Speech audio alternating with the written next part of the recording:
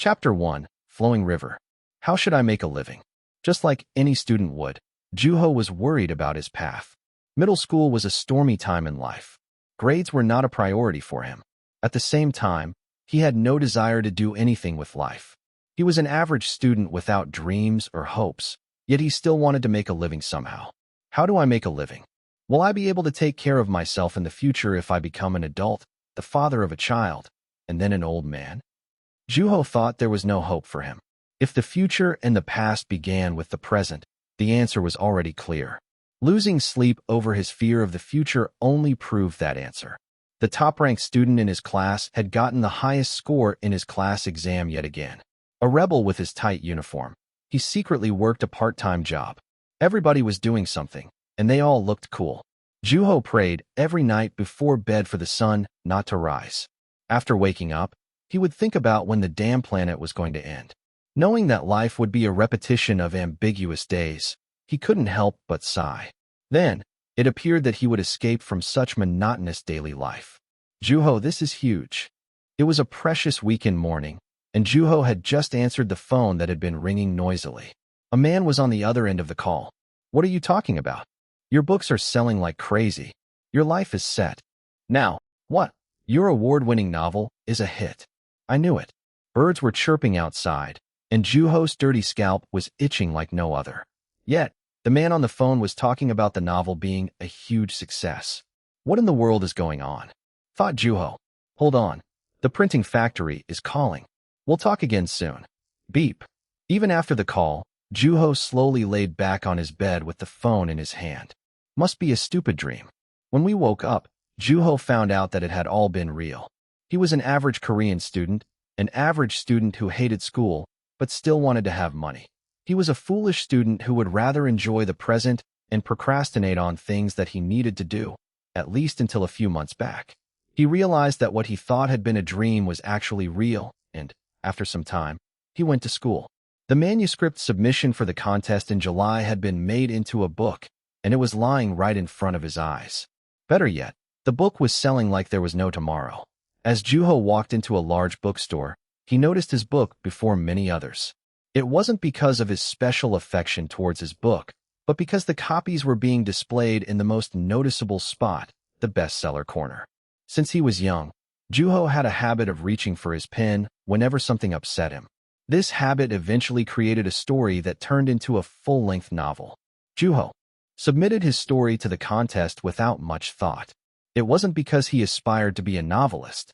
He wasn't romantic enough to choose a career that didn't pay. He had done it on impulse and, perhaps, fear. The book was basically Juho venting his anger. One could say that it captured the story of a youth despairing his aimlessness. Not well off like a protagonist in a movie or a soap opera. Not smart.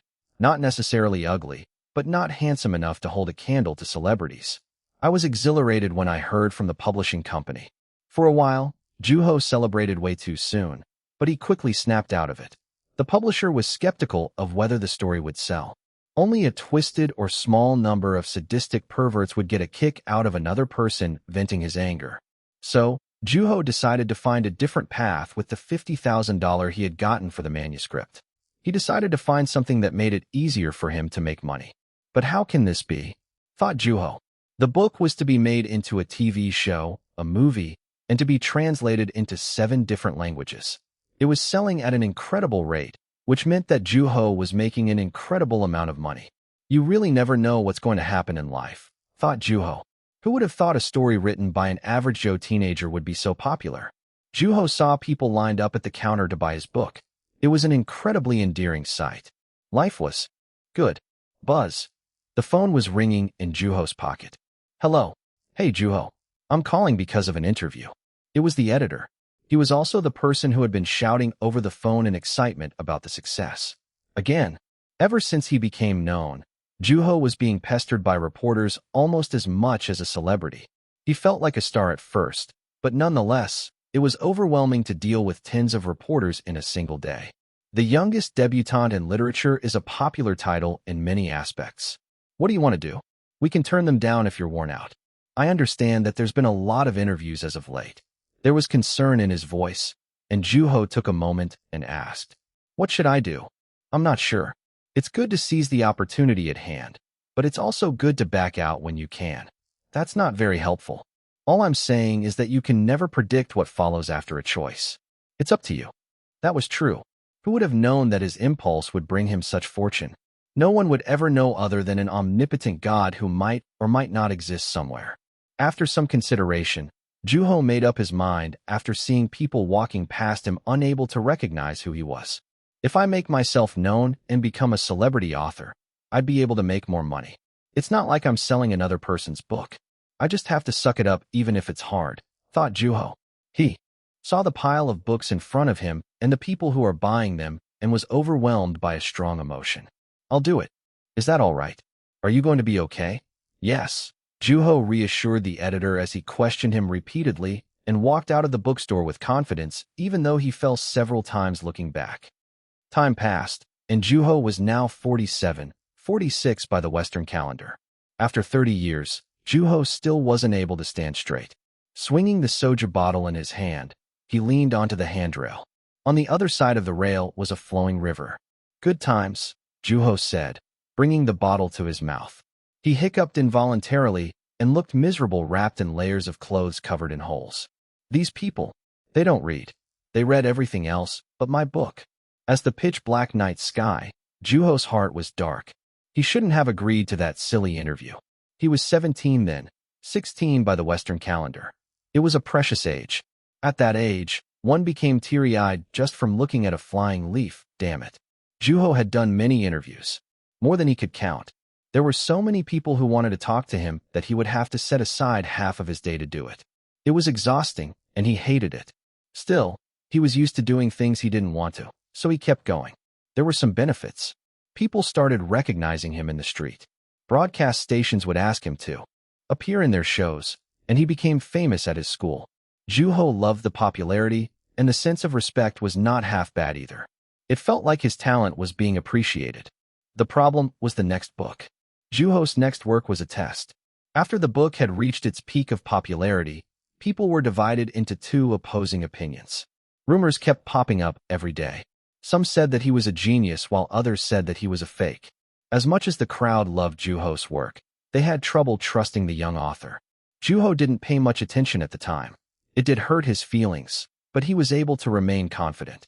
After all, he did write the book himself. He thought he would be able to prove to everyone with the following book. He thought it would be a piece of cake for a genius.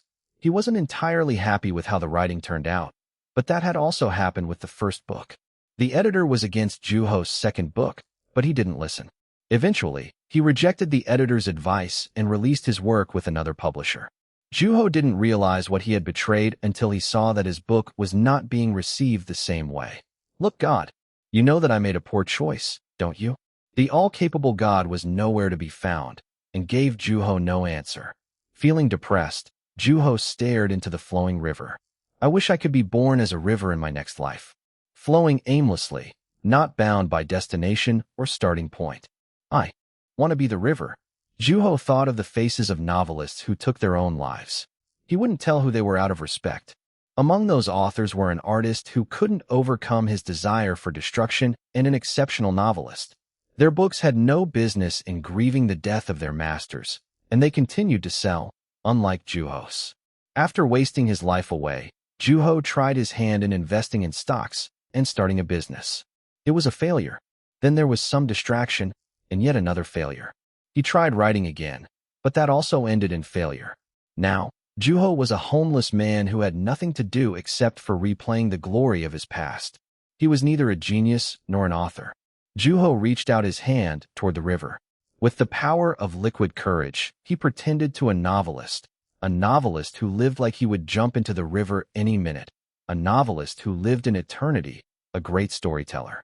Regretting his greed for wealth and fame in the past, Juho threw himself into the river. There was a splash, and he floundered about in the water. Sir, it's dangerous there. Yeah, don't you worry. I'm not going to die. A young man who was crossing the bridge warned Juho of his risky behavior, and Juho waved his hand lazily at the man and replied, I was close to finding some inspiration. This punk is a hindrance. Who's going to die anyway? Thought Juho. He straightened himself against the guardrail, trying to warm up his ice-cold hands with his breath, and took a pen and some paper out of his pocket. He was going to write about his life as a failed genius who had hit rock bottom. It was a topic anybody would peek into at least once. Having lost his house, family, and friends, the only things that stuck with him were his pen and paper. It's not going to end like this. Juho grabbed the pen. His hands were shaking from the alcohol in his body. Despite the cold, Juho started getting drowsy from the drink he had just had. Sigh. He closed his eyes for a moment. His face was already numb from being exposed to the cold, and his hands and feet were the same. Watch out. There was an urgent shout. Is it that young man again? Half asleep, Juho thought peacefully, half asleep. That moment, his body was already falling away from the rail. A scream, ice-cold wind, and the coolness in the scalp were telling him that he was falling. Is this the end? Juho thought. He opened his eyes and saw the pitch-black sky. If it weren't for the stars, he would have thought that his eyes were still closed. Yes, this isn't so bad. It's not terrible to be a novelist like this. At least in the next life. And then, he saw the ceiling. What? Juho sat up. He remembered falling into the river, but he was still alive. Why am I here, he thought. He was in a private room instead of a hospital. He should have been moved to the hospital if he was rescued. Am I dead? Juho pinched his cheek. It hurt. Does this mean I'm alive? Can I still feel pain even if I'm dead? I don't know anymore. While rubbing his cheek, Juho realized something. There's no facial hair. My skin feels tighter too. He quickly checked his body. There was a callus on the middle joint of his right middle finger. Adult Juho didn't see any need to write, but his hand was still calloused. Juho got up to look into the mirror on the wall. There was face facing him, not handsome enough to compare to celebrities, but not necessarily ugly. It was a young face. Then, Juho realized who the room belonged to. It was his own. Buzz. Startled, Juho looked at his desk. There was a cell phone. It was ringing. Clueless and confused, Juho responded to his only mission and answered the phone. Hello. Juho, this is huge. It was familiar, too familiar. It was the voice Juho had been longing to hear. Mr. Editor. Mr. Editor? Call me Uncle. No, bro. Anyway, you hit it big. You're set now. Are you talking about my novel? Yes. Seriously. Insanely. Birds were chirping outside, and Juho's dirty scalp was itching like no other. Yet he was back in the past. As if that weren't confusing enough, this was right after Juho heard about the success. Hold on. The printing factory is calling. We'll talk again soon. With excitement in his voice, the uncle, or the bro, hung up the phone. For a moment, Juho stared into his warm cell phone. Then he shouted, Jackpot! Juho was back to the old days. Chapter 2, starting again 1. Juho, come eat. Several days had passed since Juho had returned to the past. He heard his mother's voice, a voice that he had become used to by now. From the living room, Juho was able to see his mother from behind, busy in the kitchen. He walked over to the kitchen and rested his head onto his mother's shoulder. That smell, it had been a while. You haven't been yourself lately. Did you do something wrong? It's nothing like that. No? Then what is it? Tell me. Hearing his mother offering to solve his problems, Juho had to hold his tears. He had become homeless after his failed attempt at business and some stock investment as a last hurrah. Filled with shame, he had to lie every time he visited his old, retired parents living in the countryside. He covered himself with leaves at parks and slept at subway stations. He took all of his meals at a soup kitchen. Juho was unbearably afraid of a tomorrow. It had been no different from his middle school years, when he would stay up worrying about his future. The days were miserable and terrifying. Being close to 50, Juho couldn't bear to think that he was even weaker than his middle school self. Even then, what made it scarier was that he couldn't find his way out. Mom. What? Nothing. At his mother's hand, who was in the habit of stroking his back, Juho calmed his heart and asked, Are you happy that my book is selling well? Of course. My son's successful. Just watch.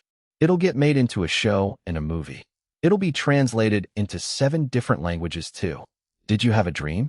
You shouldn't be celebrating so soon. Maybe. Of course it hadn't been a dream. Juho had experienced a terrible failure in his life, and then he returned. He let out a smirk. You must be sleep-talking with your eyes open. Hurry up and come eat. Go get your dad. Sure, Mom. After the family gathered at the table to eat and talk, Juho went back to his room. After a brief time thinking, he decided to look up his book on the internet. Bestseller number 1, Trace of a Bird, author Yun Wu. Yun Wu was an alias. It was a spontaneously made-up name that took the name of the protagonist from the book and combined it with his actual last name. Juho showed his work to his mother, and she responded, "You wrote this?" "Yes, that's me." "You got first place?" "Yes." His mother's face slowly brightened up. This was the first and the last time Juho ever made his mother happy. He was an incredibly bad son. "Goodness, I'm so proud of you, my son. I was worried what you'd become when you're stuck in your room not doing anything. But you've been doing such an amazing thing." Juho felt a slight relief from the endearing spank of his mother. At the same time, he felt a sense of respect for her. While he was homeless around her age, she had given birth to a child, raised him, and done all kinds of housework while working at a restaurant. She was an incredible person, his mother. "What's the ruckus? Is there anything to eat?" "Honey, look at this. Our son is a best-selling author." "Salad what?" Wearing nothing but his long johns, Juho's father looked at the computer screen, asking Juho several times if the Yunwoo character was really him. Then, he let out an excited laughter. "Let's have a party." "A party?" Exhilarated, Juho's mother headed straight into the kitchen. That day, laughter never left the table. Even as he was on a cloud 9, Juho wondered if he was dreaming. Then he thought to himself, "If it is a dream, I might as well enjoy it." But morning came the next day and the following day. Then, it became clear to him that it was all real. Juho and his parents were now younger. He moved his hand around and clenched his fists. There was nothing awkward or weird. His baffled by success self and despairing from repeated failures self had somehow become one. On the day before Juho came back to the past, he ate the kimchi stew that had been reheated 3 times. Excited for the weekend, he stayed up late on his computer. Juho's mom told him to go to bed early. He kept worrying while picturing what it would be like to move up to high school and reflected on the last 30 years. The future was going to be a series of failures. In a hurry, Juho opened his notebook. "I have to write this down before I forget," he thought to himself.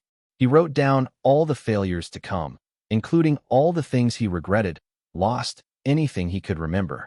His hand started hurting. It felt silly to be writing so much with a computer in front of him, but there was already a pen in his hand. He wasn't in a state to be able to use the computer. Let's not repeat the mistakes from the past. Don't let this notebook become a book of prophecies. Juho wrote each and every letter with conviction. Then, he heard a whisper behind him. "Honey, maybe our son really was a genius after all. He used to read backwards when he was young. Maybe we did a really good job with prenatal care. It's got to be that.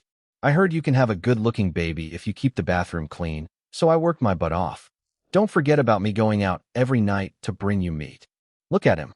It's like he can't even hear us because he's so focused." "I can hear you, Mom."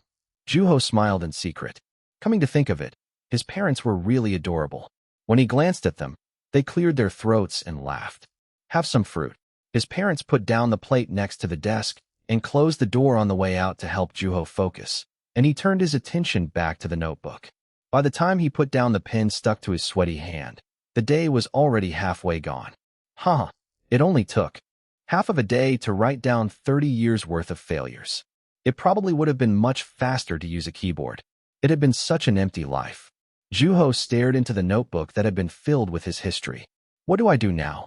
he asked the all-capable God who sent him back in time. "What was it that you wanted? What were you thinking when you gave me a second chance? What's his reason for leaving me in a situation like this without any explanation?" Instead of an answer, Juho's hand ached. The pen had left a red mark. His hand was stuck in a writing position, and it was difficult to move it. The moment he tried, it shot with pain. There was a tingling sensation in his wrist. It was a familiar kind of pain. Anyhow, he just wanted to write. "I'm leaving now. Watch out for the cars." Juho was on his way to school. The high school was not far, and it was near a mountain, which meant steep hills. The neighborhood Juho lived in was made in a mountain area. The sides of the mountain went through the alleyways between the residential areas. The upside was that the air was crisper than the lower part of town. Arriving at school, Juho went into his class. There was awkwardness in the air. It was the beginning of the semester, so it made sense. The majority of people were keeping themselves busy on their phone. Juho found his seat. It was next to the window, 3rd row from the back. He sat down and took out books to read at school. Juho was wearing a uniform and taking a class at a school. It was both welcoming and boring. The cold desk smelled like dust. "What are you reading?" the guy sitting right in front of him asked. His name tag read Seo Kwang Kim, and Juho handed him the book in his hand and said, "It's a classic." Seo Kwang saw the title and nodded. There weren't that many high school students who enjoyed reading. It seemed like Seo Kwang took the initiative to talk to Juho at first, but the way Seo Kwang was looking at the book was unusual. Affection? Love? He looked like a dog lover staring at a Welsh corgi's butt.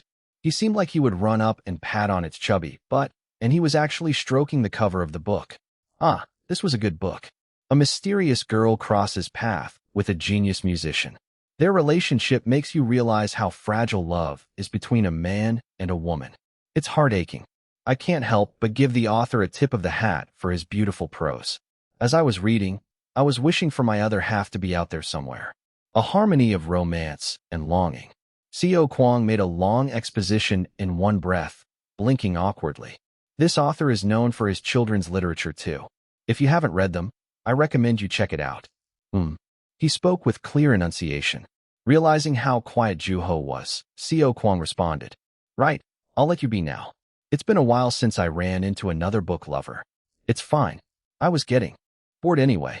You must enjoy reading quite a bit. Reading is my life."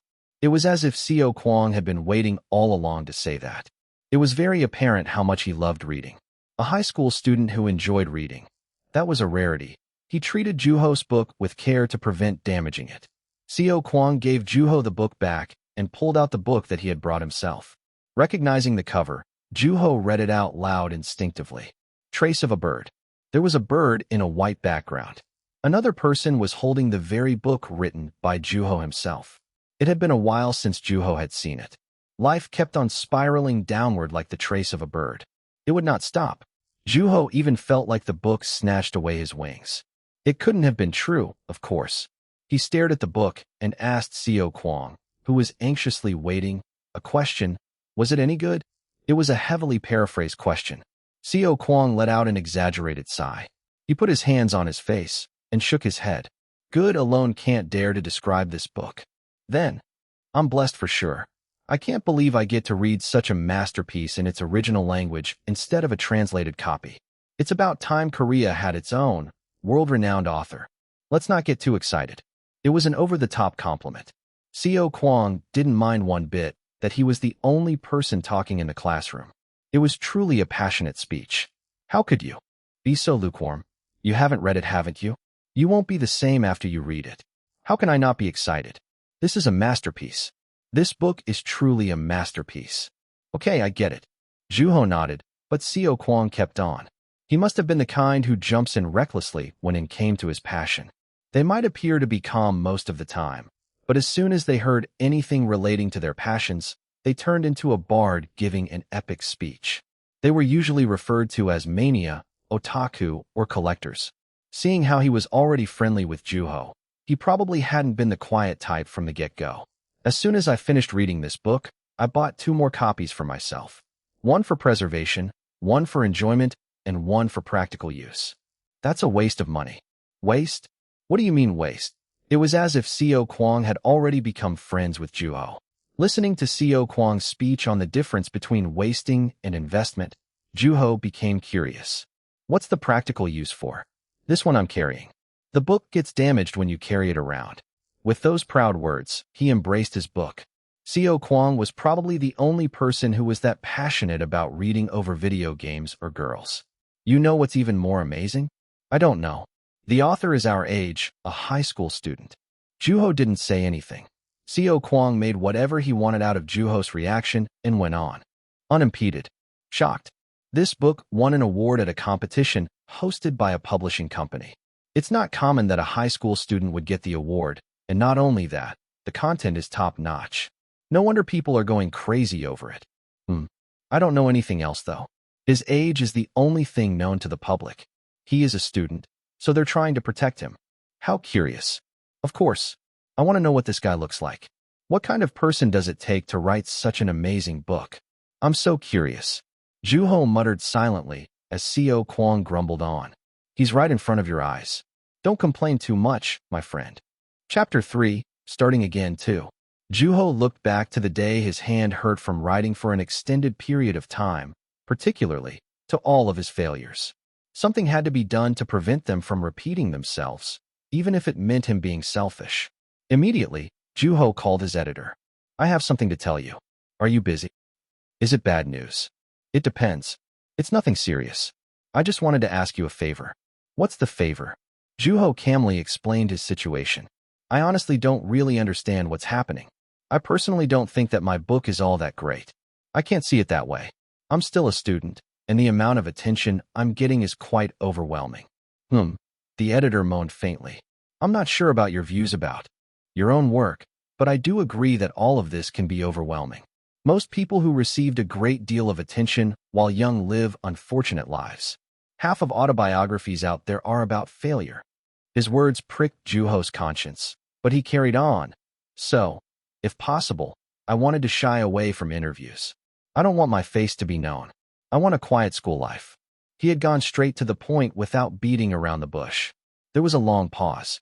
Juho was aware how powerful that could be as a means of promotion, but there was no way he wanted to live through that tiresome life again. There were even some authors who chose to remain anonymous. It was more than possible. The publishing company would need some explanation, but that would do. He waited patiently, and the editor, concerned, let out another sigh and continued. I'm an editor, and selling books is part of my job. Of course. It's also my job to consider the author's stance. I understand. It doesn't seem like it's a matter I can talk you out of. Thank you. You didn't put up a picture on your profile, and you've been using an alias, so everything should be fine. Okay. You've never made an official appearance at an event, so it wouldn't be impossible if want to stay hidden. It wouldn't be a bad idea to add a little mysticism to our strategy. Like you said, you are a student after all, the editor thought out loud. Then, he continues playfully. You know you don't look half bad. I'm sure the promotional team has been eyeing you for their promo video. That's a shame. Well, the book has been doing well even without promotion, so there shouldn't be any issues. I haven't been home in days thanks to you. Are you that busy? Don't even get me started, he sighed. There's a massive number of incoming orders from bookstores. The press called too. Shoot, I guess this means no signing events either. It came up at the meeting. I don't even have a signature. Well, you're a big shot now, so you should come up with one. I'll call you with any updates. With those words, the editor hung up his phone. The reason for not putting up a profile picture was simple. It was because Juho wasn't particularly fond of his pictures. He did consider taking a new picture at one point, but he found out there were many authors who intentionally skipped the profile picture, so he ended up simply writing an introduction. Who would have thought that would have been such a good move? It really was impossible to predict what followed after a choice. As Juho daydreamed, Seo Kwang asked impatiently, Hey, are you listening to me? How great of a book is this? I heard you, so enough of that. If you're longing to read it, I intend on lending you my practical uses copy.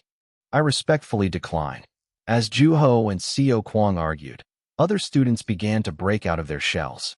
Some were making quick, short conversations, while others approached Juho and Seo Kwang. A book was an easy topic to get plugged into. I know that book too. Oh, did you read it?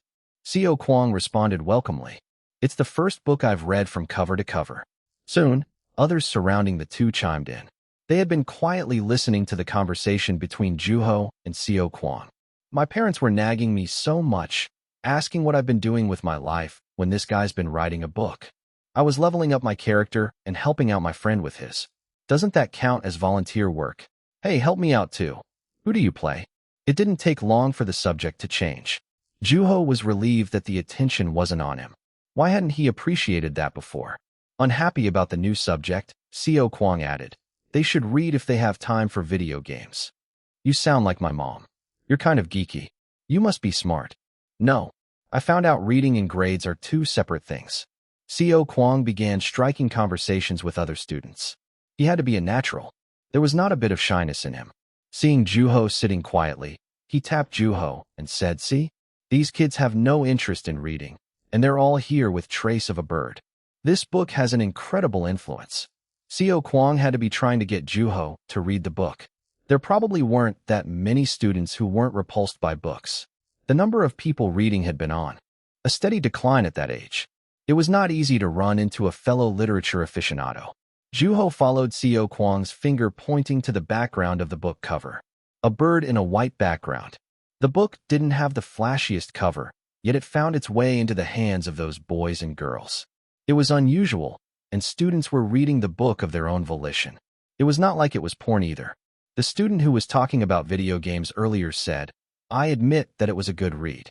I wanted to stay out of trouble with my mom, so I pretended to read it, but I actually finished it before I knew it." Don't you think it's unfair the author is our age, though? He must have made a lot of money. I'm jealous. I wasted all that money, so you don't have to be jealous, Juho muttered silently and picked up Seo Kwang's book. Seems like it's popular. A book like this is bound to be a hit. Ignoring Seo Kwang urging him to read it, Juho took a brief look at the cover. The book wasn't very thick, even thought it was a full-length novel. In the back, there were the summary and critics' reviews.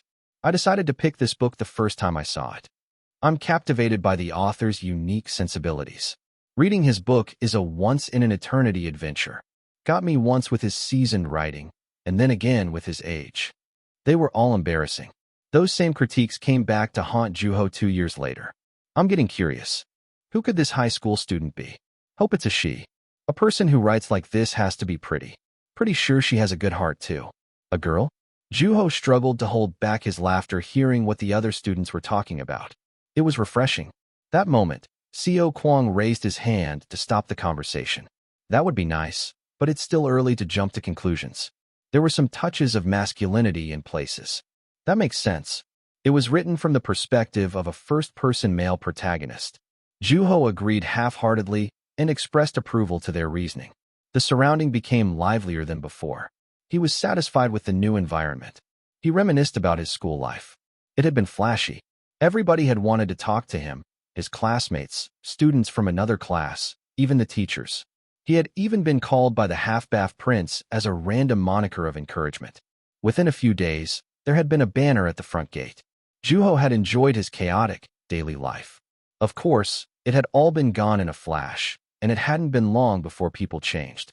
It had been his fault for being rash. "The teacher's here," a student shouted. The bell was already ringing. Everyone placed their new textbooks on the desk. The classroom was filled with tension for meeting the new teacher. They were silent, as if nobody had been talking the entire time. The teacher walked in through the front door, and all eyes were on him. He appeared to be in his mid-30s. Sigh. It was their first official meeting, and the teacher is sighing as if he was already sick of it all. Juho felt slightly upset. Had there ever been a teacher like that? He tried to retrace his memory, but there weren't many he could remember clearly. The teacher half-heartedly reached for a chair and placed it in front of the podium. "My name is Song-hak Moon, and I'm going to be teaching you literature. Call me Mr. Moon." The kids were silent. As if he knew they would be, Mr. Moon continued. "It's the first day, so we'll be doing independent study. I, as a literature teacher, will be spending this time reading. You may all do as you wish, as long as it doesn't bother anyone." Mr. Moon sat on the chair and opened a book. It was a famous detective novel. Juho was acquainted with the book. The students were thrown off by the sudden freedom, but soon celebrated the fact that there was no class. Juho looked at Mr. Moon. There were wrinkles on his forehead. He was completely immersed in his book, even within such a short time. He had a very serious look as he turned the pages. Without moving a muscle, he kept on reading. Juho took his eyes off from Mr. Moon and took out his study guide. He had bought it to celebrate being a student again. It had already been a few days since they purchased it, but the progress had been slow. He smiled weakly. Studying was still just as undesirable as ever, even after having traveled back in time. "May I go to the restroom?" a student asked cautiously. Once combined with school, the restroom transformed into a word that caused conflict between teachers and students. While there were teachers who let their student go to the restroom during class, there were also teachers who did not.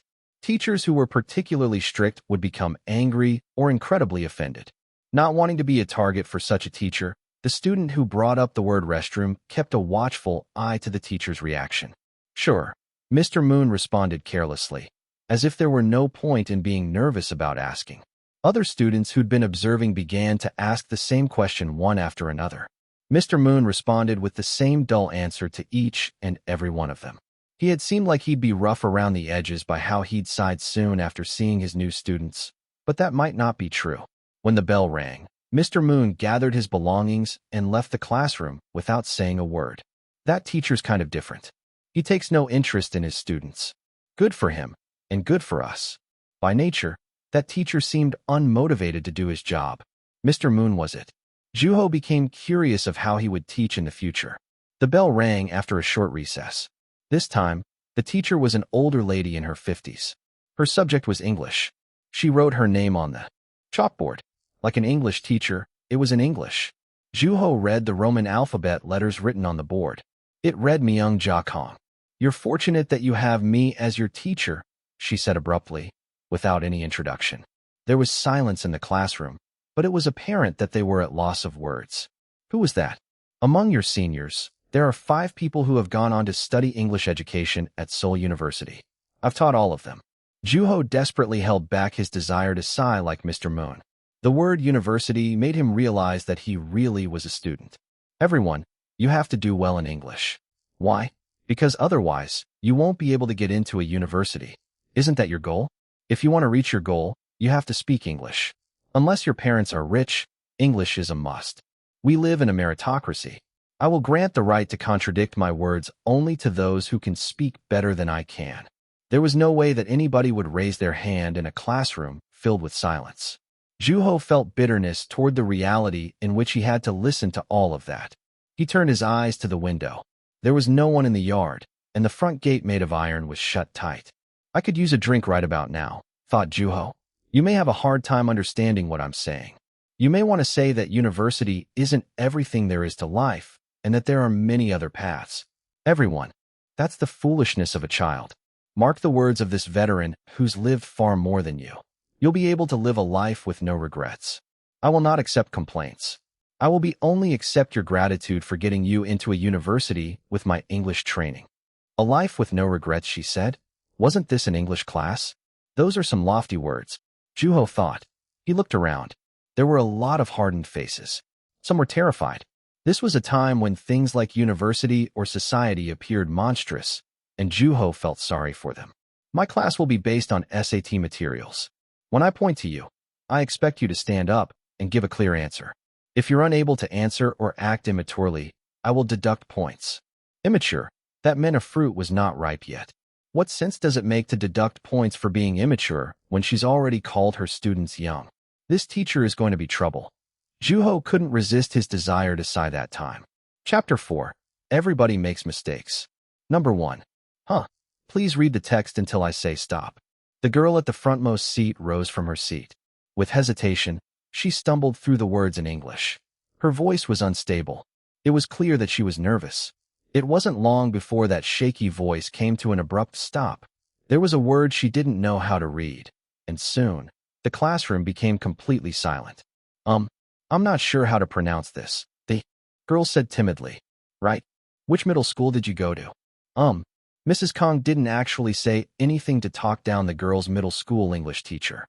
Her attitude spoke louder than her words. Number 1 was flushing from embarrassment, while the other students looked at each wondering if that was okay. Juho was occupied by reading the text. It was strange. Juho was able to read English fluently. He rubbed his eyes forcefully. Even when things were still blurry, Juho was able to read them. It felt natural. What is going on, he thought to himself. The text was about environment-friendly consumption. It would have been impossible to understand even after 16 years of education. 6 years of elementary, 6 years of middle and high schools, and 4 years of college. How was it that Juho was able to understand English as if it were his native language? The second he started reading in English, there was a strange click in Juho's head. It sounded like a button being pressed. The only explanation for all of that was the miracle of traveling to the past. Did somebody plant a language learning device in my brain while I was time traveling? Thought Juho. In midst of the confusion, Juho heard Mrs. Kang's edgy words. Every sentence was a command. Is this the kind of tone she's going to be teaching with?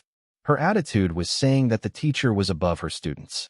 She was basically teaching them that people weren't equal. Juho tried reading another sentence. He was able to translate it without problems and was able to understand everything. He focused on that unfamiliar sensation. It felt like a part of his brain had been mashed in. Some active device was telling Juho the rules and meanings of a language. It all felt as natural as smelling. Recently, I've researched various, convenient methods for wise consumption. Because of the device, Juho recognized the mistake in Mrs. Kang's translation. Number 1 was still in the same position. That teacher was enough of a bad influence to those children as it was, and Juho couldn't let her make a mistake. He quietly raised his hand, and his eyes met Mrs. Kang's. She stopped her translation and pointed at Juho with her chin. There was an annoyance in her gesture. Is there a problem? This better be good, was the unspoken pressure. Juho paid no attention to Mrs. Kang's judgment and responded calmly. You've mistranslated. Mrs. Kang kept a still face and started looking into the text. The students were silent, but not because it was the first day of school. There was a faint excitement in midst of that anxiety. If what Juho had said was true, then it would mean that Mrs. Kang had made a mistake. The very teacher who had just given them a lofty speech about meritocracy, that teacher who wanted to wield power over her students, had left an opening. Her fangs were itching behind her closed lips. Fangs that were small, yet rigid. What's your name, sir? Juho Wu. Have you been to another country? No, ma'am. Mrs. Kang smiled. Clueless of what it meant, the students felt uneasy about her smile. How was your grade in English? I don't remember exactly, but probably on the lower side. Juho did not have such good grades, especially so on core subjects. And you're saying that you can hear the flaw in the translation? It seems like you haven't found it yet, Mrs. Kang. My translation was accurate. The English you're learning is at best at high school level. It means I find it incredibly easy. I will have to deduct points for disrupting the class. What's your call number? She wasn't even going to listen to him. Rather than giving Mrs. Kang what she wanted, Juho read through the text written in high school level English. He interpreted every single word while avoiding excessively literal translation. Environment-friendly consumption, therefore, means to make a wise decision. One should purchase items made of recycled materials and avoid making any unnecessary purchases. Moreover, environment-friendly consumption isn't just beneficial to this planet, but it is also beneficial to my bank account. Also, I have been researching various convenient methods for wise consumption. As a result, I have been carrying a recyclable bag. However, I have trouble remembering to take the recyclable bag with me to the grocery store. You just translated recently. I've researched various convenient methods for wise consumption. To me, these sentences are saying that all of that has been an ongoing process. So, wouldn't it make more sense to say, I have been researching various convenient methods for wise consumption? He's right. This is the present perfect continuous tense, said one of the students. Juho knew nothing about the present perfect continuous or the past perfect tenses, but judging from the student's wavering, that student must have been right. High school level at best. Mrs. Kang had made a mistake at a standard she considered negligible. A mistake was never the same as a fault. Students simply wanted her to accept her mistake and stand corrected. It was probably too much to ask, though, considering all the things she had been saying thus far. Mrs. Kang became conscious of her mistake and frantically searched through the textbook. How strange. It came out slightly different on the Educator's edition. As far as I know, the Educator's edition hasn't been distributed yet, Mrs. Kang. Her face was scrunching up into a scowl. After small revisions, textbooks had been getting distributed every year. Her book cover, now completely exposed facing the students, was no different from theirs. In a world entirely based on merit, according to Mrs. Kang. How would they punish her? She tried to remain calm, but the ridge above her lips was already filled with sweat. It was the moment when a mistake became a fault. Chuckle. Students started giggling. Eventually, the classroom was shaking with uncontrolled laughter. The only people who were not laughing were Juho and Mrs. Kang. Could things have gone the same way if another teacher had made a mistake and Juho had said the same thing? No. The students knew it. Teachers were human too, which meant they were just as susceptible to mistakes. These kids had to have understood it by now, but the students taught by Mrs. Kang were different. Juho sat down. He hoped that Mrs. Kang would stop ridiculing others by bringing up things like English or university. If the value of a person was based on such things, the world would be a miserable place to live in. Juho had no intention of turning the world he was living in into a tiresome place. Mrs. Kang, the English teacher, rushed out of the classroom. After she left, Seo Kwang quickly turned to Juho. Psycho, that was unexpected. Is your heart made of iron? What were you thinking opening up your mouth at a time like that? Oh, and you didn't stop there. You went the extra mile and really let her have it. You're insane. You're incredible. Though Seo Kwang's words were quite misleading, Juho shrugged his shoulder and answered. I let her have it? I only spoke up to address her misunderstanding. Juho smiled and slowly drew away from the conversation. Seo Kwang immediately caught on to what Juho was really saying. So, you're saying Mrs. Kong is the one who actually made things awkward? You were just acting normal. Juho didn't talk back to her or complain about her one-sided statements. He merely corrected her mistake. It was Mrs. Kong herself who had turned the situation into what it was. Seo Kwang squinted at Juho. He felt that all the reading he had done up to that point had been helpful in a situation like that. There was something dangerous about Juho and the way he played coy when getting to know a person. Next to his peers, there was something quite different about him, and Seo Kwang came to like it. Let's be friends. That's random. Though he answered lightheartedly, Juho had to read every single book recommended by Seo Kwang. The classroom was rowdy. The students had completely adjusted to their new school now. There were cliques, which meant people started talking to each other. However, that wasn't the only explanation for the rowdy classroom. It was time for the so-called club invitation season. The upperclassmen came into the first year's classrooms to introduce their clubs.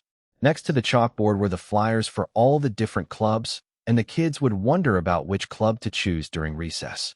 There were upperclassmen before Juho, promoting their club with a handmade sign, 3 girls and 3 boys from the volunteering club. He wondered if it was really necessary to have that many people promoting a club. The only person doing the talking was the girl in the middle. The strength of our club is that we really fill up the student record. You all know that you should take care of that on your first year, right? You'll have less and less time as you go up. There's no time for volunteering work, but the teachers are making a fuss about writing whatever helpful thing you can think of on your applications. That is when you'll think of this club. This is a testimony. While your friends are struggling, you could indulge in the pleasure of burning through your applications. The girl went on with her excited speech. The kids were quietly listening to the upperclassmen. Realizing that there was an awkwardness in the air, she quickly wrapped up her speech. The club members who were standing next to her hadn't said a single word until the very end. Anyhow, if you're interested, come find me in classroom 2 to 3. Next was the music club. Unlike its name, the reality was that they only sang a few songs at the school festival. A male upperclassman came out to promote it with a picket. If you enjoy music on a regular basis, are interested in music, or are in love with music, this is the club for you. There is a brief interview, but don't be intimidated. You can still be part of our club even if you're not a good singer or a dancer. It's okay if you know nothing about music. We can learn together. Our basic activity is to enjoy and appreciate. Next came the Cultural Exploration Club. There, activities were mainly outdoors. Perhaps that explained the unusual fashion sense of its members. The upperclassmen who came into the classroom to promote the club were all dressed in extraordinary clothing. It was as if they would be leaving for a jungle exploration at any minute. That guy in the khaki hat, he's my style. Seo Kwang whispered jokingly to Juho. As if in response, that upperclassman spoke with a loud voice. Wherever there's culture, the Cultural Exploration Club is there. As close as the park nearby, or as far as a folk village. We go wherever our members desire. Come join our club. Then, he took a deep breath and asked for everyone's attention. Apparently, the most important thing was left to the end. Our homeroom teacher treats to some food often. At that, a few excited students came forth. It didn't sound all that interesting, but it had definitely been the most energetic club so far. With Cultural Exploration Club as the last, the club promotion came to an end. Which club are you planning on joining? Asked Seo Kwang. After the promotion, there were even more kids looking at the flyers. Seo Kwang and Juho were far from the crowd. They were skimming through the flyers to see the different clubs that were around. I don't know. I'm thinking about joining the book club, but it kind of bothers me that they have the Chinese teacher as their homeroom teacher. You mean the one who teaches the second years? He's always in modernized traditional garments. That teacher really gave off an intimidating impression with his deep wrinkled brows. Seo Kwang stepped forward and started looking for a literature club. According to him, he had been in a literature debate club for all 3 years in middle school. Juho decided to look around by himself. Then, he saw the title Documentary Appreciation Club, the club he used to be part of. They sat still and watched documentaries of their teachers choosing. That was the entirety of that club's activity, but Juho was quite fond of it. Should I go back to watching documentaries, or should I try something new? Juho pondered. Chapter 5. A piece of paper on the ground. Sensing something under his feet, Juho looked down. There was a piece of paper on the ground. It was not at all in a good shape. There were already multiple footprints on it. After brushing off some dust, Juho was able to get a sense for why that paper was so unpopular. Literature Club. It seemed boring even at a glimpse. Aside from Juho and Seo Kwang, most people would move on without even bothering to look into it. It seemed to have reached Juho after getting kicked around. He read the details of the club on the paper. Homeroom teacher, Song Hak Moon. It was that teacher who sighed before even giving a proper introduction. Are you interested in the literature club? Seo Kwang made his way through the crowd and asked. It didn't sound half bad. You want to join together then? If you say yes, I'll give up the book club. You're giving the book club up because of the teacher. Seo Kwang pretended he didn't hear him and took the flyer. Juho had already finished reading through it, so he gladly handed it to Seo Kwang. His face didn't seem to brighten up as he read it. Apparently, they changed their name to Literature Club from Literature Debate Club. It could be one of the lazy clubs. Lazy clubs were clubs whose primary activity was made of independent study. Clubs like Film Appreciation or the English Newspaper Club existed just in name. The reality was that they spent their time in self-study. Even their homeroom teachers hardly showed up. Kids who were part of those clubs were either working on their study guides or taking naps. Well, that ain't so bad. Maybe you're right. Then again, you could take that time to read a book. Juho had had a similar thought. If it was self-study time, he could use the time to write. Of course, Juho and Seo Kwang would be the only people who would be reading or writing among other students. Okay, do we go with this one then? Let's do it. Just like that, the two decided on a club without much trouble, even though there was no way to know how many members there were in that club. Determined, they carried on without hesitation. They filled out their applications and headed straight to the staff room. Mr. Moon's desk was visible right as they walked into the staff room. Unlike other teachers who were dealing with waves of students, he was lost in his book all alone. Mr. Moon, here's our club application. Well. Mr. Moon looked away from his book to look at Juho and Seo Kwang. With a mysterious exclamation, he took the applications from them. He scanned for their names and slid them between the pages of his book. That was it.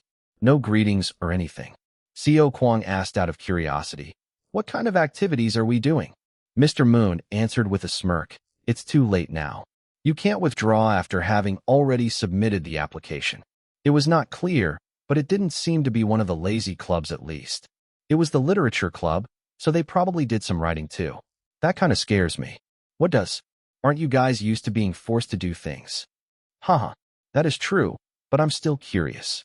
Mr. Moon was casually saying things that a teacher wouldn't normally say to his students. Seo Kwang agreed with him with a smile and kept on pestering him for an answer.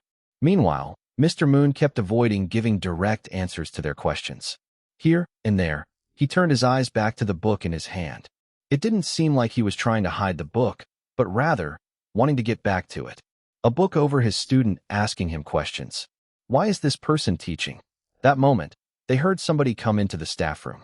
Juho and Seo Kwang turned around, and they saw two girls with applications in their hands. One had a ponytail, and the other had bob-cut hair. The girl with the ponytail said, "Excuse me." "Sure." Before Juho even had time to signal Seo Kwang, she cut through them boldly. The other girl quietly followed. Mr. Moon took the applications and slid them between the pages, just like with Juho's and Seo Kwang's. There had been no difference to his actions, and Seo Kwang broke the silence and continued on his attempt at a conversation with Mr. Moon. Nodding reluctantly, Mr. Moon answered, "Then, I'll tell you about the literature club's past. There's a saying that you can see the future if you know the history. The literature club has a past. It wasn't just a new name.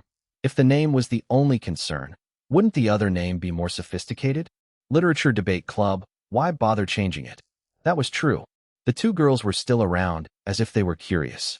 Mr. Moon continued to talk about the literature club and emphasized its deep tradition. He seemed livelier than ever. Considering the tradition, it doesn't have much presence. Mr. Moon agreed with Juho. You're right. It lacks presence. That's why it disappeared, but I brought it back. Uh-huh. It seemed like the literature club took the place of the literature debate club in the process of its revival. It still needs presence, the girl with a ponytail said. Mr. Moon slowly raised a book. It was the same book he was sliding the applications into, and the applications fluttered between the white pages. But we're living in another time. There's been a second wind in the world of literature because of this book. The book was titled Trace of a Bird. Juho's eyes followed the book waving from side to side, and Mr. Moon continued. Everyone's talking about the birth of a teenage best-selling author. So, the literature club simply rode that wave and made a comeback. Juho remembered seeing the news that an increasing number of parents were sending their children to private institutions after school for composition writing. Now that he thought about it, it had made sense for him to be arrogant seeing how the book had been such a big deal. Because the bell rang and the topic wasn't exactly welcoming, Juho and Seo Kwang made their way back to class. The two headed to the science room. It was the meeting room for the literature club. Located in the corner of the third floor, the science room was often at the center of ghost stories because of its location and purpose. They were stereotypical school stories, kind of like the mannequin coming to life at midnight. They'd be laughable even for kindergartners. Juho and Seo Kwang went into the science room, which was far apart from other classrooms. There were two other people who had already arrived. Hey there. The girl in ponytail took the initiative, and then the girl with the bob cut followed. Juho and Seo Kwang exchanged greetings with them as they walked into the room. It was their second meeting. The four sat facing each other in pairs with a long desk in between. The girls with short hair sat across from Juho, and it was very apparent that she was feeling awkward. Are you two in the same class? Seo Kwang asked. Yeah, you guys must be too, seeing as how you're walking in together, right? The girl in ponytail answered, and he introduced himself. I'm Sun Hwa-on, and this is Bom Yoon, the girl in ponytail said. Juho introduced himself in response. Then, there was the awkward silence that came after exchanging names, and Seo Kwang started talking to break the ice. What brings you two to the club? We like books. There was a big smile on Seo Kwang's face. He was about to walk up to them to put his arms around and shout, friends. But he soon returned to his seat after hearing what Sun Hwa had to add. Comics. Comics. That was a different genre. Seo Kwang was obsessed with print. It wasn't that he didn't read comics at all, but his preference had always been to have words finely printed onto white sheets of paper. While he was in disappointment, Juho asked Sun Hwa, wasn't there a comic/cartoon research club? That's one of the lazy clubs. I refuse to be part of a club that's got nothing to offer other than its name. How dare they desecrate comics? They're not just words, you know. Juho was impressed by Sun Hwa's passion as she scrunched up her face in annoyance. She was a girl full of pride toward comics. What about your friend there? BOM was it? Do you like comics too? Seo Kwang asked BOM in case she was any different, but unlike his expectations, she nodded her head in affirmation. Every time she moved her head, her hair played on her cheeks. Sun Hwa recommended them to me. I've been enjoying them. Well, what if you try getting into actual books? I can give you recommendations if you want. No, sure. At her vague answer, Seo Kwang asked Juho with his eyes, is that a yes or a no? I don't know either, Juho responded. Next, Sun Hwa asked Juho a question as if she were trying to one-up Seo Kwang's attempts. How about you? I've read some of the famous ones. He named the few comics he knew. With bright eyes, Sun Hwa brought her face closer to Juho. He backed off and thought, I think I made a mistake. A character design that is full of dreams, friendship, love, and liveliness, and the adventure of the protagonist. Woven through it, there are delicate life lessons and youthfulness that is both sweet and savory. From the clean drawing and solid storyline to a wide range of fans, I can't help but be in awe of this author's talent. Juho looked over at Seo Kwang thinking, DJVU. With a serious face, Seo Kwang listened to Sun Hwa intently. I recommend his debut work. It's a short story about a girl suffering from a rare disease and an actor who's past his prime. The two characters learn to depend on each other, and they are both determined to live. The direction, the composition, the drawing, the dialogues. It's flawless. If that means you're interested, I can lend you one right now. It's in my bag. I respectfully decline. Fine. Sun Hua clicked her tongue as Juho turned her down. Seo Kwang came between them and added, yeah, he's supposed to be reading the books I recommended first. I don't remember agreeing to that. Seo Kwang was completely oblivious to Juho's murmur. He took out a book from his bag and put it in front of Sun Hua. All right, I'm sure you've heard of this book. You're a spy if you haven't. Oh yeah. Yeah, I recognize it. Sun Hua and Bomb responded simultaneously. It was impossible not to know about that book. It was the very book the press had been talking about nonstop. Mr. Moon had brought it up at one point too. The Birth of a Genius Author, Trace of a Bird. It was a critically acclaimed work. I haven't read it yet. At that, Seo Kwang's eyes lit up, and he began to tell them the synopsis. It was a story about a boy who was afraid of birds. If you just say that you're interested, I can take it out of my bag right now and lend it to you. Not interested, Sun Hua declined sharply. I'm for the minorities. I'm a person who would rather swim against the current. Even if I get around to reading it, I'll get to it once the hype dies down. What? You're a stubborn one, aren't you? What did you just say? From then on, Seo Kwang and Sun Hua got busy bickering with each other. BOM tried to stop them from fighting, but it was useless. Juho left the two bickering and looked around the room. There were various experiment tools in storage. On the left side of the room, there was a mannequin, and next to it, there were desks and chairs that were no longer in use. The room might be called a science room, but it was obvious that it was being used as storage space. Every time Juho breathed in, there was faint scent of rubbing alcohol. Whoosh! At the sound of the door, the four turned their heads at the same time. A guest was standing by the door. Bulky, long-limbed, short hair, thick lips, teeth that were exceptionally white and dark-skinned. Is he black? Someone whispered. Chapter 6, The Basics. The black boy strode into the room. From the color of his name tag, it was apparent that he was a second year. While everyone else was giving the upperclassman a blank stare, Juho remembered who he was.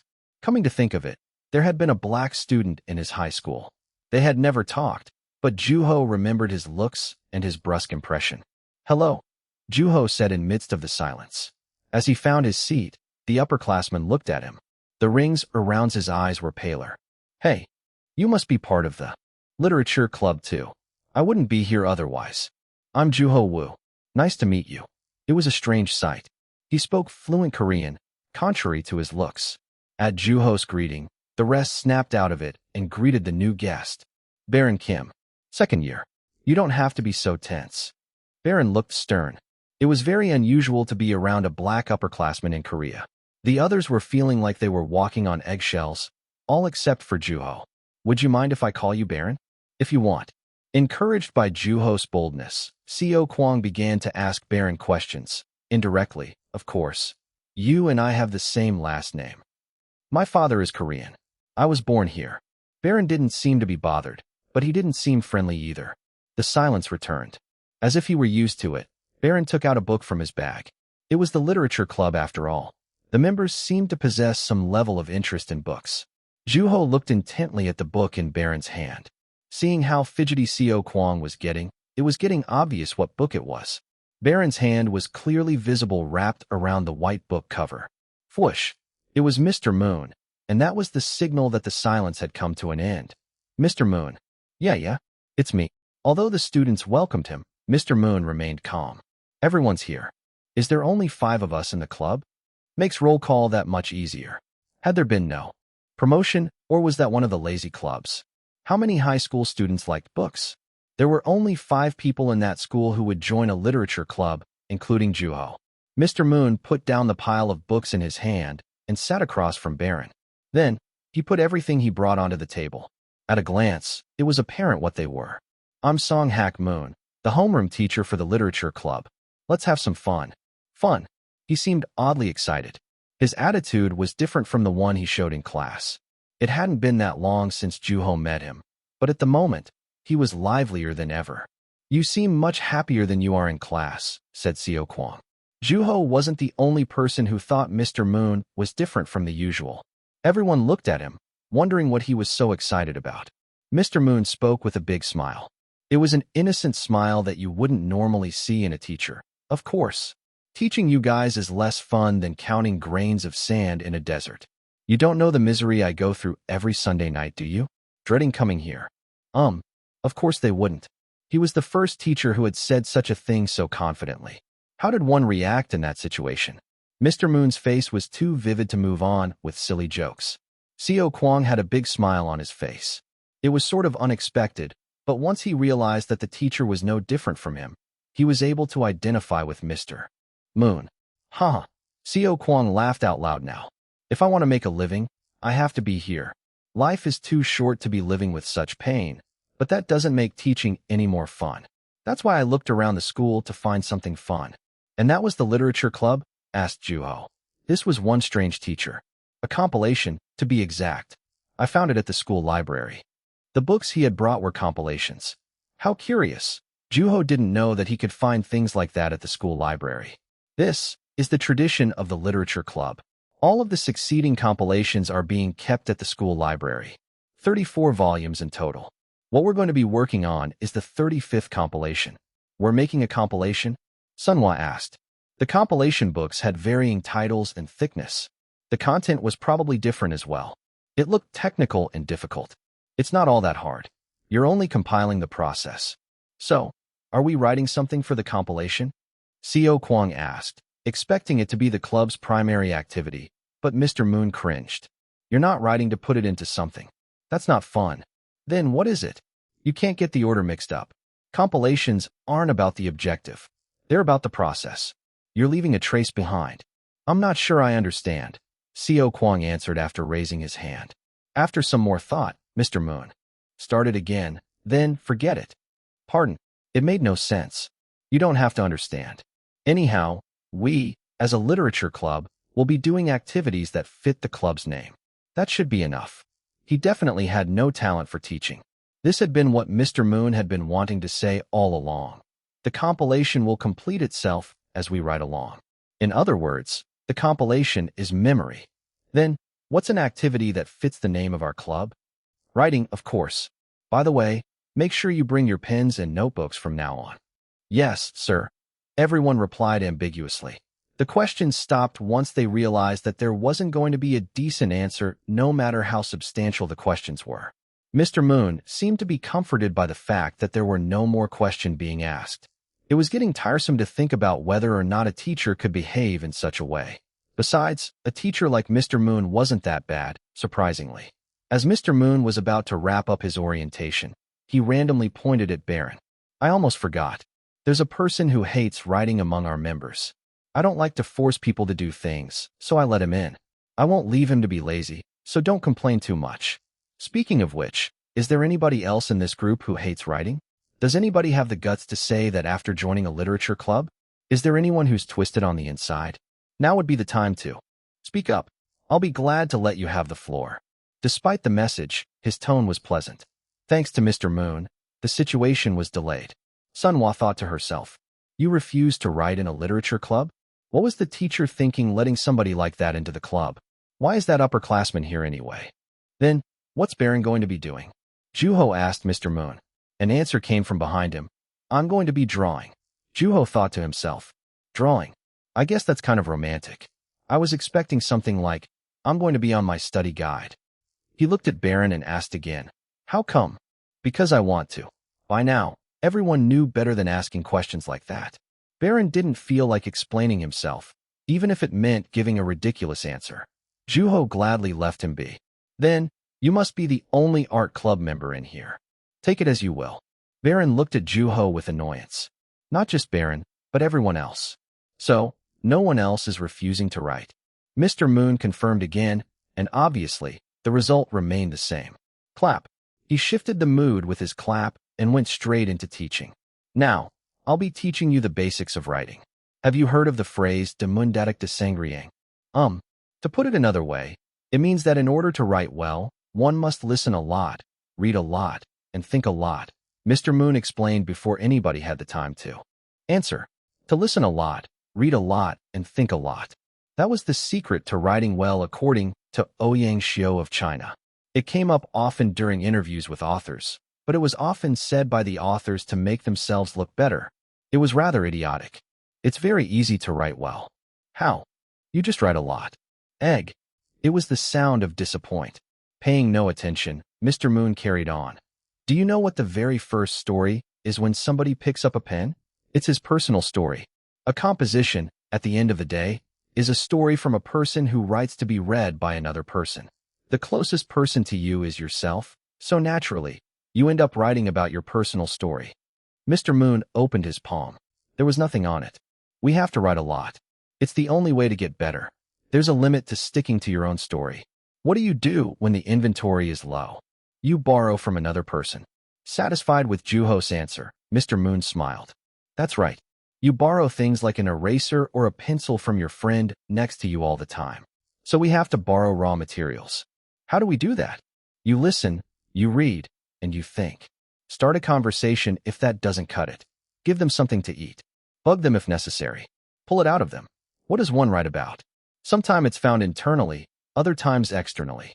Let's say that somebody stepped on a rock. There are some who simply kick it away and carry on. But there are some who listen to the person, their thoughts and feelings to create a story. Let's start with taking an interest in your surroundings. Speaking of which, who sticks out the most? Who sticks you? A person. All eyes were focused on one person. It had to be Baron. He had been the center of attention until a moment ago. Recognizing that attention again, he frowned. He already had an intimidating appearance, but he looked even scarier.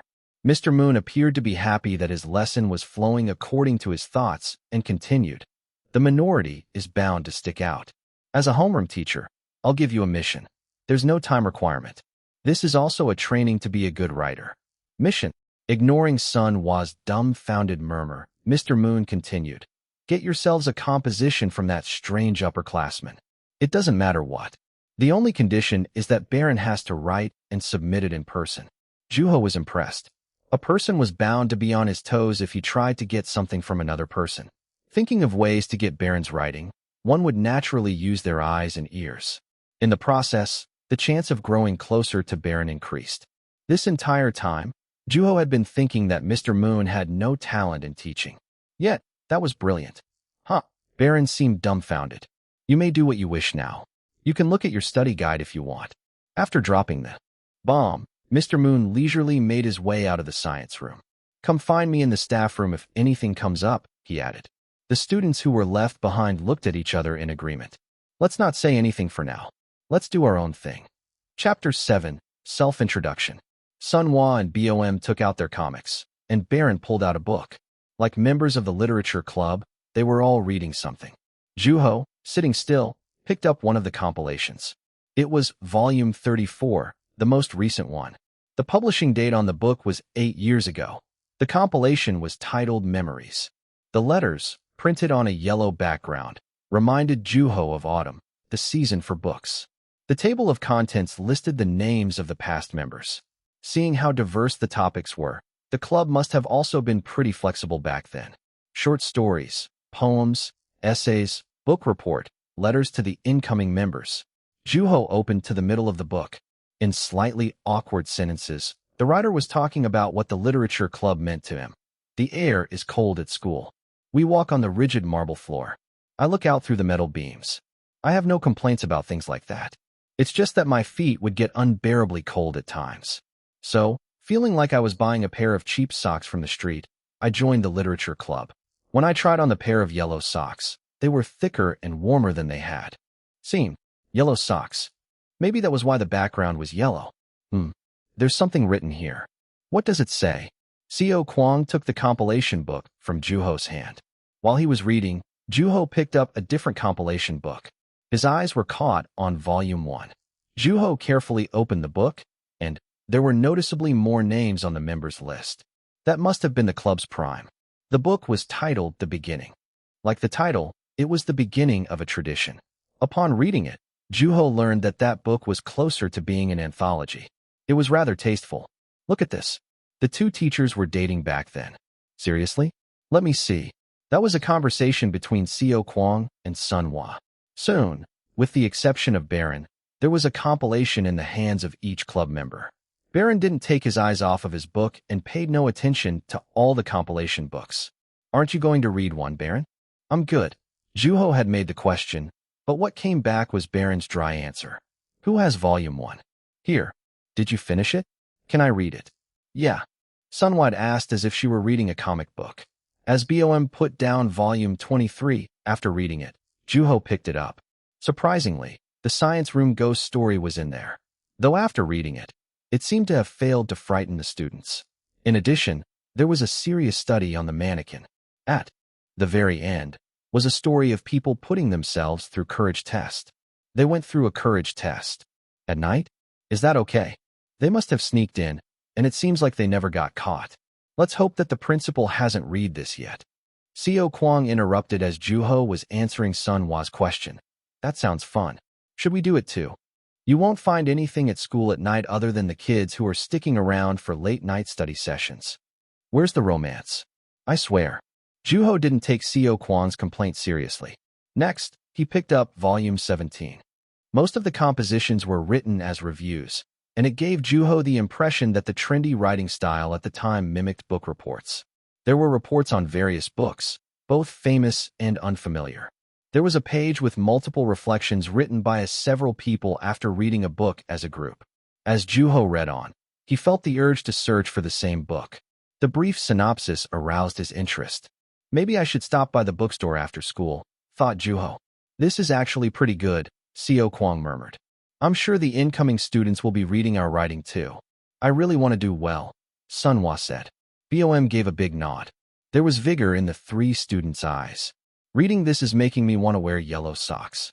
Sunhwa added to Bom's timid voice. Let's all get matching socks. All 6 of us, including the teacher. Seo Kwang agreed. We should have our club name on them too. Juho replied with an unimpressed voice. That sounds tacky just thinking about it. At home, Juho was lying in bed staring at his debut work sitting on the bookshelf. He thought of what Seo Kwang had said earlier. You haven't read it, haven't you? Read it or not. I wrote it. Juho quietly repeated the words that he couldn't bring himself to say. Nobody was around to listen. Seo Kwang gave Juho book recommendations repeatedly after that day. When giving a recommendation, some sort of responsibility was bound to follow. There was an assessment on whether the recommendation met the other party's tastes. That wasn't just for the other person, but it was also for the one recommending the book. Did the one doing the recommendation introduce something that could be well received? Was the recommendation to the person's satisfaction? According to his own assessment result, Seo Kwang excelled at recommending books. Every single one of his recommendations had been nothing but gems. By default, Juho read all books without discrimination. But just like everyone else, he did have authors or topics that he was particularly drawn to. Seo Kwang was impeccable when it came to picking out books that Juho might like. Juho had been quite satisfied with Seo Kwang's recommendations, but there was one thing that he fell short on. Without fail, Seo Kwang always recommended The Trace of a Bird. Juho didn't feel the same way toward his own writing as other people. Also, he didn't really feel like reading it. He sat up after thinking about Seo Kwang and his tireless efforts. Maybe I should check it out. It's been a while. Seo Kwang was a passionate fan after all, reading the book that left Juho dissatisfied. Writings existed to be read. An author didn't exist without a reader. Juho picked up the book and opened it to a random page. It was the part when the protagonist, Yun, gets out of bed at night to go for a walk. Yun washed his face and changed his clothes in the dark. He could do nothing until his eyes had adjusted to the lack of light. As Juho read on, he had one thought. Just turn on the light, caveman. Most of the book took place at night. Juho had been strict about setting the characters' activities at night. He wanted Yun to be lonely. An empty cup was needed in order to fill it with water. All the existing characters had their own views of the bird. They turned away, killed, neglected, and searched for it. It sounded multifaceted, but all of those characters possessed one true color. Night died, everything in darkness. After reading about 5 lines, Juho forcefully closed the book. Even at a glimpse, it was incredibly cringeworthy and pretentious. Why is this so popular anyway? Hello. Juho greeted Baron as he walked into the science room. Keeping his eyes on his book, Baron replied, You don't have to greet me every time. His tone was dry. It wasn't a consideration of an upperclassman trying to make the underclassman feel less burdened. It was like a line that had been drawn on the desk. It's my turf past this line. Don't you dare cross it. At that moment, that big, black upperclassman seemed a bit more innocent. It was the privilege of a child to blatantly put up a wall. One could draw all the lines they wanted, but the reality of the world was that it was nearly impossible for one to own that solitary land. I'll still say hi. Without a word, Baron redirected his attention to his book. There was approval in what he had done. Everyone seems to be present. Mr. Moon came in last without even bringing his attendance sheet. I guess ditching isn't an option, Co Kwong murmured. The small number of people was definitely not a plus. Everyone brought something to write with and on. Yes, sir. On a long desk, there were 5 notebooks. Sun Hwa had a matching notebook to Bomb's. They had to have bought it together. Good. Technically, today's the official first day. On the first day, I believe self-introduction to be a must. Sun Hwa let out a short groan. She was direct when it came to expressing her feelings. BOM was sitting next to her, and she didn't appear to be all that excited. Expressing themselves in front of a crowd while being the center of attention was a tall order for most Korean teenagers. Could I have one person come out at a time? Mr. Moon, is this necessary? We got pretty close last time. Everyone agreed with Sun Hwa. Not with me. Sun Hwa stopped talking, as if she had been stricken by her conscience to say that Mr. Moon was part of the circle. At that, like he knew all about it, Mr. Moon nodded. This is because you guys don't want to be in front of people, right? Then let's do this. Since we're a literature club, let's all write them out.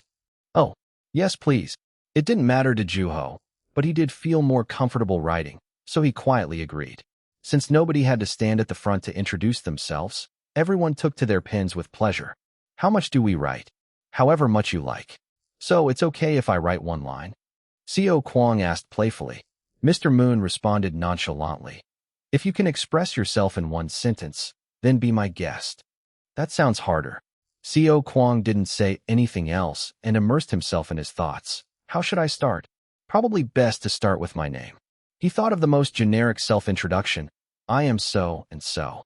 I'm so many years old. My hobby is reading and listening to music. This could be better. Co Kwong went back to the basics. A self-introduction, from its definition, was writing that introduced yourself to another person.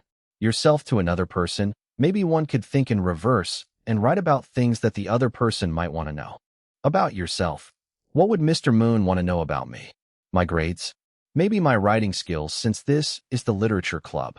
By that point, Co Kwong quietly asked himself, are you good at writing? There was only one answer. I don't know either. Co Kwong sighed. How could he introduce himself when he didn't even know himself? My ego hasn't been fully formed. You went that far with the self-introduction? Juho asked with a smile. Co Kwong glimpsed at Juho's note. It was blank, just like his own. How was he so calm? I don't know myself, so how can you know me? I thought this was supposed to a self-introduction, but you seem like you're more on the self-realization side. Good for you. Co Kwong explained his stream of consciousness to Juho. What if you write, I know nothing about myself? I'd sound like a rebel. It's true though. Co Kwong contemplated it. He didn't fully agree with Juho because he knew Juho wasn't right. I mean, I know something. Juho shrugged his shoulder as if he weren't seeing a problem. Then you should write about what you do know. Ah, Co Kwong exclaimed. It felt like he had finally figured out where things had gone wrong. He decided to be honest. When he focused on what others might want to know about him, he couldn't write a single word. Juho, this guy, maybe he knew it all along. Juho was resting his jaw on his hand, staring off into thin air. His page was still empty. Maybe he didn't really know. You put a lot of thought into this. What the? Why are you eavesdropping? It's not like I'm not sitting right next to you. No wonder you can't write anything. Draw a line so that something comes out. So, that's how you ended up with eraser dust everywhere. Can you stop blowing it on me? There was about 1/3 of a page worth of writing in Sun Hwa's notebook. It was surrounded by eraser dust. When Co Kwong blatantly moved the dust away, Sun Hwa glared at him. He wasn't backing out either. At least I wrote something, unlike somebody. Juho's page is blank too, you know. Look to your side. Co Kwong looked to where Sun Hwa was pointing. In no time, his notebook had been filled about 1/3 way. What the? When did you write all that? When you were busy talking. Juho responded as he kept moving his pen. Feeling a sense of urgency, Co Kwong stopped his quarrel with Sun Hwa and started writing in a hurry. Chapter 8, Smelly Grilled Mackerel. Take care of yourself. All right, be safe. Mr. Moon sent the students away and stayed behind, in the science room, on his own. There were 5 notebooks piled up on the desk, all submitted by the members. They were new and spotless. He opened the notebook on the top of the pile. It was the time to listen to the voices of his young pupils. My name is Sun Hua-on. I'm 17 years old, and my blood type is B. I'm maintaining my grades at a higher tier, and my hobby is reading comic books. I enjoy comics. The reason why I joined the literature club instead of the comic club is that the comic club at our school is not a genuine club. From that point on, Sun Hua wrote at good length on her complaints toward the school's club management. Wasn't it supposed to be a self-introduction? About half of what she wrote was about comics. When it came to the things she liked, they were described in great detail. I hope you can view me as a bright and healthy student. Thank you, Mr. Moon. She was straightforward to the end. She had the courage to speak up about the things she liked. Mr. Moon was able to immediately picture Sun Hua. Considering how it painted a fairly accurate picture of herself, that had been a decent self-introduction. He picked up the second notebook. It was a similar notebook to Sun Hua's, and it wasn't hard to guess who it belonged to. My name is Bom Yoon. I'm 17, and my blood type is A. My hobby is reading. I like both comics and literature. I joined the literature club at the suggestion of a friend. Everyone here seems to have distinct personalities, so I look forward to being part of this club. Thank you, Mr. Moon. That was it. There were traces of her erasing in the blank space. Timid and a woman of few words, it seemed like she was still working on introducing herself. Despite the length, it was easy to identify her characteristics. She was complimenting a group of people around her when she had barely met them. Her style was similar to Sun Hua's. Her self-introduction was focused more on the others than herself. Perhaps she's sensitive to her surroundings. After some thought, Mr. Moon moved on to the next notebook. The name Seo Kwang Kim was visible to Mr. Moon. This is Seo Kwang Kim. I've chosen the literature club as my first club after coming up to high school. The reason why I didn't choose another club that could potentially look better on my school record is simply because I'm not interested in getting good grades. Nobody enjoys studying, but I seriously despise being forced to do something. My parents call me immature. They say that I'm going to regret this in the future, but I know for a fact that regret isn't going to be the only sentiment I feel when I look back to this moment. I love books. That's the reason why I joined the literature club. The first time I came to like books was the moment I shed a tear onto the page of a book. I've cried reading a book in the past. It was an amazing experience. Although I wasn't listening to beautiful music or was able to see gorgeous colors, I was being moved from deep within. Mr. Moon related to Seo Kwang's statement. You could never forget the moment of being moved by that thing called a book. Many people kept crying and laughing from stories left by great storytellers. A person could grow solely through that. Seo Kwang described himself at the end in a single line. Your pupil who's in love with all of the stories in this world, Seo Kwang Kim. Next was Baron. When that kid showed up to the staff room for the first time, Mr. Moon was honestly shocked. I want to draw. Mr. Moon replied. I'm a literature teacher. Then, Baron answered. I'm aware. Who would have thought a rebel could be so polite? Mr. Moon quickly gave him permission. It was good to have at least one person around who liked to go against the flow. Others could find that a motivation to write. What kind of things would an artist pupil of a literature teacher draw? Mr. Moon opened the sketchbook and smiled with satisfaction. It was a very familiar drawing, a bird in a white background. It immediately reminded him of a book cover, and he felt a small bit of relief. After reading that book, he had to feel something, whatever that might be. Mr. Moon picked up the last notebook, Juho Woo's. That kid was hard to read. He seemed innocent, but on the other hand, mature. He appeared to have a floaty kind of personality, but at the same time, he blended well with others. It was hard to tell if he was calm or just absent-minded. Maybe his introduction will tell me. He turned the page. Oh man, this kid. Could that be better described as brilliant or off the wall? Mr. Moon chuckled at the title written on the first sentence. About grilled mackerel. Mackerel is referred to as the blue fish. Its clean, buttery-tasting meat is worthy of being called the pork belly of the sea. If the fish is of high quality, all it needs is a little salt. Otherwise, it will require a bit of trimming. This is to eliminate the fishy smell. Prepare some rice water or water with a little bit of soybean paste. Soak the fish for about 10 minutes, then wash it in running water. The odor will disappear. If you add lemon or finely ground daikon radish and soy sauce, the fish becomes a delicacy. I'm always eating grilled mackerel that's been tidily prepared. Only, my father is not fond of that. He dislikes the fact that the human hand is extinguishing even the essence of the ocean. Even if it were the fishiest smelling mackerel, he says that he prefers that over the mackerel that's been prepared to people's liking. Standing next my father longing for the lost essence of the fish, I find myself subconsciously picturing him when he was full of the fragrance of life. With the hope of having grilled mackerel for dinner tonight, I now bring this composition to an end. Grilled mackerel. I like it. Mr. Moon read Juho's writing again. It was flawless as a self-introduction. I wouldn't have no. This kid is very interesting.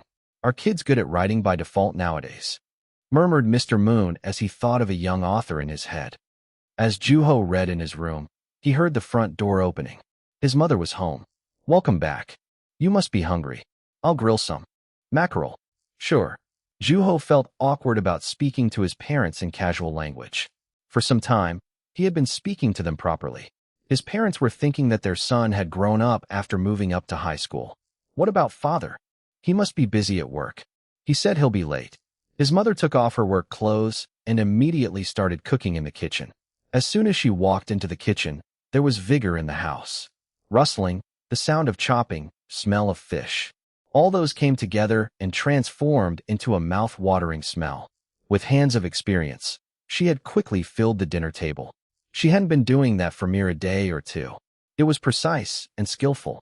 All Juho could do was to place the utensils on the table or scooping rice into the bowls.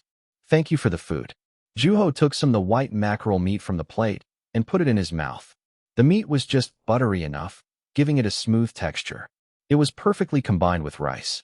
He felt like he could eat an entire bowl just with the mackerel. Is everything okay at school? Of course. Has there been anything interesting lately? As usual, she calmly asked about her son's day. Naturally, Juho told his mother about what had happened that day. It was mostly about what he had talked about with his friends or funny things his teachers had said.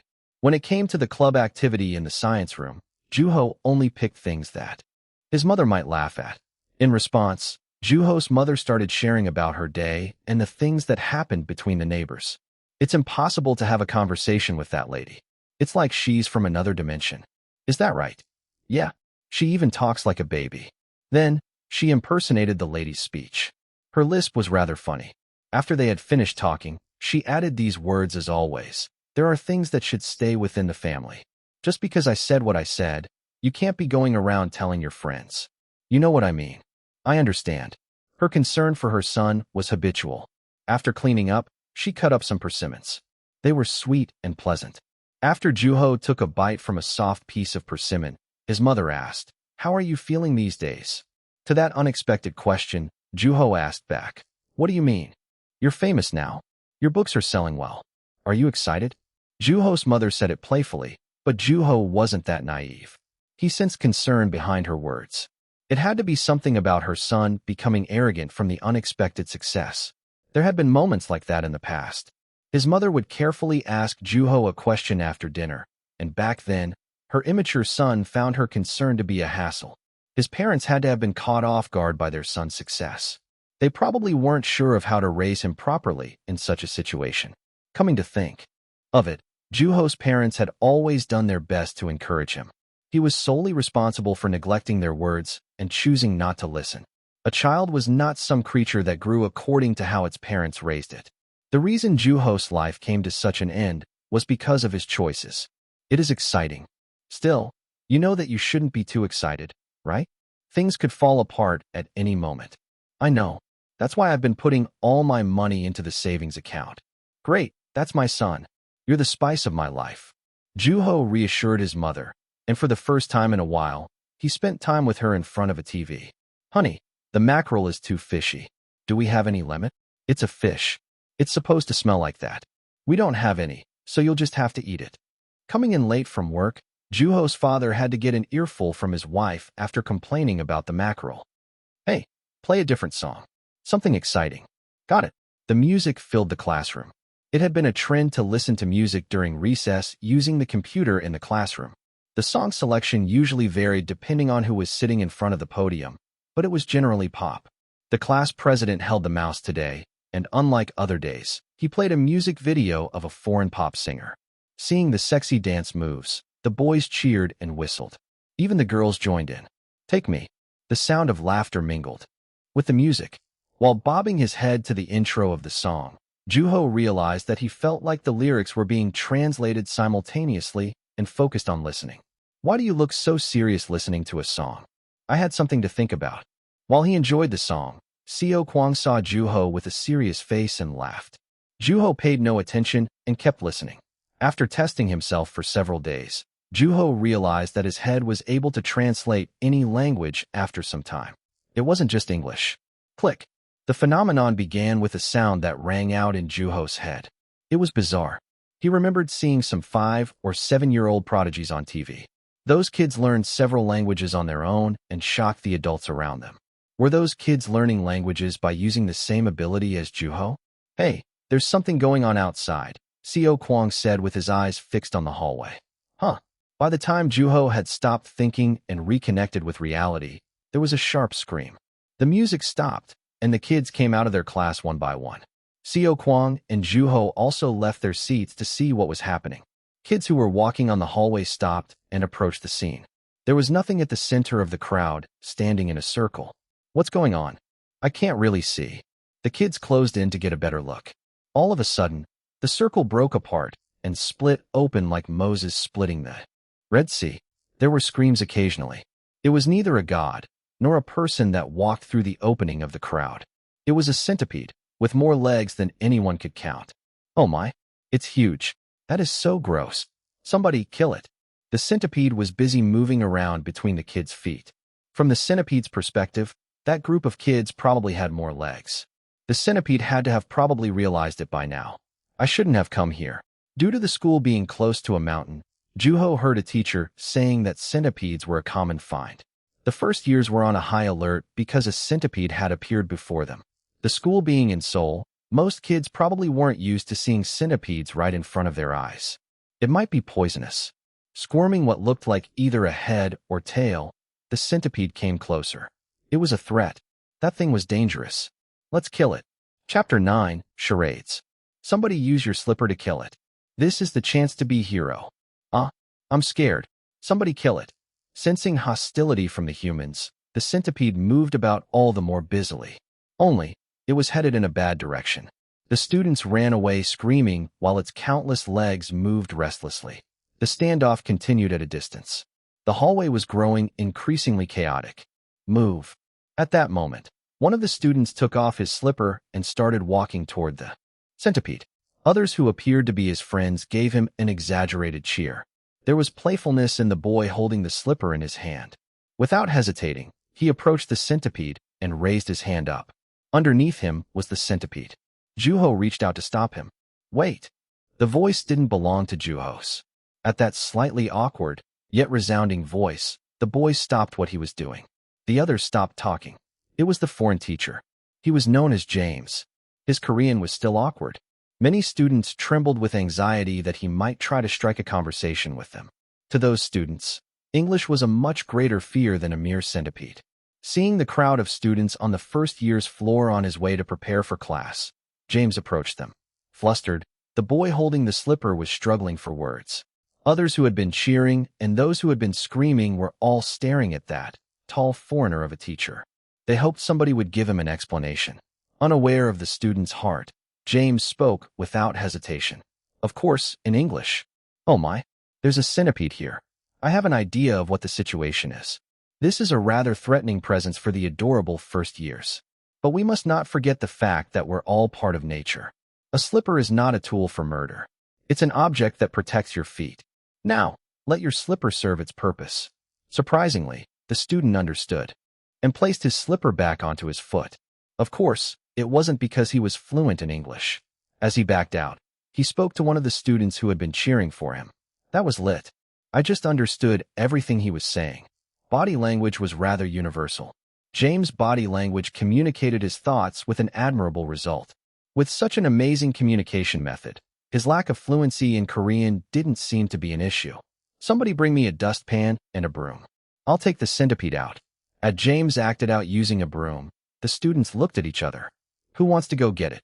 As big of a crowd as it was, nobody wanted go. As he watched, Juho went into the class and grabbed a broom and a dustpan out of the cleaning supply closet. Thank you. With care, James placed the dustpan in the centipede's path. It took interest in the orange plastic and crawled right into it. James waited until its long body had thoroughly made its way into the pan, then said proudly to the students around, "Please go back to your classes. You should rest during recess." Even with a dustpan with the centipede in it, James' gestures made sense to the students. The crowd disbanded, and they all went their separate ways. "Aren't you going? I'm getting the broom and the dustpan back. You go back and enjoy the rest of the music." "Okay, have fun." After sending Seo Kwang back, Juho walked alongside James. With a puzzled expression on his face, James asked him, "Is there a problem?" "The broom and the dustpan in your hands belong to our class, so I wanted to take it back. I wanted to see the centipede returning to nature too." James seemed surprised for a moment, but hearing his native language for the first time in a while, he replied with gladness, "Your English is really good. I'm surprised. Do you have any friends who are foreigners?" Juho thought of Baron for a brief moment, but he was more fluent in Korean than English. Besides, they hardly talked to each other. "No. Or maybe you're from another country yourself. Are you an exchange student?" "No way." "Are you mixed?" "No. I've never been to another country." James groaned at Juho's answers to his questions, even predicting his next question. He thought briefly and continued. "Then there must have been an opportunity in your life I'm not aware of," he said confidently. Juho's language acquisition route had been slightly different from the norm. After some consideration, Juho replied, "I somehow found myself like this." At his vague answer, James laughed heartily.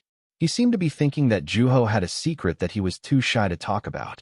If that was the case, then that was a big plus for Juho, and he quietly swallowed his explanations. As James laughed, his hands moved left and right, which meant the centipede in the dustpan was being tossed around. It didn't seem like it was a comfortable ride for the centipede. At the school's backyard, James swung his arms like a discus thrower.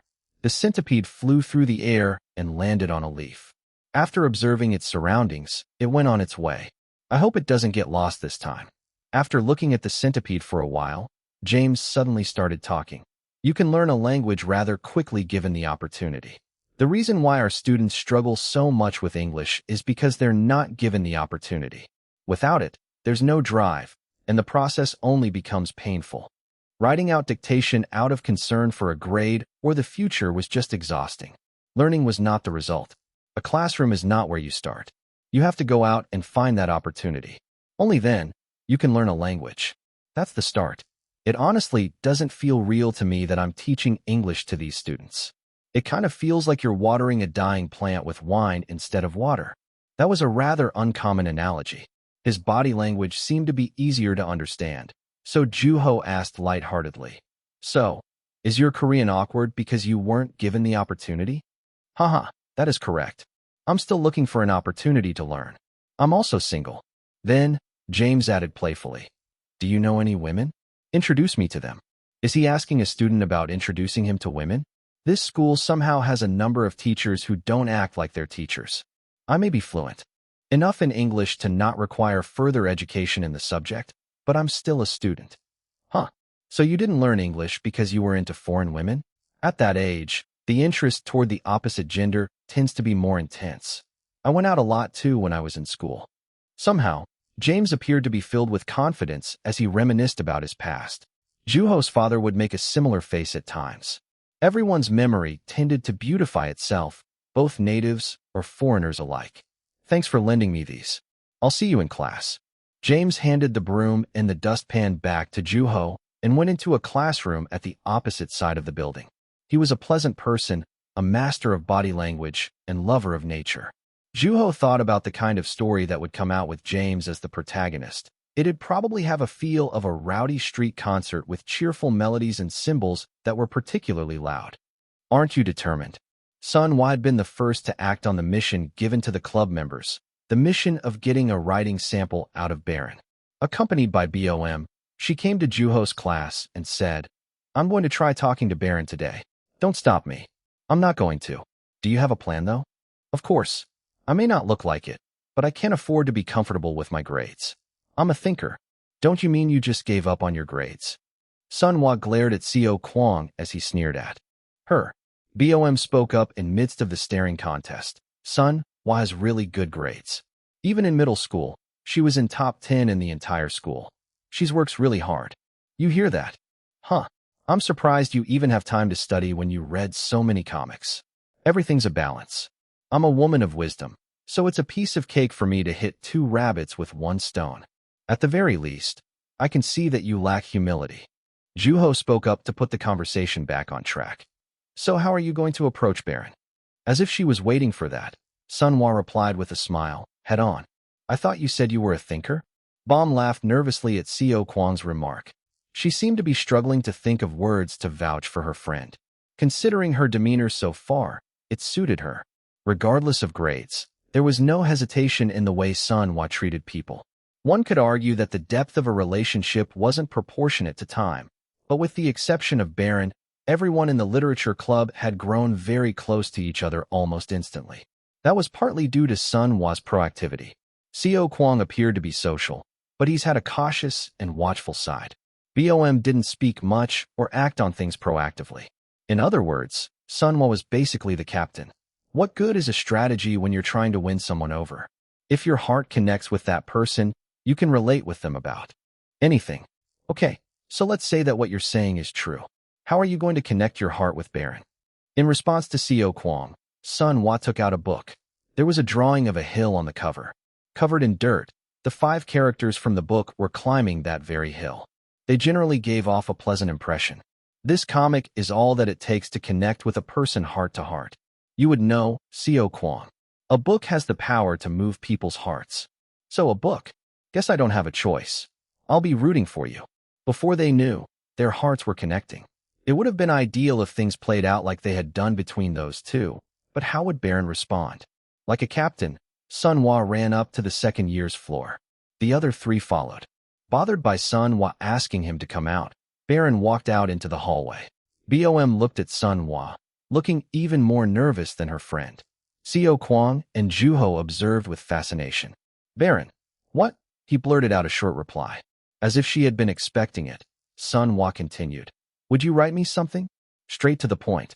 There was no beating around the bush to keep him happy. She stood tall and confidently before Baron. It was admirable.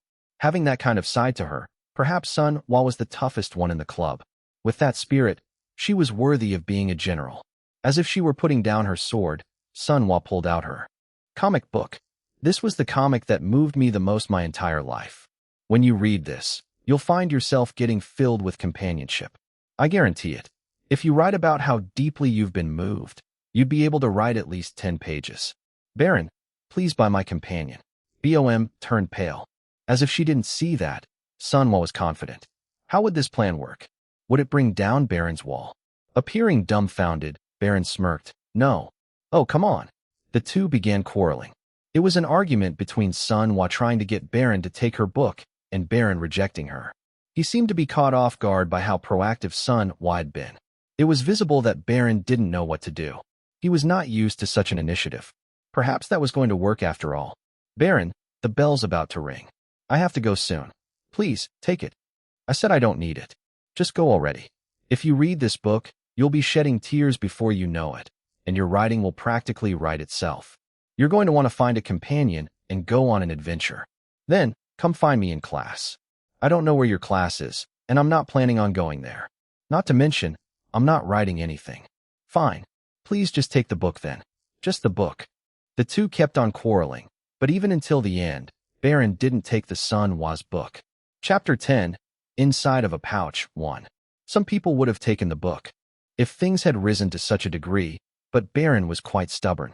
Of course, it made sense considering that he had joined the literature club to draw. Sun Hua watched him as he went back inside without regrets. She cringed and pouted her lips. He's playing hard to get. It doesn't hurt anyone to write anything for someone. Don't be too disappointed, BOM encouraged her. As if she had been waiting, Sun Hua nodded. You're right. This ain't over yet. She was determined. Standing a few steps away from where Baron was, Xiao Kuang said with a serious face. I didn't think he'd turn her down. He's cold. Seriously. I suppose the head-to-head strategy is a fail. What? Are you saying that we have to win him over? I'm not sure. There wasn't much information on Baron. The strategy had been a fail, but seeing how Sunwa wasn't about to give up anytime soon, things were unclear at that point. Sunwa was willing to tackle things head-on until the end. Besides, who knows? Let's go back to class for now. The first years went their separate ways before the bell. That was the last recess, when they could rest peacefully. Sunwa ran up the stairs in every recess. She was persistent about talking to Baron. Because of that, the rest of the club members had to follow her around. Hello, Baron. Hey, please write me something while you're at it. Go. Or, Baron, where you going? To the restroom. Then could you write me something there? No. Or, Baron, do you know what's for lunch? I don't know. I knew you wouldn't, so I looked into it. It's rice curry. It'd be great if you could write me a review after. I'm not eating. Still, she didn't give up. Baron, how's this class? SOSO. I'm concerned about my future. Could you write me something encouraging? You worry about your own future. Although Baron answered awkwardly at first, having a visitor between every class was quickly getting old. As he walked out of the restroom, Sunwa asked, How was your number 2, Baron? It was number 1. Is that so? I brought a book in case you get bored while you're on the toilet. I said it was number 1. I don't need that either, Baron answered her, looking fed up. The three who had been following Sunwa spoke up tiredly. Is there anything she won't say? That's Sunwa for you. Yeah, Bomb answered quietly with her head lowered, as if she was embarrassed. Things were getting physical. Whenever there was a chance, Sunwa walked up the stairs to look for Baron. She wasn't even having long conversations with him, a few exchanges at most. To get Baron's answer, she moved tirelessly. Admirable, the three murmured. Both of Sunwa and Baron were incredible. They could probably do anything they wanted with such persistence. On top of that, seeing how Baron was resisting Sunwa, there was no way that he would end up having to co-sign anything by force in the future. The quarrel between the two lasted until after school and well into club activities. Baron rejected her until the end. With the exception of Baron, the four headed to the science room and leaned against the desk. When was the last time they had to go up and down stairs like that? They were exhausted. Recklessness won't work. What do you mean recklessness? We'll connect eventually. Does she ever get tired?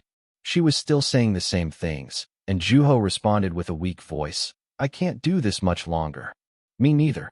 Baron's actually kind of patient. I would have driven Sunwa out if I were him. At least he's not the violent type. More like Buddha. Are you guys talking behind my back right now? Calm down, Sunwa. What stopped her wasn't Bomb, but Mr. Moon and Baron's sudden appearance. Are you guys coming from P. Why do you all look so tired? The members couldn't deny those words. We'll be officially starting our activities today. Yes, sir. What do you think we're going to be doing? That was an unexpected question. Whatever we have to do today. At Seo Kwang's answer, Mr. Moon nodded lightly. They were going to be doing what they needed to do that day. What could that be? What do you think I was referring to? As soon as she heard the question, Sunwa remembered the principal's speech at the beginning of every semester. They were all about attitude or state of mind.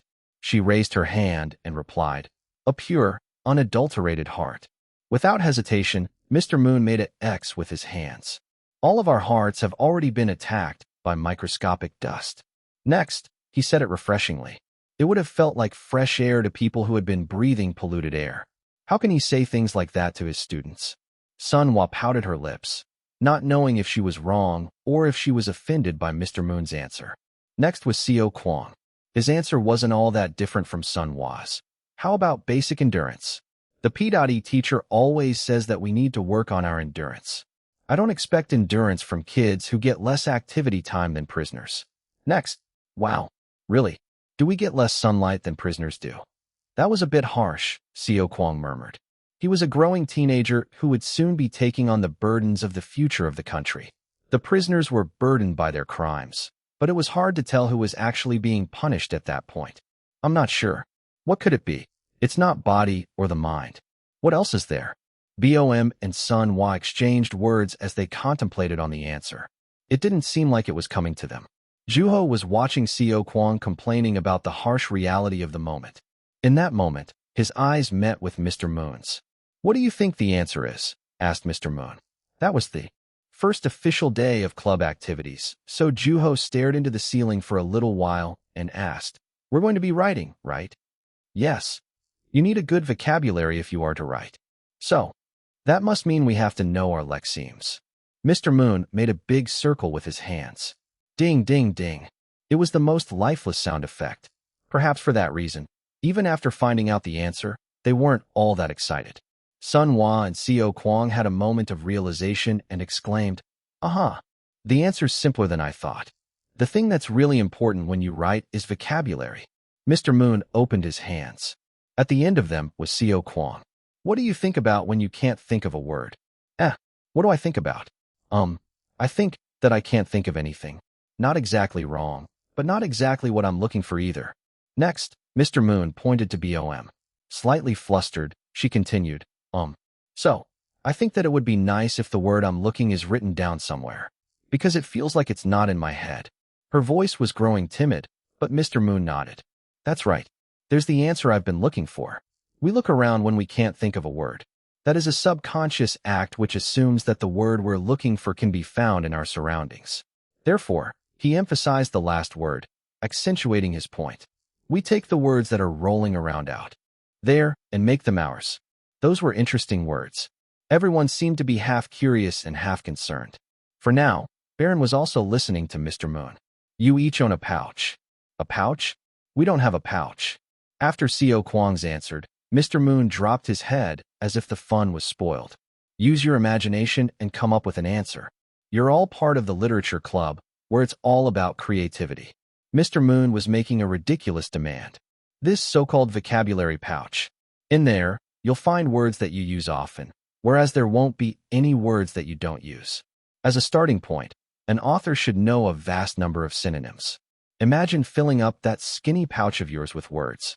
Filling up that pouch until it's about to explode is the quickest way to develop your vocabulary. Prepare for the winter that's about to come in your heads. This is to prepare for the food shortage." Food shortage, huh? Interesting choice of words. Running out words as an author was definitely a nightmare. It was like having to starve to death in a winter that came without notice. Juho had never struggled to think of a particular word, but he did possess an unusual fear. He was afraid of using up all the words that he kept inside of him. It was not a pleasant thought. Mr. Moon continued to give out instructions. "From now on, you guys have tried to recall words. Keep them in your mouths and clasp them in your hand. But words are not physical beings. And that's a good thing. Biting and sucking on something alive is the quickest way to get arrested. Thankfully, words, as they explain themselves, mean words. They may not be physical, but you'll find them everywhere." Mr. Moon spun his hand around and pointed to his surroundings. "It's not overstatement to say that the world you're currently living in is made of words. House, car, drink, money." As expected, he was blurting out things that a student wouldn't be able to understand. "Underage drinking is illegal, Mr. Moon," thought Juho. "Same goes for this room. Now that you mention it, I think I'm slowly coming to grasp of it all. It feels like this room is shrinking as if it weren't real. It's like magic." Xiao Kuang said it lightheartedly. That storage room called a science room was full of things that weren't used on a regular basis. Naming those things alone would bring in quite a few words. See, speak, listen, and write. Interpret. It's not a bad idea to refer to a dictionary and create an example using words. You could always cite a phrase that you may have walked by or from a book. You have plenty of pieces of paper. Fill them up all the way. Be affectionate. The more difficult the instructions became, the darker their expressions grew. Mr. Moon encouraged his students. "Let's try getting the words out our mouths. Say them with your lips, write them down, and then organize them. Write them on the piece of paper you brought, including the words that other people found. You can interpret them on your own later. Let's start with Sun Hua." "Yes, sir." Sun Hua stood up courageously. She seemed confident. As she looked around preparing, Mr. Moon brought a stopwatch and showed it to her. "Say as many words as you can in 2 minutes. Since it's your first time, I'll set a limit. Say anything you can find in this room. I'm ready, whenever you are." It was her first time, but it didn't seem all that challenging. If the limit was the things that one could find in the room, she could simply say what she saw and begin. Sun Hua started swiftly. Her eyes met Xiao Kuang's, who was sitting across from her. Xiao Kuang, Juho, BOM, Baron, Sun Hua. We're words too. Proper nouns. Stop disrupting me.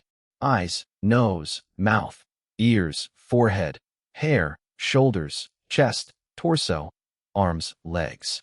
Sunhwa answered Seo Kwang quickly and named the things that she could find in the room one by one. Door, windows, desks, chairs, counter, mannequin, wall, poster, globe, earthquake model, storage, earth, dinosaur bones, Then, lab coats, beakers, cellophane, alcohol lamp, cobaltic chloride, filter paper, spute, plastic syringe, rubber gloves, mask, goggles, microscope, What was that called? That weird liquid. What's a weird liquid? What was it called? Sunhwa began to stutter. She pointed at a brown glass container with a liquid in it. It was probably for an experiment, but the first years mostly learned about theories, so there was no way they could know. Having decent grades, Sunhwa must have seen it somewhere, but it seemed like her memory was failing. She could just move on, but she wouldn't give up. Juho added, "You can just say liquid. It's a word." "Really? Wait. You're right. Liquid and..." She looked around frantically. She had already named most of the things in the room. The hands of the members that were writing her words had also come to stop. Sunhwa was getting flustered. She had thought 2 minutes wouldn't be enough. She could have never known that it would have been too much time. She felt like she had already said everything she could, but she could no longer see the words that filled the room. What else was there? Sunhwa looked around again. There wasn't going to be anything new. Is this it? Barely. It seemed like a lot. Time was up, and Mr. Moon shouted stop. Chapter 11. Inside of a pouch, 2. Okay, time. That was good for a first try. You observed well. Yes, sir. Sunhwa sighed loudly and collapsed onto her seat. It felt much more exhausting than climbing up and down the stairs. She borrowed Bomb's list of words to see what she could have missed. What did I miss? You're good at seeing things from a bird's eye view, Juho said. Sunhwa looked at him. What do you mean? You see the forest itself rather than the trees. Forest. Sunhwa checked at the list. Again, she reflected on the moment she had struggled. That weird liquid, just liquid. She had desperately tried to remember the name of it because she couldn't find any more words.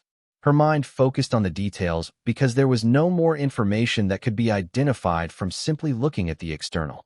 She looked around the room again. Just with the lab coat alone, there were words like pockets, sleeves, and white.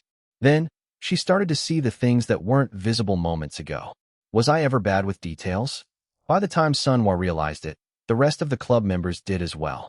Details are important. Is that the secret? Wouldn't that give a bigger advantage to the person that went after? Oh yeah, I forgot to tell you. No repeating words. What? Isn't there an advantage for the person who goes first? Just as Seo Kwang was contemplating when he should have his turn, Mr. Moon's words made him think even more.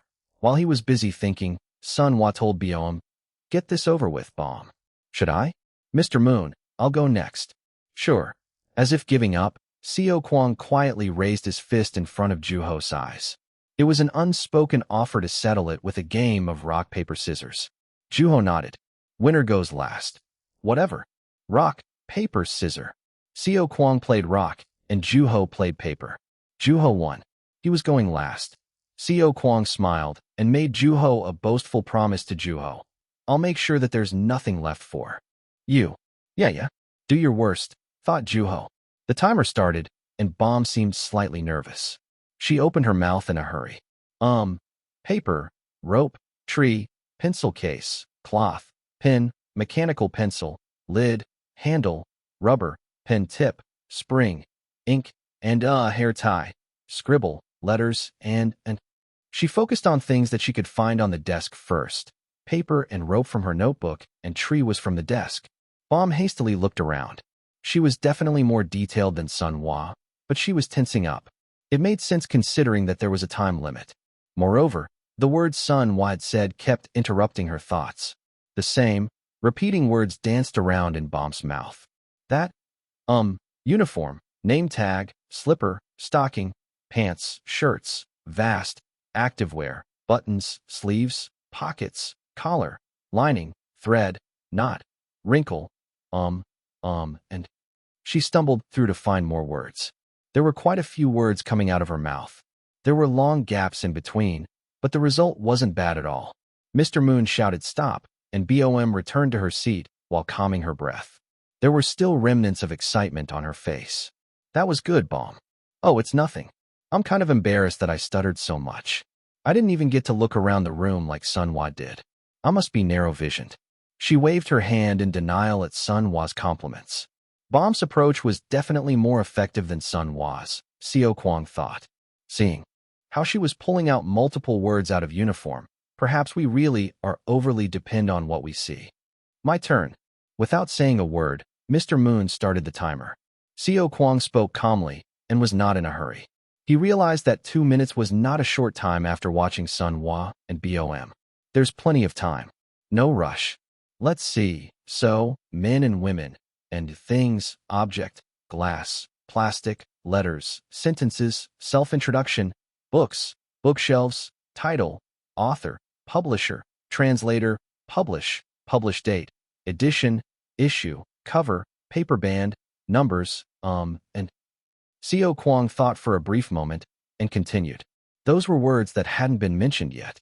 Light, sunlight, dust, microscopic dust, air, breath, respiration, heat, voice, sound, high pitch, low pitch, student, teacher, time, teenager, friend, friendship, courage, hopes and dreams, peace, youth, and Seo Kwang walked over and opened the window. A cool breeze flowed into the room. Refreshing wind. Wow, such youth, Juho said absent-mindedly. Seo Kwang was blurting out words like friendship, courage, and hopes and dreams. It was the fearlessness of youth. Being a fervent reader, he did have a developed sense of language. Wow, that made my heart almost move. That acting. I know. That was good. Sunhwa exaggerated first, although BOM seemed genuinely impressed. Enjoying the responses of the crowd, Seo Kwang made a proud face. At that, Sunhwa commented, "Yes, you need attention at that age. Don't be jealous of my senses. I've never been so wronged in my life."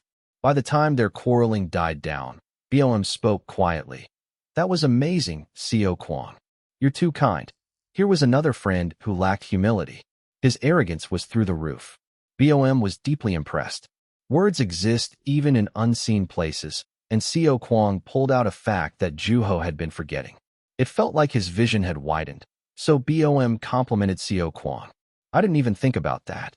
That was incredible." "Oh, it was nothing. I am pretty amazing." "Yeah, you're amazingly shameless." Juho agreed that Seo Kwang was amazing, though in a different way from BOM. Her anxiety could have been contagious, but he even walked over to the window to open it. Did one grow more shameless the more he read? No, that was just his personality. He was born with it. Okay. Lastly, Juho's turn, Mr. Moon said. Seo Kwang went back to his seat. "It must be hard having to be your turn right after me. Don't feel too burdened, my friend. It's exhausting to go after a friend who lacks humility." Juho replied with a smile at Seo Kwang's arrogance. On the other hand, Sunhwa, who was not fond of Seo Kwang's arrogance, added while glaring at him fiercely, "Juho, make sure you start off with the word ass." I was thinking about what other words were left. I'll keep that in mind. Where did you find that word?"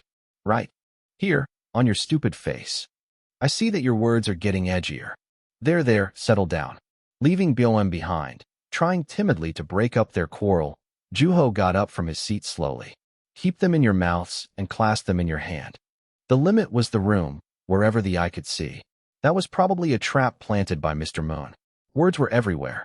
Inside, outside, and in between. Seo Kwang did a great job digging in. In search for words, he bravely jumped into the unseen. Mr. Moon's satisfied smile was the evidence of that. Sunhwa had revealed her bold personality, and Bomb caught even the most minute of details. It almost revealed how they viewed the world. What about myself? It's hard to get a feel for something I've never done before. I hope I don't embarrass myself by not being able to say much. No, I'm sure I'll do just as well since I've been observing everyone else, thought Juho. Seeing him standing still, Mr. Moon asked, "Are you ready?" Like everyone else, Juho looked around the room. One by one, familiar sights found their way into Juho's view. Sunhwa and BOM sitting across from him, Seo Kwang sitting next to him, Mr. Moon sitting while facing the students, and Baron facing Mr. Moon, dying of boredom. Seeing everyone sitting around the rectangular desk, Juho fixed his sight on one spot. His eyes met with Baron's.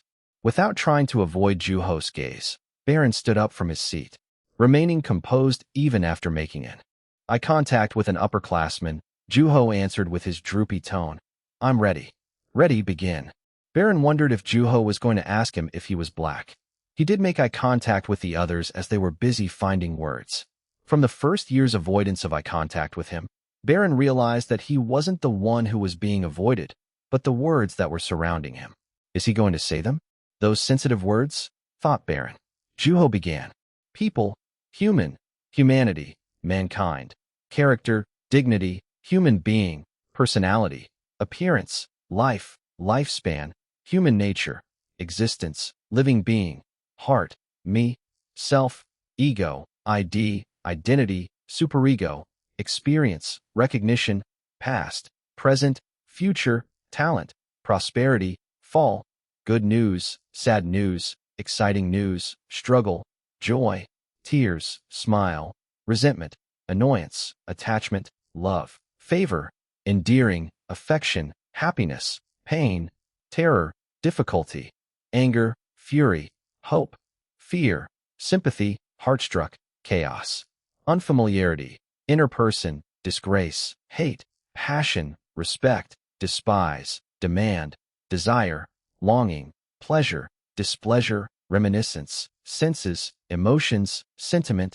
sensitivity, appreciate, warmth, emotional health, mood, feeling, thoughts, questions, doubt, concern, stage in life, age, opposite gender, memories, brain, response, expressions, expectation, reliance, determination, striving, economy, main agent, supervision, true nature, subject, center, core, ethics, sexuality, genes, worth, value, mind, body, regulations, beauty, knowledge, intelligence, wisdom, philosophy, act, personality, timidity, bold, indifferent, friendly, mysterious, conservative, progressive, rigidity, coquetry, conflict, hypocrisy, rules, wariness, boundary, distance, language, living, society, relations, location, place, characteristics, individual, choice, decision,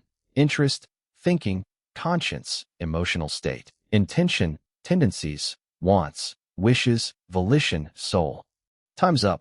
There was silence in the room after Mr. Moon's exclamation. A wind blew into the room through the open window, and hairs blew with it. Wow. The air began to flow again at Sun Wa's subconscious marveling. That was amazing. Incredible. In midst of it all, Baron wasn't able to say a word. He swallowed, breaking out in a cold sweat. Only Baron felt the look in Juho's eyes as he was tirelessly spewing out words. There was barrenness. It was a dryness without a single drop of moisture. It was desolate and arid. Juho's eyes were digging away at Baron's heart. They stirred at him relentlessly. There was no mercy. Baron felt a burning sensation on his skin from Juho's gaze. Where the air met the skin, his veins and nerves were exposed, vulnerable to incoming danger. He was on edge. Baron gently rubbed his tense, rigid cheek. There were so many things that could be found in that body. Chapter 12, From the Inside. He didn't stutter one bit. I lost track. In shock, Co Kwang and Bom murmured to each other.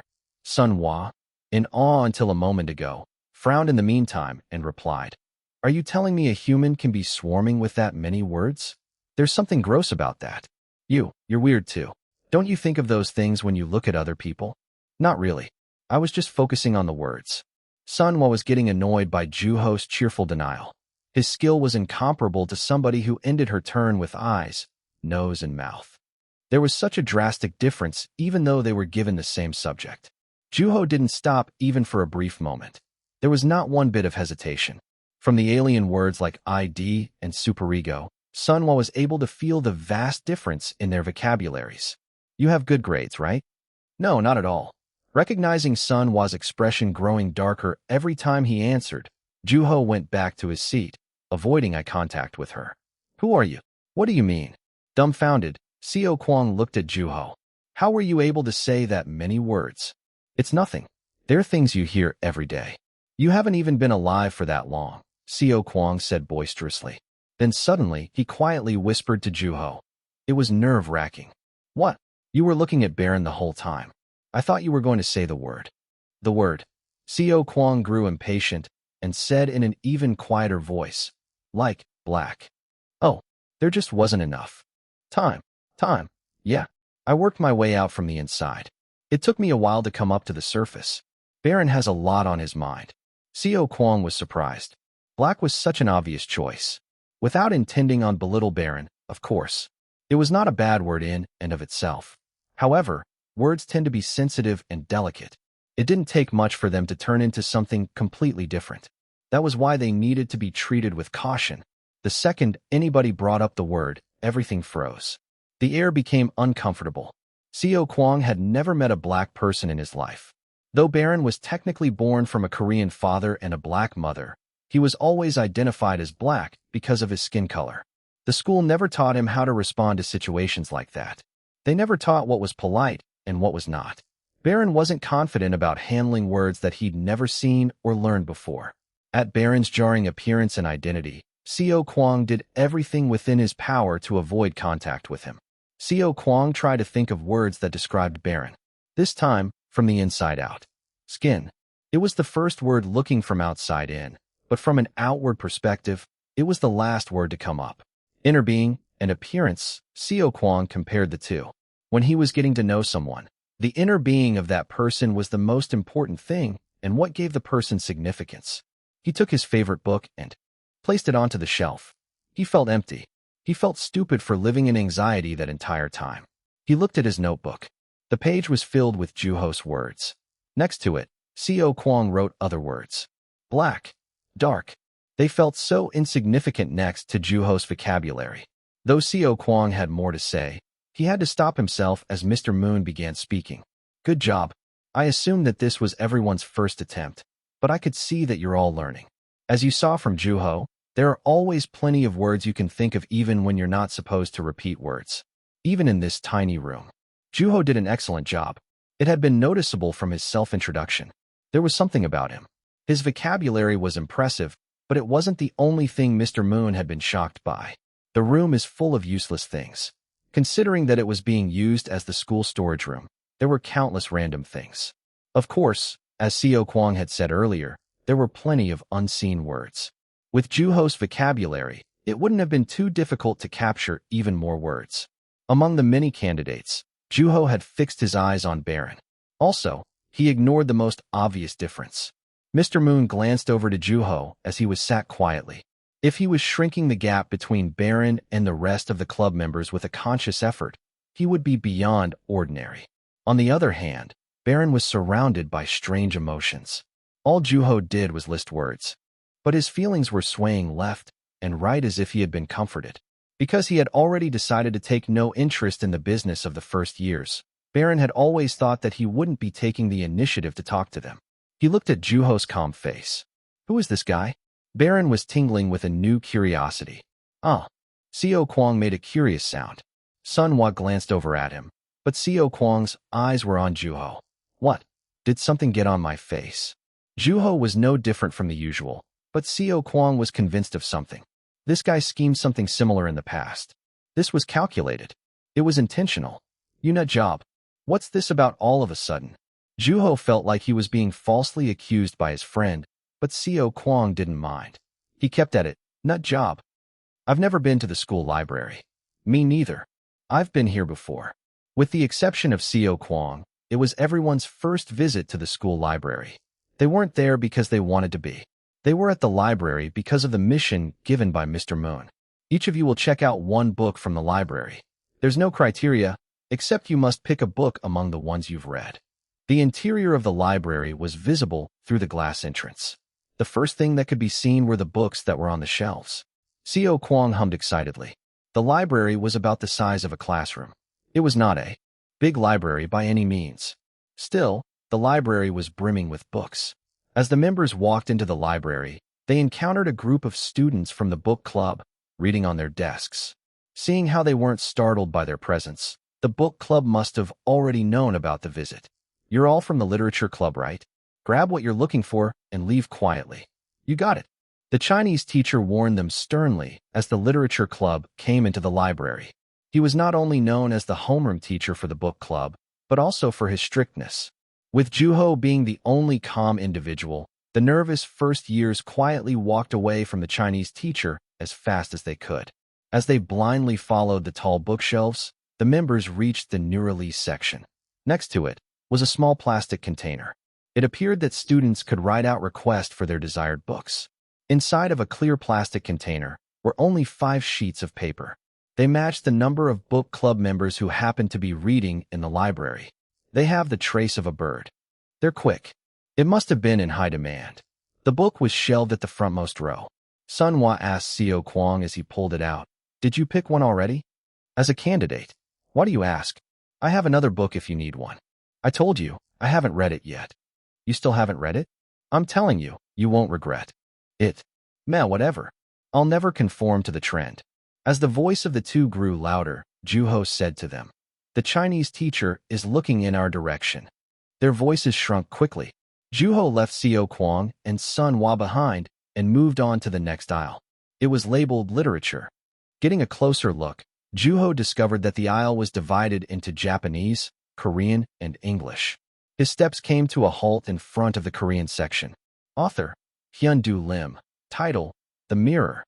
I didn't know I'd find Hyun-Du Lim's work here, Juho thought. He immediately pulled out the book from the shelf. Hyun-Du Lim was one of the authors Juho admired. He was an author who had never ceased to write, even until his death. His last, full-length novel left a deep impression in Juho's heart. It was a book that Juho had purchased with the little money he had left when Juho was living a homeless life. Once he had gotten his hands on the book, Juho read it over and over again. In other words, that book was an answer sheet to all of the questions in life. Yes, this sounds better. This is a better portrayal. Every single word had been carefully placed with precise calculation by the author. The writing was tenacious, perhaps closer to obsessive. At times, it had made Juho think if it was even possible for him to write in such a way. Juho pulled out the book and opened it to the first page. Along with his young hand gently brushing down the photo, he saw a face that looked much younger than he remembered. He's such a good-looking man. Hyun-Du Lim looked much younger than his age. On top of that, he was handsome even to the eyes of other men. His name would always come up when discussing good-looking authors. When all the authors his age had retired and were no longer writing, Hyun-Du Lim never put down his pen. Did you pick one? Not yet. Xiao Kuang asked Juho, peeking his head through an opening between the shelves. As Juho was about to place the book back, he came to a sudden halt. Actually, this might be the one. I enjoyed The Mirror quite a bit, thought Juho. I'm going with this one. Juho heard Xiao Kuang approach him from the English literature section. In his hand, there was a book by a world-renowned author, Kelly Coyne, called Witch Hunt. It was her debut work before she became famous. I didn't think I'd find books like that in the library. I should have come here more often, thought Juho. Then he added, that's much better than The Trace of a Bird. I disagree. I think it's impossible to compare the two. Except, then, Xiao Kuang suddenly hardened his expression. What is it? Did you really think that I'd be so quick to pick a book by an author my age? Even as a fellow writer. Then, he put The Trace of a Bird back into the shelf. A book made it back to the shelf through a person's hand, and Juho watched. He had never witnessed such a scene. No person had ever picked up Juho's book at a bookstore and put them back down. Actually, there must have been other people. It must have been that he just never witnessed it in person. Juho smirked. He didn't think that there had been any remnant of such feeling in his heart. Ever so slightly, Juho felt upset, perhaps even a little hurt. Having chosen a book in no time, Sun Hua told Xiao Kuang while sneering at him, the author isn't even aware of your existence, you know. He doesn't have to be. I don't know who he is either. He quickly fired back at her. Of course, she wasn't the type to give up. Right as she was about to speak, BOM approached her from behind. Sun Hua, what do you think it'd be a better choice between these two books? Huh? BOM questioned Sun Hua while holding a book in each hand. Both books were included in a literature compilation book from the same publishing company. I've only read the book on the left. Did you? As soon as she got an answer from Sun Hua, BOM walked over to the other side of the bookshelf. Then, she returned momentarily with another book. It was the book Sun Hua had mentioned. Should we head out? We'll be checking these out. With his usual stern expression, The Chinese teacher quietly checked out the books for the first years. As he returned each of the books to them, he emphasized, "Treat them with care. You're not the only ones reading them." "Yes, sir." The first years answered him bravely and returned to the science room. "The Chinese teacher didn't seem all that scary after all," said Baum. "I've never met anyone who treats their books with respect when he's a jerk," Co Kwong answered her joyfully.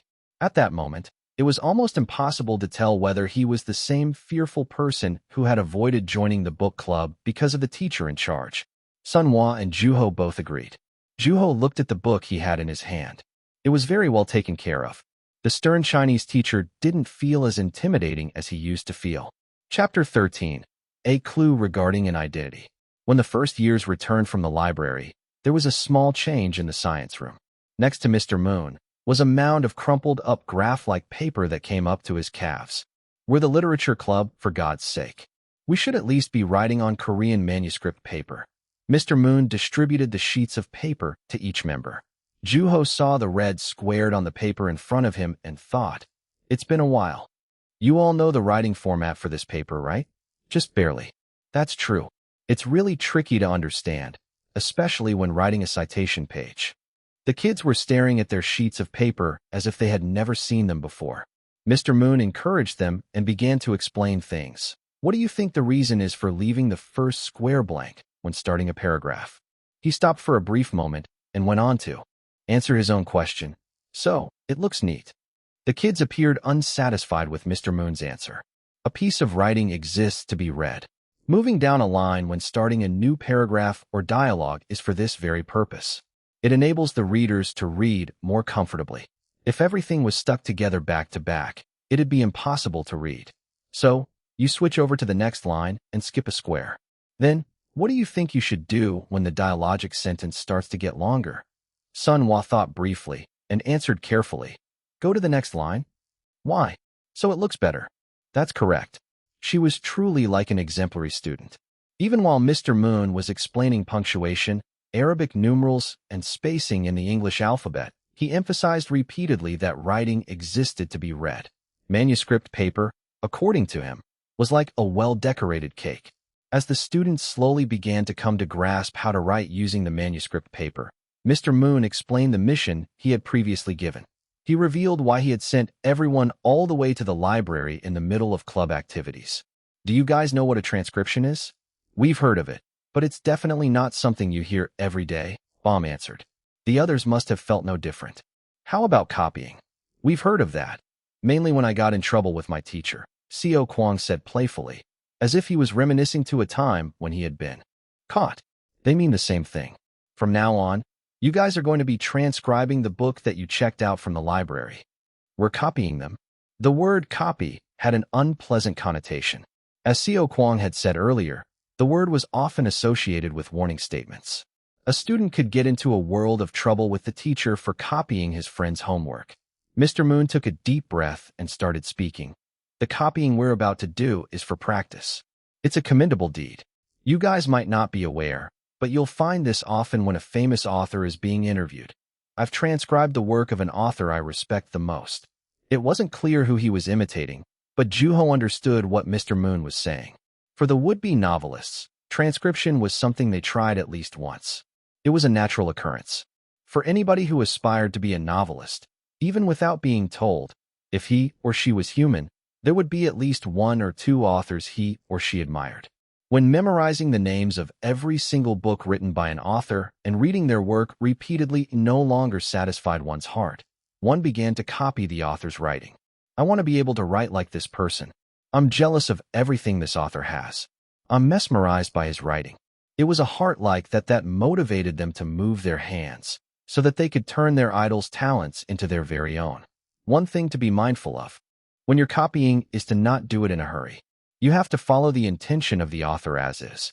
In order to do that, you copy every character down to every single punctuation. Yes, Mr. Moon. That's right. Something any would-be novelist tried at least once. For that reason, Juho didn't have experience with transcription. His first full-length novel had been his debut work, which meant that he couldn't be considered to be an aspiring novelist. Juho opened his book, The Winter, written by Hyun-Do Lim, and started with a narration of the protagonist reminiscing about his past. He was an old man, well past his 60s, and was an unwavering and stubborn person. He had declared to his family that he would not be joining them on a family trip that had been long due. After all, his wife and child had left him behind. Left alone, the old man spent time going through various emotions and eventually came to recognize the three brothers living next door. They always played near the old man's house. He spent time listening to their conversations. Soon, the eldest among the three got bullied by the other two, and the old man believed that the two were doing the right thing. He found himself in a good mood. Then, the old man received a call and discovers that his family had been tragically killed. Finally, the old man looked into the mirror and ended his story. Juho looked around. Mr. Moon was gone and Seo Kwang was distracted, reading instead of writing. Sun Hwa and Bom were working hard on transcribing their books. So, Juho slowly copied the content of his book. It was the scene when the old man declared his solitude after sending his family away. Although their deaths were yet to be known by the old man, he lethargically reminisced about his life.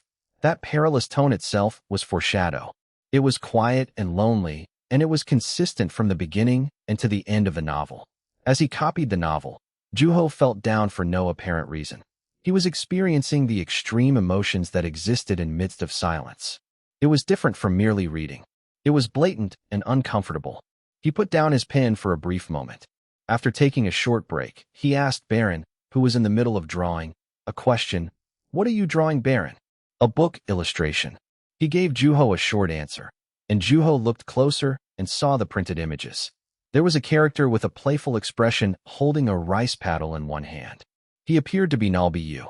Aside from the character, there were also the drawings of a freckled girl in a dress and a kid with a runny nose. It was artwork to be inserted in between the pages of a novel. Though the genre was different, Baron seemed to be participating in a form of copying. In his case, he wanted to be able to draw better. Overhearing the conversation, Seo Kwang poked his head in, looked at the drawings and asked, "When did you start drawing?" "When I was young. I went to an art institute instead of kindergarten. So it's been a while." Baron shrugged without saying much. He seemed to be putting even more distance between himself and the other club members. Juho recognized that and no longer tried to talk to him. Although Seo Kwang was someone who knew when to push and when to pull away, he too no longer tried to interact with Baron. Sun Hwa was glaring fiercely at the guys as they talked. Soon, there was only the sound of friction between pen and paper. As soon as the members finished transcribing about 7 pages, the bell rang and indicated the end of club activities. The next day, Bom made a move to convince Baron to give her a sample of his writing. Unlike Sun Hwa previously, Bom had been discreet. "So it's a bribe?" "Not exactly. Wouldn't it have been better if you handed it to him in person? It won't do anything if the receiver doesn't know the giver. I felt weird about handing it to him in person." Bom couldn't gather her words between Sun Hwa and Seo Kwang's discussion. Apparently, she had come to school early and gone into the empty second-year classroom to leave a bag on Baron's desk. The bag was filled with other bags of chips and cookies. When did she find the time to watch Baron eat? Juho thought to himself, impressed by her. "Does this mean you can demand a written note from Baron as he munches on your chips and cookies? I'll take your writing as payment." "What?" Bom was startled by Juho's words. "What's the matter? Didn't you give Baron all those snacks to get him to write something for you?" "It's true, but I don't feel confident about speaking to him directly." "Do as Sun Hwa did, as if you were blind." "Who's blind? That's even worse." As Sun Hwa appeared, Bom expressed a strong denial to Juho. At the end, Bom wasn't able to ask for anything, so she had left Baron a gift without even revealing her name. Despite Seo Kwang's frustration over her generosity, that was the extent of her effort. As if left with no choice, Seo Kwang shook his head and said, "Very well. I'll tell Baron while I'm on it." "Huh. He must have had a plan. What is it? What are you planning on doing?" Sun Hwa asked. "Hold on to your hats." After seeing his confident display, Juho had already lost interest. Ignoring the insincere response of the crowd, Seo Kwang kept on. "If you want something from a person, then you should prepare something he wants." Duh, that's obvious. That was why Bom had given all those snacks to Baron, like Robin Hood. Then, there's one question left. What does Baron want? Snacks. BOM answered timidly, and Co Kwang gestured at her answer. Snacks are good, but I have something more delicious in my hand. What is it, chocolate? Sunhwa answered in a lukewarm manner.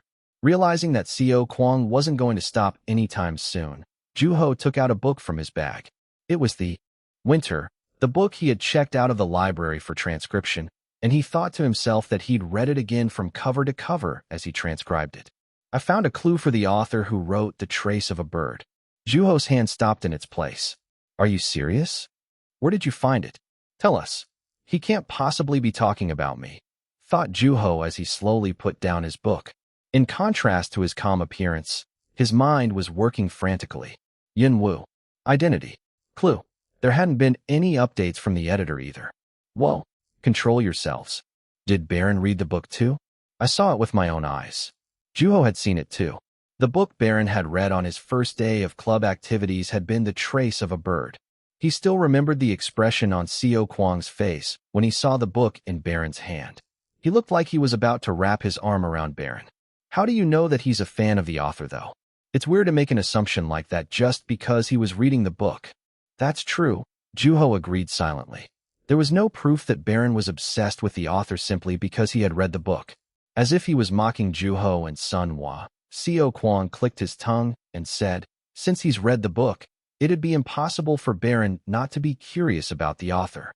You know, not everyone's like you just because they're a fan. Who said anything about a fan? I'm simply saying that he'd be curious. Imagine you found $10,000 on the street. Wouldn't you think about who it belonged to? It would too big of an amount, so you wouldn't be able to celebrate either. You'd stay up all night deciding whether you should take it to the police or not. The Trace of a Bird is just like that. What the heck are you talking about?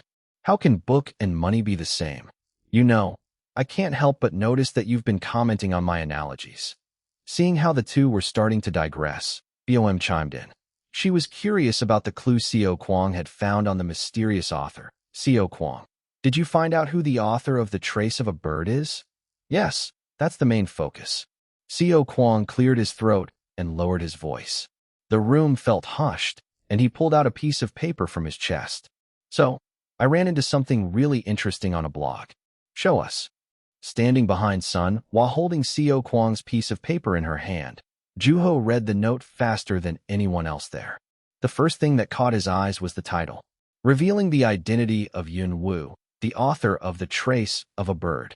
The intent was quite provocative. Chapter 14, A Beautiful, Book-Loving Girl. The protagonist, Yun, was named and created after the author himself. That's not true, Juho thought.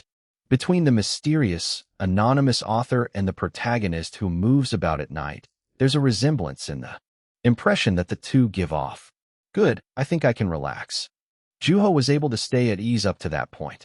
That blog post had started from the hypothesis that The Trace of a Bird had been written based on the life experiences of the author. The blog emphasized that the protagonist of the book and the author himself were of the same age. However, what Juho had written was a novel. It was imagination that came out of his head. It was a made-up story. It was a lie that had been finely dressed in the spirit of prose. It was not entirely inaccurate to say that the author's experiences had had some influence in his writing, but the book wasn't about his story itself. So who wrote this? He goes by Hong Sam on the internet.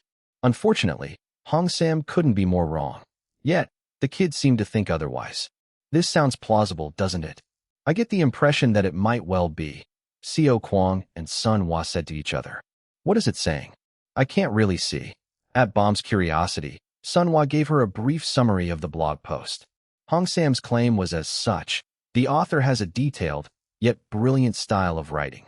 Despite his young age, he possesses a distinct personality. The author gradually builds up the story into a climax.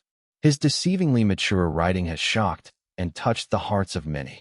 The true surprise of this book lies in the sentiment that's being communicated to the readers.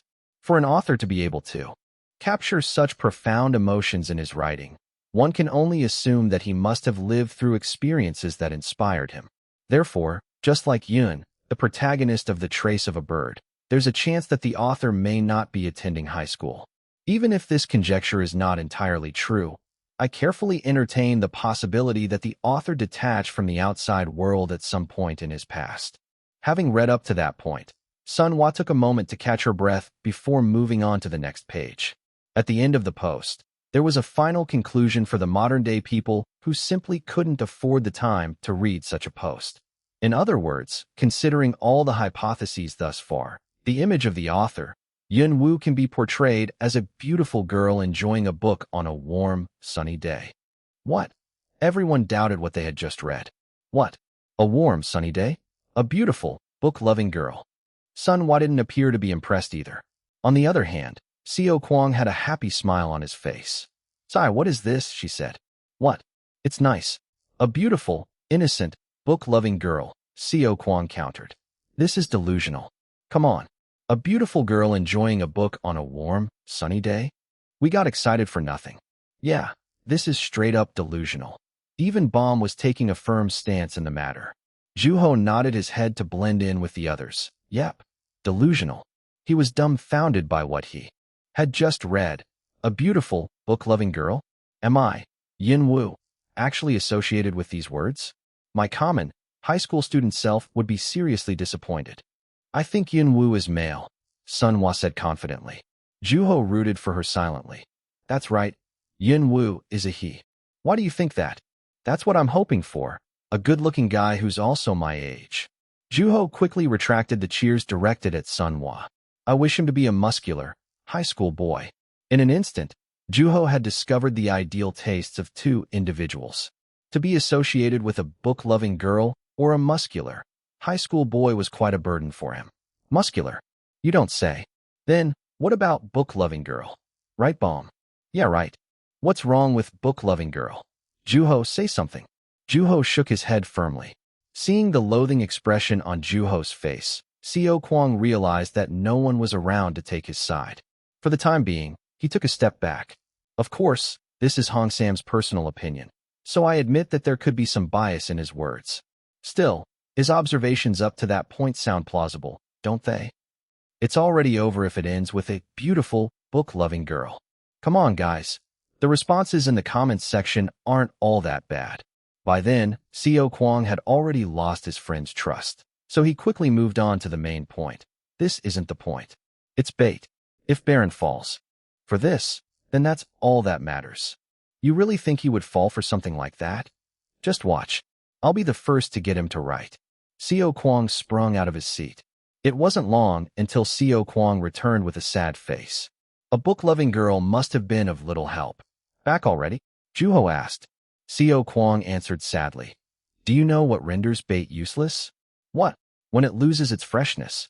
Baron had already known about the blog post. He looked at me like I was the most pathetic person. I couldn't have known in my dreams that he'd already known. Seo Kwang continued with a defeated expression. If Baron knows about Hong Sam's blog, then he's definitely a fan. I'm sure of it. Seo Kwang explained to his friends that Hong Sam was a famous blogger among Yunwoo fans. It was hard to understand why he was famous, let alone trustworthy. Seo Kwang grabbed his hair in despair. He seemed discouraged that the plan he had been so sure of had ended in failure. Juho thought about consoling his friend, but Sunhwa's laughter beat him to it. There was no way she would leave him alone, especially when he was so vulnerable. I knew it. Some big talker you are. I underestimated how big of a fan Baron was, Seo Kwang said as he angrily clenched his fists. You shouldn't beat around the bush when you're trying to win a person's heart, you know. You gotta tackle it head-on. You're really into this whole head-on approach. What are you, a boar? Would you like to find out what it feels like to be rammed by a boar? Seo Kwang was bursting with anger from Sunhwa's mocking, but Sunhwa was not someone who would let another person call her names, especially something like a boar. BOM was standing next to her anxiously as Sunhwa started getting ready to ram into Seo Kwang. Even in midst of all of that, Juho's heart was not in peace.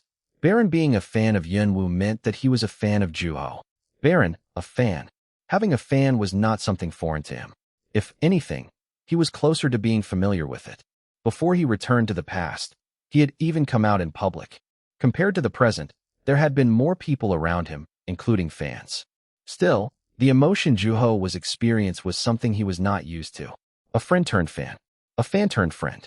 It was merely in a different order, yet there was a blatant difference. Baron hadn't been a friend from the get-go. It was embarrassing.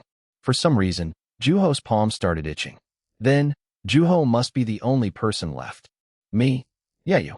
Everyone else approached Baron in their own way, except for you. There was hope in the way everyone looked at him, and Juho scratched his face and responded, "Don't put your hopes up. You'll be disappointed." Who said anything about hoping? So, did you have anything in mind, like a plan? Then how do you guys explain the curiosity in your eyes? Juho thought. Then, he continued with a smile on his face, "I do have a plan." "What is it?" "It's a secret." Both Seo Kwang and Sun Hwa jeered at his answer. They got along only in moments like that. Juho ignored their jeering and said, "Okay, guys. That's enough." Even though he was someone being jeered at, Boem looked even more anxious than him. He stared into the ceiling for a brief moment and stood up from his seat. That moment, the bell started ringing. It was the end of recess. Damn it. Juho sat back down, and Sun Hwa and Boem returned to their class. Seo Kwang asked as he sat next to Juho. "So, what are you going to do?" "I'll tell you when I get back. The teacher's coming." As class started, Juho stared out the window and organized his thoughts. Juho climbed the stairs up to the second year's floor. He thought about the writing he needed to get from Baron as he went up the stairs. To figure out a way to move Baron's heart, Juho had been watching Sun Hwa, Boem, and Seo Kwang. Juho had been observing things during recess, lunch, PE, remote classes, club activities, and after school. Those were the times when he could naturally run into Baron. Baron was ordinary. Just like all the other students, he took classes, took naps during recess, ate and read or drew during lunch. He was also a loner. His life outside of the club didn't look very different. Although, he didn't seem to study the materials that were different from the lessons. Unlike how he was during club activities. Bait. Juho has been looking for a bait that Baron would find irresistible. Then, finally, Juho found what he had been looking for. Baron was also keeping his eyes on a person, and that person was his female classmate. Juho labeled her in his mind as Baron Girl. Juho knew nothing about Baron Girl. He'd never met her before, let alone talked to her. However, one thing was certain, that girl, very much like Baron, didn't talk to anyone around her. In other words, she too was a loner. Juho arrived at Baron's class. He looked for Baron, but he didn't seem to be around. Not only that, but there seemed to be a commotion in the classroom. "What's going on?" thought Juho. "Give it to me now." There was a threatening voice. With an angry look on her face, a girl wearing a red hairpin was standing in front of another girl. It was Baron Girl. Despite the girl angrily demanding something from her, Baron Girl was sitting completely still without saying a word. For a brief moment, Juho was able to catch a glimpse of her looking like she was being wronged. "You were the only person in the classroom during PE. You're the person who took my cell phone, aren't you?" Uh-huh.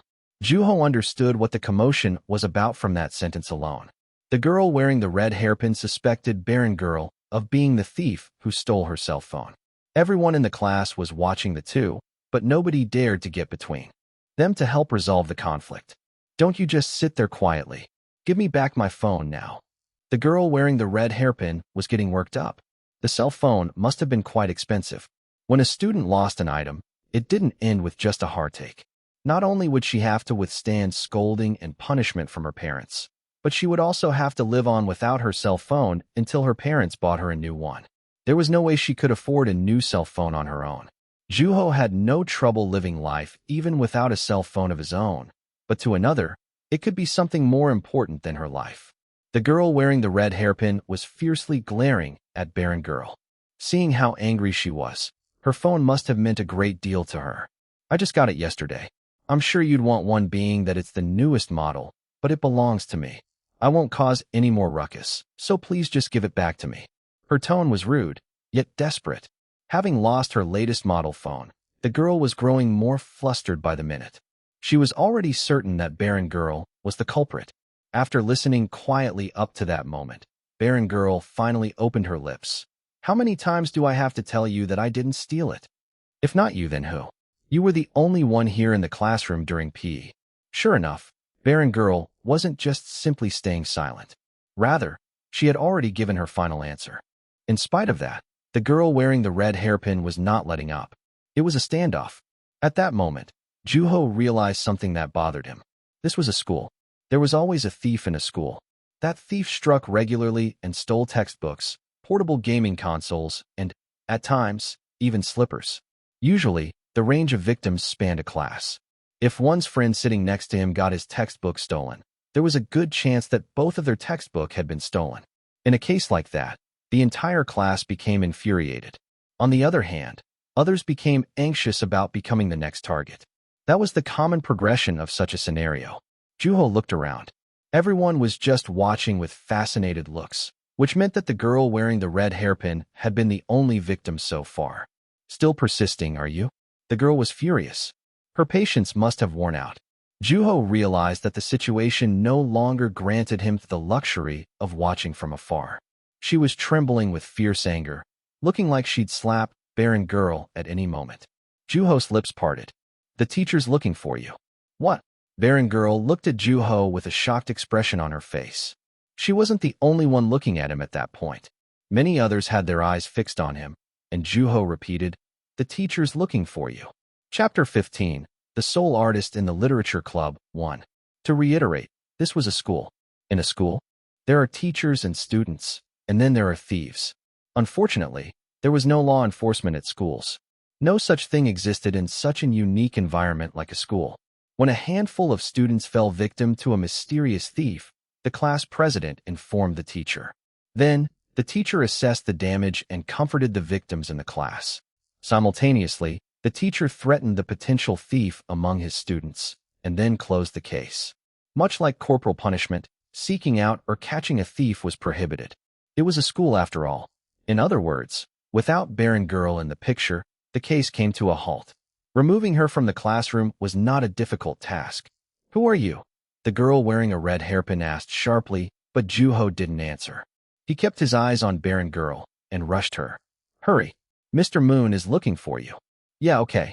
She was dumbfounded by Juho's sudden appearance, but soon she was drawn to Juho's calm words.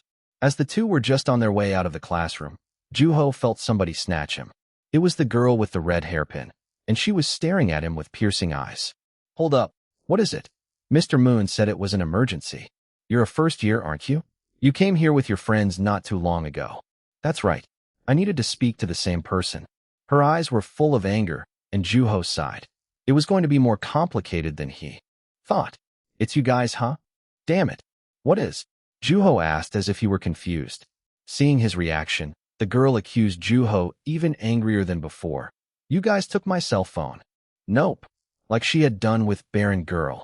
She was looking at Juho with the same accusatory expression. "Then what were the first years doing in our class? Weren't you scouting for anything valuable?" "No wonder my phone's gone as soon as I got a new one." "That's not true. Give me the class number and names of your classmates. All of them. I'm turning in every single one of you to the police." That was an obvious strategy. She brought up the police to intimidate a first year.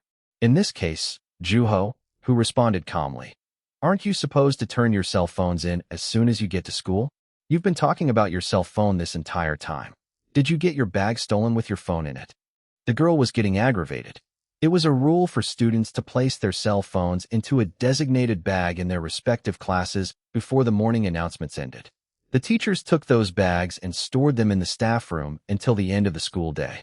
It was a rule created to prevent such accidents from the inception of the cell phone. Obviously, she wasn't the only one who didn't follow the rule. However, nobody ever caused a scene like that girl. You can't be stealing from other people. That's bad. I agree. Stealing is bad. It's also bad to falsely accuse someone for it. Her eyes lit up with anger again. Juho looked at her face to face. There were tears in her eyes, and she appeared to be quite anxious. "Sai, you know, there's a limit to making excuses. I'm sure you're anxious after losing something that belonged to you, but I'm offended that I'm being treated like the culprit. What's so wrong about that? My phone disappeared after you guys showed up. I heard that the door was open this morning. It was you guys, huh?" "Morning. Door." Juho immediately thought of someone. BOM had come to school early to leave snacks for Baron. It couldn't have been her. She didn't have what it took. Juho took a brief moment to think. As if seizing her chance, the girl raised her voice. "Hurry up and bring everyone else. Give me back my phone." Sigh. Things were back to square one. At that rate, nothing would get through her head. Juho looked around in search of someone who could calm her down. Barren girl was nowhere to be seen, and the other second years were watching from afar. Among them, Juho found someone who looked to be the girl's friend and thought, "What's this person doing standing there and watching?" So much noise. Juho heard a deep voice from behind. The bluntness in the tone sounded quite familiar. Without even having to turn around, Juho knew immediately who that voice belonged to. It was the reason why Juho was there in the first place. It was, "Barren, what's this about?" His voice resounded throughout the quiet classroom. He looked around once and then fixed his eyes on the girl with the red hairpin. She seemed to be intimidated by Barren's presence looking down at her. Juho smiled despite the atmosphere. He has got stepping up to something like this. It makes sense him being the only person drawing in a literature club, thought Juho. Barren caught him smiling at a glance and quickly guessed the purpose of his visit. "Is it your turn?" "Yes. I'm only here to ask you to write something for me." But who would have known there would be such a commotion? Barren turned to the girl. "You heard him. He's here to see me. Same for the other first years. If you were a first year, would you dare come up to the second year's floor to steal?" "That's always possible. They could have taken it while they were here." The girl snapped back at Barren, determined to stand her ground. "Oh, my lord." Barren let out a sigh, having realized that she wasn't going to listen. Triggered by his reaction, the girl asked, "Are you one of them?" "No." "Then, tell your first year to give me back my cell phone." "He said he didn't take it." "Why do you keep asking?" At Barren's response, the girl made a frustrated face as if she were the one supposed to be frustrated. Before Barren could speak out in anger, Juho asked, "Did you look under the desk?" "What do I look like, an idiot?" "Of course I looked." "Did you look in between the textbooks?" "I don't keep textbooks under my desk." "Then all the more reason to look. Inattention brings about mistakes." She scoffed at Juho. "You're not thinking about running away from this while I'm looking under the desk, are you?" Juho did consider that.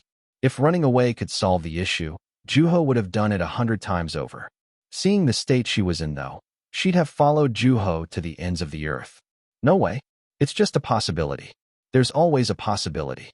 The girl frowned and snatched at Juho's wrist and dragged him to her desk. Then she shoved his other hand into the desk. She seemed certain that her phone wasn't going to be in there.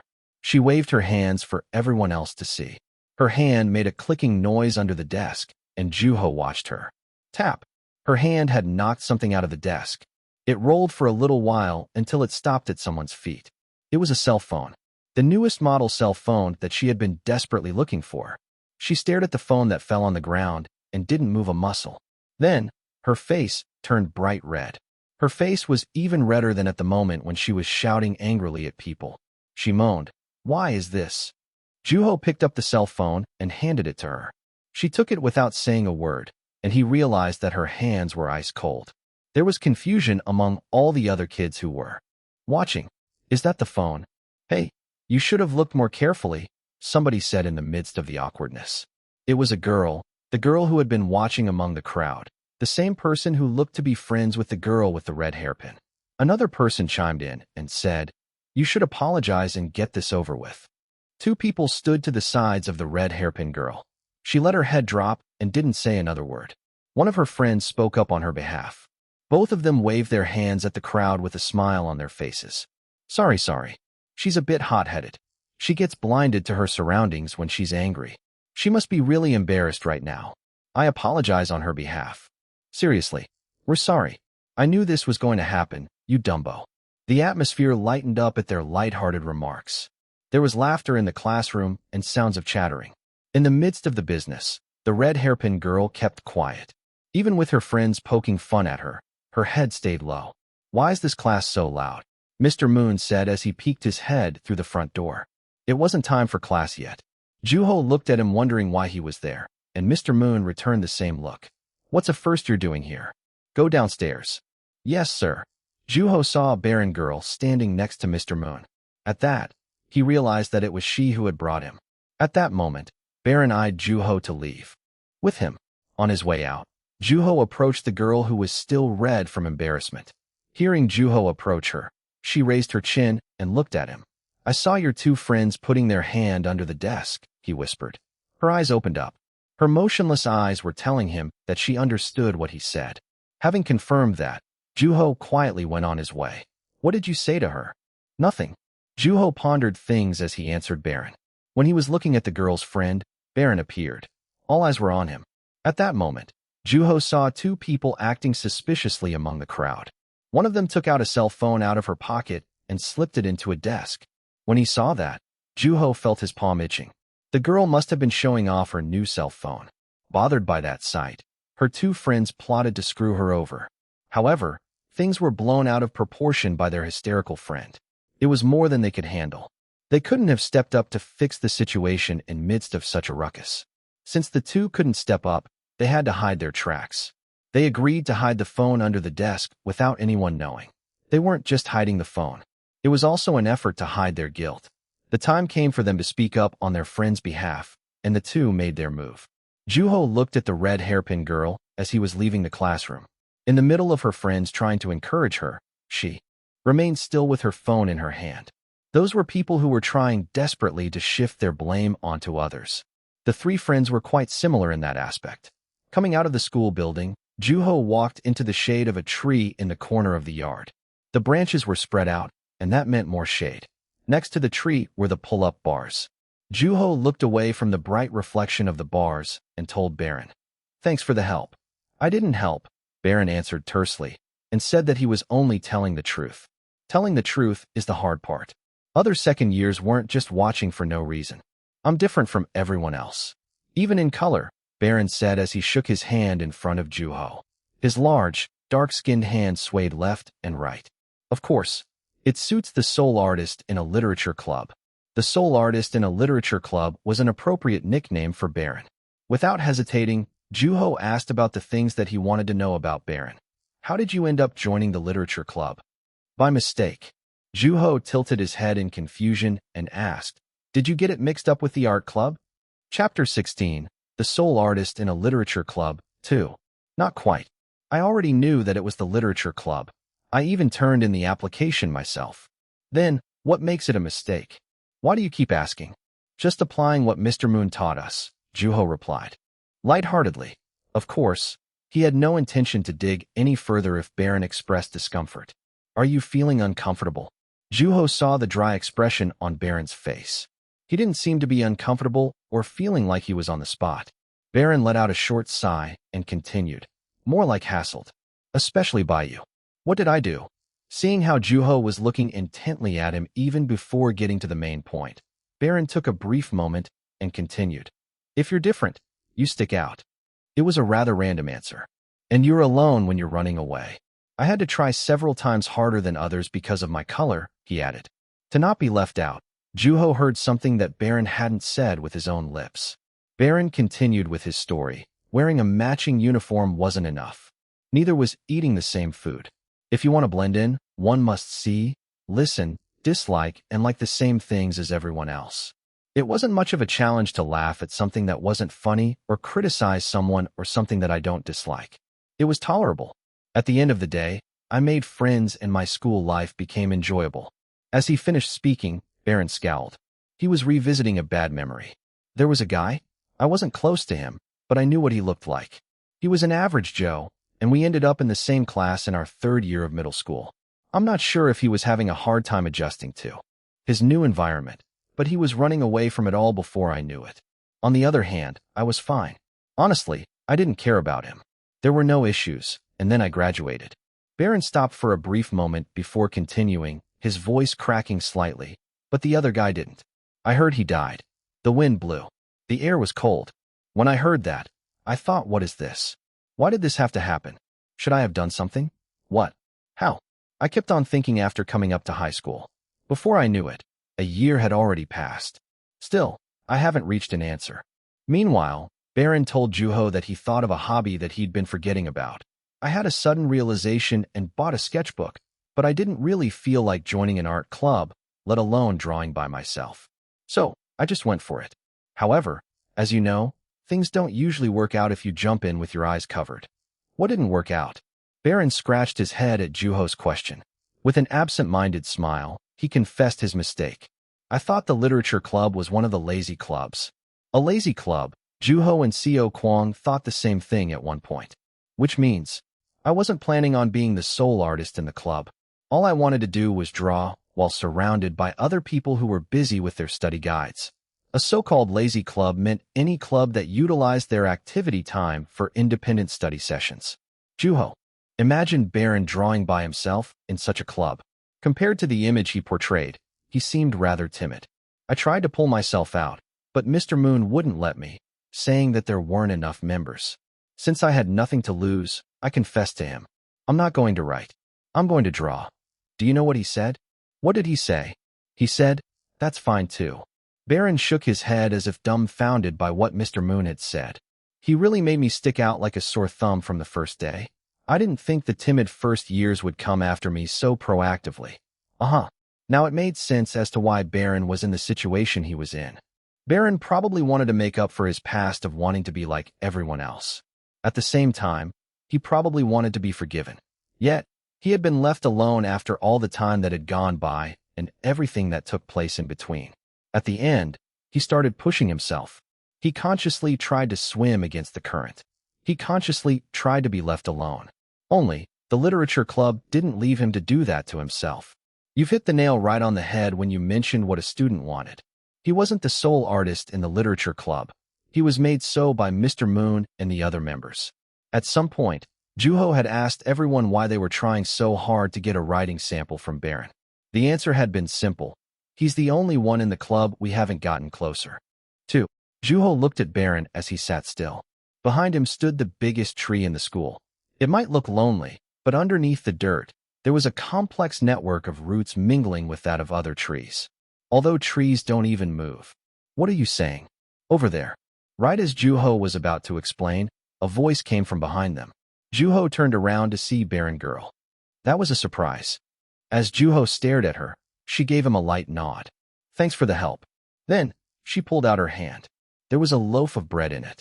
It was a piece of sponge cake from the cafeteria, the most expensive item in the shop.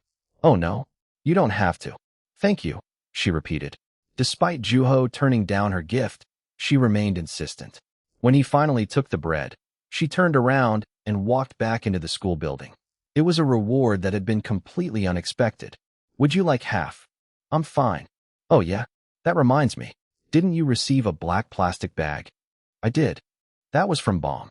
Since BOM had been knocked out of the game before CO Kwong even had time to speak, Juho spread the news for his friend. I figured, Baron answered in a low voice. Baron was confused by the first years coming after him with such gusto. Now, there was another first year in front of him who was well prepared. Juho bit a piece of his sponge cake and said, Would you like to make a bet? A bet? Baron asked that. The unexpected offer. After swallowing the cake, Juho continued. On whether or not the sponge cake girl makes a friend or not. What? Baron was flustered. It happened because of his classmate who had been randomly called the sponge cake girl. As if it were no big deal, Juho continued. Isn't that why you're paying attention to her? Because she's alone. When did I ever pay attention to her? I saw your eyes following her just now. Just as Baron was about to respond in anger, Juho raised his hand and stopped him. Let's make a bet. Let's see if the sponge cake girl makes a friend within a week. A week is kind of pushing it. There were already cliques in every class.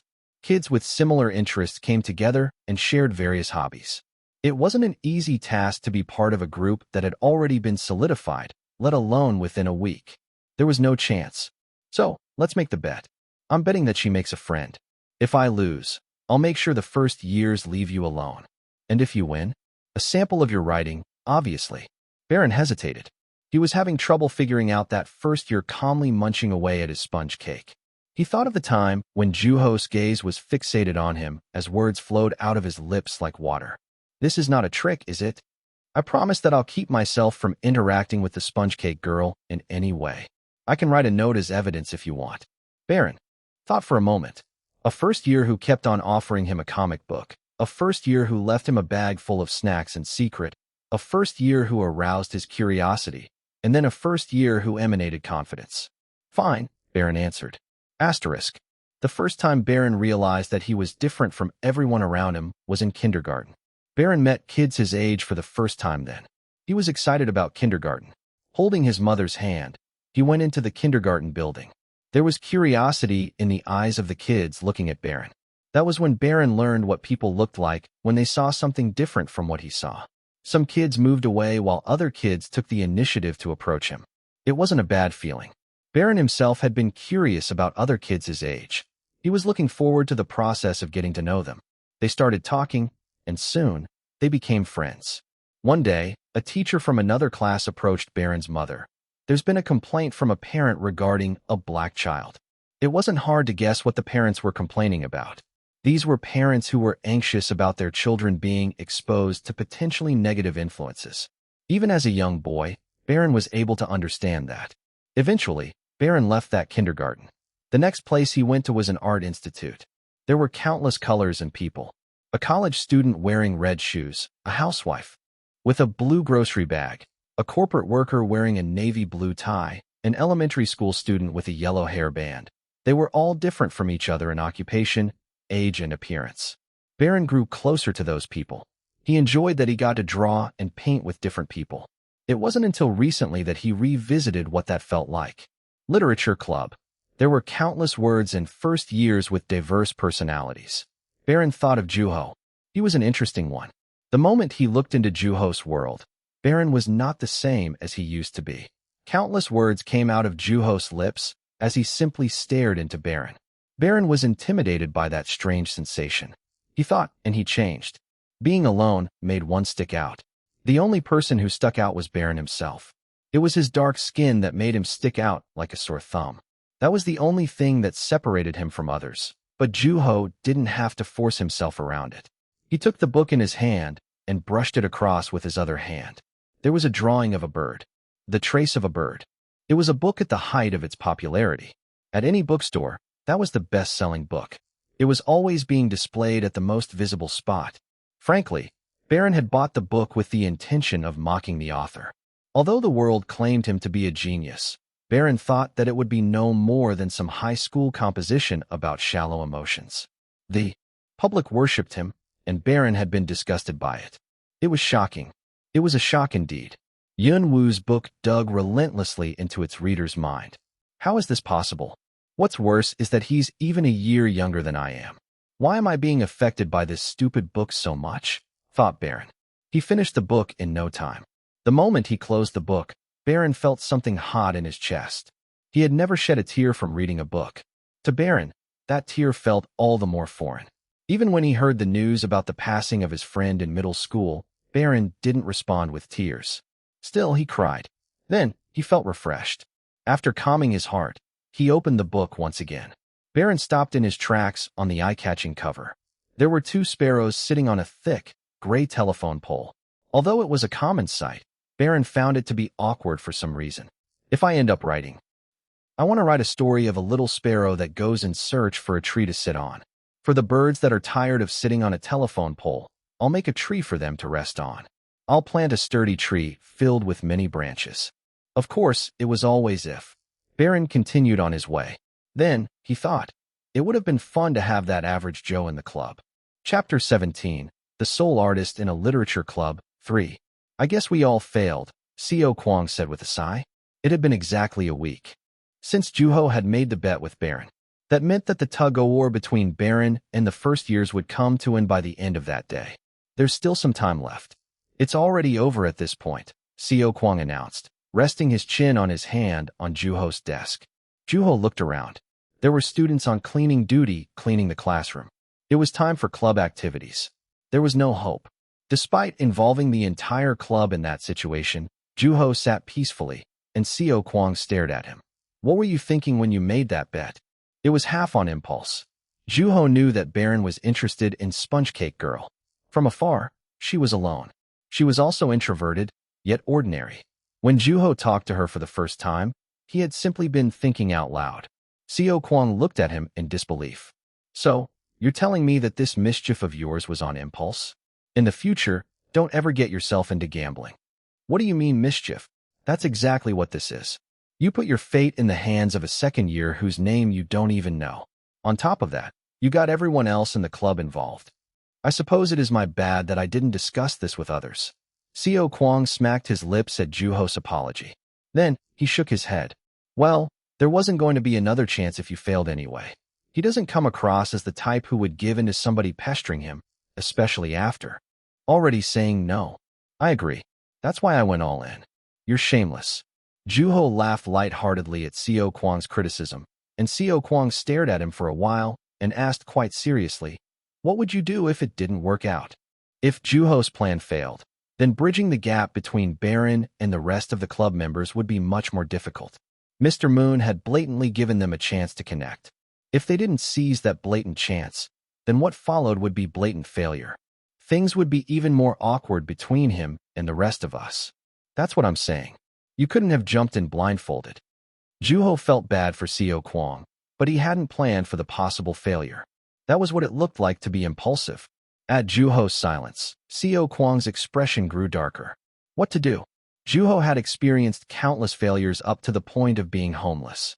He was sick of failing at something, and he had no intention of reliving such a life. That was the reason why he was pushing ahead with his impulse. You can't do anything if you're afraid of the results. There is no way to know the result of something until it reveals itself. That was especially true when it came to changing a person's heart. No matter how much one measured and calculated, they would never reach the answer. That was what made waiting such a nerve-wracking event. Nothing was certain. I can think of a plan after I fail. Juho was certain that there was going to be a way. There was nothing to get out of worrying from that point on. The plan hadn't failed yet. Besides, he had a good feeling about it. It'll work out, he kept repeating to himself. Seo Kwang sneered at him. Whatever. You owe me bread from the canteen if you fail. I'll buy you a loaf of sponge cake.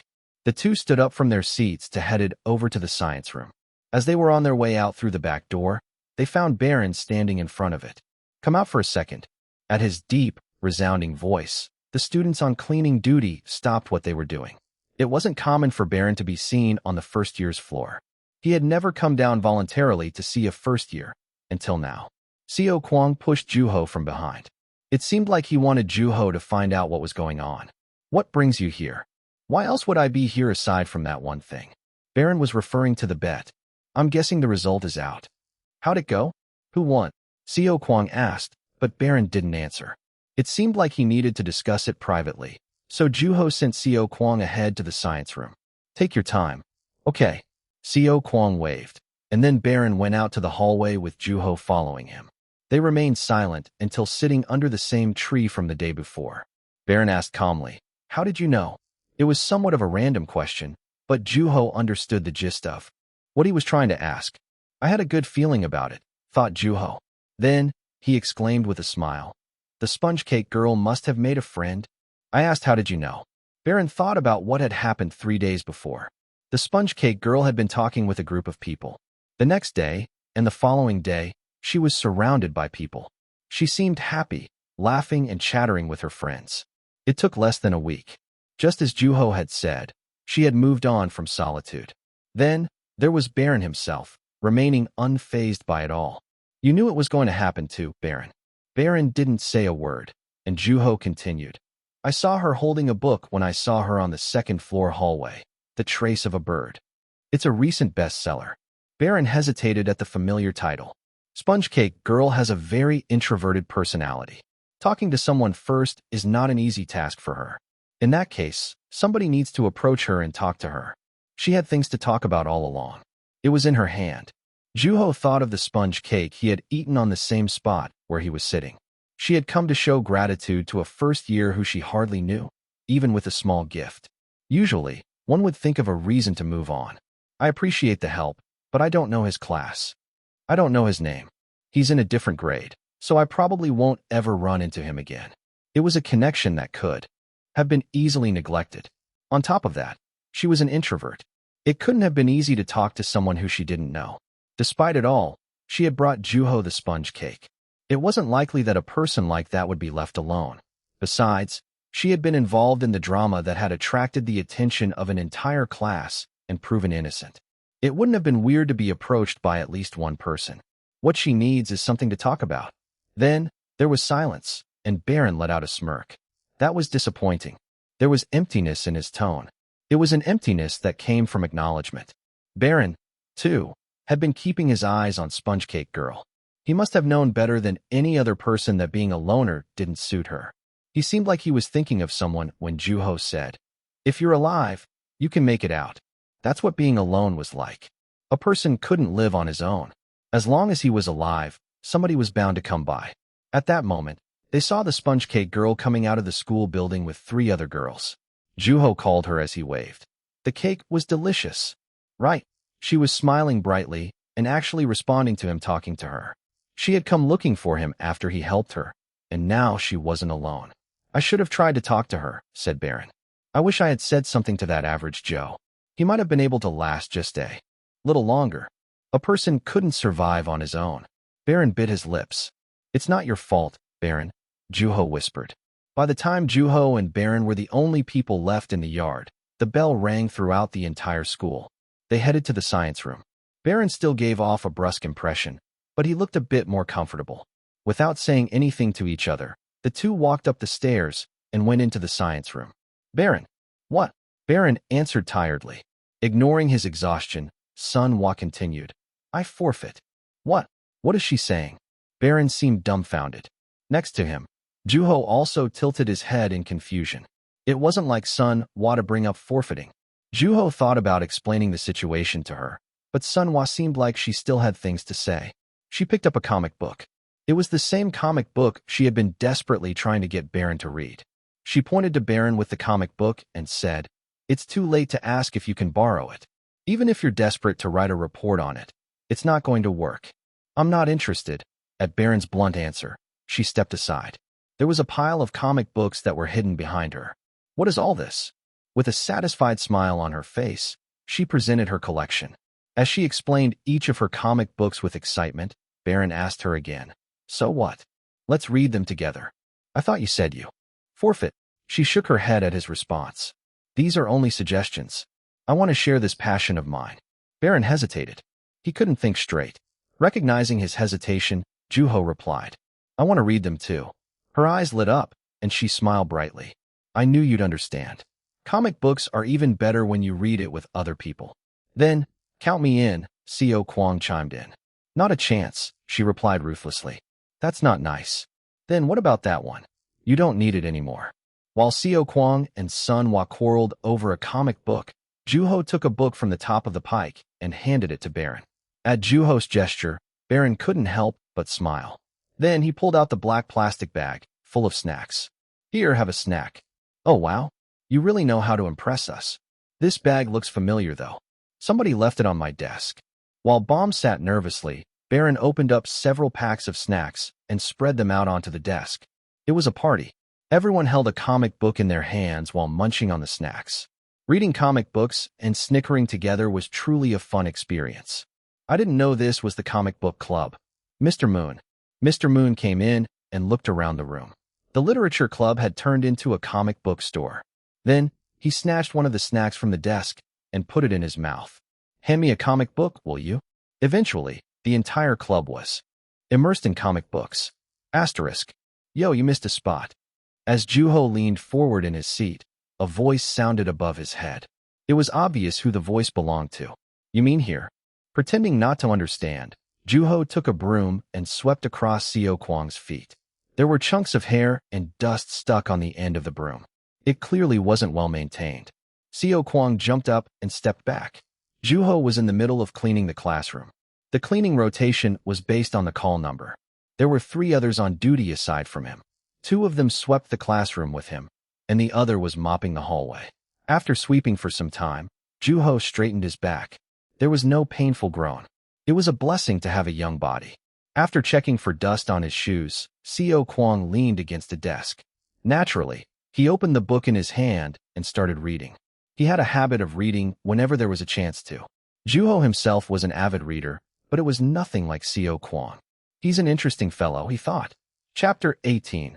Yun Woo is in our school 1. Juho wrapped up the cleaning and went out to the hallway to throw out the trash. There used to be a trash can in each classroom, but being that it was hard to maintain, they were removed by the school. Instead, the students were to use a community trash can at the end of the hallway. Standing at the front of the trash can, Juho began separating the recyclables from his trash, a pen missing its lid, an eraser about to break in half, the crumpled up school newsletter, small pieces of paper, etc. They were all found on the classroom's floor.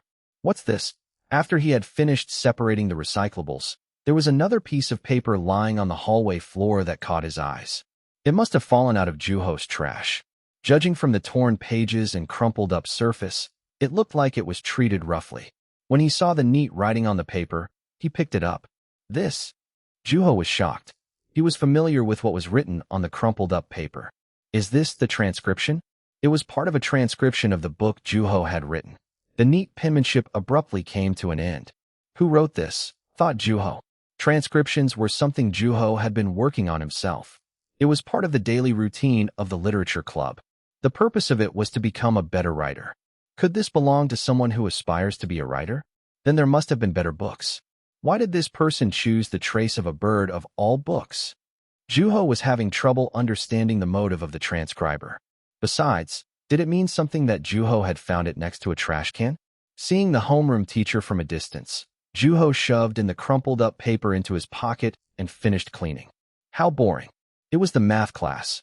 The teacher, with his lower belly bulging out, had a simple teaching method. He wrote out the equations and the process on how to solve them. Then, as a final touch, he added a short and quick explanation to what was written on the chalkboard. The math teacher was surprisingly popular among the students. It wasn't because of his friendliness or his appearance, but because of his writing and equations. With his pinky finger sticking up while using the white chalk, his handwriting was neat and consistent. His craft reached its climax when he started drawing figures on the board. His drawings were comparable to those of an art teacher. They were steady and three-dimensional. What was funny was that even the teacher himself found satisfaction in his craft on the chalkboard. After class, on his way out, he looked at what he had written and drawn and smiled in a way that he never would to his students. For some reason, Juho thought of Mr. Moon. It felt like he had figured out why the math teacher was able to come to school so consistently. While Juho was spending time looking at the chalkboard, he noticed a disturbance in the class. When he looked around, he saw a small piece of paper being passed around. They were exchanging notes. Usually, he would have ignored it, but that time was different. There was a much bigger number of people exchanging notes with one another. It wasn't just a note between two individuals. Rather, it was a note being passed around to the entire class. It seemed more like a telegram than a note at that point, and Juho became curious. What's written on that paper that has to be passed around in the middle of class? Eventually, the note reached Seo Kwang. He seemed confused about getting the note since he was reading his book on the down low, but soon, he opened it to read it. Juho stared intently at his back. His shoulders started moving up and down. Seo Kwang was quite shaken. He took his eyes off the note and looked around at his surroundings. It seemed like he was trying to find some sort of confirmation. Whenever his face passed by Juho, he could see the shock in Seo Kwang's face. What was going on? Juho tried to remember if anything had happened around that time of his life, but nothing came to him. After Seo Kwang had his moment, he quietly turned around to Juho and handed him the note. After anticipating reading it, Juho took the note without delay. For some reason, the paper was getting floppy. It must have been passed around the entire class. The moment Juho opened the floppy piece of paper, he had to stop himself from gasping out loud. The paper was filled with small letters. It read, "Yun Woo is in our school." Is my cover blown? It doesn't really seem like it, thought Juho. There wasn't much he could do in that difficult-to-understand situation. For that reason, Juho stared out the window absent-mindedly until the math teacher left the classroom with a satisfied smile. "Hey," Seo Kwang called quickly, turning to Juho as soon the class ended. With a slight determination, Juho answered, "What?" Seo Kwang responded with a serious face. "Let's go." "Go? Where?" "Where?" "To meet Yun Woo." "What?" Juho was still confused. "Where can anyone go to find Yun Woo? He's sitting right in front of you. What's happening?" "Let's hurry." The others went ahead. "Where are we going?" "What were you doing during class when the note was being passed around?" "Come on. I've heard she's in classroom 7. "I was paying attention to the lesson, of course," Juho said, although he was actually spacing out then. As he caught up to Seo Kwang hurrying his steps, Juho was slowly came to grasp things. That must mean there's another Yun Woo in this school aside from myself. In classroom 7 at that. Could it be a case of identity theft? "What did you say?" "Nothing," Seo Kwang exclaimed with excitement. "It's just as I thought, a girl." "Who?" What do you mean who? Yin Wu, obviously. What? Yin Wu's a she. Yeah, she must be really pretty. No, Yin Wu is not a girl.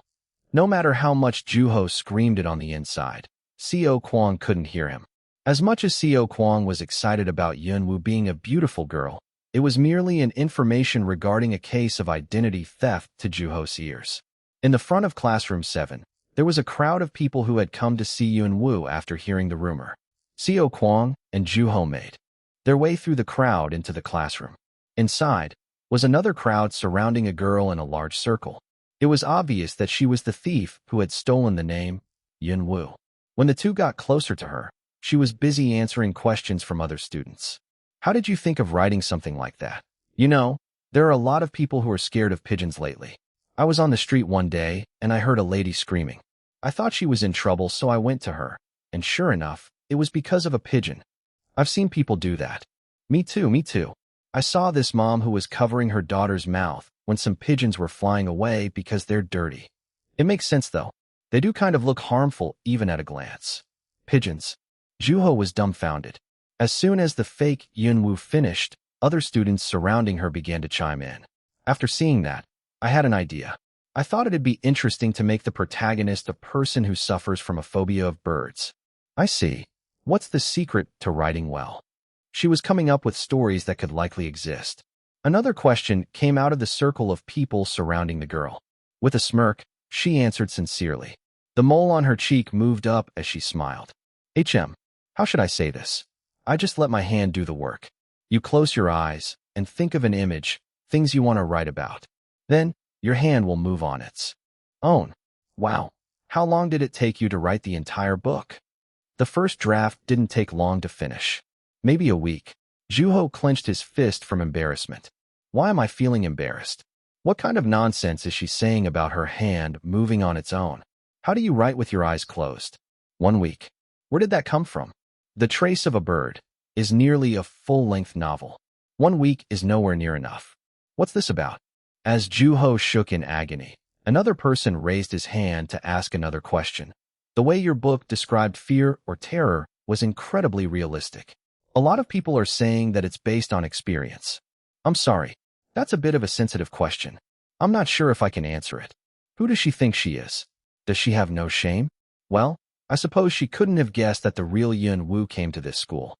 She must be acting because she's not aware that she's being watched by the real Yin Wu. That had never happened when Juho had revealed his face in the past. Yet, it was still somewhat of a familiar sight. Conversely, at that time, Juho had been the one surrounded by the crowd. Juho had spent his days in school being in the center of attention. At times, students from other schools would come visit him to find out if the rumor was true. He couldn't help but notice himself in that imposter. Still, her bluffs were getting out of hand. That was kind of unexpected. At that moment, Juho heard his friends murmur. There was a contrast in his voice from a moment ago. Yin Wu must have been quite different from what Co Kwang had imagined. Juho looked at him and asked, "What kind of person were you hoping Yin Wu to be?" Well, if you put it that way, it makes it harder for me to answer. I guess pretty. After some hesitation, he eventually answered with a joke, and Juho laughed it off without asking any further. Juho felt a little better. He looked at Yin Wu, who was the center of attention. The mole on her cheek was moving about on her face whenever she smiled. With his eyes on the girl, Juho's lips parted. "Can I ask a question too?" Yin Wu nodded and accepted Juho's request. There was confidence in her face, as if she could answer anything. To tackle the most fundamental curiosity he had, Juho asked, "You've been anonymous up to this point. Why reveal yourself now?" Everyone had been friendly to her so far. At that point, there was no use in asking her to prove that she was real. For that reason, Juho decided to take a roundabout approach. He didn't show her any hostility. Rather, he asked as if he was genuinely curious. She seemed caught off guard for a moment, but soon, she straightened her face and answered Juho's question. "I'm a little flustered myself. I didn't think my cover would get blown like this. One of my friends saw the original copy of my book. I didn't want to be a liar." "The original copy," she says. Juho reached into his pocket, and his hand caught something. A worn-out piece of paper rustled in his hand. Although he had no basis for it, Juho felt confident. "This is from her." Juho slowly pulled his hand out of his pocket. I see. You don't like to lie. Yes. You have a rough future ahead of you, Juho said to her as the sole person who knew the conclusion Yunwoo had come to. There was no benefit in borrowing that name. Having misunderstood him, she smiled innocently and said, I think it's better than being a hypocrite. If you're uncomfortable at heart, you can't write well. Wow, that's amazing. Juho thought for a moment and made her a final question. There were other students to his sides who were itching to ask her questions themselves. How does it feel to be Yunwoo? She smiled brightly and replied, Great. Chapter 19. Yunwoo is in our school too. What do you think, Mr. Moon? Sunhwa asked. What do you mean? Mr. Moon asked in response as he took his seat. Sunhwa shed some light on the latest hot topic in school. As in Yunwoo. What about him? Mr. Moon seemed to have no clue of why that name was coming up. Having assumed that Mr. Moon would already know about the matter, Sunhwa asked again in surprise. Do the teachers not know about this yet? What are you talking about? I'm talking about Yunwoo. Who doesn't know Yunwoo? Mr. Moon genuinely didn't seem to be aware that the renowned celebrity was in his class. Right as Sunhwa was about to reveal the truth, Juho intervened. Yunwoo comes to our school. What? What the? I was going to say that. Juho swiftly avoided Sunhwa's fierce glare at him, but Mr. Moon was sitting still in shock. Though he was hardly startled by anything, he was frozen in place by what he had just heard. That moment, another person stood up from his seat in disbelief. It was Baron, the two hardest people to surprise, sitting across from each other, staring out. It was quite a sight. As for Baron, he had no friends in his class who would share the news with him. It would make sense that he hadn't known until then. Judging from their reactions, it seemed like the rumor was yet to spread throughout the entire school. With a smile, Seo Kwang asked Baron, You didn't know Baron? I saw some third years coming by. Yunwoo is in this school. Yeah, she's in class 7. She's pretty. She? Yunwoo is a girl. I know. What Hong Sam said in his blog is right. Baron and Seo Kwang began to have a deep conversation about Hong Sam. Hong Sam was a famous blogger who believed Yunwoo was female. Having heard about Hong Sam earlier, Juho visited his blog one day. Along with his ridiculous opinion on Yunwoo's true identity, there were also reviews of books across various genres. Unlike Juho's expectation, there were quite a few regulars who visited his blog. Hong Sam seemed quite humorous and skilled in identifying the core message of a book. There was not a moment of boredom. Even Juho purchased a book at some point after having read his blog, so that proved it. Listening to Baron and Seo Kwang's conversation, Juho quietly nodded. Ignoring the boys, Sunhwa continued with her story about Yunwoo from Mr. Moon. She sounded like an artist when she talked. Apparently, once she closes her eyes and feels her inspiration, her hand writes on its own. Isn't that fascinating? I'm telling you, she's a genius. She was surrounded by other students the entire day. Even so, she answered every question without showing any sign of fatigue. Mr. Moon groaned vaguely at Sunhwa's and Bomp's words. His expression was similar to Seo Kwang's when he had gone over to see Yunwoo. Why wouldn't Yunwoo join the literature club? She's a novelist, Sunhwa said. Then, Juho replied, Well, just because someone is a novelist doesn't mean that person has to be a part of the literature club. Maybe Yunwoo wants to experience other things because she's already a novelist. I guess so. I don't know if I'd feel comfortable if Yunwoo was part of the club. How so? Isn't it obvious? It's shameful to try to write something in front of a professional. Besides, we're the same age. After a brief silence, Juho's mouth opened. Shameful? Well, it's just embarrassing. It's like holding a candle to the sun. Is that right? All right, enough chit-chat. Mr. Moon clapped his hands and calmed the excitement. For a while, the literature club had been focusing on improving vocabulary and transcription. The members had been harvesting words from the sea, land, their respective homes, and streets. We're going to be using our bodies today, so let's move the desks. They acted according to Mr. Moon's instruction. They separated the two rectangular desks that were next to each other and lined them up into a single row. The 5 sat on one side of a desk, while Mr. Moon remained on the other side on his own. It looked like Mr. Moon was being interviewed for a job. He took out a notebook he had brought with him and continued with his instructions. In this notebook, you will find various words. One person has to explain the word I show him or her, and the rest of you have to guess. Is this a quiz? Juho had seen another quiz of a similar format on the TV, so Mr. Moon explained the difference between that class and the TV show. There is no time limit. Make sure you focus more on explaining than guessing the correct answer. We have a lot of time, so take your time observing your surroundings. Explain as if you were listing the characteristics of the object. You'll get it as we go on. It was still confusing. Seo Kwang was called first because he was sitting on the leftmost side of the desk. Since Mr. Moon said that everyone would have a turn, Juho was made last. Mr. Moon stood behind the members who were sitting and revealed the word on his notebook to Seo Kwang. It really felt like the speed quiz on TV. Seo Kwang hesitated for a brief moment when he saw the word, but soon stammered his way through. Although there was no time limit, he started speaking faster and faster. So this. It's an image of a city. The first thing that comes to mind when you think of a city. Fanciness. Bright lights. Sunwa was blurting out whatever she could think of, but Seo Kwang shook his head. It's far from fanciness. Opposite, in fact. It melts under heat. Also, it cracks when it gets old. Most things melt under heat and crack with age. Ignoring Juho, Seo Kwang continued. In literature, they use this word to portray something bad about a city. Gray. It's gray. It's used in construction, and you can find them in residential areas. They use this for building streets, and if you fall on it, you'll hurt your knee. Maybe it's usually mixed with a few other things. It's gray. It was still unclear what Seo Kwang was describing. Still, everyone had an idea. Sunwa exclaimed, concrete. Correct.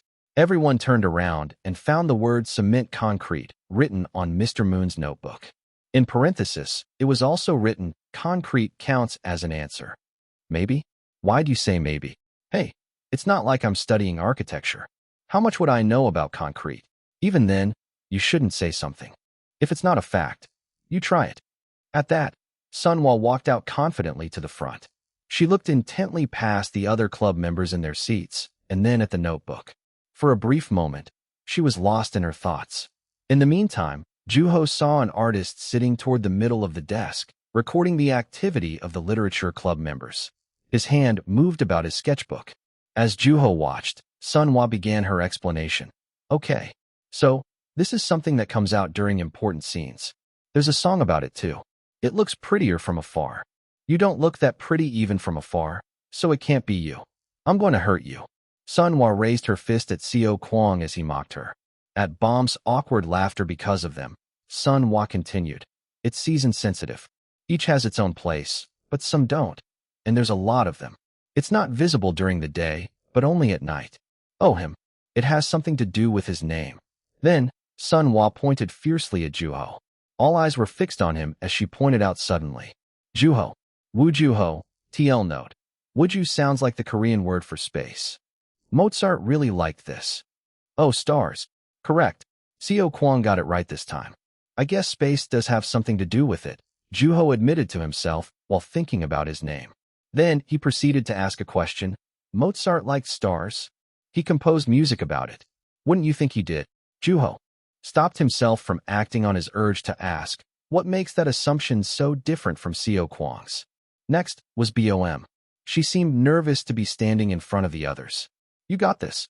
Sunwa cheered for her while shaking her arms. Seo Kwang joined in by shaking his hand at her. Juho, too, clapped gently as a means of encouragement. As soon as she saw her word, Boom started talking. It's delicious. It's usually for dessert, and everyone sits around it. And some don't have seeds. Watermelon. At seedless, Sunwa had thought of watermelon, but it wasn't the right answer. BOM gently waved her hand in denial and continued. You can get drunk from it if you drink it. It can be made into candy or a poem. You don't eat the peel or the seeds. You don't eat the peel? Is it an orange? Really? You get drunk from drinking an orange.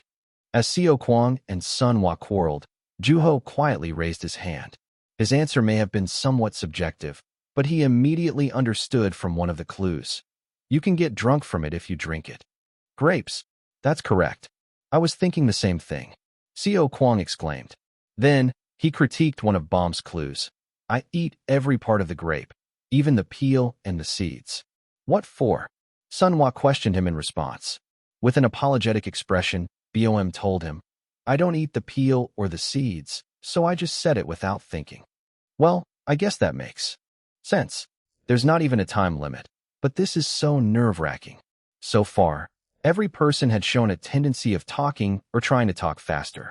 Everyone was getting anxious because they felt like they were competing in a quiz show. I guess I'm next, Juho said as he stood up from his seat. From the front, he faced Mr. Moon holding his notebook. It really was like a quiz show. Juho's eyes met with Mr. Moon's. Without hesitating, he turned the page. The word snake was written on the notebook, and he took a moment to think. Snake, snake. Juho immediately thought of the snake wine, but quickly moved on to a different image. He wasn't old enough to be thinking about such a thing. This has no fins, wings, or legs, but it lives in both the water and the desert. It's known to be poisonous. It's very seductive, but even if you give in to its charm, you won't end up taking off your clothes. That's so suggestive. Having shouted such a thing, Seo Kwang was left with no choice but to face Sun Hua and her pitiful glare. It signifies wisdom and medicine, and it has hundreds of ribs. It's the only reptile among 12 animals, and it won 6th place in Gyeongju. That was more than enough, and the three answered simultaneously, snake. Correct, Juho told everyone. Then, he quietly returned to his seat. Looking at him, Seo Kwang thought to himself, he's good. Having been training his vocabulary so far, Seo Kwang could only acknowledge the skill Juho possessed. Juho excelled in language. Sun Hua and Bom were both competent, but Juho was on a different level. He had the cognitive skills, but there was something about him that set him apart. At that moment, Bom asked Seo Kwang, I've been thinking this since last week, but doesn't Juho speak really comfortably? Yeah. Seo Kwang agreed with her enthusiastically, and Bom was slightly taken aback by such passionate response. We're running out of breath as is, but there's no hesitation in his speech. That's not fair. Sun Hua and Seo Kwang glared at Juho. Even if they were to complain, he had nothing to say in response. He stared into the ceiling and, choosing to mumble through his words, he said, Maybe it's because I like snake wine? Chapter 20. Yun Wu is in our school 3. As time passed, the rumor about Yun Wu spread widely. Countless people, regardless of their year, had been coming in and out of Class 7, and Yun Wu was always in the middle of a crowd. Everyone's attention was on her. Even in places where she wasn't physically present, there were always people talking of Yun Wu, and it was no different in Juho's class. I told my mom, but she wouldn't believe me. I told her that the entire school knows about it, but she just completely made a fool out of me. Really? My sister gave me her book to get it autographed. I got myself a fried chicken dinner out of that deal. Lucky. I was going to take a picture of her, but she said no. She wouldn't let you take a picture? I didn't turn in my phone so I could take a picture of her later. I don't know. In some sense, that massive level of attention toward Yun Wu was a natural response. Yun Wu was an author who had the record of being both the youngest to win the publishing contest and debut into the literary world. Once an anonymous genius revealed his or her identity, people were bound to want to see them in person, even from afar. That girl was within a reachable proximity of her fans, who were also her fellow students. It made sense that she was receiving so much attention.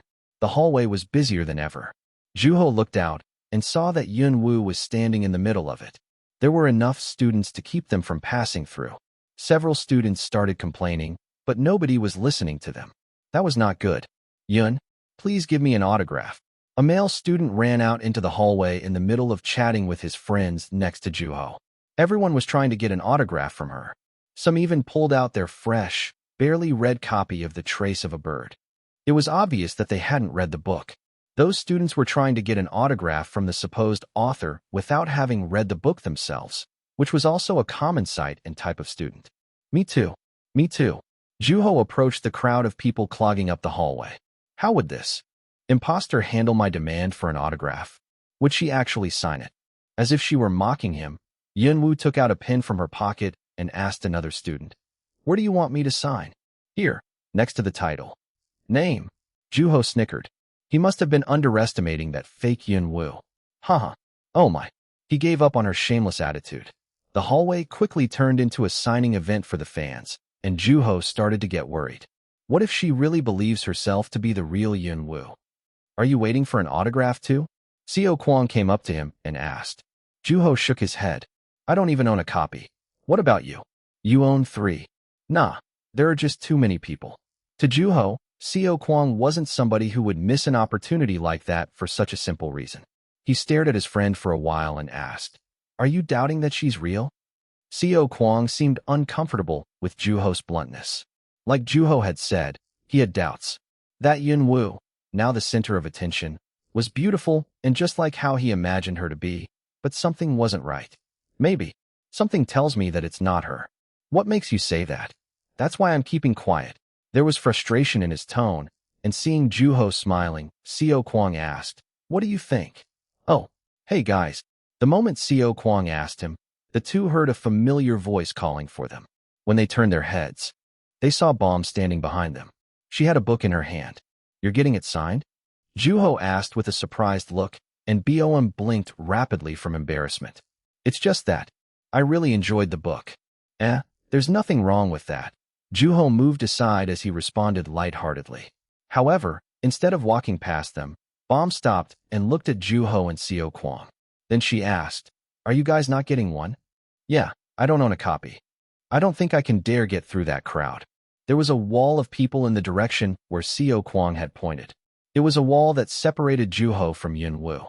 Bom hesitated for a moment and soon shook her head. "I don't think I can either. I'll pass." "Huh? Are you sure? I can help if you need it." "It's okay. I'm not necessarily a fan of the author," Bomb said as she embraced her book. At her response, Seo Kwang approached her with a bright smile. "That's unexpected. I thought you wouldn't be into novels because you only read comic books with Sun Hwa. What are you reading? What genre? What did you read most recently? Do you have a favorite author? Do you prefer foreign novels or Korean novels?" Bom was getting overwhelmed by the barrage of questions, but soon stammered her way through. Finding the sight amusing, Juho watched them. Because of her timid personality and the fact that she was mostly around Sun Hwa, there were hardly any opportunities to strike a direct conversation with her. I don't read a whole lot, but I do have a few that I really like." So you're the type who reads a book over and over once you get really into it." That's good too." Seo Kwang nodded enthusiastically. He and Bom seemed to be talking casually at first, but now he was pushing for his one-sided book suggestions. Seeing how Bom didn't seem annoyed by it, Juho didn't do anything to stop his friend. Seo Kwang had a tactful personality himself, so he would have stopped if Bomb looked uncomfortable. Juho redirected his attention to Yun Woo. A girl was asking for an autograph. "Could you write something next to your signature too?" "You want me to write something?" "Yeah, like a special note. It would bump up the value of the book." Yun Woo had been signing with a smile on her face so far, but for the first time, there was a change in her expression. It was subtle, but it was clearly noticeable to him. The girl who requested for a special note began to grow impatient and hurried Yun Woo. Then, Yun Woo quickly changed her tone and responded angrily. "What's a book to you?" If the value of a book is determined by the signature of a celebrity author or a special note, then my writing has no purpose. A book is precious on its own." The hallway grew quieter. There were sounds of people whispering. The girl who made the special request was flushing from being humiliated in front of the crowd, but Yun Woo pushed on. "You're planning on selling this on the internet, aren't you? I'm offended that you're asking for a special favor without even telling me your name. What are you talking about?" Although the girl was denying it, Yun Woo kept a stern look. As for the crowd who had been watching, it was obvious whose side they were going to take. Nobody wanted to be enemies with a person who had something to offer, especially when there was something to be gained from that person. Besides, it was already suspicious enough that the girl wasn't giving her name. To Juho, however, there was little to no difference between those two girls. A purpose to write. Only a person who actually writes can make that statement convincing. Lunchtime came, and everyone rushed toward the cafeteria. The sound of rumbling footsteps resounded in the hallway. Usually, Juho and Seo Kwang would head over to the cafeteria after the crowd had passed their classroom, but that day was different. There was a place to be. Juho stood up from his seat. Since he had already given Seo Kwang a notice, Seo Kwang went on to the cafeteria along all the other students. He had a skill of getting along with just about anyone. However, outside of a certain group, he didn't mention anything about books. After all, a book-loving high school student was a rare find. Juho opened the door and walked into Class 7. Just like he had done in the past, Yun Woo was sitting alone in the classroom. It had been the only time of the day that Juho had gotten to be alone. Are you alone? Yes, Yunwoo replied gently. Intentionally, Juho responded with a mean attitude. Nothing's more important than food. No matter how big of a fan, he thought. Why are you here? She asked. There was a subtle edge in her tone, and Juho stood next to her seat. Yunwoo looked up to him and asked again, Are you here to see me? Juho nodded lightly. I'm here to meet Yunwoo. Why? I have something to give you. I guess Yunwoo came before food in your mind. Juho responded calmly. I already ate, although it was bread instead of rice. Yunwoo frowned at him and then changed the subject. So, what is it that you wanted to give me? Actually, I have something to tell you before that. As if she had been expecting it, she looked intently at him, and Juho continued without hesitation. I think you should be mindful of giving autographs in the hallway. What? Yunwoo asked. It wasn't what she had expected. It makes it difficult for others to pass through if there's a crowd of people blocking the way. I think you need to be mindful of that. Yunwoo spaced out for a moment, but she soon came to her senses and responded, I see. You're right. I didn't think about that. I'll be careful from now on. Oh, this is something I heard from another person. Is it true that you're close to other famous authors? After circulating through the school for a while, the rumors she had started eventually reached him. One of them was that Yunwoo let her fans talk on the phone with other authors. Yes, it's true. Why? Do you have an author you like? Of course. As ordinary as I am, I'm part of the literature club. Ah, you're in the literature club. So who do you like? She appeared confident. If I tell you, would you let me talk to the author on the phone? If I know the person. But being an author is an incredibly busy job, so I hope you know that they might not be able to answer. Of course, Juho understood her attitude. It was such a cop-out answer. That's fine then. I don't want to bother someone when they're busy either. Thanks for understanding. He decided to ask her one more question before handing her what he had brought. He personally wanted to hear her answer while the real Yunwoo came face to face with the imposter. There could be something worth noting, so he listened carefully. How are you planning on writing the sequel? A sequel? She seemed confused by the seemingly random question about a sequel. The book hadn't even been out that long. As usual, however, she gave an adequate answer. I'm not sure yet. I do have a few ideas in mind. What are they? That's it. Juho took the initiative before she had a chance to remain discreet. I'll keep it a secret. So just tell me. What? She became flustered, unlike with her usual, shamelessly confident attitude. Juho was also caught by surprise by the unexpected reaction. You seem flustered. Well, it's just that you were asking so intently. I was. Juho had seen worse. She hadn't been flustered like that back then. Her reaction raised a question in his mind. Why is she so flustered? What is she flustered by? Secret. What? The thing I asked you to tell me? While staring at her face, Juho replayed what he had just said to her. I'll keep it a secret. A secret. The meaning of the word was startling her. It tore down her shamelessness and shook her. There was a rustling sound in Juho's pocket. Uh-huh. Did your friend say the same thing? My friend. Juho took the paper out of his pocket. The friend who found this transcription. Once she took the paper from him, her face turned pale. Chapter 21. Yunwoo is in our school for transcription? That's the original draft, the imposter insisted. She was probably planning on responding calmly, but she had made a mistake. Juho continued while smiling. I guess you did write it. The imposter became flustered by his words. She finally realized that she had made a mistake, and an implicit sense of anxiety came upon her like a wave. No, it's not over yet. The girl tried desperately to think of a way to escape that situation. Juho continued as if he were trying to comfort her. To someone who isn't familiar with transcribing, they might think that this was the original. Unless you're an enthusiast or an aspiring writer, you wouldn't come to think about copying a book. I told you, this is the original. And I told you, I'm in the literature club. The girl clenched her hands tightly under her desk, and they were turning pale. If he really was in the literature club, he would know. He would know that an original couldn't be that sloppy. He would know that a book couldn't be written from scribbles on a cheap notebook, with no traces of endless anguish and editing on its pages. Still, she kept on. I'm not sure what you're trying to say, but if you're going to be unreasonable, you should leave. No, I will. The girl stood up, rattling her seat. Even then, Juho was still looking down from above. Her pride hurt from having to look up from below. He blocked her on her way out, and she grimaced at him. Her composure was already lost. Juho replayed the events from a moment ago. Along with a crowd blocking the hallway and students keeping their cell phones to take pictures, the students had been impacted by Yunwoo in many other ways. It was only going to get worse. Besides, the imposter standing in front of him didn't seem all that happy anymore. For the first time, someone had cast doubt on her. It was a first-hand experience. Though every person seemed to be worshipping her at the moment, it was certain that there were others who doubted her underneath the surface. It was just that for Seo Kwang and Mr. Moon. The longer she stayed as Yunwoo, the more people's doubts would eventually rise to the surface to suffocate her. Juho looked up to the ceiling for a brief moment and thought, "It's probably best for everyone else if I stop her now." He moved aside and let her through. As she walked past him, Juho said, "It was a lie that wasn't going to last from the get-go."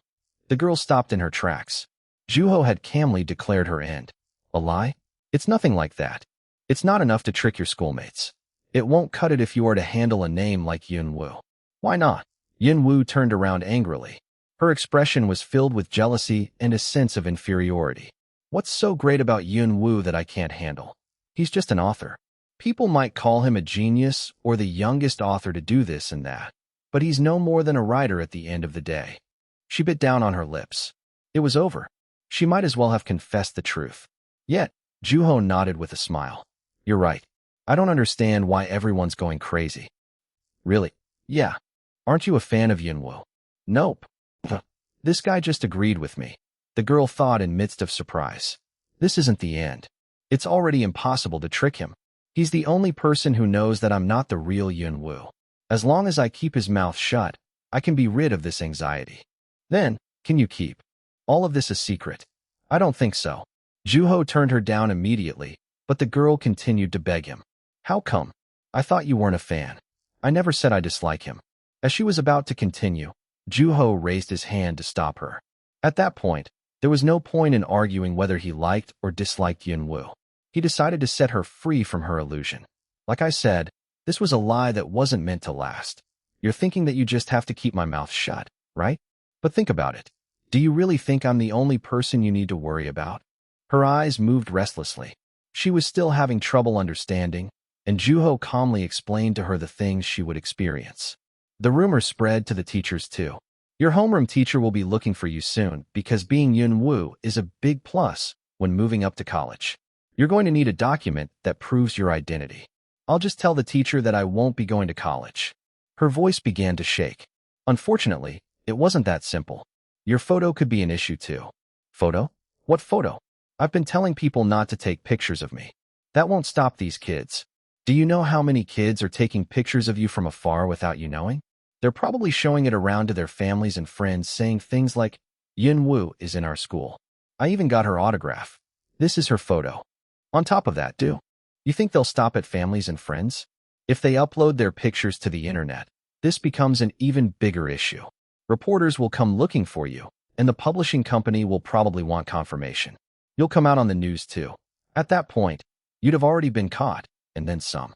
A female fellow high school student who impersonated Yunwoo. "I just wanted to be Yunwoo." Her face grew more and more pale. "No way. That's not true. Yunwoo is a celebrity already. On top of that, he's staying anonymous and refuses every single interview. The reporters are probably dying to talk to him. If your identity becomes known, these people will be in a race to get to you first." Juho wasn't merely trying to intimidate the girl. The name carried real weight and significance in reality. Having just understood the weight of her predicament, the girl trembled in fear. "So, you should stop while you can. Your teacher hasn't called for you yet. You haven't had a reporter wanting to interview you either." "How can I?" Lowering her head, the girl screamed desperately. "How can I confess? What would happen to me if I tell everyone that I was a fake all along? It's probably going to be a tad embarrassing." A tad. She was writhing in despair. Being a genius was fascinating. He or she had left behind a beautiful piece of work and received praise from all over. The girl wanted to be a genius like that. One day, Yunwoo suddenly came into existence. Simply put, he was a genius. His work was innocent and pure. Before she knew, she had been captivated by it. Then the girl began to transcribe his book. She had copied everything that could be found in his book onto her cheap notebook. It was hard to believe that her and Yunwoo were the same age. How could they be so different? She was swept into a storm that made her feel inferior and loathsome. So, she ripped up her notebook. She didn't want to live any longer. It was a coincidence that her friend had found her notebook. No, she had actually hoped for it to happen.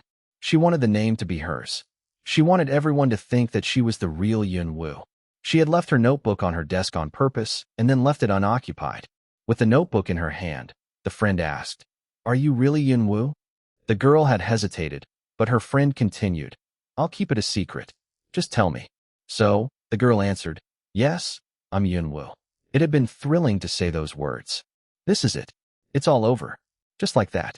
It had felt so good, but it was all over. The life she knew had crumbled away. It was a disaster. Her hair covered her face as her head lowered itself. It felt like she was surrounded by darkness. It was suffocating. Nobody could live like that. She wanted to jump off the school building. She wanted to run away. She wanted to end her life. Ha! Laughter.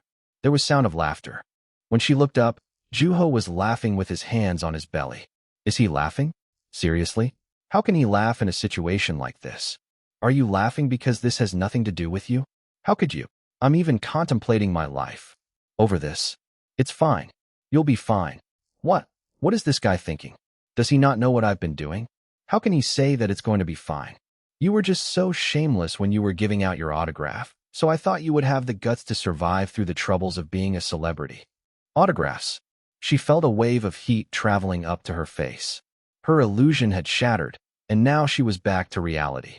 A chaotic storm of shame and humiliation had overcome her mind. I can't tell the truth. I just want to die. As if he were able to see the state of her heart, Juho said. You know that it only gets worse the longer you stall, right? I don't know. I don't care. Juho continued through her confusion. Would you like to know why you weren't able to handle living as Yunwoo? What are you talking about? She was already aware of the truth. She didn't need to be told that she wasn't a genius. She didn't want to be. It's because it wasn't your name. It wasn't my name? She asked again, caught off guard by Juho's answer. Yes, he affirmed. It's folly to live under another person's name. Folly. Do you really want to take your own life over? Something like that. Folly, she muttered after Juho. Folly. Living under another person's name. His words were floating around in her thoughts. Something felt quite empty. At the same time, she felt her burden had lightened. What is this? Was I burdened by something? Her mouth hung idiotically, and Juho laughed again at the sight. Well, you might have to reimburse a handful of people who got their books signed. Oh, and you should expect some people wanting to beat you at night. You might even have nightmares about it. You did do something that was rather stupid. Stupid. Nothing had been solved. If anything, her life was now full of things to make up for. There was not a single piece of good news. I've been stupid all along. Ha ha. She laughed simply, like an idiot. Asterisk. Mr. Moon went into the classroom to begin his lesson. Class 7. It was the class Yunwoo was in, supposedly. As usual, he opened his book and began his lesson. On the other hand, he was looking around the classroom. Frankly, he was looking at one particular student, Ina Jiang. She was the student who was supposedly known as Yunwoo. The mole on her cheek made her stand out among the others. As if she had been told a joke before class, she had been snickering throughout the lesson. The mole on her cheek moved up and down as she did. Mr. Moon called out a student to wake him up from the after-lunch slumber. Then, he asked him to answer a question from the textbook. After some thought, he answered with a mischievous smile, Mr. M, I don't know what the answer is. You should ask Yunwoo. Though he wasn't intending on it at first, Mr. Moon turned his eyes to Ina. He was curious about how she would respond. After thinking for a brief moment, she stood up. I'm not Yunwoo. There was silence. Even the students who were laughing at first began to grasp the situation one by one. Ina continued, I'm not Yunwoo. She wasn't crying or smiling. She confessed as if she were sharing a fact. The real Yunwoo is probably somebody like that guy. Somebody who can change a person's heart in the blink of an eye. Juho Woo was it? Ina thought as she looked around. The students were dumbfounded. Some were fiercely glaring at her, as if they had suspected it. There was chaos in the classroom. Ina clenched her fists and stood still. She didn't want to run away from that. You're a psycho. One student said. Ina remembered her. It was the student who had asked for a special note. Psycho. Idiot. Potato. What? Ina decided to stop her foolishness.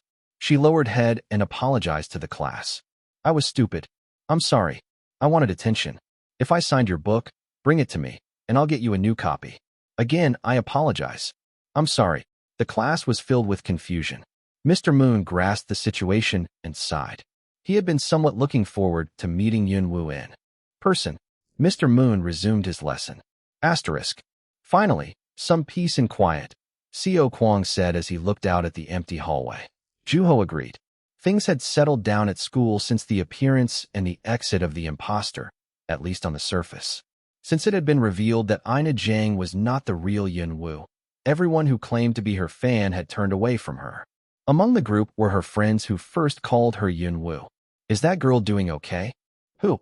You know, the imposter. Ina Jiang was it. Why do you ask me? Co Kwang asked back with a confused look on his face. Didn't you go to class 7 during lunch? What makes you think that? Juho asked curiously, blinking his eyes in surprise. She confessed in front of her class right after you disappeared during lunch. I thought you had something to do with it. I think you need to base your thoughts on something more solid. I had a feeling, to be frank. It wasn't you, though. Though he described his thought to be a mere feeling, Co Kwang was getting a strong impression that Juho was somehow involved.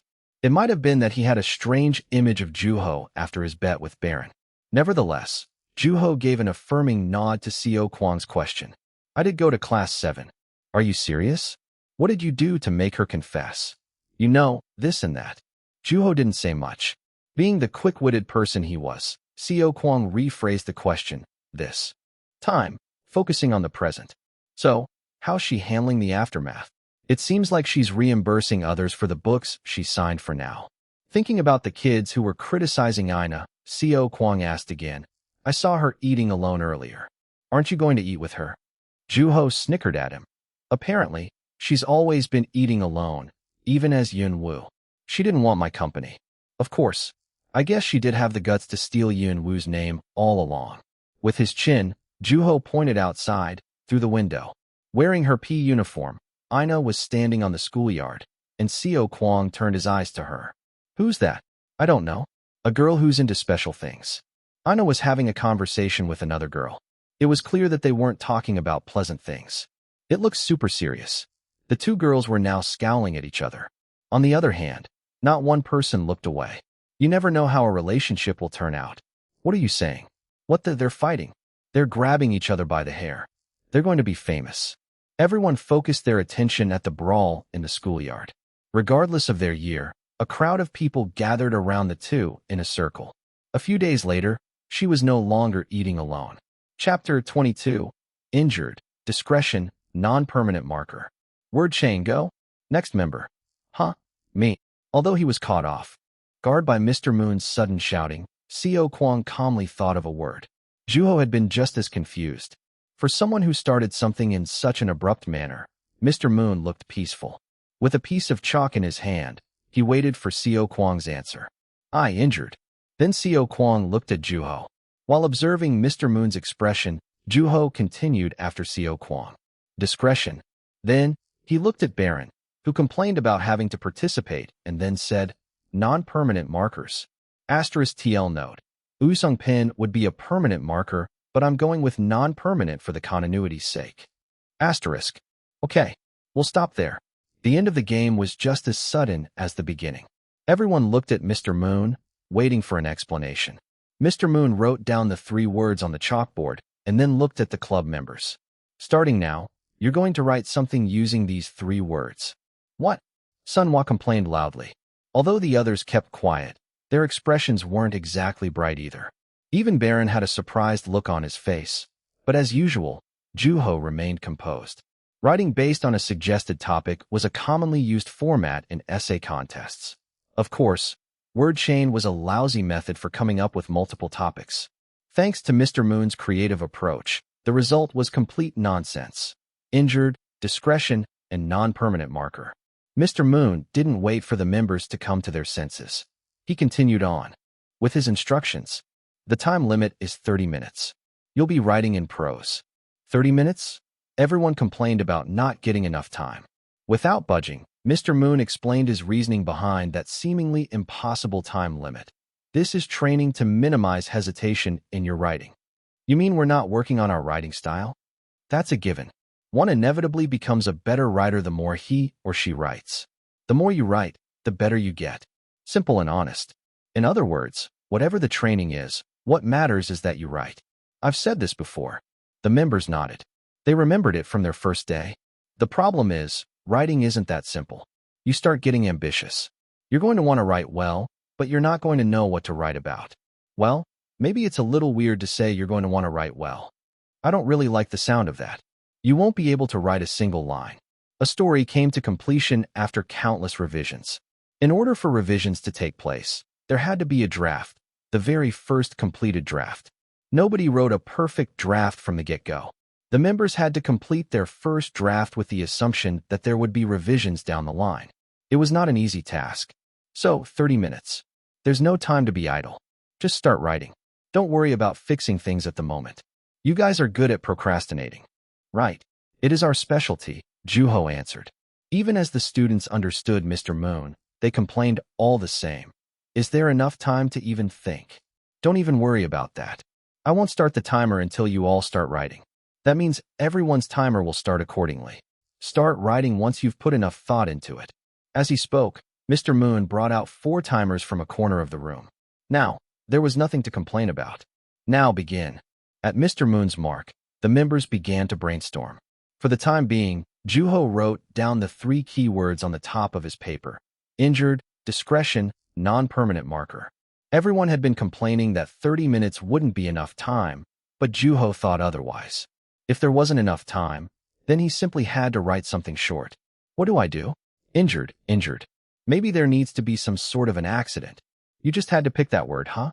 Sun Hwa said to Seo Kwang as he frantically repeated the same word to himself. I think it's better than non-permanent marker. What did you say? Nothing, Baron. As she struggled, Sun Hwa moved her eyes restlessly like she had thought of something. She had thought of a girl who had been stranded. She wanted to write a story about her escape in search of freedom or discretion. Injured. What if the story takes place in a hospital? The only word left is the non-permanent marker. Non-permanent. Non-permanent marker. A girl trapped in a hospital and a non-permanent marker. After a brief moment of thought, Sun Hwa started writing as if she had given up thinking any further. I'm sure things will come as I write, she thought. Her timer started ticking. Bom hurried as she watched Sun Hwa. Struggling to come up with an idea, she looked around the room just as Mr. Moon had previously taught. That moment, her eyes stopped at Baron's sketchbook.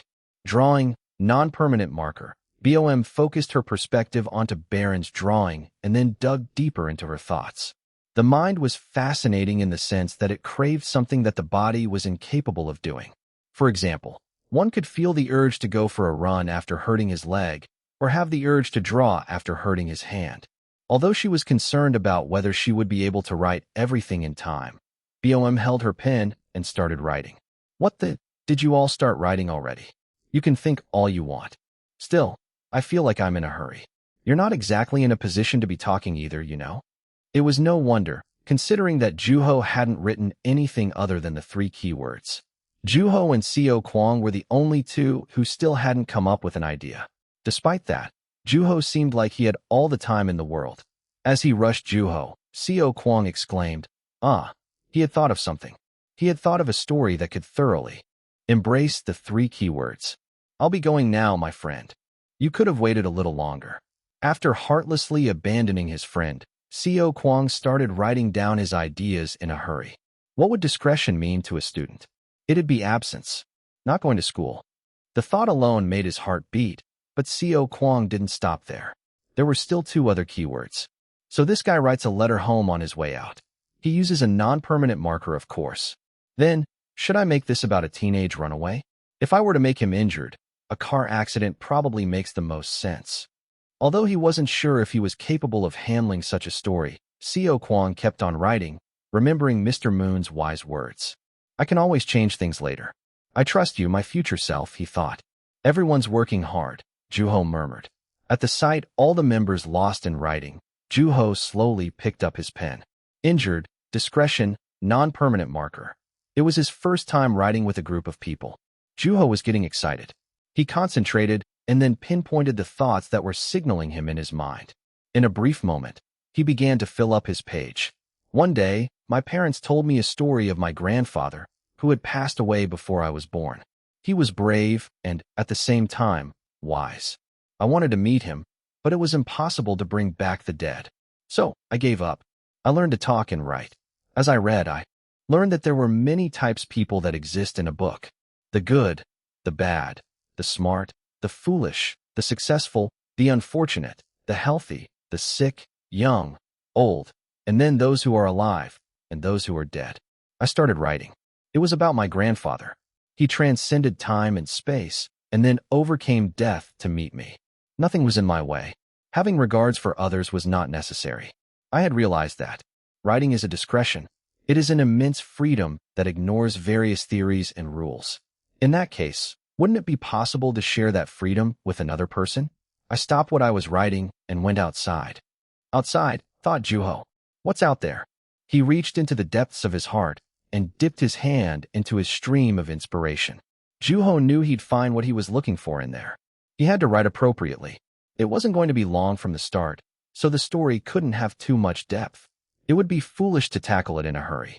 Finally, Juho found what he was looking for. He had to pull it out onto the surface now. Hey, he thought for a moment. He had lost it. Hey. That was disappointing. Juho looked up and saw Sunhwa. He set aside his dazedness and answered her with a smile. Hey, you called? Did you say snakes have 400 ribs before? She asked. Ah, yes. Apparently, they have more than 400. I see. Thank you. You may proceed. After a brief moment of gratitude, Sunhwa went back to writing, and Juho thought absent-mindedly. There must be a snake in her story, a snake with more than 400 ribs. He turned his eyes to his paper again. The page was filled with the words he had written up to that point. Although he had just written them, they felt foreign for some reason. It was like looking at food that had gone bad. One was bound to get sick if he ate it. Seeing that Juho had suddenly stopped, Seo Kwang asked, "What's the matter? Is something wrong with your paper?" "No, there is no problem." There was no problem with the paper. Then, Juho heard a conversation between BOM and Sunhwa. "I'm stuck here. How to include non-permanent marker? I'm not sure either." "Well, the story is taking place in a hospital, so what if you make a doctor or a nurse use it?" "That sounds good." They were discussing how they could get around their writer's block. Mr. Moon did not intervene by any means. His intention was to let each writer take ownership of what they were writing. Sunhwa had decided on a psychiatric hospital as the setting of her story. The comic she had been reading up until recently also took place in a psychiatric hospital. Then, she asked Juho for an outside opinion, and he answered with a question, "What do you think about using it as a secret code?" "A secret code? Yeah, you're writing about an escape, right? You don't always have to treat non-permanent marker as an object. For example, let's say there's a code necessary to escape, and the word non-permanent marker is part of it. It wouldn't be odd to have a secret code or two in a story about an escape. That's kind of cool." "That's a great idea." BOM and Seo Kwang answered in sequence. Since when had he been listening? Sunhwa's face brightened up as she frivolously complimented Juho. "You're my muse. I really appreciate that." He waved his hand at her exaggerated expression. The writing writes itself. If Sunhwa hadn't interrupted him, Juho wouldn't have had that inspiration. Sunhwa had been the one who had asked for an outside opinion. Besides, no matter how great the story was, translating it into a compelling writing was a different story. They'll do well. They know what they're doing, thought Juho. He slowly moved his pen. As he wrote, Juho noticed that he wasn't feeling the same as he did a moment prior. In other words, there wasn't motivation. There were sounds of pins hitting the surface of the desk. The clock was ticking away. There was a distant shouting from the schoolyard. No matter how hard he tried, Juho couldn't focus. In the end, Juho wrapped up his story with the protagonist being injured after tripping on a non-permanent marker. After collecting the finished drafts, Mr. Moon left the room.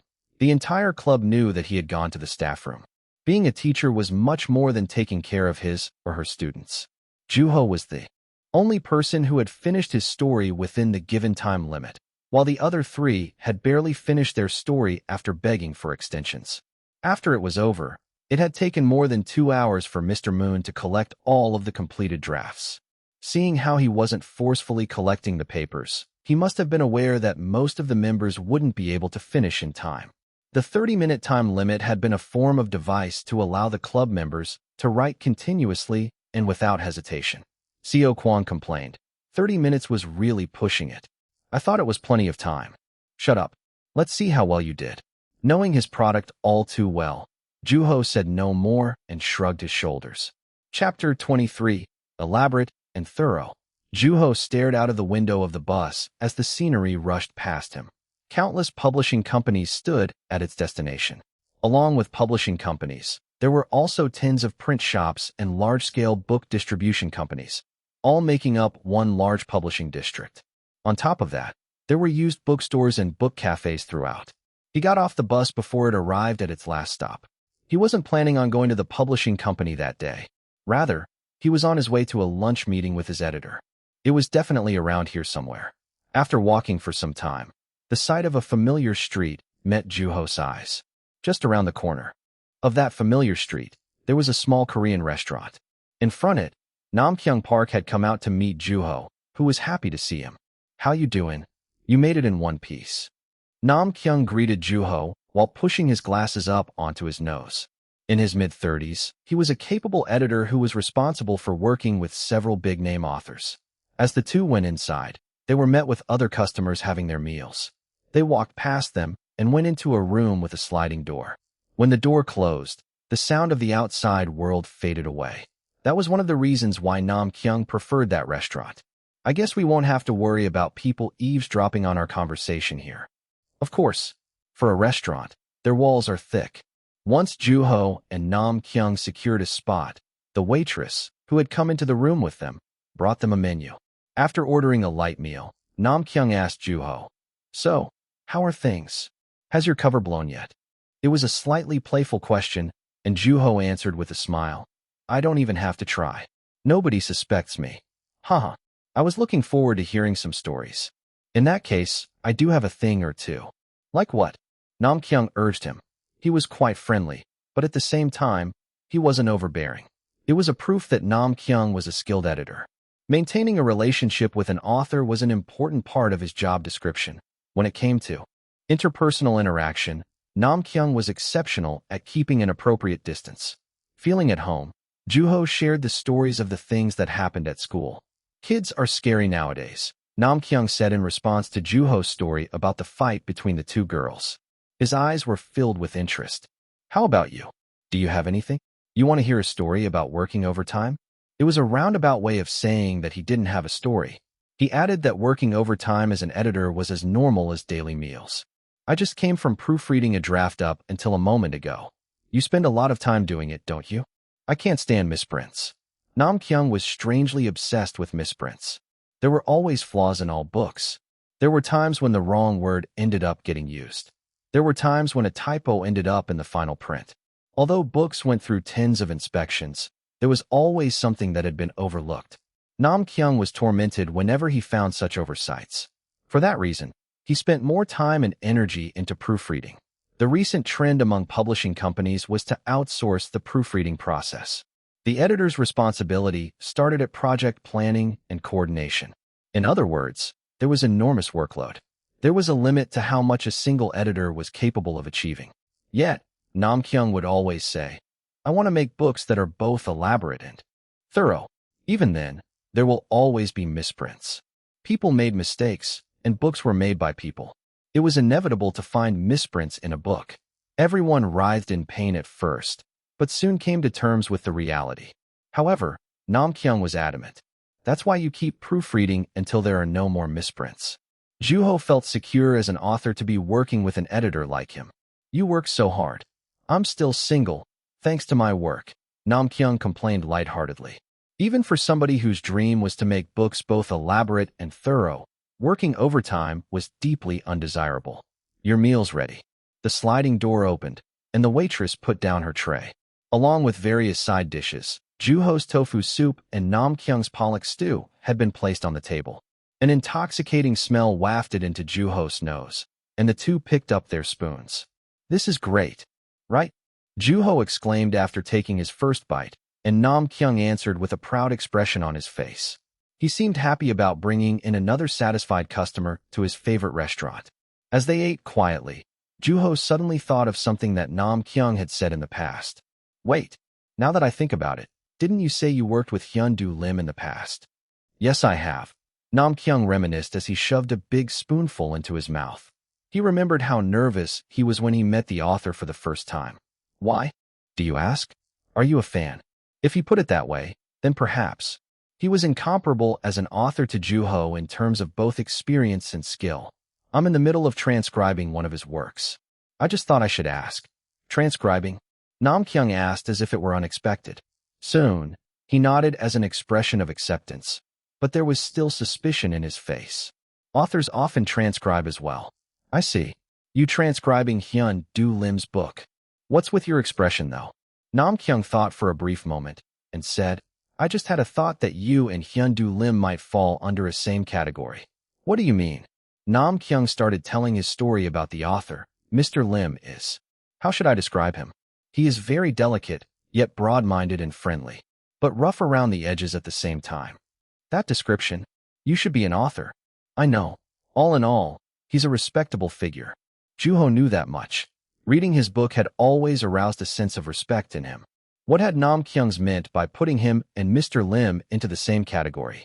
If he had meant it as a compliment, he would be incredibly overestimating. But you're not. Is that right? It was a relief and a pity at the same time. Except for one thing. If we're talking about similarity between you and Mr. Lim.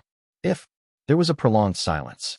In the meantime, Juho had another spoonful of his soup. It was smooth and spicy. I'm not too sure. Why would you even bring it up then? Juho murmured silently. I can't pinpoint it, but I have a feeling. I can only explain it as an editor's intuition. That was disappointing. You should stick to being an editor. I appreciate that. Throughout their meal, Juho and Nam Kyung talked about the decrease in the reading population or a certain publishing company going out of business. So, are you still against having your book made into a show or a movie? Yes. While helping himself with side dishes, Juho answered and stopped in his track. That was one of the topics that had come up while the two were making plans for lunch over the phone, which meant that there was a studio interested in purchasing the copyright. Since he was already aware of the outcome, Juho declined at once. Nam Kyung said quietly, if you agree to it, your book will be made into a motion picture. There will be famous actors playing the major characters. It's a book written by Yoon Woo, so they'll really make sure not to mess with the original too much. They'll invest a lot of money into it too. Nam Kyung was obviously trying to lure Juho in, but Juho answered with a smile. It's not easy to adapt a novel. At Juho's rigid attitude, Nam Kyung immediately changed his posture as he murmured, I knew you weren't as immature as you let on. This is really a mouth-watering opportunity from the promotional point of view. I didn't know that my book needed publicizing. It's already doing really well. Juho answered lightheartedly, but Nam Kyung returned with a serious face. There's no end to corporate greed. You need to ride the wave while your book is doing well. Marketing. Juho fully understood Nam Kyung's perspective. Of course, promoting a product was an essential element of sales. That was no different in the publishing industry. If anything, the power of marketing was much greater in publishing. That was the reason why editors built relationships with bookstore employees in an offline capacity while putting up with incredibly temperamental literature merchandisers online. That also applied to gaining exposure for a book. It was common for a publishing company to compete for the most visible spot in the bookstore. Some companies even paid bookstores for a display stand. The amount ranged from hundreds up to thousands. The online market was exactly the same way. It was crucial for online bookstores to work with a merchandiser because they had the ultimate authority in terms of exposure. It was a struggle to earn the title of merchandiser's recommendation. That title spoke louder than any other form of advertisement. It was an opportunity that no publishing company could afford to lose. For that reason, there was an obvious contractual relationship between a merchandiser and a business, which explained the occasional buying spree controversies. Once a book entered into the bestseller ranking, there was a noticeable increase in sales as well as promotion. Juho was well aware of that situation, and he had a reason to turn down the offer to adapt his book. They're not adapting the story in its entirety. Once the story is made into a screenplay, things are bound to be taken out. I don't really know how the director will interpret my book either. The thought makes me uneasy. I guess you have a point. I'm sure they'll emphasize the romance. You don't know that. Don't you think you'll have a better idea once you talk to these people in person? Nam Kyung asked. He wasn't aware that Juho's decision was based on his life experience. He had said the same thing in the past. You'll know better once you talk to these people. However, that wasn't true. This is when my age works as a disadvantage. Back then, Juho's mind was as old as his age, 17. Communication had not been possible between an adult who's a skilled negotiator and the 17-year-old Juho. The studio was a well-known company with several major works, so Juho's expectation had been through the roof. It had been like a dream to have real actors performing the story that he wrote. However, the result had been far from his expectations. In the end, The Trace of a Bird had left a legacy as a failed example in novel cinematization. Unlike his usual self, even Nam Kyung had had a bitter expression on his face then. As a book enthusiast himself, and the editor in charge of the book, he must have felt terrible. If it's a request made by the author himself, they'll listen. If dealing with adults is too much for you, I can go on your behalf. I don't know, Juho answered vaguely. I'm not really looking to make things complicated either. Although the situation was different this time, Juho wasn't really looking to make any demands. Even if he decided to actively involve himself in the production to make sure the movie did well, he felt that he wasn't going to be genuinely happy. Well, maybe things could be different if a director approached him saying that he wanted to try to make The Trace of a Bird into a movie with all his heart. That would probably never happen, however. I'm sorry to say this, but I'm not interested. It's your work. There's nothing to be sorry about. Recognizing that he couldn't convince Juho, Nam Kyung brought the water cup to his mouth. He must have been doing a lot between Juho and the publishing company. Juho turned his attention to his tofu soup and slowly finished his meal. Done. Yes. How about a cup of coffee before you go? I'm always up for that. After paying for the meal and the dessert, Nam Kyung went back to his work. On his way, he groaned in misery at having to work overtime again. Chapter 24, Language Acquisition Device. Before returning home, Juho decided to make a brief visit to the bookstore. There was something he needed to buy. On his way to a bookstore nearby, a foreigner caught Juho's eyes. Her antsy behavior made it obvious that she was lost. Whenever she tried to reach out to talk to someone, people would walk away in a hurry. If things had been anything like how they used to be, Juho probably would have done the same. However, with the language acquisition device in his head, Juho was now able to face that foreigner's language with confidence. Do you need help? He asked the foreigner in English. Her eyes sparkled upon hearing her native tongue, and the foreigner answered back in English. Yes, please. I'm looking for a lodging location named Arabia, but I have no clue on how to get there. One moment. Juho had never heard of the place. After a brief moment thinking, he led the foreigner into a nearby real estate office. A drowsy employee jumped out of his seat at their presence. Could you give me directions to a lodging location named Arabia? Ah, yes. One moment. The employee searched for something in a hurry. Upon finding the place, he pointed to the location using a map on the wall. Juho translated simultaneously as the employee explained how the place could be reached and felt the employee staring at him in amazement. Oh, I know this place. It was across that one grocery store. I've been walking around this area in a circle. The foreigner smiled brightly. She must have been scared of getting lost in a foreign country. Have a great trip. Oh, thank you so much. This is why I can't stop traveling even though I get lost every time. Saying that a helper could always be found, she went on her way after thanking Juho. He waved as she turned around. The brief relationship had come to an end, and Juho too made his way back to the bookstore. The large bookstore was booming with people. He walked past the long line of people waiting for their turn at the cashier. The Trace of a Bird was on display on the first rack that crossed Juho's eyes. People standing in front of the rack were examining the book. After watching them briefly, Juho turned back. It had been a while since he had been to a bookstore. Wanting to peruse, Juho walked over to the literature section. The books were divided by the authors' names, and they were all famous writers. As he scanned through the books, Juho stopped in front of one author's name, Dong Gilum. Right next to it was another author named Seo Jung-on. The bookstore might have placed them very close to each other deliberately. Those two authors were a renowned duo in the literature world. Their history went back to their birth. They were born 2 months apart in the same neighborhood and went to the same school throughout elementary, middle school, and high school. Don Gillam had revealed in his essay that he and his friend Seo Jung-on had been in the same class 6 times in the past. Their path seemed to finally split in their college years, but Seo Jung-on ended up getting thrown out of his dorm. In the end, he stayed at Don Gillam's house through university. Now, those two friends were working in the same field as authors. Both had become successful in their profession, and their friendship was truly inseparable. Juho had read a novel that had been co-written by the two authors. It had been a popular read then, and that had been rightfully so. Juho had enjoyed it a lot. Written by two polar opposite people, that book had brought about a sensation that was both hot and cold. Don Gillam.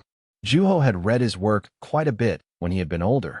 Most of his books were based on true events, and his expressions, too, were realistic. His satire was honest, cold, and sharp. His style was both concise and masculine. Once in an interview, Don Gillam had revealed that he looked up to Ernest Hemingway. Juho picked up a book and felt the coolness of the cover.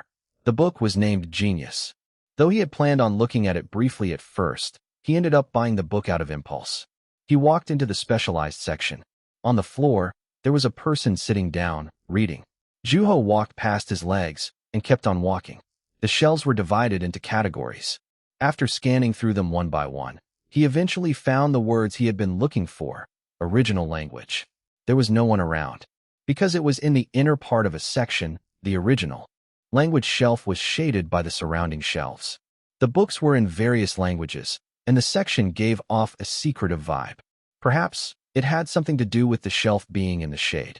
English, Chinese, Japanese, French, Spanish, German, Latin, Russian, Finnish. These books were written in a wide variety of languages. Some were written in languages that weren't as well known, like Welsh, Scandinavian, Gothic, and Lombardian. Juho had the urge to buy each and every one, but he had made up his mind to limit himself to 3 books. After some contemplation, he picked up a book written in Japanese. There were adorable characters on its red cover. Thanks to that book, the secretive vibe of the section vanished completely. In the first page, there were katakana and hiragana. Click. There was a sound in Juho's head as soon as he began reading the book. It was the sound of a button being pushed. The device began to work. The next page, and then another page. The pace of the turning pages was picking up, and Juho's device was acquiring the universal grammar of the Japanese language. Hello. Nice to meet you. Did you eat? Waste of resources. Destruction of the environment. What is your opinion? What day is it today? It's a holiday. It's snowing out. Clear skies. Have a seat. Should we have a drink? I'm in a good mood. Thank you. As Juho murmured random phrases in Japanese, the man reading on the floor glimpsed over at him. Ignoring him, Juho engulfed himself in the fascinating sensation in his head. It was like smelling with his nose. The language acquisition device detected the scent of a language. It was a natural process. Juho pulled out another book from the shelf. German. The book had been written specifically for travelers, Guten Tag. From basic greetings to flight, lodging, restaurants, shopping, transportation, phone, and emergencies, the book was organized into categories. Click. There was that sound again. Juho tried to focus his attention at his head. It somewhat felt like there was heat radiating from his temple. After reading through several books, Juho picked up 3 of them. They were in German, French, and Spanish. He planned on learning as many other languages as he could. The cashier was quiet, and Juho paid for his books without much trouble. Asterisk. Mr. James, I'm here to get your stuff. Juho went into the English class. It was a class being taught by James, the native English instructor. Since the centipede incident, Juho had started talking to James frequently. After discovering, in the process, that Juho was extremely interested in the English language, James told him that he would provide him with resources on medieval and Old English, and Juho gladly accepted his offer. Give me a moment. I'm in the middle of transferring the data. It's almost done, James answered him in a natural English. He was already aware of Juho's level of skill. In response, Juho replied in English, sure.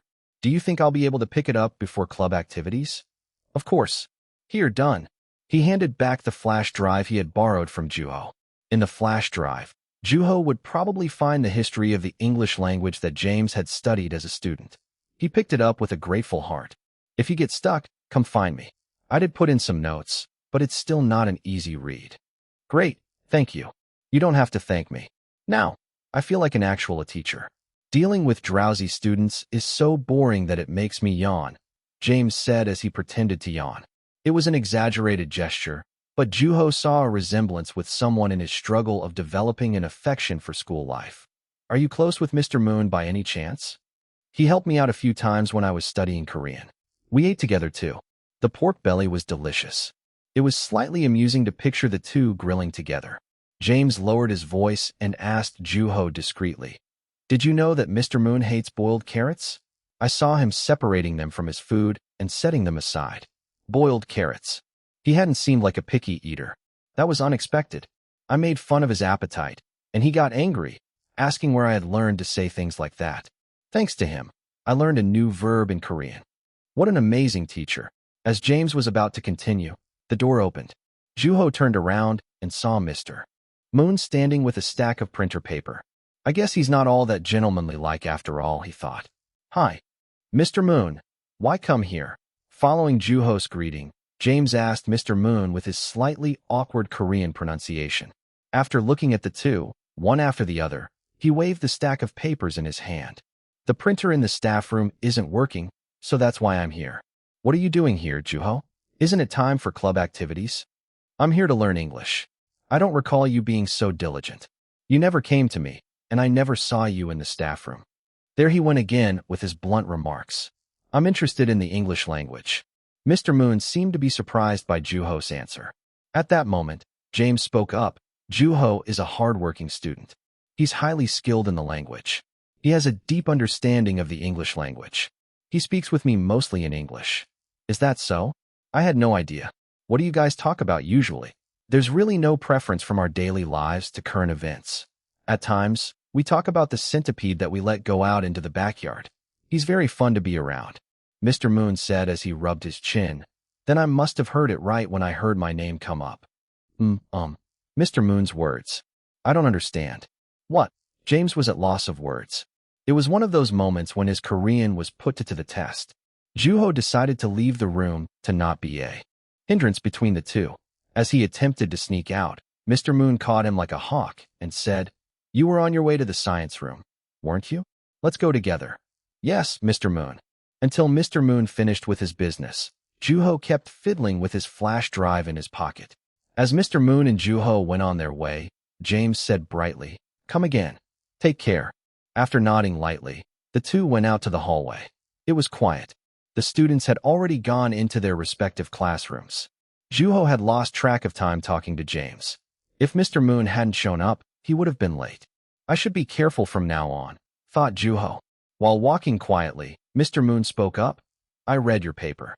There was a lot of character and personality in the end. Was there? Juho answered as if he didn't know. You must have experience writing. Pardon me. There's stability in your sentences. There's no awkwardness, especially in longer sentences. That's impossible to accomplish unless you're an experienced writer. Well, I suppose it could be possible for a prodigy. Juho hesitated. Chapter 25, Focus till the end. Juho carefully observed Mr. Moon's expression. He didn't seem to be suspicious of him being Yun-woo, and Juho slowly opened his mouth. I enjoy writing quite a bit. Did you learn to write professionally? No. Do you read a lot? I do read frequently, though I don't read nearly as much as Seo Kwon. He's excessive even in my eyes. It's more like a sickness.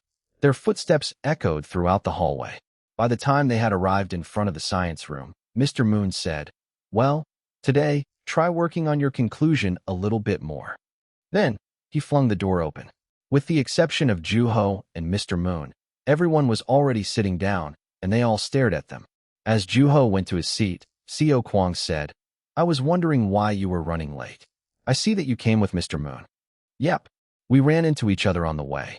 In front of Juho's seat was the paper he had written previously.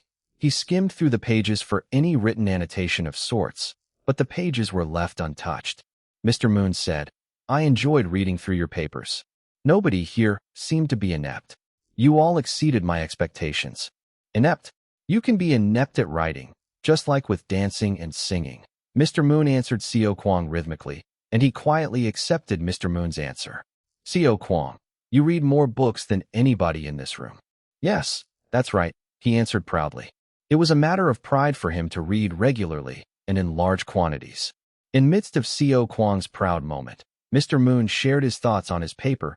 Because you read so much, your writing skill is pretty decent. It's just that your story tends to be boring at times. Really, try focusing on the dynamics of your story. Whether the story is moving continuously or the climax persists throughout the entire story, it's going to be boring either way. Yes, sir. Mr. Moon moved on to Sunhwa. Sunhwa, I like that your story unfolds without holding back, but it was too much. There were too many details left out for the reader to be able to follow with ease. From now on, try to consider the reader's perspective more when you write. That was too much. Yes, Mr. Moon. She seemed confused by Mr. Moon's comment, but Juho had a slight idea as to what her paper must have been like. Her story probably moved along in large intervals. The gaps were probably too large for the reader to catch up to the story. Mr. Moon turned his eyes to BOM, who was sitting next to Sunhwa. BOM, you've hit an average mark overall. Your sentence structures and plot weren't too bad. The only issue was that you tend to go overboard with your descriptions and places. Try not to get lost in your own emotions.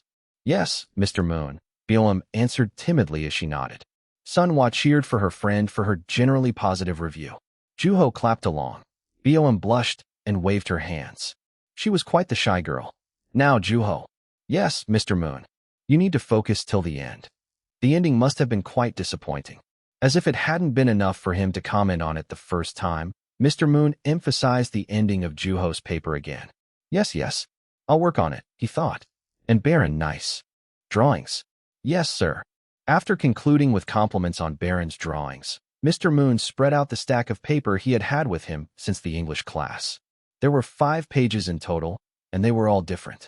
Only, there was one common word between the pages. Essay contest. They were brochures for an essay contest. They contained information regarding the essay contests that were being held in various places. Are we going to be competing in an essay competition? Of course. You're in the literature club, for goodness sake. Everyone's faces lit up as they looked at the brochures. A contest was always accompanied by anxiety and excitement. There are different types of competition.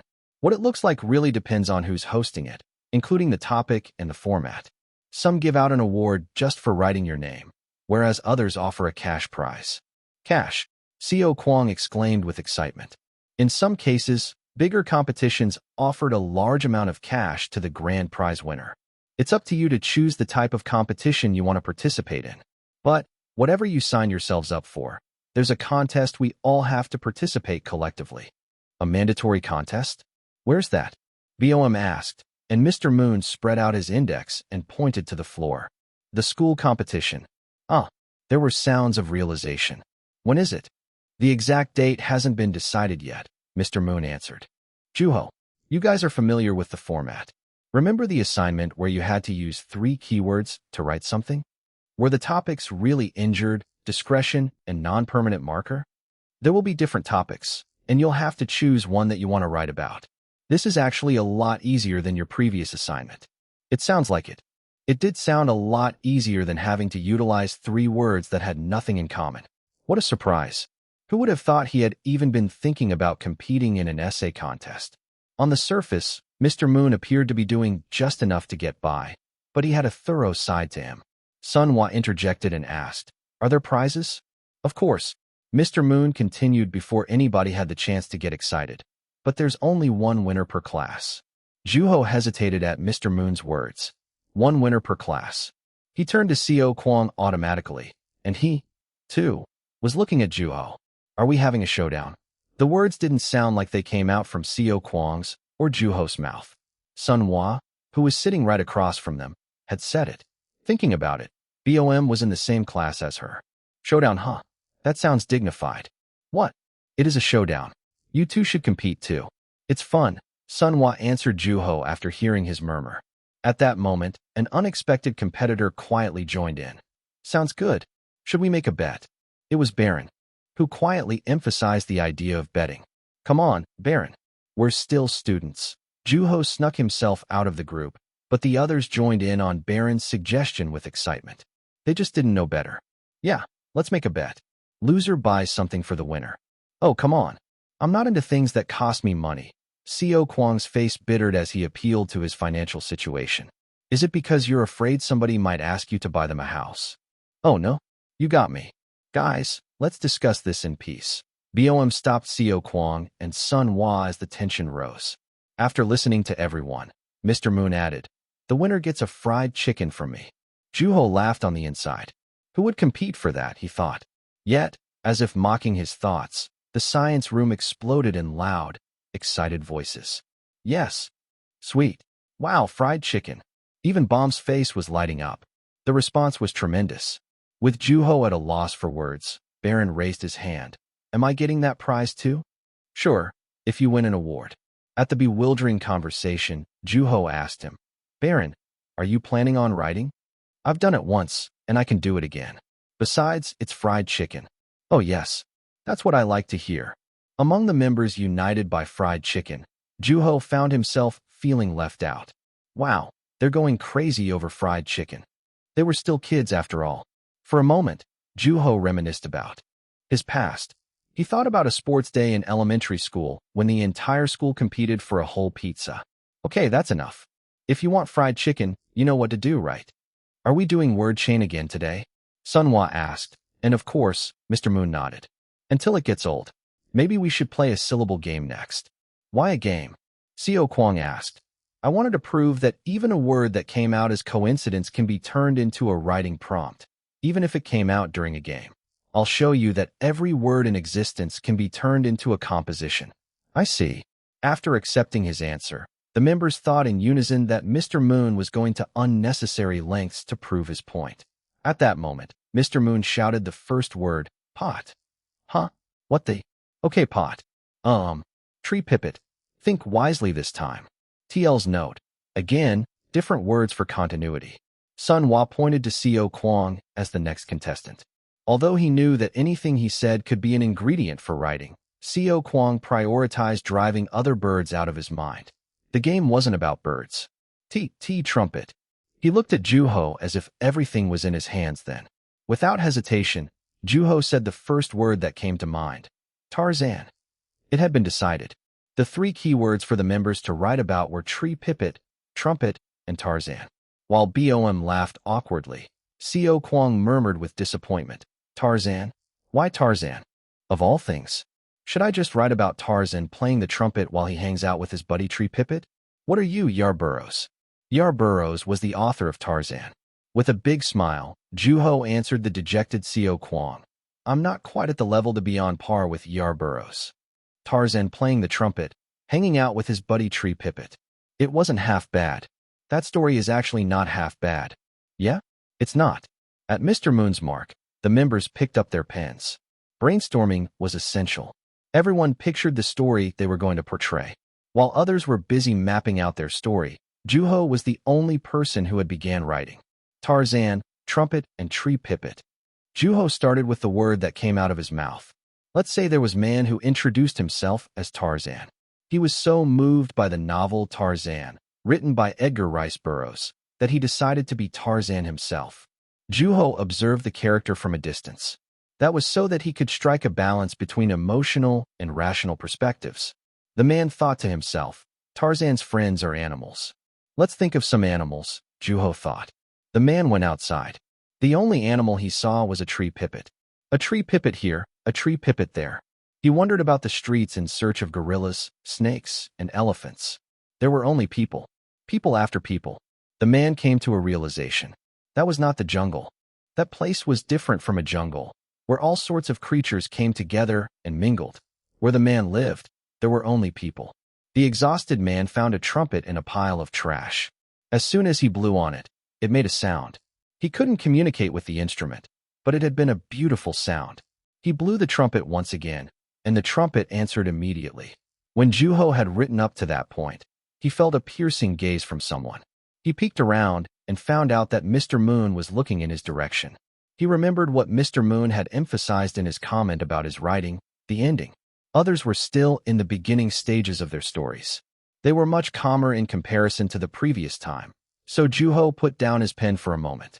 He took some time to think about how he was going to wrap up the story. The ending, the ending, the ending. Juho couldn't think of anything and sighed internally. It was a feeling all too familiar to him. Juho acknowledged to himself that he was being too conscious of the readers. It felt like when he wrote his second book, and he didn't have to try to remember the result. In the end, Juho was the last person to submit his paper. He wrapped up the story by a starving Tarzan choking to death while eating boiled carrots. Sorry, Mr. Moon. Chapter 26, A Harsh, Bitingly Cold Winter 1. Man, I'm tired, Juho said as he stretched out his arms towards the ceiling. Since the contest had been announced, he had started writing in various styles, portraying characters' faces from their respective point of views, describing an object's texture, setting a rock as the narrator of the story, describing the feelings of grass, and more. In the case of the story about the grass, the plot was mostly made of motion sickness. Some days, Juho experimented with a story entirely made of short-tempered characters. Stories like that were like time bombs, ready to blow at any minute. Since there wasn't enough time for transcribing anymore, the transcription assignment had become an optional homework. There was no punishment for not doing it. Yet, every member in the literature club chose to transcribe at home to improve their writing skills. That day, the literature club was busy writing as always. Everyone seemed spaced out from exhaustion. Juho massaged his shoulder and groaned involuntarily. As he moved onto the other shoulder, Sunhwa let out in a depressed tone, I'm afraid of reading what I wrote. I've been finding out more and more how much my writing actually sucks. It's embarrassing to read your own writing, Bom agreed with her. A piece of writing that came into existence no more than a few minutes prior came back to haunt the writer as an unbearably embarrassing past. One often felt the urge to lock it away for eternity, and Sunhwa wanted to write everything all over again. We have to push through. If we start revising now, we won't be able to finish it in time even if we have 3 years, Seo Kwang said weakly. If you're seeing how your writing could have been improved, then it also means you're learning how to write better in the future. Don't be so ashamed. Juho encouraged the two people who were writhing in shame. Regardless, there was little effect. Sunhwa looked at her draft, feeling dejected. Yeah, you're right. But it doesn't take away from the embarrassment, she said as she slammed her draft onto the desk. Man, I wanted my story to be prettier. My mind gets so hectic whenever I start writing. Juho smiled faintly at her rant. It was a good mindset to have. A writer had to be aware of his own greediness more than anything else. It didn't mean that they shouldn't be possessive either. When writing, one had to focus on writing alone. The moment their greed took over, the writing would naturally lean toward pleasing the reader. It would dress itself in bright colors. It would become clouded by obscure jargon, while the exploration within the story turned excessive. Wearing too much makeup would damage the skin. It was the same for writing. It got damaged by disingenuity. That was how a piece of writing became pretentious. Russell. Bom reached into her bag and took something out. It was chocolate. The literature club was flexible about bringing snacks. For that reason, the members often snacked on sweets after they finished writing. Wanting to share, Bom handed out her chocolate. Each single piece of it was wrapped, so it was easy to eat. After thanking Bom, Juho popped the chocolate into his mouth. There was an explosion of sweetness. It felt rejuvenating, and everyone sat up in their seats. Bom brings the best snacks. I feel much better. Pretty good. Sunhwa, Seo Kwang, and Baron said in order, and Bom smiled brightly. Juho opened the window of the science room to let out the sweet smell of chocolate. A pleasant breeze rushed into the room, and he stood in front of the window for a moment for some fresh air. That moment, Juho turned around at the rustling sound. Bom was picking up the wrappers spread across the desk, so he helped her. It's okay, I'll just finish it, she said. Juho answered by folding one of the wrappers into the shape of a notepad. It'll be quicker if we do it together. Juho and Bom picked up the chocolate wrappers from the floor. When Juho looked up, he found Seo Kwang and Sunhwa with wrappers in their hands. Baron was doing the same. Since there weren't that many, all the wrappers were picked up in no time. Rock, paper, scissor, somebody suggested as a way to decide on a person to take out the trash. Although Bom had volunteered, the game had already started. Juho joined in. In the end, BOM took part in it as well. Rock, paper, scissor. Ah, yes. Seo Kwang lost, and Sun Hwa gladly saw him out. He walked out into the hallway mumbling. And Juho also waved his hand at him. When Seo Kwang came back, he was accompanied by Mr. Moon. After getting a piece of chocolate from Juho, Mr. Moon said as he was chewing on the chocolate, "Now, I'll teach you how to polish your writing. You finally get to revise all the embarrassing things you've been writing so far. Doesn't that make you happy?" Sun Hwa cheered. It was at least 10 times more effective than Juho's encouragement. Seo Kwang and BOM also welcomed Mr. Moon. While watching the members' response, Mr. Moon questioned Juho, who was sitting quietly in his seat. "Aren't you happy?" "I am," he answered quickly. "Now, shall we begin?" Without hesitation, Mr. Moon began to write out an example on the chalkboard. As usual, it was an abrupt start. Juho Woo read it. At Mr. Moon's words, Juho read the sentence out loud. "I'm a person who eats baguettes frequently. Even when I came to Korea on a trip, I had more baguettes than kimchi stew, so I think I might as well have gone to France instead." It was a strange and awkward sentence. Look at this sentence. It's hard to tell what it's trying to say because it's lengthy and awkward, right? "I'm running out of breath." It kind of feels awkward. I can feel his stream of consciousness. Juho looked at the word baguette. Something isn't quite adding up here. When a beginner tries to write a longer sentence, this is the result they end up with. That's why longer sentences are harder to work with. Even authors go through several polishing processes when they're writing a lengthy sentence. As for you guys, get used to writing shorter sentences. Mr. Moon wrote another sentence on the side of the chalkboard. "I eat baguettes frequently.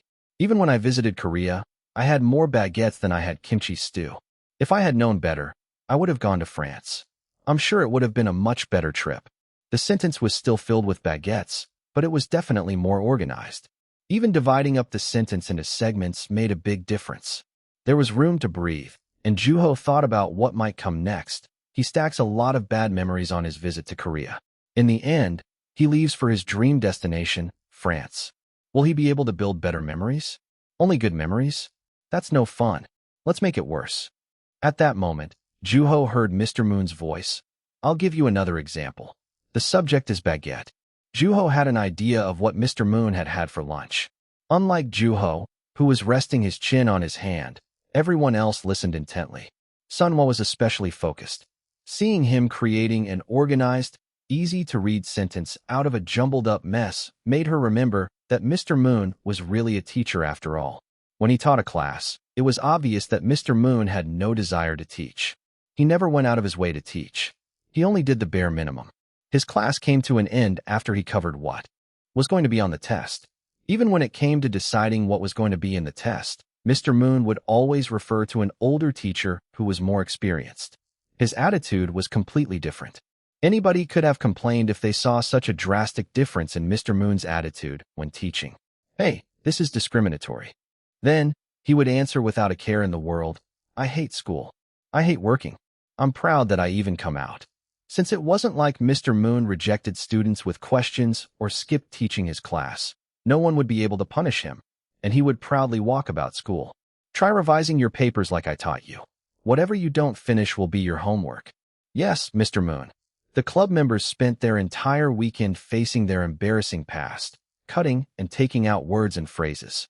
Juho, too, was keeping himself busy. He was so occupied that he didn't even hear the door opening. A hand suddenly appeared next to him, and Juho traced his eyes up along the hand. It was his mother. "Have some fruit." "Okay, thanks," his mother said as she put down a plate of apple slices. She looked at her son with a delighted heart. Juho hadn't squandered the money or become conceited about his own talent. For that, his mother was proud of her son. She left the room to let her son focus, and Juho put a piece of apple into his mouth and concentrated all the more. He split up certain parts, elaborated in certain places, and enhanced the weaker areas in his writing. He toned down the parts that were too dense. Juho was revising his paper so that it was sharp and solid. As he busily moved his pen, he suddenly stopped. Should it be he chokes on a piece of boiled carrot? There wasn't much that could be done with such a bizarre ending. Besides, Juho kind of liked it. It resembled the recklessness of youth. It was rash, but brave at the same time. It was an ending that was both bold and unfaltering, which wasn't common in recent books. "I'll leave it alone." Juho examined the next page. At that moment, his phone vibrated on his bed. He had tossed it onto the bed on his way in. The call was from Nam Kyung, and Juho answered. Hello. Hey, Juho. Are you busy? I can talk. What's up? Nam Kyung called him from time to check in with him or give him an update on book sales or any recent developments. It wasn't out of place for him to be calling. Yet, Juho was getting an unusual vibe from Nam Kyung's voice. It sounded like he was excited. Did something happen? Juho asked, to find out what was happening. You know the author, Dong Gil-um, right? Of course he knew. Juho had bought one of his books from the bookstore not too long ago.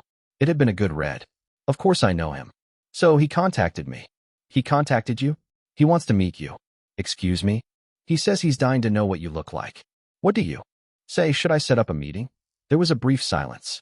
Dong Gil-um wants to meet me just because he wants to know what I look like. Even in midst of confusion, he calmly analyzed the situation. That had never happened before. He had never met Dong Gil-um, so there was no reason for him to reach out to Juho. One thing that had been different from the past was that Juho had remained anonymous this time.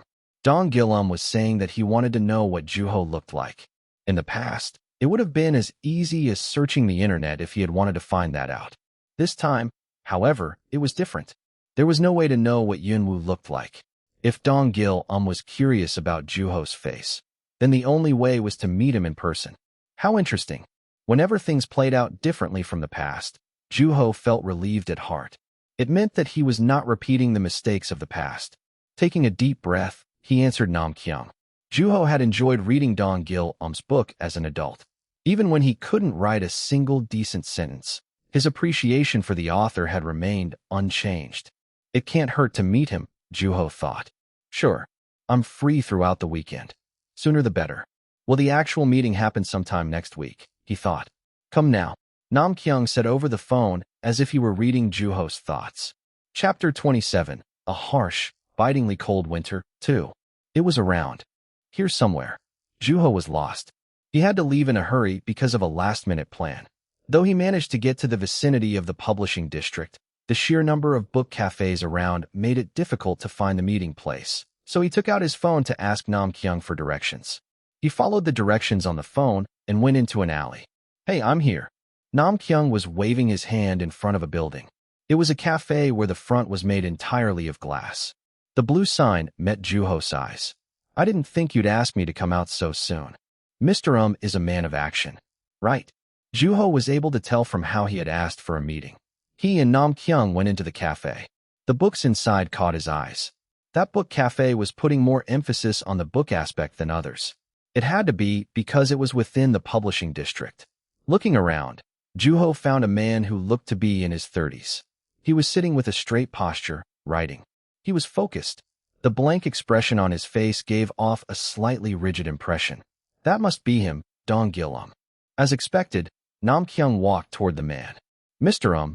This is Yunwoo. At Nam Kyung's voice, the man stopped his hand and slowly raised his eyes to Juho's face. Then, he stared intently for a little while and said, How you doing, sir? Although Juho was much younger, Dong Gil-um greeted him with respect. Juho said hello and told him not to worry about having to be polite. Dong Gil accepted without saying much else. He really was a man of action. I'm Juho Woo. I'd prefer Juho rather than Yunwoo. Sure.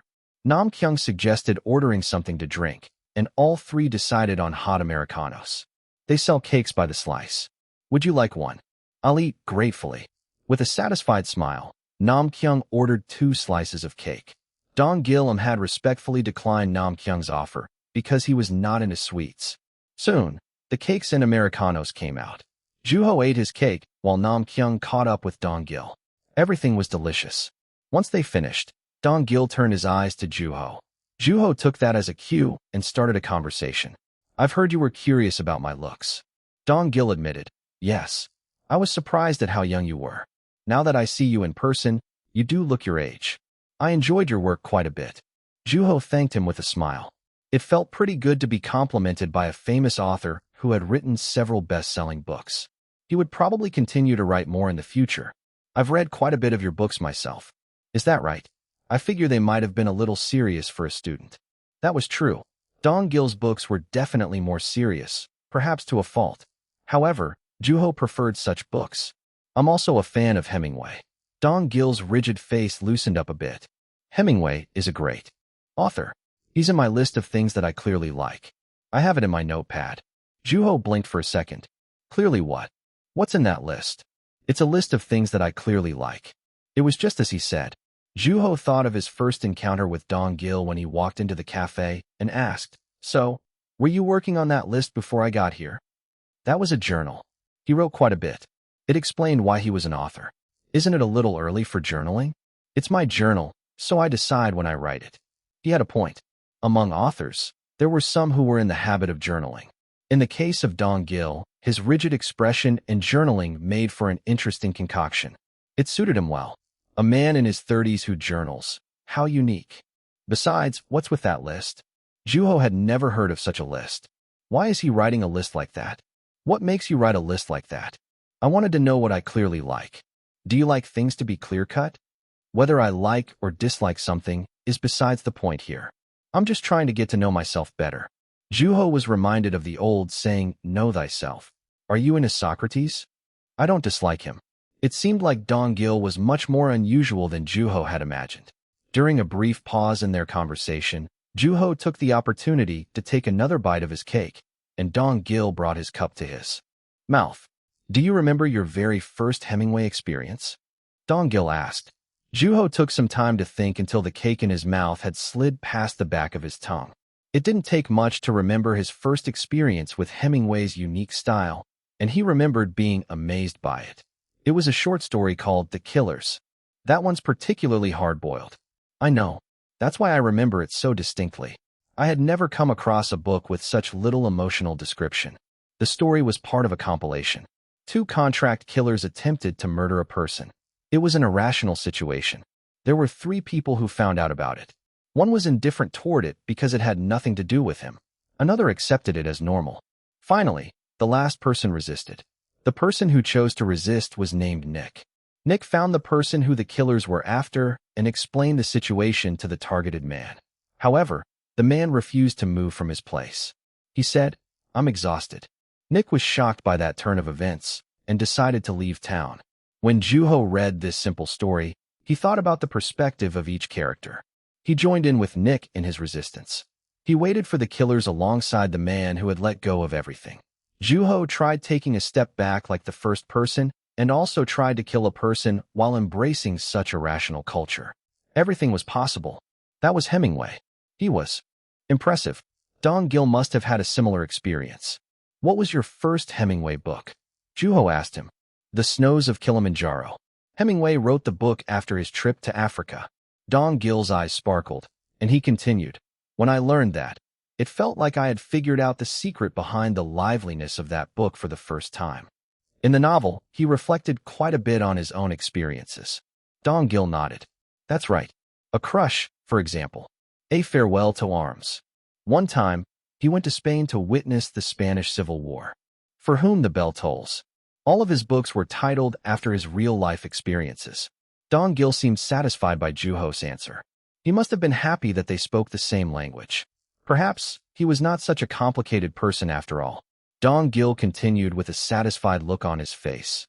Even the conciseness in his writing comes from his experience as a journalist. He's a person who uses his own life experiences as a basis for his books. Dong Gil described his impression of Hemingway as a person who wastes nothing. He was the same way. Hemingway felt like a person who would come up with a strange list to write in his spare time. Speaking of which, weren't you a journalist in the past, Mr. Having been listening to the conversation, Nam Kyung chimed in. Juho had never heard that Dong Gil used to be a journalist. It would have been a well-known fact if he had been.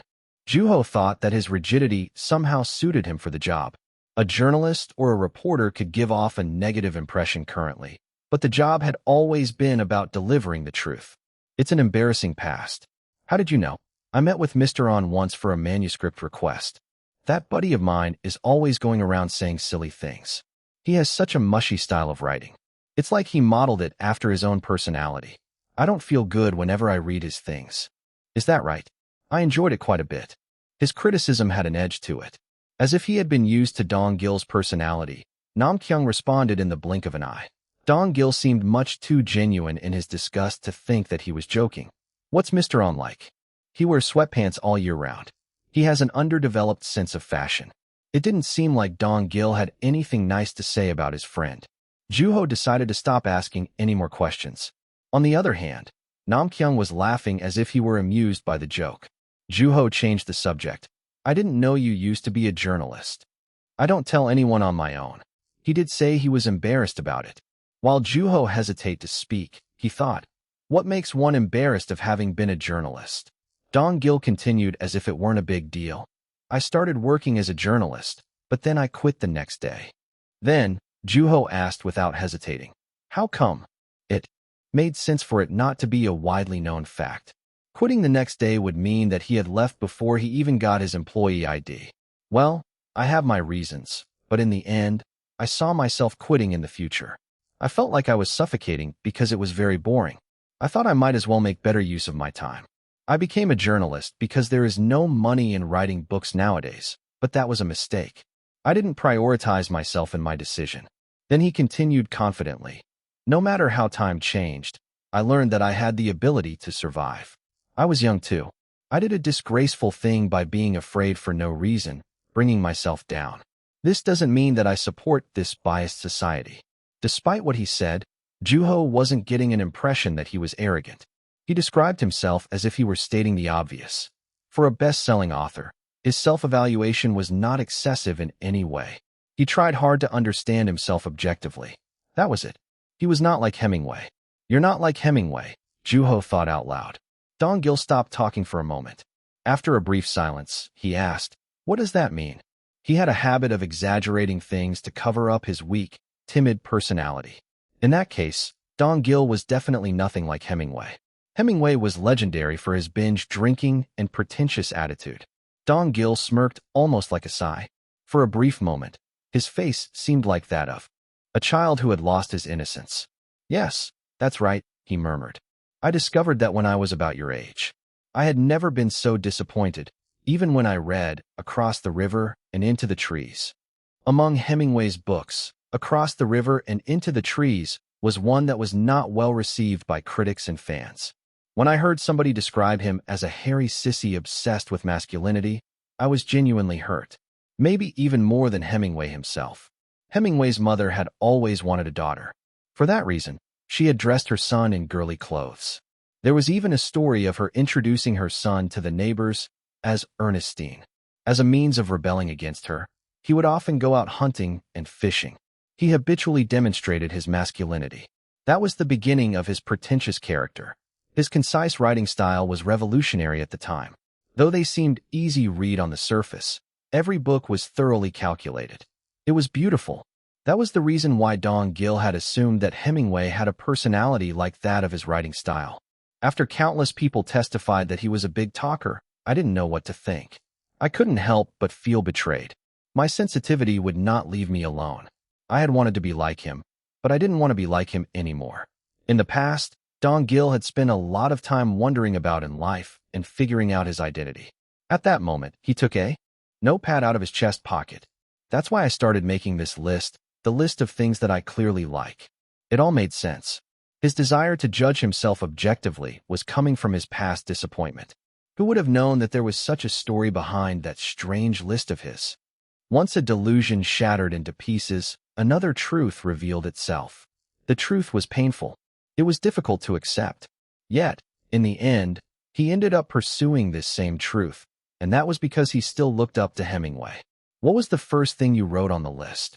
Juho asked. Hemingway, Dong Gil answered. Juho spoke out a phrase that came to mind. A man can be destroyed, but not defeated. Old Man and the Sea. Dong Gil quietly named Hemingway's very last masterpiece.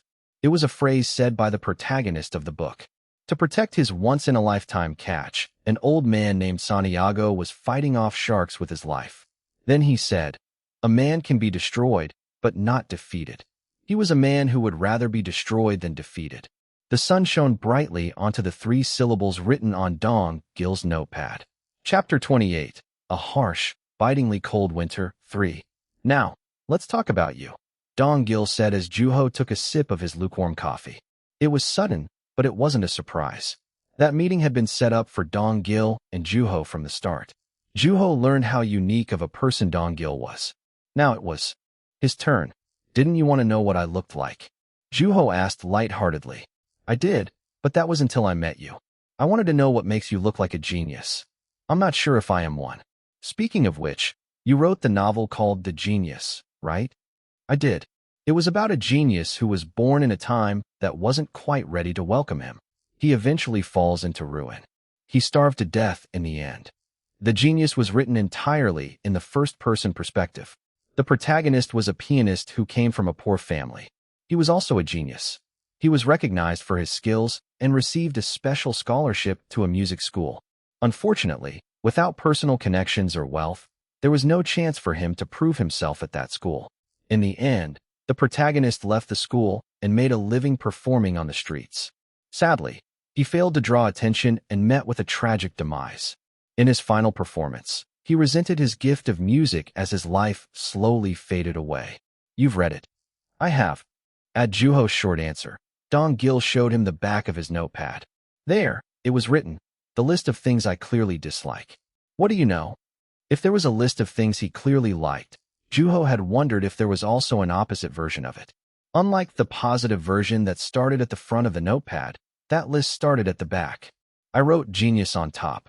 It wasn't really necessary for him to show that. As a proof, Dong-gil put his notepad in front of Juho's face. The word genius was definitely on it. Underneath was hairs of a beast. "I'm not a genius, so obviously, it makes me sick whenever I'm around one of those arrogant bastards. They think they're so talented. They make me want to shut him up. That's why I starved the protagonist to death." Dong-gil said bitterly as he imagined the protagonist of The Genius walking down the path of destruction. To him, there was nothing positive about the word genius. His physiological response was to deny them. As a writer, he couldn't help but to express such feelings in his writing. Whether somebody's a genius or a criminal, everyone's equal before starvation. That's true. They're human at the end of the day. Seeing these geniuses dying so tragically, it makes me wonder if God is as twisted as I am, he said confidently with a blank expression and continued looking at Juho. "What do you think? If somebody like me were a god, a genius like you wouldn't possibly be able to live happily ever after." His tone was dry, and Juho thought he might be right. If God really hates geniuses, then it makes sense that my life ended the way it did. Juho had lived such a life because he had been hated by God. He had become drunk with his own talent and stopped trying. He had been trapped within his own world and glorified himself as the king. If God was anything like Dong-gil, Juho would have certainly infuriated him. Yet, Juho came back. He had been given a second chance, and he was still living. In that case, I quit being a genius. There's no other way than to quit. At Juho's answer, Dong-gil's jaw dropped ever so slightly. It had been a completely unexpected answer, and soon, he started smirking. "You're a strange one." "Am I?" "Very." As he muttered, Dong-gil wrote something in his notepad. "You're one to talk," thought Juho. Genius. He had created a character and then called him a genius. Had that been appropriate? "I didn't think the protagonist was a genius." "What?" Juho spoke his mind. He had been wanting to say that since a moment ago. The talent of a genius is bound to charm people, no matter the time and place. In any situation, that talent shines even if the genius is approaching death. The talent is merciless even to the one who possesses it. If the protagonist really were a genius, others around him wouldn't have let him starve to death. There was no boundary in the fairness of talent. It was equally cruel to everyone. Juho had talent, and whoever possessed a talent was often referred to as a genius. People called Juho genius, and he had thought it would last forever. Yet, he had eventually experienced failure, and there had no longer been anyone calling him a genius. Though praised as a gifted author at one point, Juho had left the literature field. On the other hand, Dong-gil, who denied his talent, continued writing. At the rock bottom of his life, Juho read Dong-gil's books and laughed. His success does not come from his talent, thought Juho. Then, his failure was probably not going to have anything to do with his talent either. Juho's failure hadn't been for lack of talent. The protagonist in the book was the same. The protagonist is not a genius. He envied talent and was ashamed of putting in the effort. That's why you starved him to death, right? He was merely envious of talent. He didn't put in the effort. He had never fought to obtain it. He simply sank deeper into the depths. There was no resistance. He didn't bother trying to live.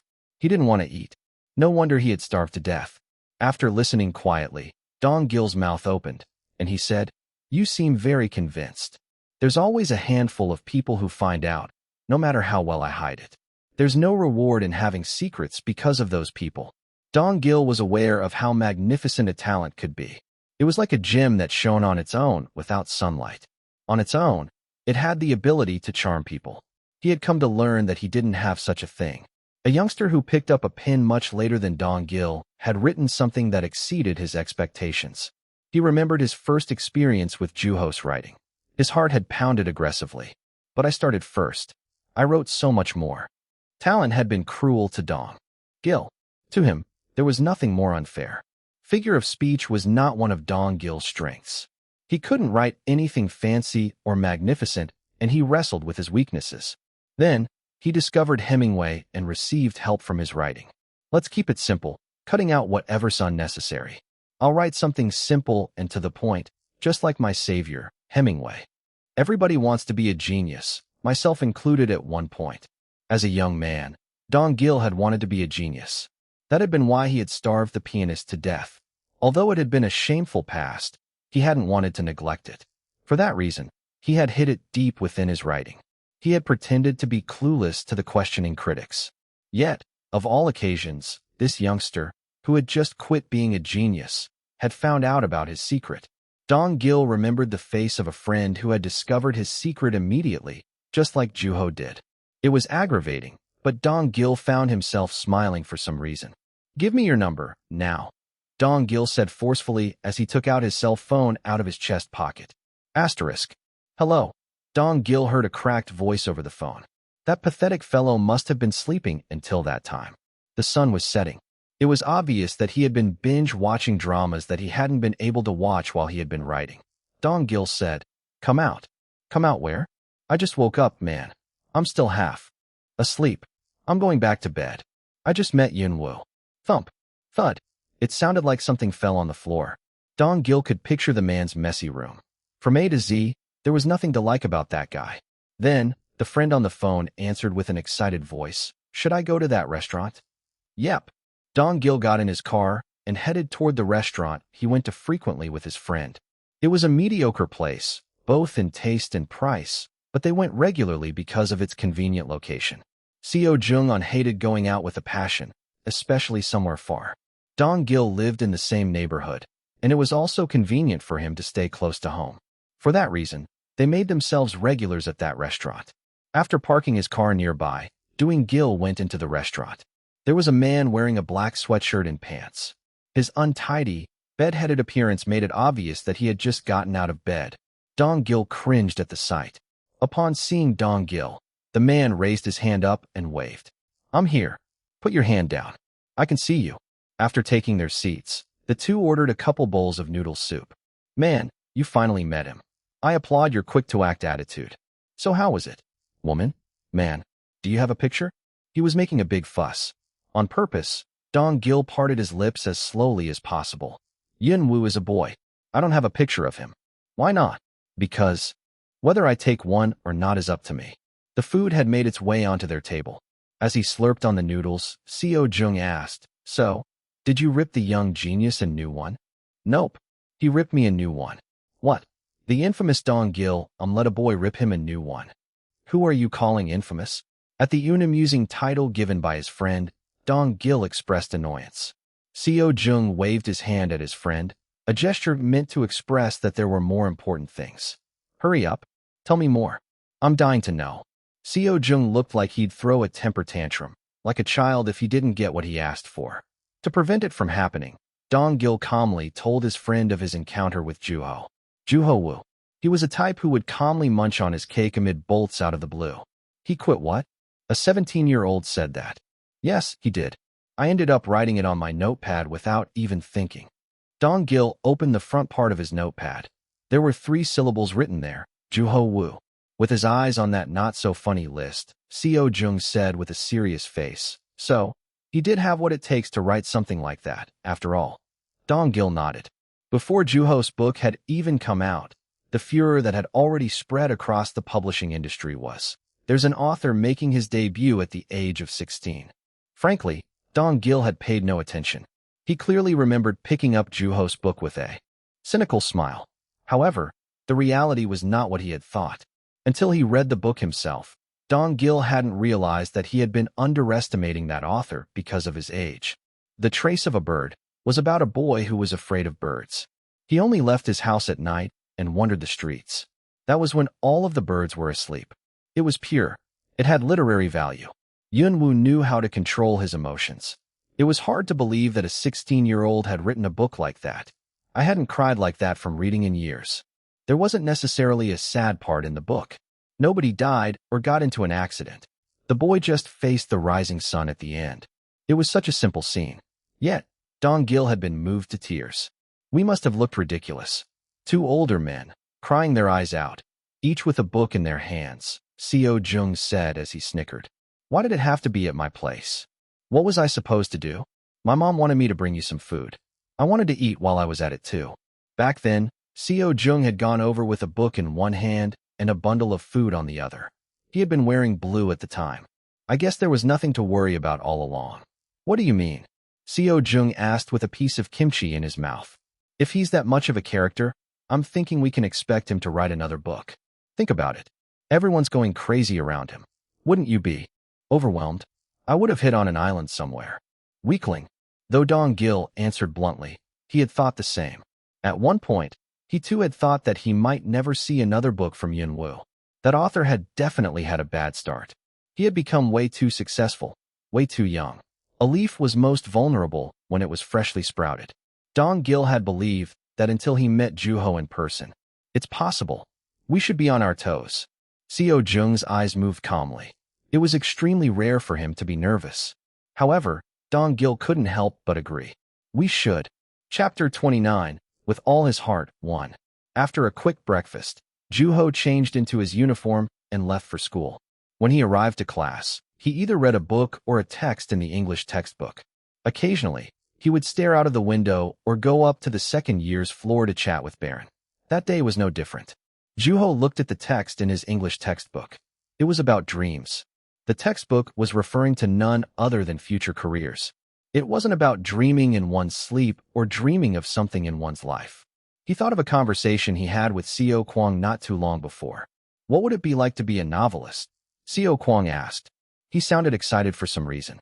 Juho gave him a brief stare and asked, "Is that what you want to do?" I just happened to find myself enjoying being part of the literature club a lot more than I had expected. It was true. He did seem much happier as of late. A novelist, huh? It suited him. If that's what your heart desires, then so be it. I support you. I haven't really decided yet. Although he answered vaguely, Seo Kwang's eyes were sparkling. What is it? Though it was a day just like any other, Juho had been thinking that something had been different. Seo Kwang had been acting strange as of late. He had felt Seo Kwang staring daggers at him for some time. He had blatantly turned around with the backrest in between his legs. As a person who sat directly behind him, Juho was feeling rather uncomfortable. What? He scratched his cheek. It almost felt like it was stinging. Why are you looking at me like that? You think I'm cute? In spite of Juho's light-hearted joke, Seo Kwang's face remained completely still. Usually, he would have, at the very least, made a complete fool out of Juho. This world really is kind of unfair. With that mysterious remark, Seo Kwang turned back to his desk. Juho muttered as he stared into the back of Seo Kwang's head. Was it really about my looks? He briefly looked at his reflection on the window and thought, it's not half bad. When recess started, Seo Kwang asked a question out of nowhere. Where did you say you lived? Confused, Juho tilted his head. It really was a random question. After telling Seo Kwang the location, he asked, why do you ask? Just because. You don't live that far from me. It's all in the same neighborhood. My side tends to be hillier though. This neighborhood was on a mountain, so there were a lot of hills even in the residential areas.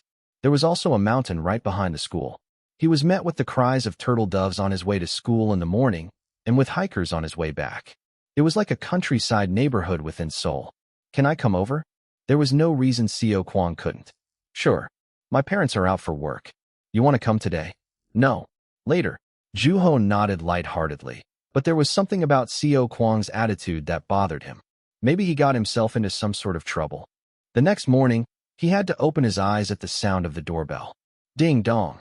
It rang once again as he lingered in his blanket. It was rushing him to get out of bed. Soon, he realized that he was the only person around. Every weekend, Juho's parents would make a trip out to the countryside to look for a house. They had been telling him that they would put the city life behind them once their son grew up into an adult. Without any objection, he accepted his parents' future plans. After all, no one could live life for another person. Not answering the intercom, for example. It wasn't until after a stretch and a yawn that Juho came out of his room and closed the door behind him. Half asleep, he looked at the intercom screen and saw a familiar face. "Why is it that you're ringing my doorbell?" he asked over the intercom. "Hey, buddy, I said I'd come over. It's kind of sudden, actually. Didn't you get my text?" "I was asleep," thought Juho. Because he hadn't gone to bed until late, he had been sound asleep well into the morning. Don't people usually wait for a response? "I brought fried chicken." Juho opened the door. The smell of fried chicken filled the entire house as soon as Seo Kwang walked in. Since he got out of bed late, Juho was hungry, yet too lazy to cook something. That was perfect. Seo Kwang had read his mind. Juho sat Seo Kwang down as he looked around curiously. He went into the bathroom to wash his face, and then joined Seo Kwang for brunch. The box contained half and half chicken, half fried, half marinade. After pouring Coke into the cups, Juho and Seo Kwang each picked up a drumstick. "Let's eat. This place knows their chicken." It was just as Seo Kwang said. It was delicious. As the two ate, they spent time on small talk like what the best part of a chicken was, or which place delivered the fastest. Soon, there were nothing but bones inside the box. Then, Seo Kwang saw the bookshelves filled with books in the living room, and said, "You have quite a few books too. My parents read a lot as well, just like I do. I read something interesting recently." After starting the topic, Seo Kwang made his way into the kitchen to wash his hands. Juho had an idea of what Seo Kwang was about to say. He's probably going to talk about a book, he thought, and listened to Seo Kwang as he cleaned the table. There's this young psychologist who said that our inner selves occasionally reflect themselves onto the external things around us. Apparently, you can tell what a person is like on the inside by looking at his belongings or the traces he has left, kind of like Sherlock Holmes. Like in sight. Yeah. Survival experts figure out the animal that is around them by looking at footprints or excrement left behind. It's the same for humans. You can't really find human excrement nowadays. Really? How do you say stuff like that after a meal? "I have a strong stomach." Seo Kwang opened the windows to ventilate the house. When he opened a large window in the living room, a light breeze rushed into the house. With Juho standing behind him, he continued, "What I'm saying is that even if you stay one night at a hotel, you leave a trace of yourself. Apparently, you can figure anything out from personality, the life the person has lived, and his future plans. That's amazing. Is that how fortune-telling works?" "That, I don't know," answered Seo Kwang. "The point is that a space contains a lot of information about the person who has been there. A lot more than we think." He asked, "Is that your parents' room?" "Yep," Juho answered Seo Kwang as he stood still. Seo Kwang turned around from the direction he had pointed. Juho kept watching him from his place, while Seo Kwang raised his hand to turn the door handle. Of course, a breeze passed through when he opened the door, and Seo Kwang murmured as he walked into the room, feeling the breeze. "I knew it. I knew it would look like this," he thought. The room was filled with writing. There were piles of papers and boxes surrounding the bed, the desk, and the other furniture. Seo Kwang saw a corner of a page peeking through an opening in the box. All of the papers were filled with letters. They were all used up. Every space was filled with ink. It was almost overwhelming, even for a font fanatic like Seo Kwang. Occasionally, there were things in the English alphabet, Chinese characters, and characters in mysterious languages. There were sentences made of signs he had never seen before. "You must have wanted to see my room," Juho said from behind. He sounded calm and lighthearted. It was as if the room didn't belong to him. With a faint smile, Seo Kwang opened his mouth and confessed, "I saw your paper." Now it made sense as to why he had been acting so strange. He might have been someone who spent much more time reading than Juho, and Juho's eyes darkened. When When you came in late to the science room. I was the first one there that day. There were 4 notebooks on the desk. There were written pages in each notebook. He continued as he reminisced. Sun was fun to read. Bombs was sentimental. And yours? He couldn't forget what he had read that day. The ending was disastrous, and the story itself wasn't all that long. Yet, the moment he read the first sentence, it became all too apparent that something was different. He had been reading books since he was a child. He had been reading from the time he learned how to read. Yunwu's appearance was an incredibly exciting development. He couldn't believe that an author his age was capable of producing such work. His writing was pure, brilliant, and controlled. Xiao Kuang had been filled with joy. He couldn't have been happier that he was sharing time with such an author. Thinking that he would be able to read Yunwu's book until he died, Xiao Kuang smiled even in his sleep. But your writing was different from Yunwu's.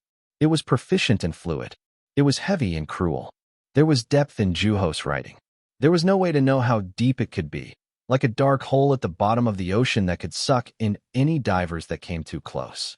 As if he was met with a colossal existence, Xiao Kuang's instincts were getting intimidated.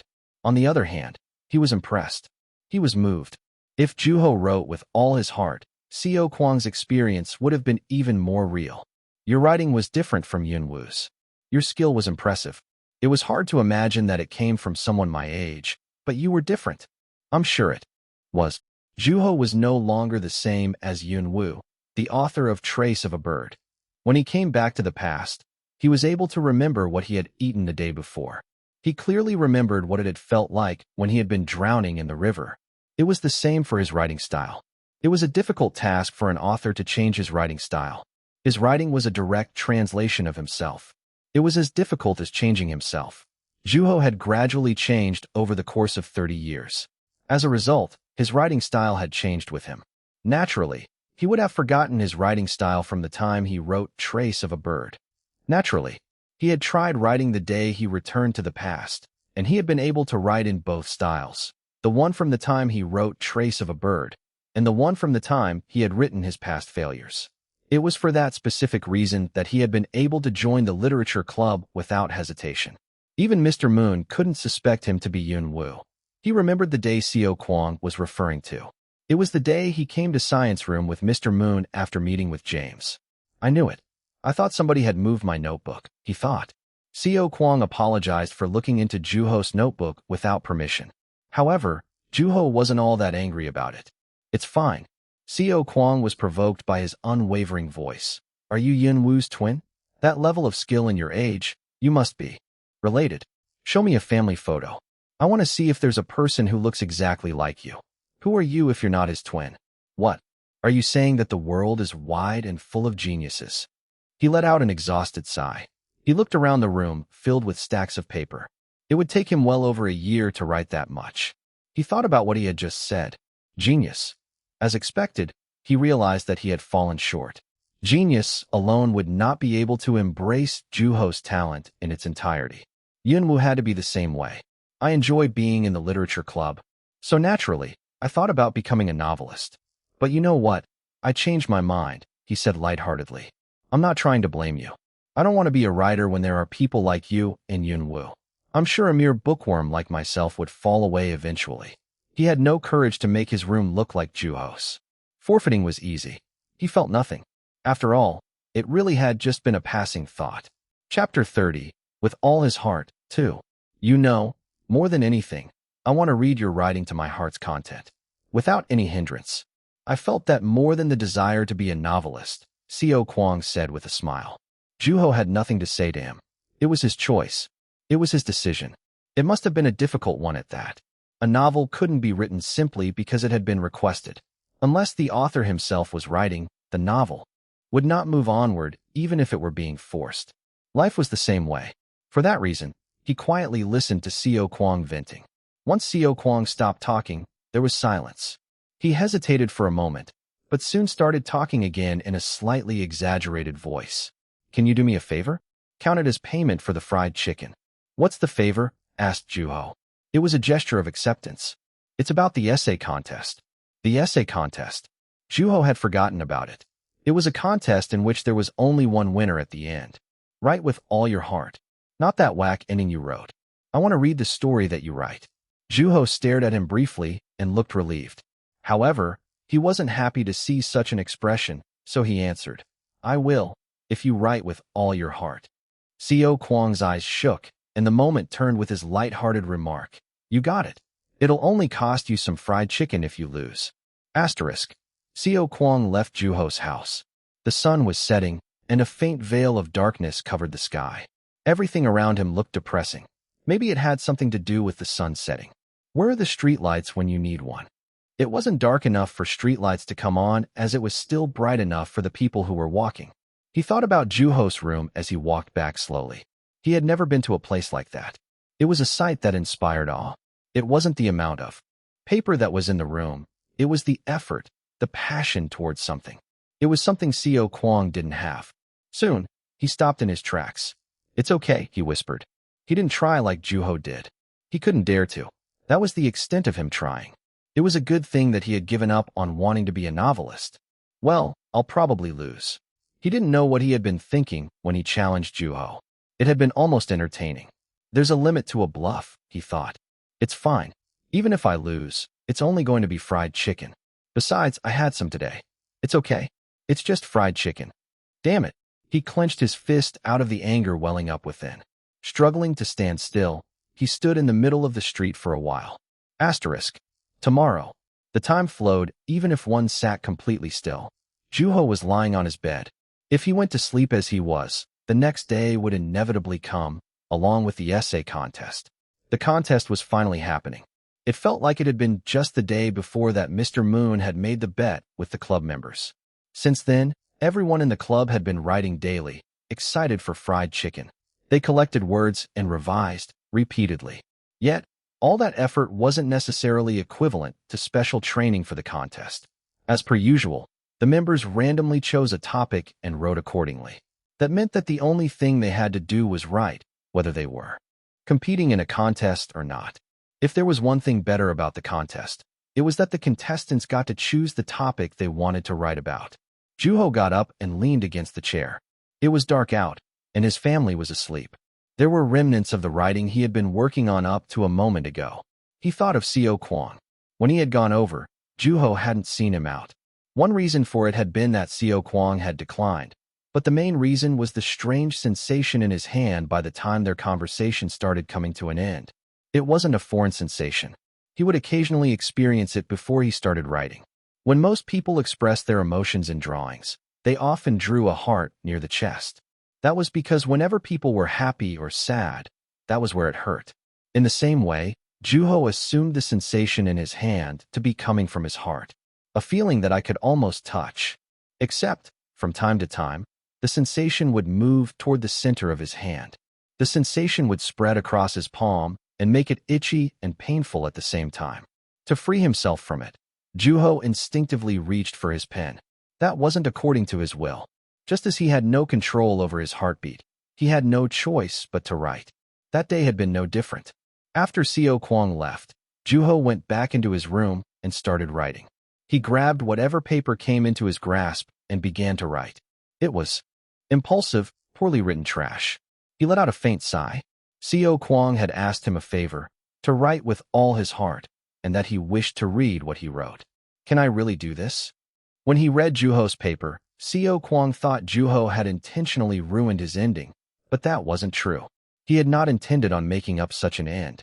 Unlike his personality, he was impulsive. He couldn't write anything if he wasn't in the mood. On the other hand, when he's at the peak of his inspiration, the only way to relieve the tension in his heart was to write. It was an annoying quality to have. If that tendency flared up during the contest, it would be impossible to write anything, let alone a story that his friend was dying to read. That's a problem. It was embarrassing to be called out for not putting in the heart. It wasn't easy to find somebody who loved books as much as Seo Kwang. They spoke the same language. Besides, the idea of disappointing his friend did not sit well with him. Can I do this? He asked himself. I'll only find out tomorrow. Then, I should just go to bed. It doesn't seem like I'll get much out of thinking all night. It'll only cloud my mind, he thought to himself. The next morning, he woke up after dreaming about being crushed to death by an alien monkey who had invaded the Earth. Unfortunately, he wasn't in the best of moods. Asterisk. You all look excited. We get out early today? Hooray for the essay contest. Everyone at school was much more lively during the morning assembly. It wasn't just Juho's class, but the entire school was boisterous. The essay contest was to take place during the morning periods. After that, everyone was going to be released. The entire school was excited by the idea of leaving early. Some students had already started making plans to go to karaoke with friends. It was as if the contest had been set aside. Not a lot of people seemed to be interested in the contest. That's better for us. The literature club will take over, Co Kwong said with a smile. You never know who you're going to be competing against, said Juho. Co Kwong scoffed and answered confidently, no way. Even if there was somebody with awe-inspiring writing skills, it's not a big deal. He seemed to be about twice as excited as his usual self. Then, Juho realized that he became talkative when he was nervous. Who dares challenge the literature club? We'll accept it any day, he said boisterously, though it was buried by the entire school getting excited. Some students had already started thinking about what to write.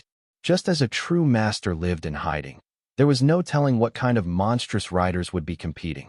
After all, life always steered toward unexpected events. At that moment, the door opened, and a teacher walked in. It was someone familiar. It's Mr. M. Co Kwong welcomed him. The essay contest was a test in its own right, so each teacher had to be overseeing a class. In Mr. Moon's hand, there was a stack of large, gray, recycled paper. Although he gave no instructions, the classroom became completely silent. It was the students' reflex to prepare for an exam whenever there was gray, recycled paper. You didn't forget about my favor, did you? Co Kwong asked. He sounded calm, and Juho gave him a light nod. At that, Co Kwong turned around without hesitation, and Juho looked at his back. Here come the gray pages, he thought. Take one and pass it to the person behind you. You may begin as soon as you receive your paper. Juho took a deep breath as he listened to Mr. Moon's voice. Co Kwong handed the paper to him.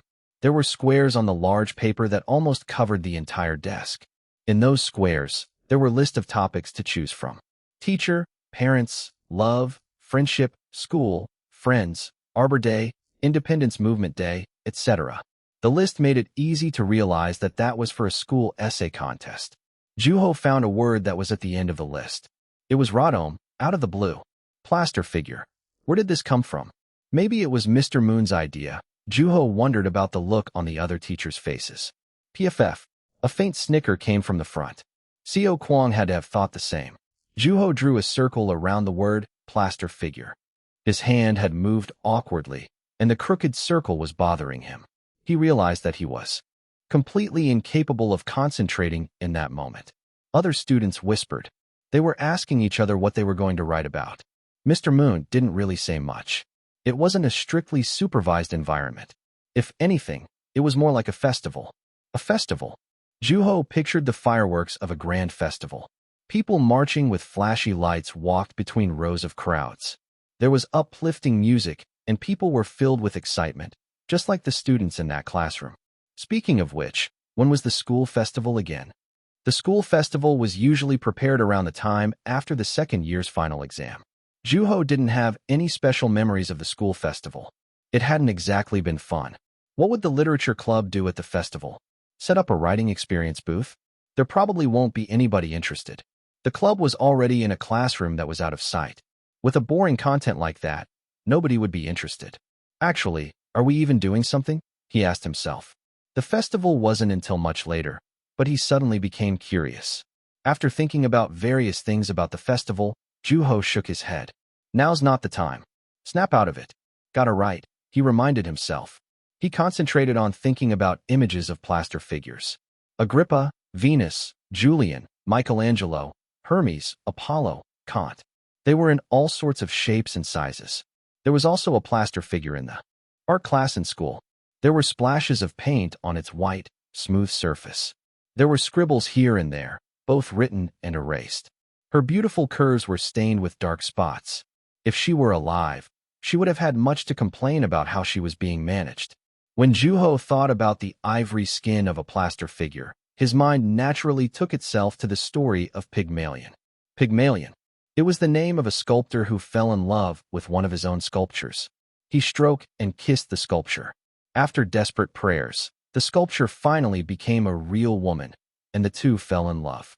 Great. I'm going to read about mythology when I get home, he thought. Juho pinched his own forehead. I'm doing it again.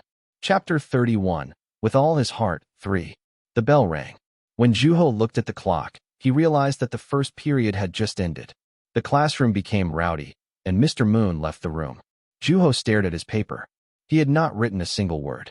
There were about 3 hours left at that point, and there were a few half-decent ideas floating around in his head. He needed something to bring it all together. There's still time, he murmured quietly. It's break time, so I should rest my mind for a little bit, he thought. He leaned against the rigid backrest of his chair. While he was idly staring at the ceiling, he heard Seo Kwang getting out of his seat, leaving the classroom unhurriedly. On the seat he left behind, there were bits of eraser dust and a sheet of gray paper. There was about 2/3 of the page written. Much like Juho, Seo Kwang had circled the word plaster figure. He had chosen the same topic. Juho tried to think about what he had been doing while his friend was busy writing, but soon gave up and closed his eyes to calm his mind. My shoulders are too tense right now, he thought to himself. When he relaxed his shoulders, the rigidness of the backrest asserted itself. He was finally in a good place to write. The bell rang again. As soon as he opened his eyes, the distant noise rushed back into his ears. Some were complaining about the contest lasting for another 3 hours. Some were asking one another if they could read each other's paper, whereas some were busy protecting what they wrote. Some were simply complaining for the sake of complaining.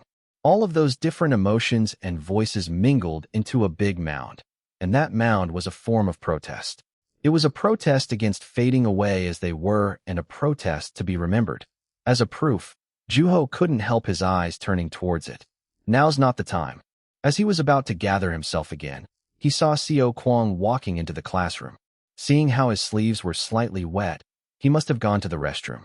He sat down at his seat and took a brief moment to think. Soon, he started writing again, hard at work. His shoulders and elbows were moving. His body leaned slightly forward. He was concentrating.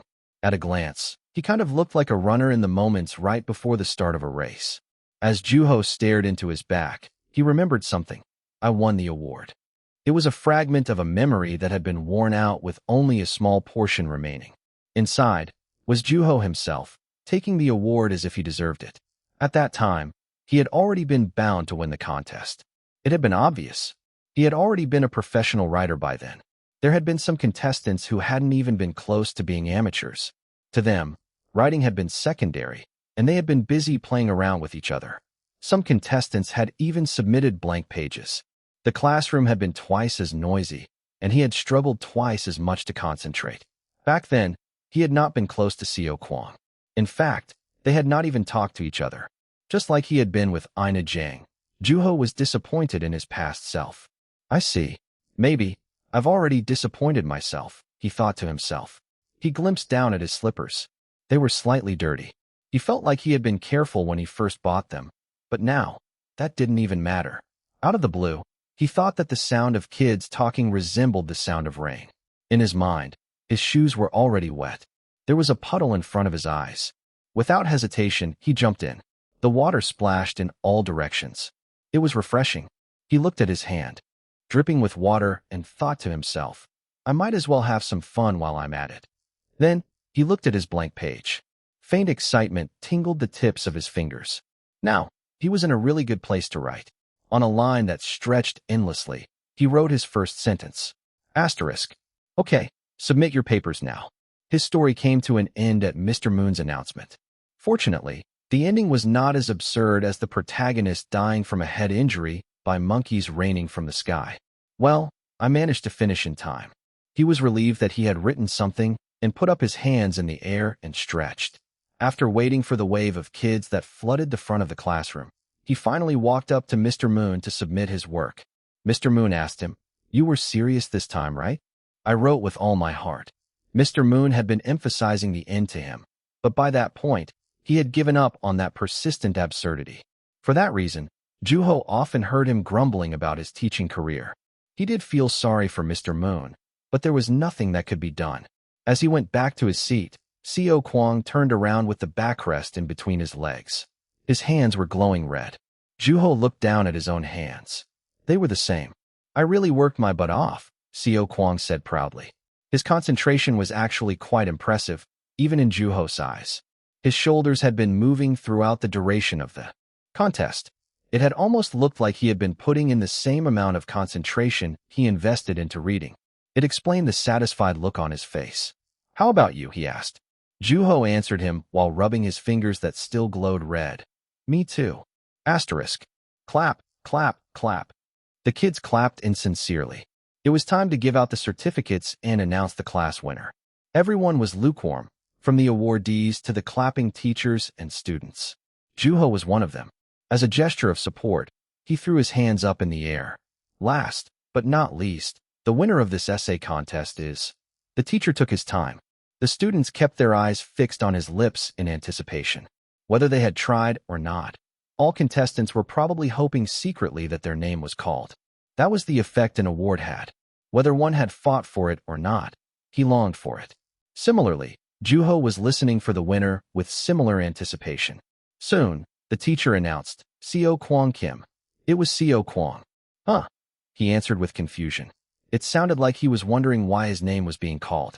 Come get your award. Pardon. He couldn't grasp this situation.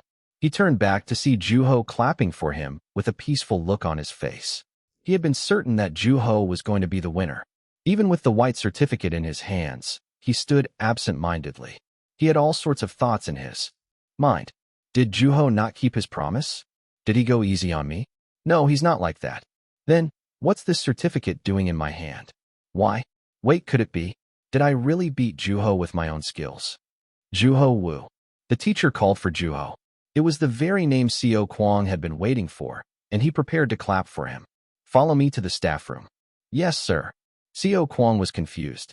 He needed somebody to explain the situation to him. He looked back at Juho, but he was simply smiling awkwardly. Leaving his confused friend behind, Juho followed the teacher to the staff room. There were teachers in charge of the first years. Students who had business with their teachers were allowed to come in freely. There was a laughter. A teacher and students had to be sharing a joke. It was quite different from where Juho was. He observed the teacher's desk. There was an attendance book and, fittingly, a math textbook. Next to them was a pile of papers from the essay contest. Juho Wu. Juho turned his head at the teacher's voice. He saw his familiar face. He was the math teacher who was not into books. For that, Juho felt distant from him both in the past and present. Do you have something you want to say to the school? No, sir. Are you struggling with something? No, sir. Are you being bullied? No. Although he knew that the teacher already knew the answers to his questions, Juho answered him sincerely, no. From the time Juho walked into the staff room, the teacher had a dumbfounded look on his face. At once, Juho set aside his anticipation. He must have gone too far, after all. Then what's this about? The teacher pulled out a page that Juho was well acquainted with. A crooked circle was surrounding the word plaster figure. It was definitely his, and he answered as he saw it. It's my essay. No, that's not what I asked. I'm talking about this. What's this? He asked, pointing towards the middle of Juho's essay. Again, Juho answered as he saw it. That's what I wrote. That's right. You wrote this. Just to make sure, nobody forced you to write this, right? No, I wrote it. The teacher nodded. Then he read one of the sentences out loud. Perhaps he was conscious of his surroundings. His voice was just loud enough for Juho to hear. A pair of bonobos were having sex. They entwined their bodies for the sake of peace. Gender or numbers were not a priority, skipping over. I always watched them. The moment they reached the climax. What he read was the intro. It was the part where a bonobo in a zoo was narrating from the perspective of a plaster figure in front of its cage. In the places the teacher skipped over, there was a description of the intercourse in greater detail. Juho did wonder if he would be able to get away with what he wrote, but he had decided not to change it. He had made a promise with a friend after all.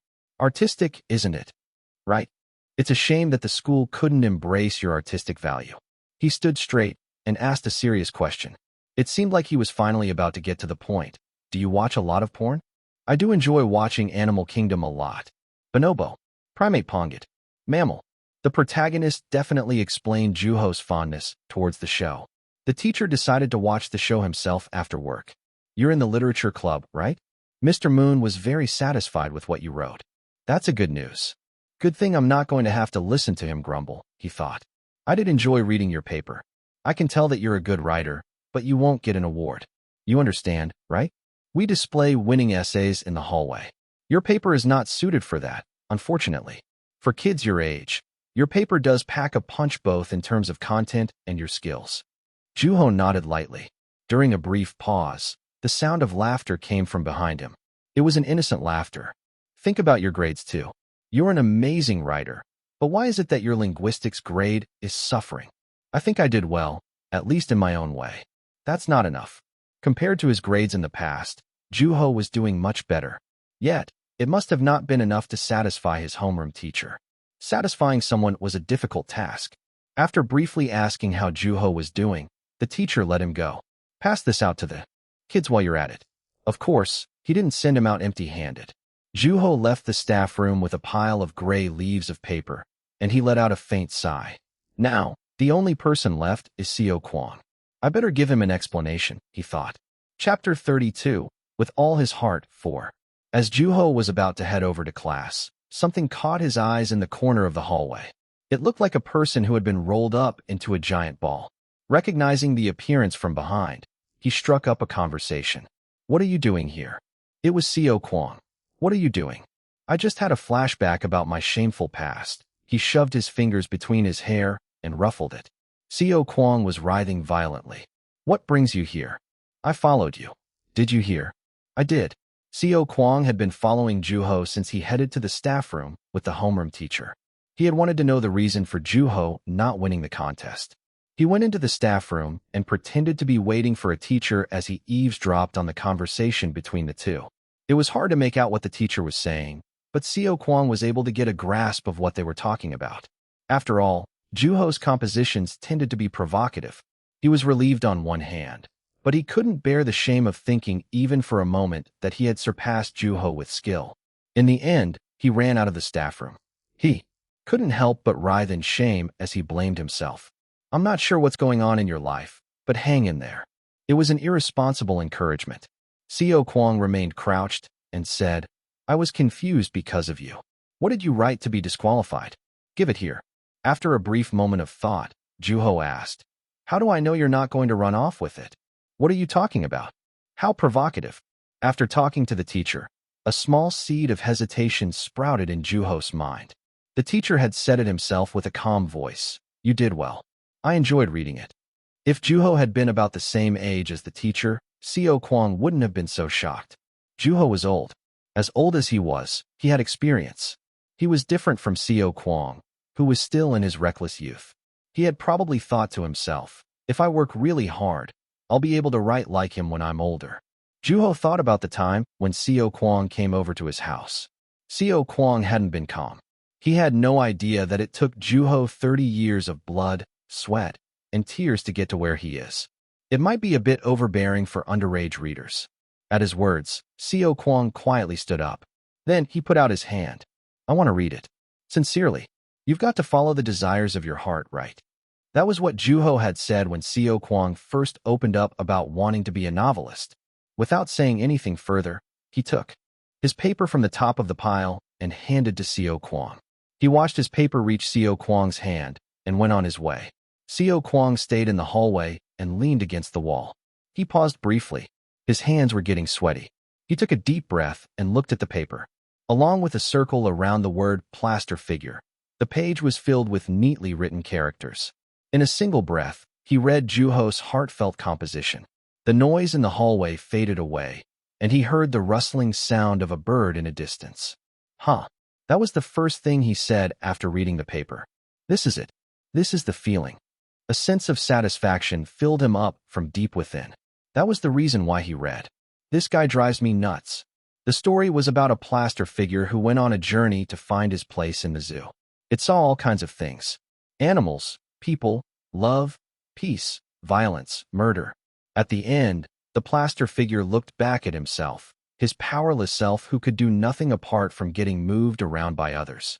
The next day, the plaster figure was found shattered to pieces, and the story came to a bitter end. What a rascal. He has guts to write something like this at school. The story had a dark tone to it. It was filled with sex between animals, murder, and violence. Yet, there were characters who loved and longed for peace in the middle of it all. Everyone was different. They each lived accordingly with their opinions. There was no right answer. Nobody was better than the other. And, at the end of it, was the plaster figure itself. So, who's the culprit of breaking the plaster figure? Co Kwong imagined the figure shattered to pieces. Scattered debris. Broken shapes. There were no weapons of any sort within its proximity. The figure shattered its own shell. It broke the shell that was carved to look like somebody else and went on a journey to find its true identity. It was nothing like what it had been seeing. It was neither bonobo nor people. It never loved. It never knew peace. It was indifferent towards murder and violence. Co Kwong looked out of the window. The figure was probably still on its journey. It had probably not accomplished anything yet. He imagined it wandering about the streets. He didn't feel any pain. I'll join you. He took a step toward the empty stairway. Sun Hwa won the award in our class. After gathering in the science room, the members started discussing the contest results amongst themselves. As Juho announced Co Kwong had received the award, BOM responded as if she were looking to exchange results. She looked happy. Sun Hwa also proudly raised her hands in response, and Baron joined in. Did you get an award too, Baron? I know how to write. I just don't, he answered brusquely. He might not say much, but he said what he needed to. We did an amazing job, BOM exclaimed with joy. Every member did a remarkable job in their respective classes. After keeping his mouth closed, Co Kwong said, So, I guess that means the three of us are getting fried chicken. I'm sharing it with Bomb. At Sun Hwa's words, Juho added at once. Then who would be so generous as to share their chicken? Baron? Co Kwong Kim. Nobody answered. Kind of quiet, don't you think? It's a trend nowadays to have a whole chicken to yourself. Sorry, bud. A trend, you say? I had no idea you guys were so trendy. As Co Kwong and Sun Hwa quarreled, there was a sound of the door opening. A mouth-watering aroma filled the science room. Mr. Moon had brought fried chicken as he'd promised. He almost looked heroic holding bags of fried chicken in his hands. The two stopped their quarreling and cheered out loud. Juho clapped gently. I brought fried chicken. He put down the bags of chicken onto the desk. It seemed like more than enough for 3 people, and Juho counted 6 boxes. I brought some for the participants too. Let's dig in. Mr. Moon, you're the trendiest person in this room. That day, the literature club became one with fried chicken. The sky was especially blue. The clouds were slowly floating by. The sun was busy at work, trying to shine its light through the clouds. Juho looked up to the clear sky until his neck hurt. There was faint scent of sunscreen. It was BOM. Sun Hwa and BOM sat together, applying sunscreen to their faces. Their movements seemed adept. Baron was with his sketchbook under the shade of a tree, and Co Kwong was watching the ants passing by. At that moment, Juho saw Mr. Moon from afar, walking towards the club members. Mr. Moon, why are we meeting in the yard? We're running today, he said nonchalantly. There were other activities taking place in the schoolyard, like badminton or soccer. The literature club had reserved a portion of the yard. There were straight lines drawn on the ground, so it was a good place for a sprint race. Why are we running? Is this an endurance training? Sun Hwa and Co Kwong had asked simultaneously. Mr. Moon put his hand over his eyes to protect them from the bright sunlight and answered, From this moment on, you will sprint from here to there. Run until you're out of breath, and then we'll immediately pick up our pens. Write whatever sentence comes to mind first. Make sure it's full of life. It was a creative teaching method. Though he didn't exercise regularly, Juho was looking forward to running for the first time in a very long time. Again, Mr. Moon emphasized that it was a sprint race. Immediately after the race, the members would pick up their pens and begin writing. What kind of things would this race bring out? Juho wondered curiously. Stretch your bodies first. National exercise, go. While he drew the starting and finish lines on the ground, the members stretched. In contrast to the awkward movements of the first years, Baron went through the national exercise with swift and controlled movements. Are you running too, Baron? We'll see. I wanted to stretch just in case. Soon, Mr. Moon came back and told Baron, Everyone's going to be running in pairs, but you're more than welcome to run on your own. I'll do it. Just like that, everyone participated in the race. Seeing everyone turning their wrists and ankles after finishing stretching, Mr. Moon said, Now, why don't we start the race? Juho, Co Kwong, Yes, sir. Hi. First up were Juho and Seo Kwang. The two stood next to each other in front of the white starting line. Once the cloud had passed the sun, the grains of sand sparkled brightly. When Juho moved his feet around, feeling the sand underneath, a dust cloud rose. There were sounds of the other clubs sharing the schoolyard. They were chanting here and there. Are you a good runner? Seo Kwang asked. It was obvious that he was probing his opponent, and Juho answered with a faint smile. I'm all right. You? I'm all right too. There was an odd tension between the two. Mr. Moon had a silver whistle of mysterious origin in his hand, and Sun Hwa cheered on loudly. Woo! At her cheering, the students playing badminton looked in her direction. While the two were waiting for a starting signal, a soccer ball rolled toward them, and Seo Kwang gently kicked it away. It flew in a good direction. While that was happening, Juho took the time to stretch some more. By the way, what should I write? Something like my heart is thumping. We'll see when we get to the finish line. What comes out will depend on our condition when we reach the finish line, thought Juho. The two positioned themselves. The white finish line was visible from afar. All I need to do is run. No thoughts. With everything I got, he reminded himself. Mr. Moon put his whistle to his mouth. Ready, go. The whistle blew loudly. The signal resembled a scream, and the moment he heard it, Juho flexed his legs and bolted off. He felt his sight getting narrower by the second. Seo Kwang wasn't even visible. The shape of his surroundings distorted, and his body started wobbling. Yet he saw one thing. The white line. Run, run, run. With everything you got, Juho thought to himself every moment his foot touched the ground. The seconds before reaching the finish line, he heard Seo Kwang catching up to him and thought to himself, I don't want to lose. Goal, somebody shouted. When Juho reached the finish line, he couldn't see anything. There was nothing but heavy breathing. Juho slowed down for some time after he had gone past the finish line. His sides were in pain, and his thighs were sore. When he leaned forward, his heart thumped out of control. His wet, sweaty hair covered his sight. That moment, he heard Mr. Moon's voice, start writing. He grabbed the piece of paper that was next to the finish line. It was slightly crumpled, but he paid no attention. Then, he scribbled, I'm dying. Chapter 33, He's Nearby, 1. Seo Kwang reached the finish line soon after and collapsed onto the ground. He, too, was quick to reach for a pen, but it wasn't long before he stopped writing. It couldn't have been a long sentence. I won't lose next time, he said as he gasped for breath. I'll be ready. No, don't be. Juho couldn't afford to indulge in the moment of victory. He had beaten Seo Kwang by a hair, probably by less than a step. It's kind of refreshing, actually, Seo Kwang said as he stood up. It's been a while since I ran like this. It had been different from running to measure endurance in PE. They ran with everything they had. They didn't let anything hold them back. An innocent competitive spirit sprung out of their hearts. Juho looked at his paper with the single phrase written on it. The result hadn't been so great.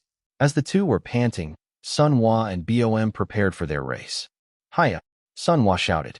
The two girls had already passed the midpoint and were headed toward Juho and Seo Kwang. Juho watched them running desperately as their bangs flapped to and fro. When they were about 3 steps away from the finish line, they slowed down. They had already reached a finish line in their minds. There was a contrast between them and Juho and Seo Kwang, who only slowed down. Well past the finish line. In the end, Sun Hwa came in first and grabbed her side as she coughed. Oh my, I'm dying. Those were the first words that came out of her lips. Bom staggered her way toward her piece of paper. However, she couldn't start writing. Instead, she had her hands on the ground, catching her breath. I'm dizzy, Sun Hwa said as she rubbed her side. Bom nodded. You guys are terribly out of shape. Having caught his breath by the time the two were running toward him and Juho, Seo Kwang said mockingly. Perhaps he wasn't aware of the fact that what went around came around. Who was it that had gasped for breath just a moment ago? I saw you crawling, Sun Hwa mocked him back. As he was about to speak out of annoyance, Juho calmed him down and said, I'm beat. Can we do this later? It's Baron's turn. At his words, everyone turned their eyes to the starting line. His determination could be felt all the way from the finish line. He almost looked like a predator that had spotted a prey. Ready, go. As soon as the whistle blew, Baron strode ahead. Just watching him run felt refreshing. He was fast, really fast. He's so fast. What the heck? Since when was he so athletic? Didn't he used to be in the art club? As he ran past them, the four who kept their eyes fixed on Baron followed him. A wind followed Baron as he ran past Juho. His hair flapped. He's already here. As if he wasn't even tired. Baron calmly walked toward the other club members. He put his hands up and posed for his victory, and the freshmen looked at him with respect. The sole artist in the club not only had the writing skills to win an award for the essay contest, but he was also an impressive runner. He was multi-talented. Baron, that was amazing. I see why you wanted to run by yourself. Juho pulled a piece of paper for Baron as he walked toward him. You should write too, Baron. He stared at the paper for a brief moment and responded with a confident face. Write this down for me. He resembled a gust of wind. It wasn't long before the adulation turned into jeering. Baron, let's go get some tteokbokki, stir-fried rice cakes. Tteokbokki. All that running is making us hungry. All the first years had already agreed to the idea, so Baron was the only person who had to be informed. He nodded willingly, and they decided to meet at a snack stand in front of school. What if I get sick tomorrow? I hardly exercise, so my muscles are probably not used to working so hard. You should have exercised more. Look who's talking. It is true that you're out of shape. Baron? You too? Everyone chimed in at Co Kwang's exaggerated remark. Amid it all, Bom spoke up. You'll feel better if you massage your legs with a warm towel. At that, Co Kwang answered as if he had met his savior. I knew I could count on Bom. She's always the first to clean up at the end of the day. From the snack party to the fried chicken party, Bom had always been the first person to pick up the trash. It was like a habit. At his compliment, she waved her hand in denial. She was the only person who wasn't aware that Co Kwang was getting a kick out of seeing her uncomfortable. There she goes again. I'm serious. I just have a peculiar personality. If I see a mess, I have clean to it. It bothers me otherwise. You're so modest. Seeing her face flushing bright red, Sun Hwa spoke up. She said as she slapped Co Kwang on the back. We all know Bom's nice, so you should stop talking about it now. Juho saw Co Kwang twisting his body in pain and chimed in. I knew this was going to happen. Baron responded. Why didn't you do anything to stop them? They're not going to listen anyway. Besides, it looks good. What about it? The fact that they were able to play around with each other meant that they had gotten that much closer. It wasn't common in a club for the members to grow closer with one another as a whole. Being small in numbers definitely had its advantages. They seemed to be having fun too. Nobody complained about how Mr. Moon taught them. Everyone enjoyed writing. Juho remembered him saying that he had brought back the literature club to make school more fun, but there was no way a literature club could be fun. I'm so hungry. What are you going to get? Are you getting fritters? At Juho's words, everyone started thinking about what they were going to order. The members left the front gate and walked into the alleyway where the snack stand was. Juho was following them from behind. As he walked, he felt something foreign. Somebody had grabbed him. As he stopped in his tracks, the hand came off of him. Hold up. It was a low voice. Juho turned his head to see a boy standing behind him. He didn't recognize the boy's uniform. What is it? As Juho stopped, everyone else stopped walking and looked back. They seemed just as confused by the appearance of that mysterious student from another school. Juho felt a slight wariness and asked, Do you have a business with me? Yes, the boy affirmed. For a brief moment, Juho stared at his eyebrows. They were really thick. There was a brief pause and Co Kwang stepped up. You seem like you're from another school. What's your business? The boy took a moment to look at Juho, his uniform, and his trail. Then he opened his mouth. I was told that Yun Woo is here. Yun Woo. Juho immediately took his eyes off the boy's eyebrows. What? Co Kwang asked in a weak voice. What had just come out of that boy's mouth was just as random as his sudden appearance. Did he just say Yun Woo? Yun Woo? As in the author. Yeah, I'm here to meet Yun Woo. Could you let him know? Juho thought about where to begin. How do I correct him? Who told you that? Who? Said Yun Woo's here. What do you mean? This time, the boy had a confused look on his face. Who told you that Yun Woo's in our school? Everyone knows. I heard she's really pretty. No, Yun Woo's not a she, let alone pretty. Juho barely swallowed those words. The boy observed the situation and said, I saw you guys running. I saw you writing something too. I asked the people playing badminton, and they told me you're in the literature club. Wouldn't that mean you know where Yun Woo is? I see, Juho thought. As he grasped the situation, he sternly shook his head. The rumor about Yunwoo isn't true. The boy scowled as if he had just heard something unexpected. I've heard some people even got an autograph. That's true. By a girl named Ina Jiang, thought Juho. Some people have pictures of her too. He listed one evidence at a time. His desire to meet Yunwoo was apparent in his voice. Sadly, the rumor wasn't true. It's a long story. Anyhow, the point is that the rumor is a hoax. The boy stayed silent. It was apparent from a glimpse that the air surrounding him was sinking. He was easy to read. His thick overall build gave off a strong impression, especially his eyebrows. Juho turned his attention to his eyebrows again. It wasn't simply because of their thickness. He felt a sense of déjà vu. Where did I see that face? Those eyebrows looked so familiar. I could have sworn I've seen him before. The boy suddenly asked, "Can you direct me to a police station nearby?" Police station? I have a business to attend to. Business? He was a busy student, that one. After coming to look for Yunwoo, his next stop a police station. What's the business? This. The boy raised his hand. There were dollar bills folded in half. It was hard to count how many there were, but it was definitely not a large sum of money. Juho asked curiously, "Did you find that?" "Yes." "How much is it?" $3. What a surprise. Who would have thought there was a student like this in this age? This student was asking Juho for direction to a police station so he could return the $3 he had come across. Goodness. Juho felt sad that he was finding that boy's decision to be unrealistic. Maybe he had seen that strangely familiar boy in Good Samaritan of the Month on TV. As he was busy thinking, a voice came from behind. It was coming from quite far. He turned around and saw that the other club members were getting further away. "We're starving, so we're going ahead. Take your time." Before he had time to say anything, they had disappeared into the alley. Well, that happened. In the end, Juho and the boy were the only people left. Maybe I should invite him to join us while I'm at it, he thought. It was possible that he might be able to find the inspiration for his next book from that boy. He opened his mouth as the boy waited for an answer. "Hey, can we eat something first? All that running is really making me hungry." The boy hesitated, but soon nodded. "It'd be nice if you could tell me more about Yunwoo. By the way, how to get to the police station." Since he was interested in getting to know that boy, Juho accepted. The two made their way into a nearby fast food restaurant. As they waited for their turn, Juho asked, "Are you a fan of Yunwoo?" "No." The boy shook his head without hesitation. After the unexpected answer, Juho made another question. "Then, why'd you go through the trouble of coming to my school to meet Yunwoo?" "I wanted to see my rival's face." At his confident declaration, Juho took a moment to think.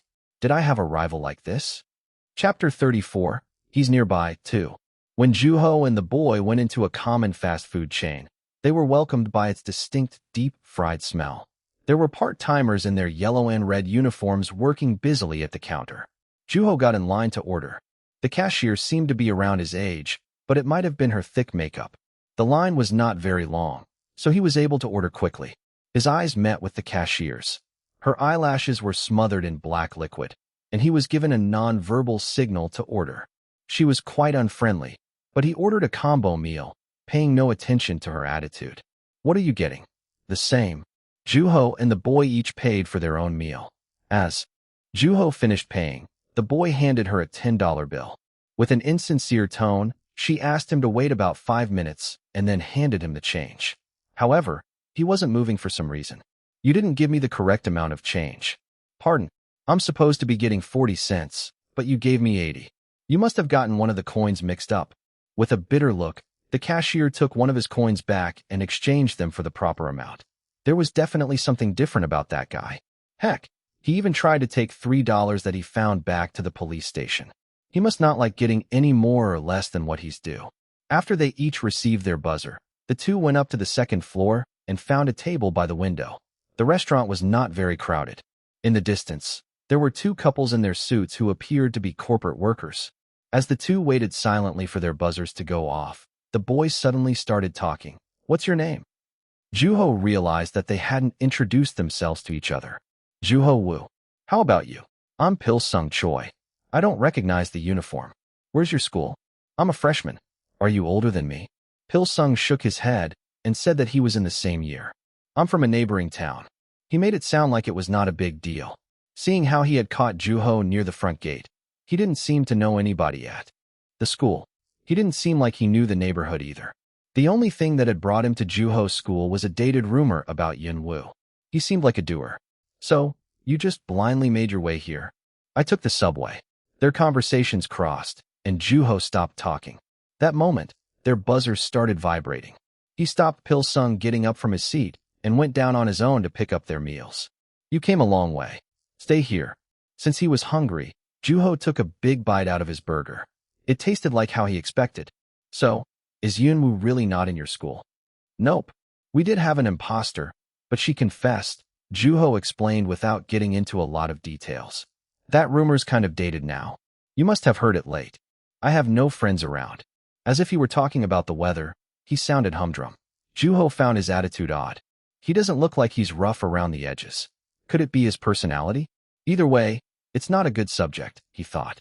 He took a sip from his drink and asked, So, what did you mean by rival? It's exactly as I said. I'm going to be Yunwoo's rival. He sounded determined this time.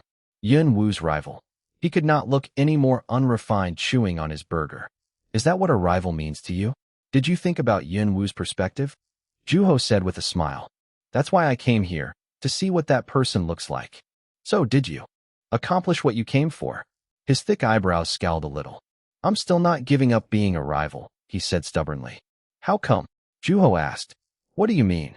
Why do you want to be Yunwoo's rival? Because I also write. Juho was slightly surprised. Of course, he assumed that the boy was also a writer when he first said the word rival. Yet, hearing it from him was a different experience. He was a writer too. He was Juho's age. Yet, he boldly declared himself to be Yunwoo's rival. Everyone seems to think of Yunwoo as this mysterious, unreachable person. Is that so? I'm not sure. You're not sure. After some time thinking, Pil-sung said, My friend lives far away. His answer was far from the subject they had been on, but for now, Juho listened. We'd been close since elementary school. We moved up to high school together, but we ended up in different classes. I adapted, but he was bullied. He picked up a French fry and put it in his mouth. It didn't matter that I was at the same school. Even when I told the teacher, it only went as far as a warning. What's funny is that both my friend and I received warnings. Be aware of the trends. Don't show off. Get used to people calling you names that you don't like. It sounded like we were the ones at fault. I was so pissed, but the teacher was looking the other way. So what could I do? My friend ended up transferring to another school, and I was left alone. He explained that in the process of standing up for his friend, he naturally grew apart from friends he was close to previously. He was alone. That's when I saw the name Yunwoo. It was in the school library. I had been thinking about why things happened the way they had, but it felt like that name would give me an explanation. So, did you get an explanation from that author, Yunwoo? Juho asked. Pil-sung shook his head. No. Of course. He chugged his drink. Meanwhile, Juho ate a French fry. Somehow, Juho felt empty on the inside. At that moment, Pil-sung continued. It was still comforting. You're supposed to be next to the person you're comforting. So I don't feel that Yunwoo is distant. Juho hesitated. I wanted to be like Yunwoo, but obviously, I'm not Yunwoo. So I'm going to be his rival. It still didn't make sense entirely, but if that was what he wanted. After a brief pause, Juho took another bite of his burger. He was getting excited. Stay calm, he reminded himself. The lettuce in his burger felt refreshing for no apparent reason. The two quietly finished their meal. When they were down to a few pieces of French fries, Pil-sung asked, So what's the literature club like? Do you have to run every day? Nope. We ran earlier because we were learning how to write vividly. You sprint with everything you have, and then you get to writing right away. Well, I was dying, so I couldn't even finish my sentence. That's unusual. Trust me, it's usually worse. Pil-sung seemed interested about the literature club, and Juho told him about what they had learned from Mr. Moon. Word gathering, transcription, composition topics, charades, etc. Not too long ago, Mr. Moon even brought his goldfish in its bowl. We were learning about catching external and internal characteristics of what we were seeing. Towards the end, he told us to write from the perspective of the goldfish. He thought about what he wrote then, gaping. Feed me. It had been something to that effect. Pil-sung's eyes sparkled as he listened to Juho. Did you not join a literature club in your school? We don't have one. That's a bummer. I go to a culture center on the weekends instead. Sometimes, there are lectures given by famous authors. He listed the names of the authors. Dong Gilum was one of them, and Juho was familiar with him. How was Dong Gilum's lecture? It was edifying for the most part. Half of the people were falling asleep, though. It must have been boring. I enjoyed it. It kind of sucked that there were no breaks in between. Juho was able to picture the scene. Dong Gilum had a tendency of being serious about every matter. He probably spent a lot of time preparing for the lecture. Then, he probably poured out everything he had prepared. Juho imagined Dong Gil delivering a lecture with his distinct, rigid expression. Actually, Dong Gil and Pil Sung are kind of similar in some ways, he thought. They were both sincere and doers. The difference was that Dong Gil was cold, and Pil Sung was hot. It was the difference between being cold-hearted and passionate. As he was in his thoughts, Pil Sung started talking. Can you show me what word gathering looks like? There's no reason for me to say no. Out of his bag, Juho took out a notebook and handed some of the pages with his writing over to Pil Sung. At that moment, his phone rang. It was a picture message from Seo Kwon.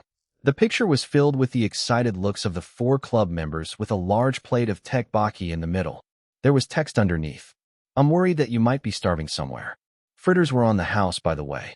By contrast, Juho took a picture of his nearly finished combo meal and sent it to Seo Kwon. Thanks for your concern, he wrote. Juho woo. Huh. Juho lifted up his head after sending the message. Pil Sung had come uncomfortably close to him, and Juho pulled away out of reflex. Pil Sung drew even closer with his hands on the table. What's gotten into him? Juho thought. Is there a problem? I've decided. You decided what? To be your rival. What? I want to be yours and Yun Woo's rival. I didn't know being a rival worked like that. While looking at his paper in Pil Sung's hand, he asked, Did you like what I wrote? Quite so. A direct answer. I'm flattered, but I'm not into rivalry. A rivalry is only valid when both parties recognize each other as rivals. Don't worry. My goal is to be a world-renowned novelist. Once I accomplish that, both you and Yun Woo will come to recognize me, whether you want to or not. I admire your confidence. Pil Sung wasn't entirely bluffing. The evidence was in the fact that he had ultimately accomplished his objective. He had wanted to see Yun Woo, and he had met Juho. As Juho pulled away from that reckless boy, he suddenly realized why he had felt a sense of déjà vu when he had first met Pil Sung. Best-selling author Sung Pil.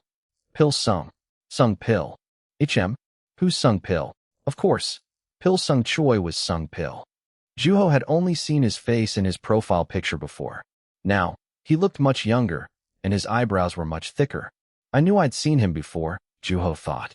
He was looking at the face of a celebrity author as a teenager. The memories of Sung Pil slowly came back.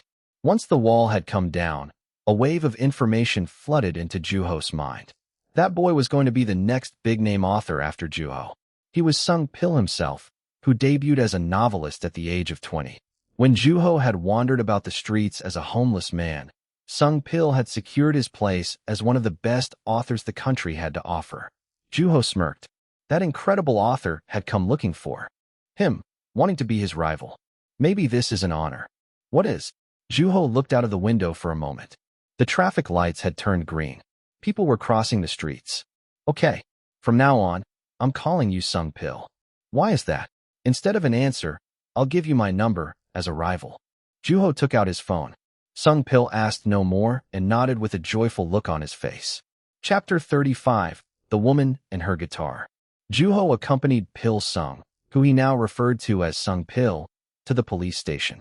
The officers gave the two a dumbfounded look, which made sense considering that teenagers had walked into a police station wanting to return the $3 one of them had found on the street. As a reward, the two had received a handful of candy. With a satisfied look on his face, Sung Pil popped one of them into his mouth. In the end, the $3 he had tried to return ended up in his hands. The two found out that there was a law for the lost items that stated that when a lost item was not claimed within a certain period of time, the finder was given the legal rights to keep the item. At that, Sung Pil asked the officers to hold on to the $3. The officers waved their hands to convey that that wasn't necessary. After going back and forth with the officers for some time, he ended up putting the money into a donation box to combat child hunger. After watching that strange scene for some time, Juho went home with a peppermint candy in his mouth. Haha. Aside from the word funny, There was no other way to describe what had happened earlier. He had read Sung Pil's book before. Every character had had a humane charm. The book had made its readers pity them, and at the end, root for them. Now that I think about it, the book was kind of like the writer, he thought. He was in danger, and it felt foreign. It almost felt like he was about to be swallowed up by a colossal wave if he didn't act. Yet, he wasn't scared. In fact, he was looking forward to this new future. Pilsung's appearance had not been part of Juho's past. His life was definitely taking a turn, and thanks to Pilsung, Juho's uncertain future was becoming more colorful. He hoped for a future where he discussed their works with his reckless friend. In order for that to happen, he had to survive in the world of literature. If he were to be pushed out like in the past, that future would never come. Juho instinctively reached for a pen. Why does a person live? He quietly asked himself. What was the meaning of living life? Before digging any deeper, he thought about whether he really existed. If people could no longer see or hear the person named Juho, he might be no different from being dead. There was a sound coming from the living room. It was the news. Apparently, somebody had won the lottery for a large sum of money. If one couldn't be heard, seen, or leave any trace of himself, did that mean he still existed? Of course. Even if it wasn't me, there's always somebody winning the lottery somewhere. In other words, wouldn't that mean that there are people living even in unseen places? There's no need to complicate this. He accepted his recently thought of impulsive logic. What would it feel like to win the lottery? He calmly put himself in that position. Various thoughts began to spring up. Happiness, fear, anger, will to live. Yet nothing reached the depths of his heart. I got nothing. Juho tore his hair out. He looked at the leaves of paper untidily strewn across the room. They were messy. They were his stream of consciousness. Something was left unfinished, and it was bothering him. I should try going outside.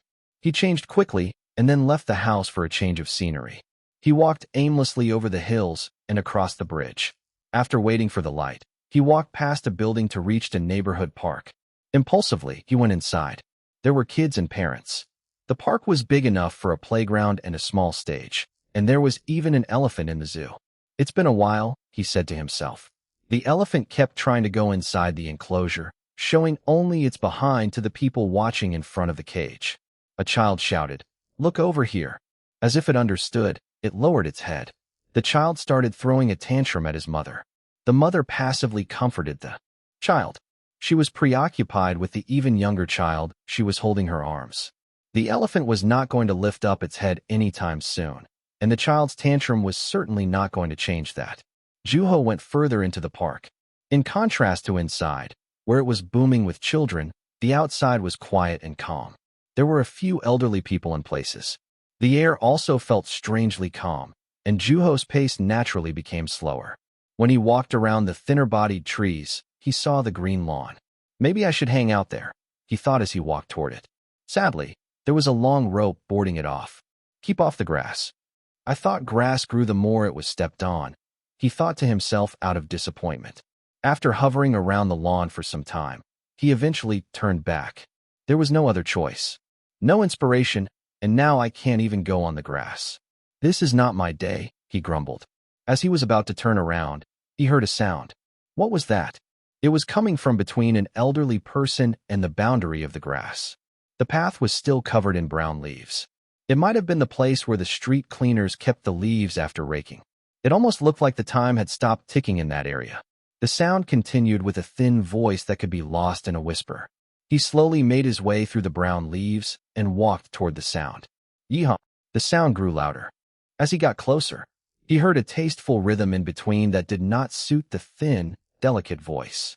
Curiosity hastened him to get even closer to the sound. La, la, la. There was a woman singing. La, la, tra-la-la. The woman had a guitar in her hands. She was singing amid the elderly. Along with the sound of the guitar, Juho was finally able to hear the lyrics. Well, there wasn't much to the lyrics. From the beginning to the end, la, la, la was the only thing that came out of the girl's voice. It sounded like she had replaced the lyrics with them. The woman seemed to be in her 30s, with average look and skill. Her playing was nothing short of an amateurish. One wouldn't be able to compliment it, even out of politeness.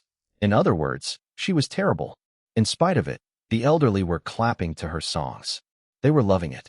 After performing for some time with only la, la, la, and mm, she bowed to her audience to thank them. It was a professional. I guess she's not planning on performing through the night, Juho thought. As soon as the woman stopped singing, the park grew silent again. The elderly people left one by one, until there were only a few left. It was a strange sight. There was no wind. The leaves weren't blowing. The elderly weren't moving either. The woman walking down the stage was the only movement there was. Juho approached the woman as she opened her guitar case to place it inside. At the sound of his footsteps, she turned to look at him. "Can I help you?" the woman asked, wearing the guitar over her shoulders. It wasn't so much that he needed help. Seeing him hesitate, the woman started putting her guitar back into its case. Finally, he asked, "Are you a singer?" "Nope." "Aspiring?" "Nope." "Hobby?" "How about this?" She tilted her head as she was asked a strange question. Fortunately, she didn't seem to be bothered by Juho's questions. If at all, she seemed somewhat entertained. "I'm in the process of looking for work. I couldn't find a corporate job, which is why I'm singing and playing guitar." "So you're resting in a sense?" "It's tiresome to sing and play guitar." She emphasized that something tiresome couldn't be a form of rest. Perhaps that tiresome deed had a deeper meaning to her. Employment. Juho thought of what he had seen on the TV recently. A panel of people had asked a successful CEO, "What are some ways that people who went to a no-name school can find a job?" He responded, "It's discrimination to be treated equally as those who went to a prestigious school." These people fought for the name of their schools. The camera showed the faces of those who were searching for a job after graduating from a no-name school. They seemed burnt out. Perhaps people could still get burnout even if they hadn't tried. Perhaps they're burnout precisely because they hadn't tried. It was the punishment for not trying harder than the others. Juho wanted to ask the CEO one question. How do you determine the amount of effort you put in? Sadly, he couldn't get a response. After putting her guitar away, the woman stood up.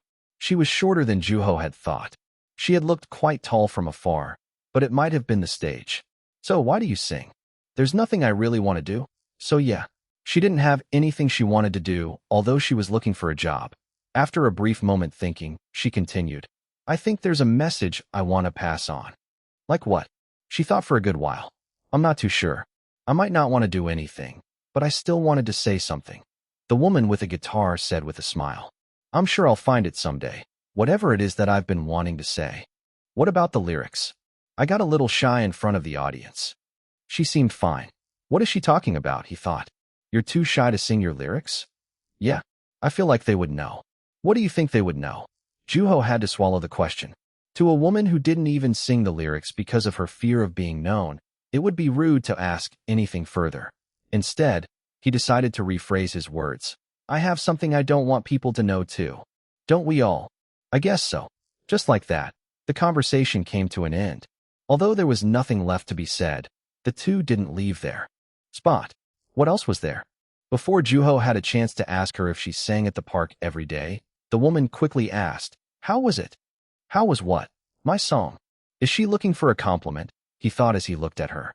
Just like when she was on stage, there was no smile or annoyance on her face. She was bland. It made it hard for Juho to read her expressions, so he decided to answer honestly. It was mostly lalalas, so it's hard to say. I'm sure it was. She was neither disappointed nor annoyed, and she replied calmly as if she had expected it. Seeing that, he couldn't help but ask the question he had kept himself from asking earlier. You said you want to send a message earlier. Are you afraid that others will know what you're thinking? I must be. A heart is a pain in the ass. Juho smiled at her use of strong language. When do you think they'll finally come out? Your lyrics. They'll come out someday. There is something I want to say. If she had figured out what she'd been wanting to say and found the courage to say it, would she be singing still? He asked himself. Are you going to keep singing? Of course. It's not like there's anything I want to do, she replied. Until when? Probably till I die. She smiled as she answered his question. It was an ordinary smile. Even if a person didn't have anything they wanted to do or had the courage to speak up about it, they'd go on living. They'd lead an ordinary life. With her ordinary smile, the woman finally left. In a space where nothing moved, Juho kept thinking on his own.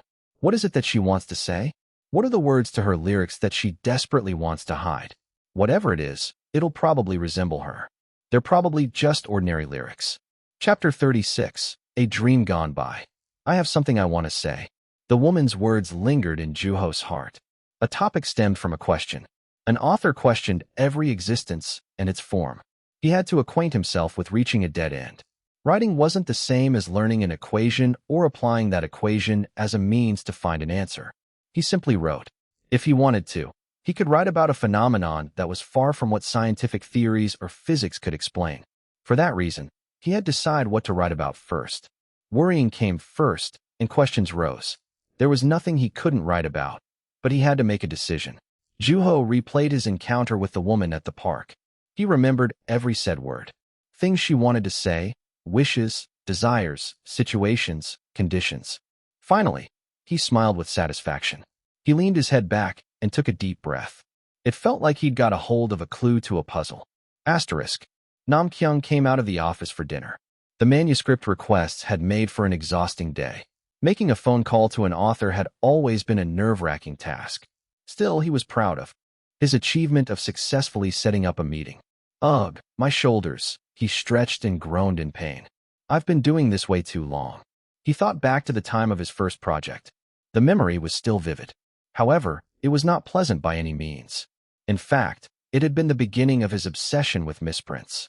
He had found a misprint the moment he had opened the book. It had been in the part when the name of the protagonist was revealed for the first time. All of a sudden, the character had gone through a name change. Every character had a different name for the protagonist. Even the protagonist's parents. How odd. Why didn't I catch this before? Nam Kyung thought. It had been an obvious mistake. He had read through the manuscript a number of times. Yet, he had missed it. He hadn't caught it, and so had been in a world of trouble. To this day, his heart pounded when he thought back to the shame and despair he had felt back then. He shook his head. Everybody makes mistakes at first, he comforted himself. Maybe not that kid.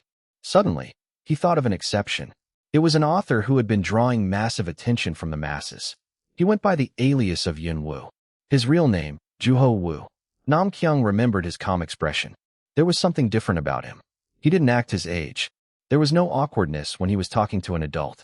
He didn't get intimidated. Normally, an author would be excited to know that. His book was being made into a movie. Besides, they were in an age when kids were more used to moving images. Typically, an author Juho's age would be distracted by the fact that his own work was being portrayed by famous actors. The studio that had approached Nam Kyung about Juho's book was not a third-class, no-name studio. They had already proven themselves in the industry with a number of major works. Yet, Juho turned that offer down at once, and even declared that he didn't want his book to be made into a movie. Mr. was the same way. Nam Kyung had had a similar experience with Dong Gil. He hadn't been able to hide his astonishment as he listened to Dong Gil and Juho's conversation. Juho, a 16-year-old, had spoken with Dong Gil on an equal footing. He had even seemed relaxed. He wasn't merely pretending to be an adult. That kid already possessed his own, distinct vibe. It was calm, yet it stood out ever so slightly. The adults in the scene had been completely captivated by it. On that day, Juho had been an author. Is that what all geniuses look like? It felt like it was out of reach of my understanding. Nam Kyung murmured as he stood up from his chair. After stepping out of his office, he headed toward a nearby restaurant. He was working overtime tonight, and he had to head back to the office after dinner. He had to worry about the revisions he had fallen behind on, as well as his trip to Japan. He also had to send an email to a publishing company in the US about exporting copyrights. There was a lot to be done. Buzz. His phone rang, and he saw a familiar name on the screen, so he cleared his throat and answered it. On the other end of the call was a woman. For a woman, her voice was quite deep. This is publishing copyright agent, Nabi Beck. Asterisk. The train is approaching. A voice came from above. It was telling that a train was coming in. People in line hardly moved from their spots. Finally, the train arrived, and a wave of people walked out of it. Another wave of people filled the train. People were dressed for a season between spring and summer. Some wore thick jackets, while others wore flowing dresses. Everyone headed towards the stairway simultaneously. People climbed the stairs in synchronized rhythm. Next to the stairway was a long line of people waiting to be on the escalator. Juho sat on a bench where he could see everything happening in a straight line. Co Kwang, Sun Hwa, and Bom were next to him. Baron was sitting on an inner bench. He was busy drawing something, his pencil moving about busily. With a piece of paper in their hands, the club members waited absent-mindedly for Mr. Moon. "It's Mr. Moon," Sunwa shouted. With a bag of delamanju in his hand, Mr. Moon walked down the stairway like he was swimming against the stream. Before he reached the students, the sweet smell of the snacks reached them first. "Listen as you eat." "Yes, Mr. Moon," the members answered excitedly at the sight of food. People were glancing in their direction, but they were all going on their own ways. Juho's eyes had met with a person who had just been in the train before it took off. He had given the person a slight nod, but the other person had ignored him and taken out his phone. Juho Woo, focus. "Yes, Mr. Moon." Mr. Moon had somehow caught Juho and drawn the attention back to himself. Juho listened to Mr. Moon as he chewed on a piece of delamanju. "Where are we?" "A subway station," Co Kwang answered. It was not a difficult question. "Crowded, right?" "Yes, Mr. Moon." Juho looked at the people who had just come out of the train and the people who were waiting for an incoming train. Women, men, children, adults, elderly, pregnant women, etc. The children were looking around the area. It was a station Juho had been to frequently. Yet, when he looked around consciously, it somehow felt fresh. At the club members' response, Mr. Moon nodded with satisfaction. People here have different starting points and destinations. Only the person who's on a journey knew where he was from and where he was going. Today, we're going to be writing in this environment. Don't just pass on a raw material because it's passing by. You shouldn't capture too much either. Maybe one or two, to be appropriate. Juho stared at a man who was walking toward the station to wait for the train. He was wearing a stretched-out t-shirt and a pair of sandals. He didn't seem to have a real job. Maybe he didn't have a job at all. Among the raw materials passing by, as described by Mr. Moon, this man should definitely be included. One thing, only right up to the beginning of an occurrence. "Beginning?" Co Kwang asked. "Yes," Mr. Moon affirmed him and explained. A beginning is, as self-explanatory as it is, a start.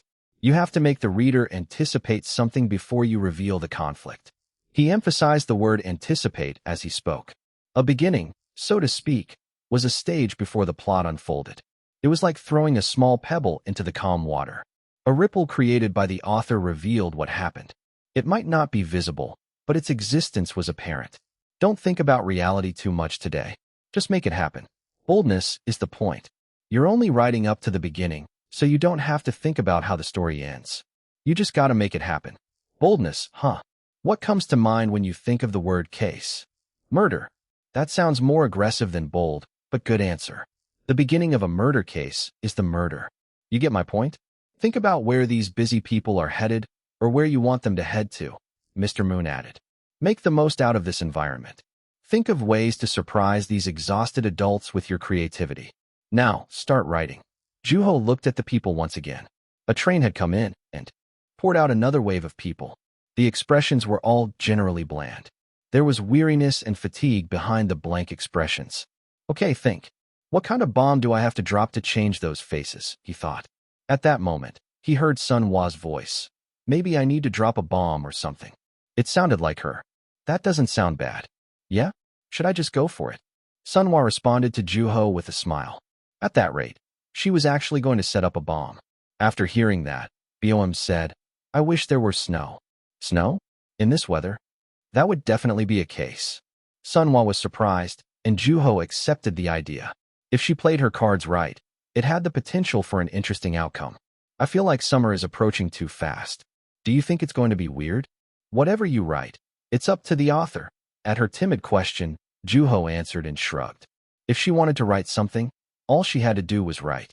With his attitude in mind, Boem picked up her pen without hesitation. Co Kwang had been inspired by Mr. Moon and decided to write about a murder case. Creating a story was not one of his strengths. How would things turn out this time? The subway station was quite chaotic. It would be hard to concentrate in an environment like that. It was noisy. It was crowded. An overwhelming number of people kept pouring out of the trains onto the station. At the same time, the trains were taking too many people from the station elsewhere. Juho thought of the woman with the guitar. She always sang songs without words, and she had told him that she'd keep on singing. He didn't know her because he had never read her lyrics. Suddenly, He felt that it wouldn't be strange for her to be among that sea of people. She was a bland person. Even in the midst of an alien invasion, she might make them stop to listen to her songs. It was imaginable, and she had seemed like a difficult person to surprise. Unfortunately, nobody was actually like that. Everyone was afraid of something. Everyone looked dumbfounded when they were faced with unexpected circumstances. Juho wanted to portray such faces just up to the beginning of a case, and it had worked well in his recent encounter with the woman. What kind of case should I face her with? What would she be afraid of, he thought. The moment she became afraid of something, she became a different person. She'd no longer be the woman with the guitar. Now, he had to think of a case. Another train arrived at the station. Another wave of people poured out of it ruthlessly. The environment was already suffocating by it being underground, and it became worse with each incoming wave of people. Even after the train took a large number of people from the station, the place was still crowded. Juho buckled down, and he felt Mr. Moon's burning gaze. For the moment, he picked up his pen. That day, he had a good feeling. Chapter 37. A dream he'd been waiting for. Maybe I should include less people. Staring at the subway station full of people was starting to get boring, so Juho revisited a recent memory. He had visited a zoo recently. It was a small zoo within a park. There had been a stubborn elephant that had refused to show its face to the crowd, and that image existed in the same space as the woman with the guitar. Yeah, an elephant sounds good, he thought. He tried mixing fear with the elephant in his mind. Words like subway, accident, and news passed through his thoughts. Crisis, terror. Terror. There were different types of terror in people's lives. The intensity of treatment varied depending on how much the person was being affected by their phobia. If a person who lived in a city had a phobia of deserts, treatment was not necessary unless they were planning on immigrating to the Middle East. Maybe I should go with that. Juho picked up his pen. Just like everyone, the woman had something she was afraid of. That was none other than elephants. Still, just as it was mentioned earlier, there was no major inconvenience. She had become a corporate worker, and corporate workers wouldn't typically be forced to be at a zoo. She loved music. As she listened to music like usual, she got on the subway car to work. The weather was pleasant, and she was in a good mood. Her work suited her personality. She had just passed her promotion exam and started dating. Her coworker was too slow to catch up to her and was nowhere near threatening to her career. It had been a succession of peaceful days, and she no longer thought about what she was afraid of. Then, Juho added a line. It's been 5 years since I stopped playing guitar, but I'm content. Everything she had achieved had been the result of her own effort. She considered herself strong. However, the essence of her phobia was waiting at the station, an elephant. That was the beginning of a development, and Juho didn't write about how she would respond. Coming to think of it, there had been a time when an elephant had escaped from the zoo. That elephant had walked into a restaurant, and since then, that restaurant's been running under the name The Elephant House, he thought. There wasn't much substance in that thought. Well, at least I won't get an earful from Mr. Moon this time. Asterisk. The bell rang at the end of third period, and Juho headed to the science room. Mr. Moon was looking for him. Man, you're in trouble, Co. Kwong said frivolously. I thought I was going to be okay this time, he thought with an awkward smile, standing up from his seat. Maybe he really was in trouble. When he entered the science room at the end of the hallway, Mr. Moon greeted him with a serious face. Juho Wu. Yes, Mr. Moon. As he came to realize that he'd never been alone in the science room with Mr. Moon, he noticed his tone.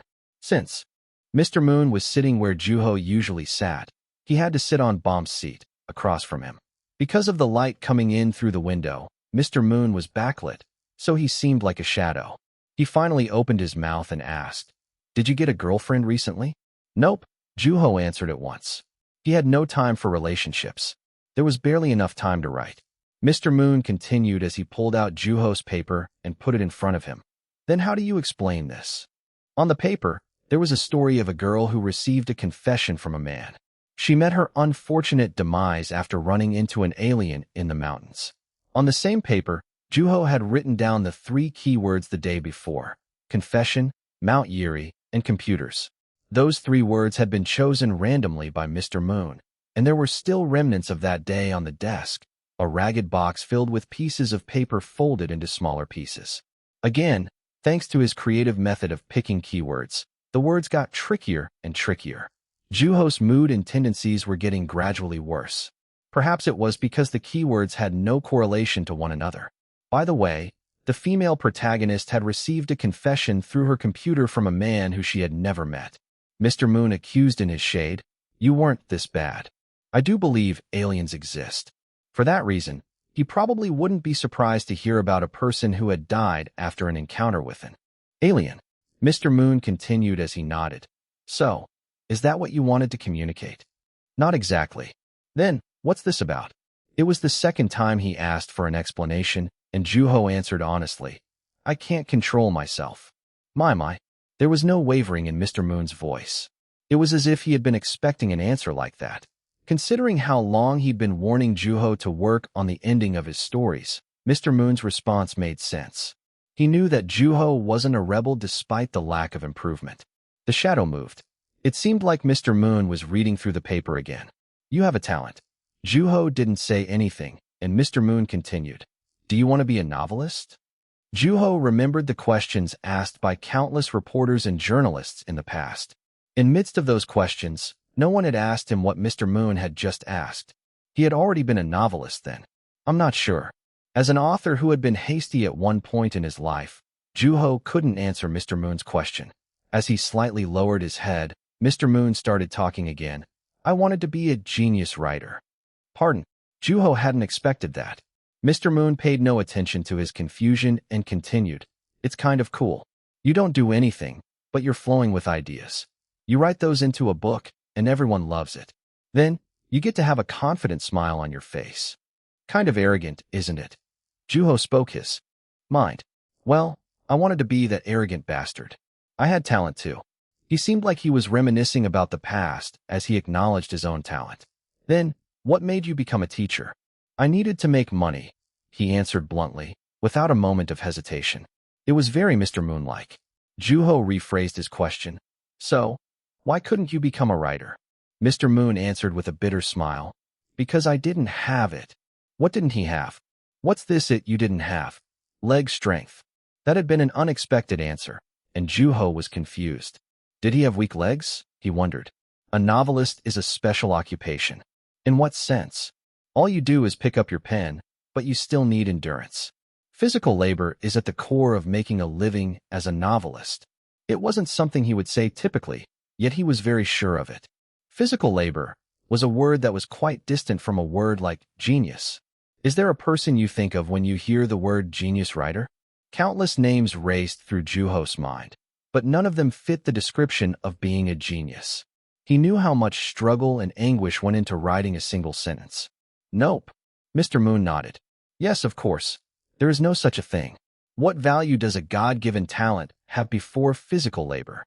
I gave up because it was way too tiring." Juho smiled. He was able to relate to Mr. Moon. Writing was not an easy task. An author fell into a pit of shame on multiple occasions throughout the day. He felt ashamed and embarrassed about his writing. Yet, he had to face it. He edited and revised constantly. He dug through the depth of his being and came to face all the junk that was at the bottom. Although the junk started to contaminate the well, he didn't stop. This process spanned anywhere from months to a lifetime. It's like a marathon. No matter how strong their lungs were, a runner was bound to grow tired. At some point, they would fall. In that moment, talent wasn't what kept them going. It was their leg strength that supported them. It helped them fight through the exhaustion. That strength came from the heart. Then, what'd be an appropriate name to call authors who have the leg strength? Genius alone wasn't big enough to embrace all of those authors, so Juho asked Mr. Moon. He had failed and walked away from the path he had been on. Yet, he was smiling. He had lived on. That wasn't the only path there was to life after all, and he had started running again on a different path. Some things were more visible from the distance. If anybody knew, Mr. Moon would know something about this. He would know what was at the end of the path he had left behind. He answered with a genuine smile. A great storyteller. A gentle breeze rushed into the room. Juho took a deep breath and felt the breeze in his lungs. At the end of the day, there is no such thing as a genius writer. I was dreaming of something that never existed in this world. It's your freedom to dream. A dream allowed one to embrace things that didn't exist in the world. That was why people dreamed carelessly and envied. Juho reminisced about the past filled with anxiety. The word genius had disappeared in a moment. It had hid itself like a candle in the wind. It was such a fragile word. Soon, Mr. Moon was no longer in the shadow. His full figure had become visible again. What I'm trying to say is that the talent that you possess is not as useful as you think. Juho sat quietly with a smile, and Mr. Moon asked again, "Do you want to be a novelist?" Juho didn't answer immediately. He looked at his feet and then the ceiling. A novelist? The great storyteller. Yes. With a satisfied smile, Mr. Moon said, "If that's what your heart desires, then so be it." At the familiar remark, Juho couldn't help but laugh out loud. Mr. Moon couldn't achieve his dreams. He had failed and walked away. In a person like that, Juho had found a dream that he'd been waiting for all along. Things were different from how they used to be. He no longer wanted to be an ordinary writer. Though it sounded slightly childish and exaggerated, he wanted to be great, the great storyteller. Then start with your endurance, at least to the level where you can write without huffing and puffing after sprinting for a few seconds. Yes, Mr. Moon. Juho took Mr. Moon's advice to heart. As he thought of an exercise plan, Mr. Moon started talking while looking at Juho's paper. Boy, kids nowadays are such good writers. Did you go to the same private institute as Yunwoo or something? I've never gone to a private institute. Then, you're not Yunwoo himself or anything like that, right?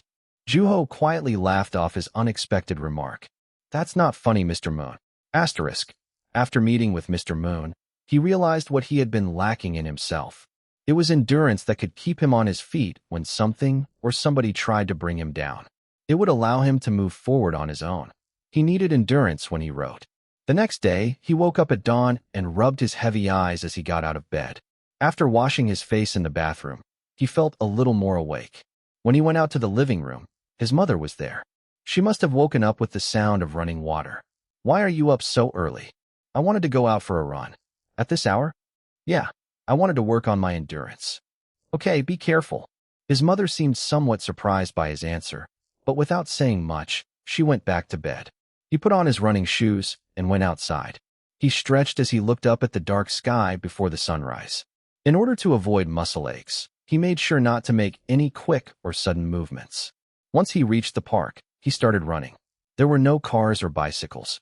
There weren't many obstacles, so it was safe for him to focus on running without paying too much attention to his surroundings. The park itself was quite big, and most of all, he liked that there were very many trees. Ready, set, go. Chapter 38, Pollen in the Air, 1. After signaling himself, Juho slowly picked up the pace. The park was quiet. The sound of his footsteps rang throughout. As he went further into the park, he smelled something similar to wet dirt. Rather than setting a strict route, he chose to run around the park, turning accordingly whenever he reached an intersection. From time to time, he saw the elderly sitting on wooden benches. Perhaps they came out to improve their endurance too. Juho thought as he ran, gasping for breath. I'm so tired. Still, he felt significantly better than he had in the past.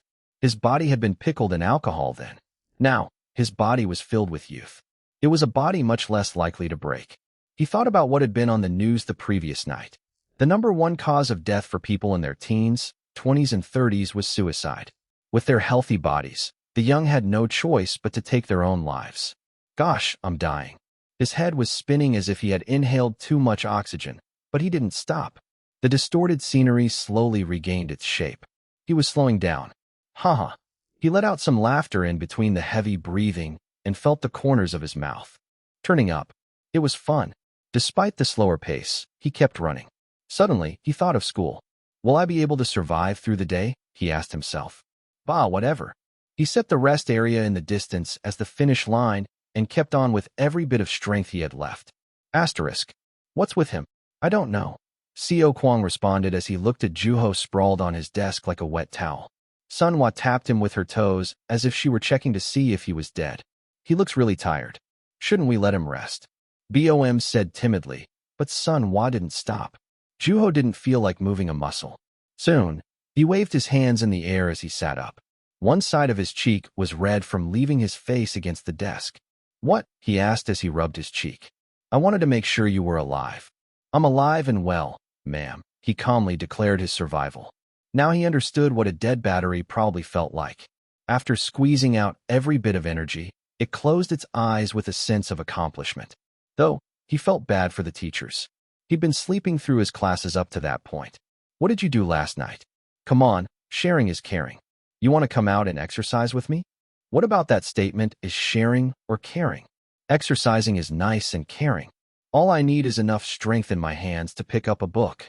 Did you exercise this morning? BOM asked. Yeah, I just ran around the park. You're so diligent. Nah, he'll probably last for another 3 days or so, Sunhwa said after BOM. 3 days. Considering his condition at the moment, she might be right. He stretched his weary body. So what brings you to our class? He asked with a yawn. Okay, but don't be shocked, Sunhwa said. After making eye contact with BOM, they pulled out pieces of paper from their backpacks. They were transcriptions. Because of the multitude of new trainings exercises as of late, transcribing had been labeled as an independent activity. In other words, it was optional. Tada! We finished our transcriptions. Just wanted to show off. They must have chosen to write more. Her proud expressions made him think back to his high school days. It was adorable. Seeing something to the end accompanied a definite sense of accomplishment. To some, it might not be a big deal that they had transcribed an entire book. However, Juho genuinely celebrated with them. Seo Kwang looked at the stack of paper with envy. I still have a long way to go. You guys are fast. This is nothing. Mr. Moon complimented us too. He gave us some candy. Sunhwa took out a strawberry-flavored lollipop from her pocket. Oh, I don't like strawberry-flavored things. Seo Kwang's weak rebellion came to an end with Sunhwa scoffing at him. Juho thought as he rested his weary body on the desk, I should get back into transcribing. Though he had been making small progress, he struggled with consistency. Nevertheless, his writing was potent. Every element was primitive. When one stared into it long enough, it almost felt like he was being eaten alive. Without warning, it plunged deep into the hearts of the readers and then left them in the dust. Well, I should finish it at least. The two were smiling brightly, and Juho wanted to get a taste of that same joy. However, he completely crashed as soon as he got home. I knew this wasn't going to be easy. Asterisk. He opened his eyes to the sound of his alarm the next morning and the morning after that. That day marked his third day. He had been on the verge of giving up on the second day, but he couldn't go back to being lazy after one day. Whatever it was, he wanted to commit to it for at least 3 days. After washing his face with cold water, he dragged his aching body outside. I'm here. Hey, I'm here. Then, there was a guy waving his hand in front of the park. It was Sung Pil. He had been showing a strong interest since Juho first brought up his morning exercise routine on the phone. He wanted to exercise with him, in the same place. Don't you live far from here? Aren't you tired? It's not too far. I've been to this park a lot. Juho couldn't stop him when Sung Pil himself was so insistent. Still, the park feels different in the morning. Juho agreed. An object changed its appearance depending on the time. As he stretched, Sung Pil asked, Where's your finish line? I'm not sure. How's the rest area in the center of the park sound? There's a vending machine there too. Sung Pil nodded. He had understood Juho immediately. He really must come here often. Do you exercise regularly? Yeah, my dad loves soccer, so I followed him to his morning soccer practices a few times. His life was the opposite of Juho's. Juho had never been active.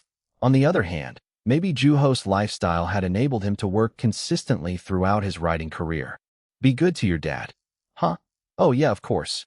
Despite the slight deviation, Juho finished stretching. He waited for Sun Pil to finish warming up as his body moved up and down. After watching him, Juho asked, Should we start? Sounds good. Then, Sung Pil stood next to Juho.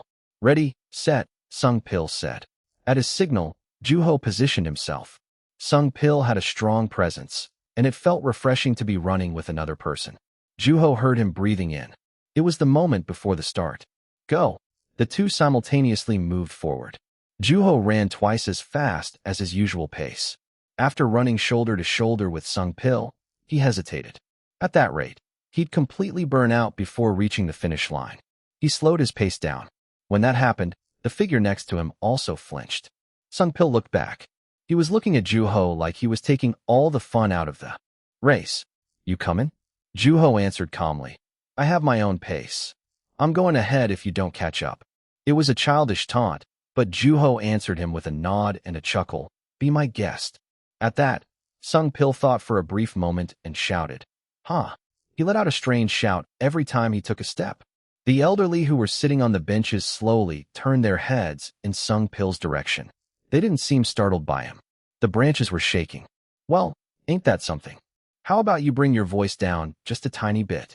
You're here. Yes, I'm here, Captain Obvious, Juho calmly answered. I told you, I have my own pace. Well, this is my pace, Sung Pil shouted with excitement. All right, let's race. Seriously, can't you talk quieter? The two raced one another. Juho was running much faster than usual, but although he was running faster, he didn't feel like giving up. That time, Juho ran ahead of Sung Pil. Since I'm running fast, I might as well run as fast as I can, he thought. Huh. Sung Pil followed with a roar. Juho put a bit more strength into his legs. Though the hill wasn't very steep, it was incredibly exhausting to run through.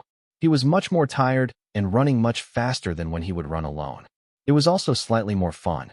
He should have been slowing down by then, but he was still running. He didn't even think about that news report, which was evidence that he was focusing on. The present.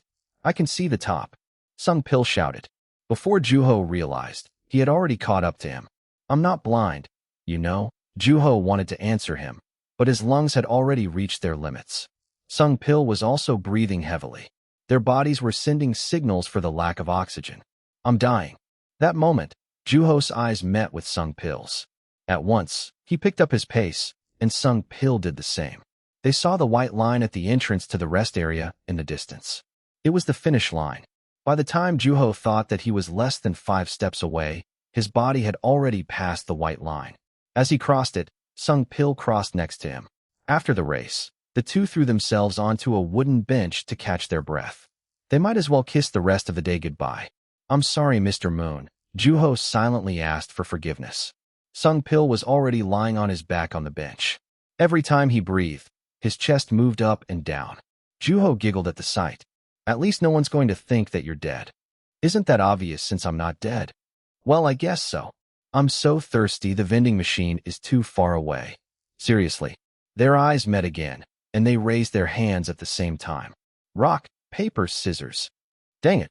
Sung Pil squirmed from the shock of defeat, while Juho sat comfortably on the bench and enjoyed his victory. What are you doing here still? I'm parched. Goor. After lingering around for some time, Sung Pil got up from the bench and staggered his way toward the vending machine. Juho saw him looking through his pockets to look for change, but for some reason, he returned empty-handed. He didn't seem too thrilled. What's the matter? I forgot my wallet. Sigh. In the end, Juho had to pay for the drinks. Okay, you came from far away, he justified himself. With gratitude, Sung Pil drank his water. Oh yeah? Much better. Drink slowly. You'll choke. He was really enjoying his water, and Juho too quenched his thirst. A sip of cold water after exercising was as sweet as honey. Careful not to drink too fast, he slowly gulped away at his water. Have you been working on anything lately? Sung Pil asked. Juho answered after taking another sip of water. He thought of his recent work that had had an animal from the zoo as the protagonist, elephant. An elephant. An alien. An alien? That moment, there was a thunderous sound. It almost sounded like it had come from an elephant. Juho turned to Sung Pil to look at him. He rubbed his stomach and murmured shamelessly, I'm kind of getting hungry. In the end, they even had breakfast together before parting ways. Asterisk. Nabi Beck was on edge. Perhaps excitement was a better way to describe her state. That year marked her 10th year in the industry. She was definitely not a rookie, and it had been a while since she had been that nervous. Nabi was an agent. Her job was to manage a number of authors in the country and to import or export copyrights. Though her work consisted mostly of importing copyrights, she had always had the ambition of making Korean books known throughout the world. Now, she was about to meet Yin Woo. Juho was a one-of-a-kind author. There was no one like him in the history of Korean literature. Not only was he the youngest person to debut as an author, but his debut work was drawing massive amounts of attention. On top of that, he had remained anonymous because he was still a student. Do I finally get to meet this elusive author today? Chapter 39, Pollen in the Air, 2.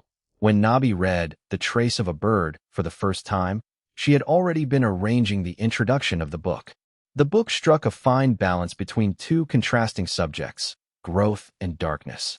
Along with its literary achievement, it appealed to the mass.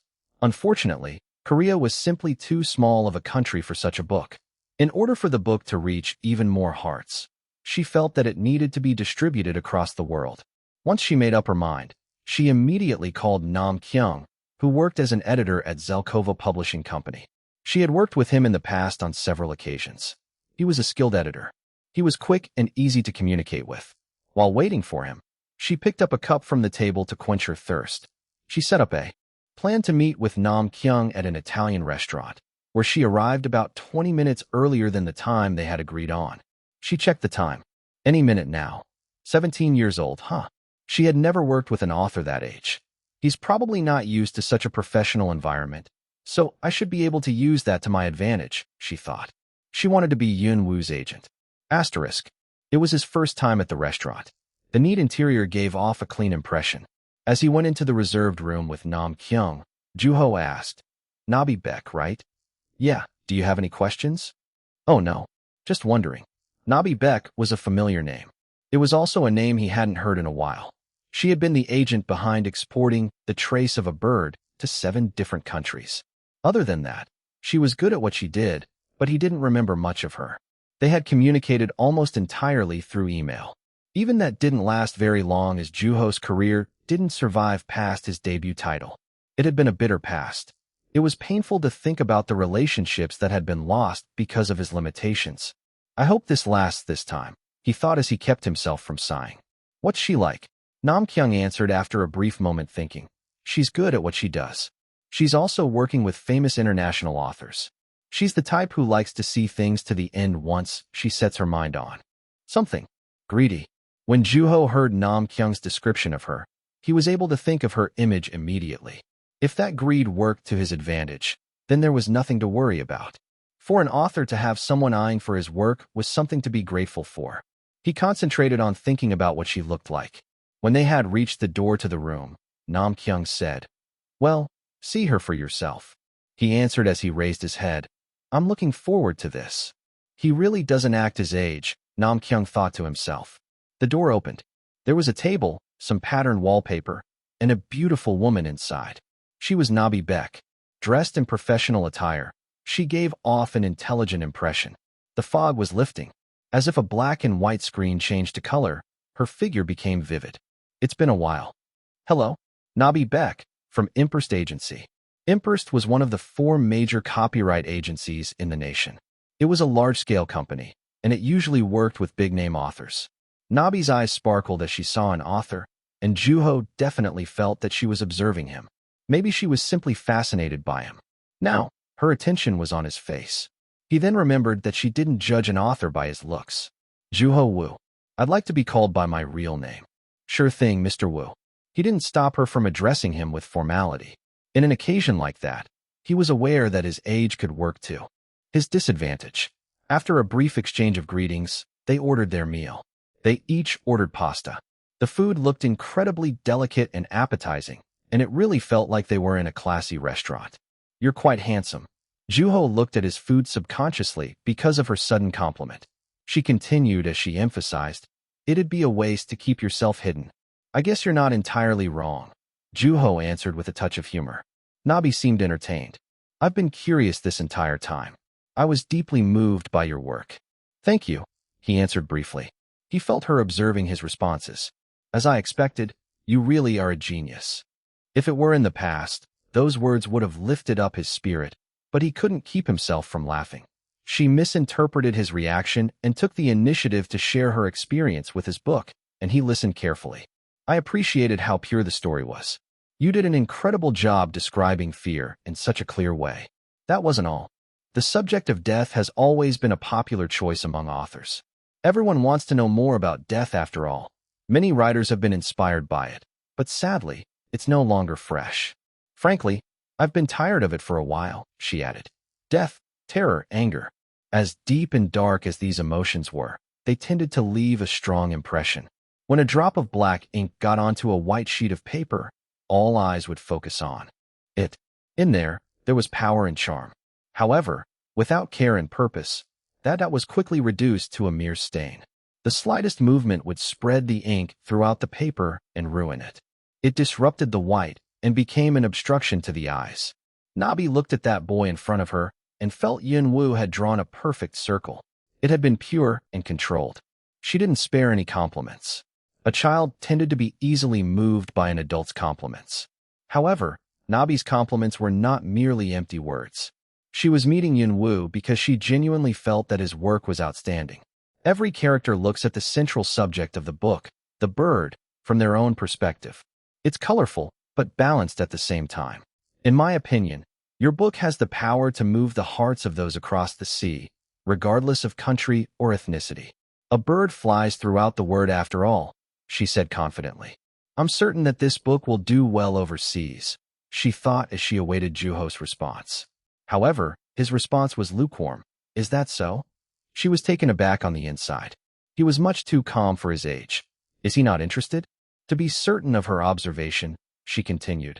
I'm blown away by the fact that you were able to write such a book at your age. Sure. She patiently waited for his answer. There was silence. After a brief thought, Juho started speaking again. I think you've slightly overestimated my book. She kept her lips shut. Namkyung gently shook his head as he watched. Is that really the response of a high school student? He thought to himself as he was taken aback by Juho's attitude. Nabi was getting flustered. She thought about what she had said so far. I've been pouring out compliments. Even an adult would have been at least somewhat excited. She was planning on getting him excited, but something was wrong. His response was way too dry. On top of that, he thought she was overestimating his book. It was completely unexpected. Maybe he's the shy type? No, his expression is too flat. It can't be that he's hiding his emotions either. Who is this kid, she thought. They really know their pasta here. Juho said calmly as he brought the pasta to his mouth. There was no other sound in the room aside from Juho chewing and clattering his utensils. Namkyung chimed in to break the silence. If it lasted any longer, things would have been uncomfortable. So how's work been for you lately? I've been hearing that Mr. On's book is doing well in the American market. Ah, yes. He's been so cooperative to us, so it's been a breeze to work with him. He's so direct. It's almost scary. Is he still insisting on wearing his sweatpants everywhere? Yes. Aside from the first meeting, he immediately showed his true personality. Thanks to him, I don't have to dress up when we meet. Thanks to Nam Kyung's peaceful conversation with Nabi, the tension eased in the room. Juho chimed in their conversation. Mr. On? As in Seo Jung-on. Nabi answered quickly. Yes. He's very popular. He's one of the authors I work with. Juho had taken an interest in their conversation about Seo Jung-on.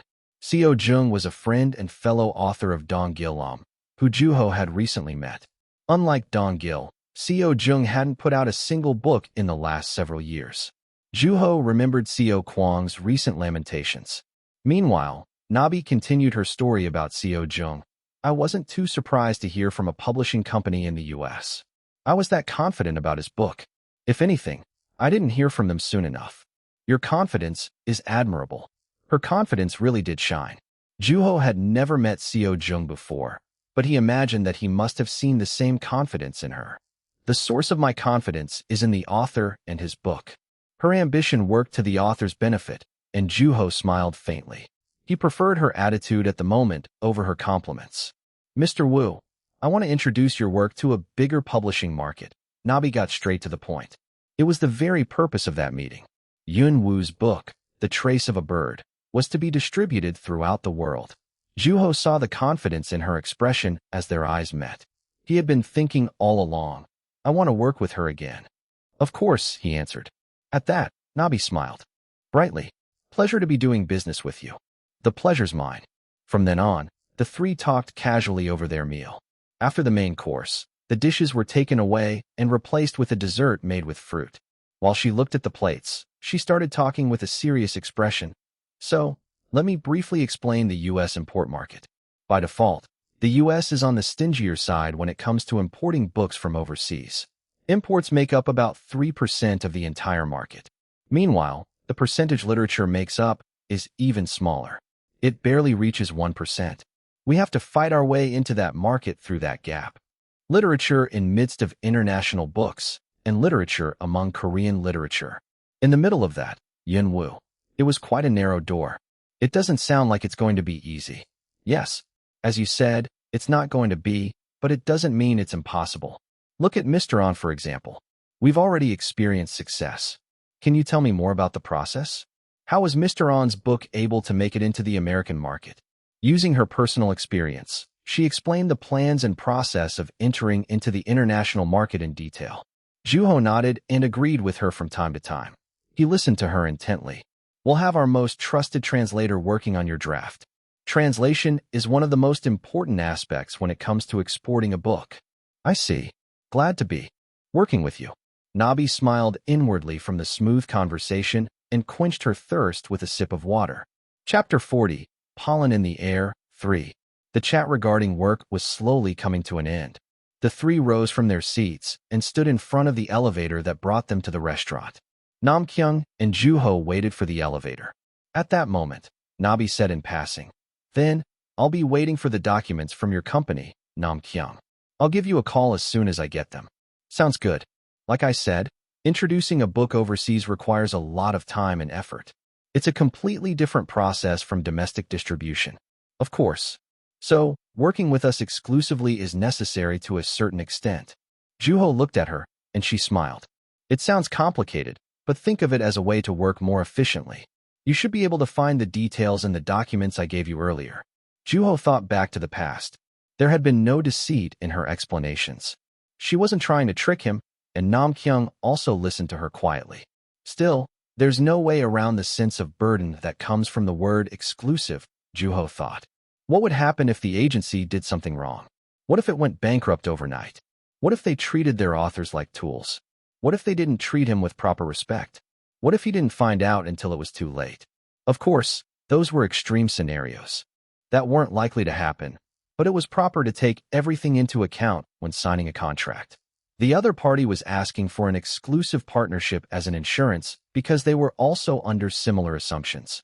It was about his own work. It was going to be made into a book that would end up in the reader's hands. That was what the contract was about. There was a weight to the matter that he hadn't been aware of in the past. He had to be cautious. In the past, he had done exactly as Nabi said, and there had been no loss. Yet, he'd never gotten to have a lengthier conversation with her. He hadn't discussed it in too much detail. He wanted to take a slightly different approach, so Juho looked at her briefly and said, "I'm not sure about that." Nabi asked quickly, "What are you not sure about?" "Oh, I don't mean that I can't trust you. It's just that I prefer to be cautious. I'll take some time to think about this more on my own." Nam Kyung didn't say anything about Juho's decision. The choice was solely up to the author. An editor or agent was essential to exporting a book, but more than anything else, what really mattered was the author's viewpoint. Nam Kyung didn't want to be an editor who interfered with his author's decision-making process, no matter the age of the author. Besides, he had been realizing that Juho was a person who shouldn't be judged by his age. He looked at Nabi and thought, she probably knows by now. Her lips tightened, but she soon regained her composure. "Of course, I understand. That's unfortunate." Despite her words, she didn't seem like she was giving up. Asterisk.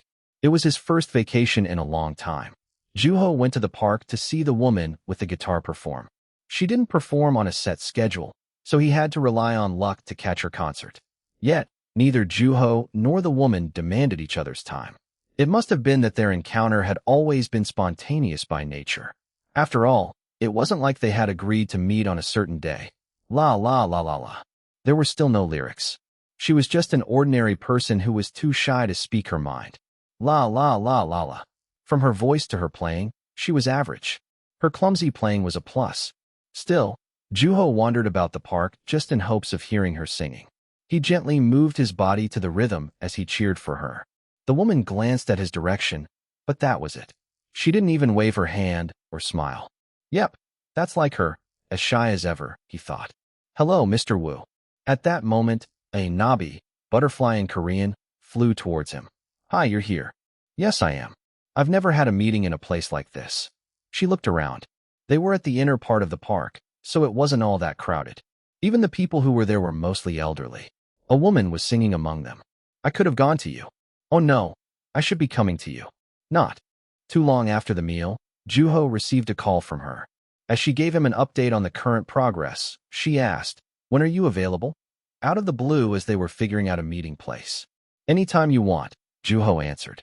As a student, he didn't have that many places he went to frequently. Then, he added, "How about a park? There's a cafe, a restaurant, a zoo, and a botanical garden. I think it's a good place for a meeting." Nabi willingly accepted his suggestion. Well, this is a first. Juho felt anxious whenever a pattern from the past repeated itself. He felt like he would be walking the same path, repeating every mistake he had made. To him, it was possibly even more scary than death. He wasn't afraid of failure. He simply wanted to be different from his old self. He didn't understand how he had been able to come back to the past. It was a miracle and impossible to understand. However, there were countless unseen things in the world. Many things existed without an explanation or without being discovered. For that reason, people had the privilege of imagination. Because of that, he had to do whatever he could with everything he got. The moment he let his guard down, he could spiral down the same destiny. "When we're outside, I'll call you Juho." At her voice, he snapped out of it and nodded. "Please, be comfortable." "Oh no, you're still my client." She explained that she addresses all of her authors with respect. "Is that like a rule?" "It's nothing fancy like that. I'm just expressing my respect. I'm fond of their occupation." Her expression softened as she said the word fond. She almost looked like she was in love. "I believe you. Yes, I love books too, but what I really love is the occupation of an author. That's how I got into this field. I had enough respect for them to base my career around it." Normally, it was appropriate for the superior to address his worker with respect. It was a basic code when individuals met. Yet, that basic code was often overlooked. Do you talk to other people who are younger than you like that? Of course. It's basic courtesy, regardless of age. It was especially apparent when dealing with students. Most of the time, they had no experience in business because they hadn't gone out into the world yet. People usually didn't address students with respect. Whenever an adult called for a student with a school uniform, it was always in a casual manner. The students were used to that culture themselves. No student would take offense to an adult for not addressing him the way they addressed their fellow adults. Even if I weren't an author, she'd probably treat me the same way, he thought. There was a brief silence. At that moment, the woman with the guitar started singing again, and Nabi commented, "Her songs are unique." "I agree. There are no titles or lyrics, but I enjoy them." The songs were sloppy and mostly humming, but they weren't offensive. That was because there was nothing artificial about them. There was a type of writing that was similar. The sentences were awkward, and the content was crude, but the heart wavered like the ocean. It was the purity that drew Juho and the elderly in the park near. In that small space, she sang with all of her heart. "She must be wanting to say something," he said. "Huh. The reason you enjoy her songs so much?" "Oh, right." Nabi wouldn't be able to understand. She knew nothing about Juho's situation, although both Juho and the woman with the guitar had something in common. They both wanted to send a message. Juho stood up from his place and waved at the woman with the guitar before leaving her behind. Their eyes met for a brief moment, but she didn't stop singing. He saw a glimpse of her professional mind. "I think this spot should do." Juho and Nabi went into a small cafe in the park. They each ordered a drink. There were no other customers, so there were plenty of seats. The two sat on the innermost seat. There were parents and children walking by from time to time. They all seemed to be in a good mood, and Nabi started the conversation after taking a sip of her drink. "The reason why I wanted us to meet today was because I wanted to hear more about your book." She wanted to know more about Juho as a person. An agent wasn't only responsible for books, but also its authors. They had to know about their authors to some extent. What kind of person is Yunwoo? She became curious. As she talked with an author about his book, she naturally learned more about them. She continued, "There isn't a whole lot of information about you out there, so I'm quite curious." "If you put it that way, I'm not sure what to say frankly. Did you have a question?" "I have tons. May I?" Juho nodded with a smile. "It's about the trace of a bird." As soon as he gave her the permission, she asked the questions that had been burning in her heart as a reader. In the book, the characters are almost always out and about in the dark. Burying a dead bird, a visit from the older brother. Yin himself kind of has an inner darkness. "I wanted to know why you had set everything to take place at night." "At night?" "Yes. She asked about the setting of the book. Juho thought briefly, but it hadn't been an intentional choice. He had decided to write The Trace of a Bird because he had thought of an ending for the story. It had almost shimmered before his eyes. For that reason, he had written his way toward that vision. In other words, the inspiration behind the night setting came from him impulsively wanting to isolate the protagonist. He wasn't the type to write out an outline for the plot of his book. There was always something unexpected in the process. Even if an author planned his entire process from A to Z, something always turned out differently in the end. Coming to think of it, maybe there was another reason for choosing the setting to be at night, he thought to himself. Honestly, it was mostly an impulsive decision. Impulsive? Yes, it just came out. Then what did you like about that impulsive idea? Chapter 41, Pollen in the Air 4. As expected, Nabi was sharp. Night. Darkness. The reason why Juho painted everything with darkness in the story was because he liked it. It must have had something in common with what he wanted to say. Just being born and alive felt really different to me at that moment. She listened to him with a serious expression. I've been mostly alone at school. I'm not very social. Because of that, I had all the time in the world to write. It had been true. Thanks to his non-existent social life, he had been able to finish a full-length novel. As Juho answered her with a smile, Nabi spoke about her past. I was alone in my old jobs as well. Adults have the same tendency to ostracize people. I even heard somebody talking about me in the restroom. It was painful. I'm a people pleaser, but it's really greed at the core of it. You can't please everyone. Somebody in this world is definitely hating me even to this moment. Nobody wanted to be hated, and she probably knew how weary it felt. Still, I caught myself being greedy again. I guess I haven't learned my lesson. Despite her feelings, she still considered how others felt. She hoped that the other person would consider her feelings in return. She kept trying as if she had never been hated. Maybe that was possible because she was aware that it was impossible to please everyone. It also meant that somebody in that world was fond of her. Juho and Nabi heard children laughing in the distance. I didn't have a dream. I didn't have a purpose either. I had all the time in the world, yet I did nothing, he said. This pattern had remained consistent as he had gotten older. When he had been accused of ghostwriting, he had left the literary world. He had been all alone. He had drunk and gambled every day. He had gotten used winning and, soon after, losing everything he had earned. He had known that the people around him had been tricking him. He had known that he had been nothing more than a bag of money to them. Still, he hadn't been able to stop on his own. He had been angry about the fact that there were many things in his own heart and body that were out of his control. He had drunk angrily. It had been a vicious cycle. Whenever I think about that time, I smell a corpse, Juho thought. Although the time kept ticking, he had remained still. It had been a state closest to death. A person who was alive couldn't smell like corpse. Yet, his body had reeked with the stench of death. So none of the characters at night are actually alive. They're less alive than a baby in his mother's womb. They're immature. Even as a young student in the past, he had known he had been dying. It had been dark, and it had been night. A morning that would never come. Back then, that's what he had been looking at. Having listened to Juho, Nabi said quietly, I see. Will you excuse me for a moment? Then, she headed to the restroom. In the meantime, Juho took a sip of his drink. Whoa, boy. This is insane. It's freaking amazing, she murmured while leaning on the sink. If only she had permission to shout for joy. Everyone, look. I'm talking to Yunwoo. He's the youngest and the sexiest author I've met. Come see for yourselves. She had to put her hand over her mouth to force her excitement down. Her body was shaking. This is why I can't quit. There were countless interpretations to a single book. It wouldn't be an overstatement to say that there were as many as the number of readers. None of them gave an objective answer. Each critic was different. Even the words of an expert had no value if the readers didn't accept them. If somebody had been captivated by a book, it would be natural for them to be interested in the person who had created it. Among the countless people in that world, people who were in love spoke in a distinct language. That was the same for an author.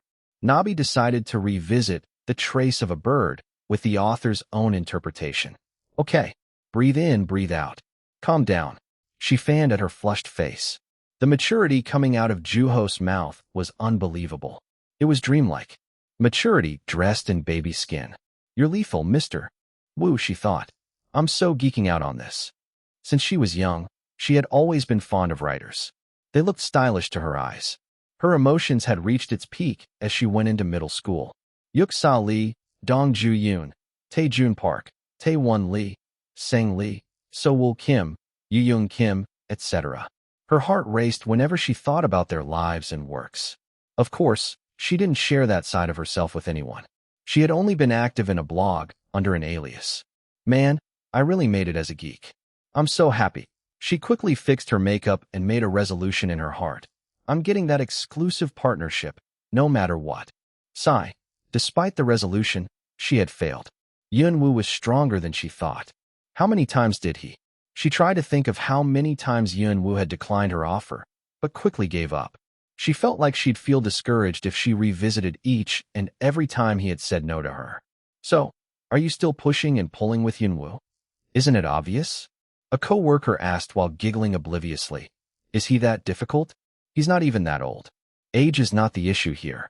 I was jealous that you got to meet him, but now I'm glad that I don't have to go through what you're going through. You little. I'm going to have you work with coin if you don't shut up. She brought up the names of American authors who were infamous for their temper, and her co-worker immediately backed down. I'm sorry. I'm going home now. Clean up after yourself. Yes, Captain. You're going on a business trip tomorrow, right? Have a safe trip. Thanks. When she arrived home, she prepared for her business trip. She dragged her weary body into the shower. After it, she took out her luggage.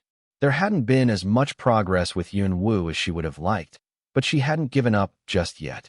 She had been incredibly busy as of late. The fact that she had heard from an agent she was close with was proof of that. He was an American named Molly, and she was thinking about what he had said. I've heard the news about this 16-year-old debuting as an author. Frankly, I'm still on the fence. It takes time for an author to really bloom.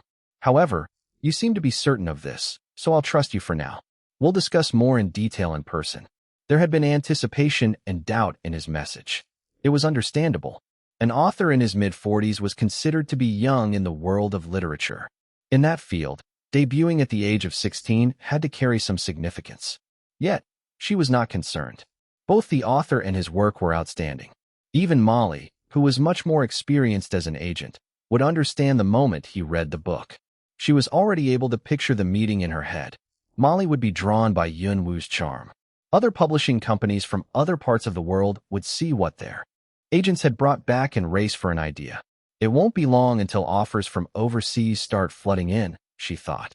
It was ecstatic just to think about it, but she wasn't going to let that stay in her imagination. I'm doing it. I'm doing this. She lay on her bed. She wanted to fight for the exclusive partnership even more. To an agent, an exclusive partnership was like a blinker to a horse, allowing it to keep looking forward. Sometimes, it took years of investment. A lot of things had to be spent. Spreading an author's book was not an easy task by any means. In order to make it through that long and strenuous journey, an exclusive partnership was essential. She had to believe the fact that she would be rewarded for the amount of effort she would have put in. It wasn't wise to keep working while bearing the loss. There had to be an insurance, and she wasn't going to let anything get in her way. That book had been written by Yunwoo, and she was certain of its international success. She wanted to take that project on at all cost, and she believed she had what it took. After a brief thought, she reached for her cell phone above her head. A series of signal sounds soon turned into a voice, the same voice she had just heard earlier today. Hello. Hi. How you doing, Mr. Woo? This is Nabi Beck. Juho answered with his distinct tone of voice. What are you calling about? Do you have some time tomorrow? There's something I need to tell you before I leave for a business trip. I do have time. One of the perks of being a student was that he had relatively more time than others who were older. She wanted to have another talk with him before her trip. Her schedule was about to get tighter, and she wouldn't be able to meet with him in person as often. After deciding on a time and a place, she hung up the phone. It was time for a final negotiation. I'm really doing this, she resolved in her heart once again. After finishing up the call, Juho looked at his work in progress in vain. I had a good feeling about this. The paper had gone cold since the call. He put down his pen and stretched. He felt pain in his tense shoulders. She was probably not going to beat around the bush tomorrow. She's a tenacious one, he thought with a faint smile. I believe it's here. He made his way to the place where he and Nabi had decided to meet. The situation was changing. He reminisced to the actual first encounter with her when he had been actually 16. Back then, he hadn't known anything about copyrights. Of course, Nam Kyung had given him an explanation, but he must have thought that the adult would take care of it. Although it had been his business, he had had a hands-off attitude. He had already been as full of himself as he could have possibly been. Failure had not even crossed his mind. The book had actually been doing well. He had had no clue of what kind of change that was going to bring. This could be worse than before. Maybe I don't even get to be homeless this time, he thought as he tried to calm himself. It was still much better than leading the same life he had in the past. He was living through a miracle. When he arrived at the cafe in the park, Nabi was already waiting, and she waved at him. "You're early." He was also early, but she had been even earlier. She seemed to believe that it was not professional to keep her client waiting. The two agreed on walking around the park, each with a warm cup of coffee. Chapter 42. Pollen in the Air, 5. The weather was perfect for a walk. Juho and Nabi walked past the playground and into a trail. There was plenty of sunlight, and they walked without saying anything for a while. The sound of children playing rose in the distance. They sounded excited. What are they so excited about? Juho wondered. They almost sounded like they couldn't hold back the joy they were feeling. He looked in their direction and felt ever so slightly jealous. "The breeze feels nice," Nabi said. She was in a good mood. It had been a while since she had gone out for a walk. When she was with this young author, it almost felt like the time went by slower than normal. She assumed that it had something to do with the unique, calming aura that surrounded him. "It's especially nice today." The two kept up an empty conversation while walking. Neither tried to rush things. Nabi was the same way. The center of a typhoon tended to be quiet. As they reached the end of the trail, the botanical garden appeared up ahead. "Should we?" "Sure." She agreed to his suggestion at once. "If my client wants to go, that's where I'll be," she reminded herself. As they went inside, they were greeted by an earthy smell that was distinct to botanical gardens. The air was damp as if the plants were breathing. Among various tall growing trees, there were bird sculptures in between the branches. Palm trees and banana trees were showing off their enormous leaves. Blob, drop by drop, water dripped down from above. "It's calm and peaceful here." It suits him, she thought. They walked together quietly. Soon, they reached a spot that seemed like a decorated pond. There were large carps swimming in the water. They walked past the pond and reached a flower bed. Red, orange, white. There were many colors, and the two stopped walking for a moment. "They're pretty," he said. She had thought the same, but she ended up not saying it. She was more than capable of speaking her mind. It was easy, yet challenging. So, she answered with a faint smile, "Yes, they are." Where there were flowers, there were also bees. They flew around the flowers busily and took turns sitting on each flower to suck on the honey. They looked cute with their plump belly. "I'm going on a business trip soon. I fly out tonight." "I see." He answered briefly since he had already heard the news. She continued as she flexed her abdomen. His eyes slowly met with hers. "I'll tell the people I'm meeting about you." "About me?" "That an incredibly talented author has appeared, so whoever's capable needs to tell the world about Yun Woo's book." "I'm not sure if they'll agree," he answered lightheartedly, but she was serious. "They will. I'll make them." "Why is that?" It was a basic question, but she had never been asked such a question before. Why? It was simple, yet it reached deep into her heart. Still, she was prepared to answer that simple question. She had always been thinking about it. There was a clear reason. "Because I'm your fan." Juho chuckled. "I see. There are times when I can't tell if what I'm doing is work or a hobby. It happens when a book is amazing. Your book is like that. My work hasn't been feeling like work as of late. I'm intending on keeping it that way this time as well," she added to his response. She was slightly excited. She'd never had a conversation like that with an author. Her mind responded as if somebody was forcing it to, but it wasn't a bad feeling. He glanced over at her. It had been quite a compliment, and, perhaps, slightly overbearing. It had sounded like there had been a word in the middle somewhere that was kind of odd, but he didn't mind. That wasn't what was important. She continued, "I'm going to be working very hard for this. I want to distribute your book all across the world." She had great pride in her work. She loved that her job allowed the books to reach the many. A butterfly flew out of a yellow flower. It was a butterfly with white wings. As it sat on a flower, its petals shook a little bit. The butterfly busily moved its wings towards another flower. Nabi looked at Juho. He was peacefully following the butterfly with his eyes, and she couldn't figure out what he was thinking. Even after so many conversations, she still couldn't get a grasp of who he was. For that reason, she had given up. Instead, she had decided to be honest about herself. It's almost time. She closed her eyes as she checked the time on her wristwatch. She had given up. She didn't want to force things to happen. If things didn't work out, profit would no longer be a priority. She didn't want to ruin the moment. She had found satisfaction in the fact that she had simply gotten to have a conversation with Yunwoo. There was a gentle breeze. It wasn't clear where it was coming from. Through it, she heard the sound of Juho's voice. I would like for you to manage my books exclusively. He felt her staring in his direction. Pardon? She asked. Juho answered with a smile.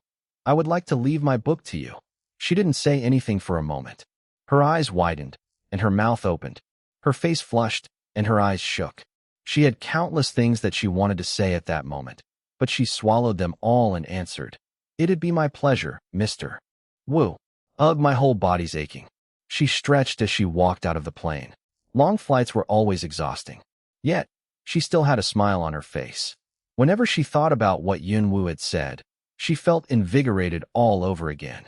That composure, he knew his push and pull too. He was going to grow up to be a heartbreaker. After getting into a taxi, she covered her face and twisted her body.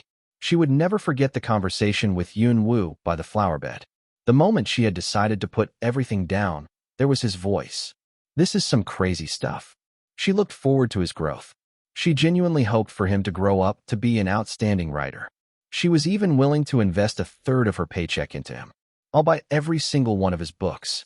Her hands shook, and she smiled from ear to ear. She couldn't help herself. She felt satisfaction from just thinking about that day with Yunwoo. He is a great author. It is rewarding to work with him.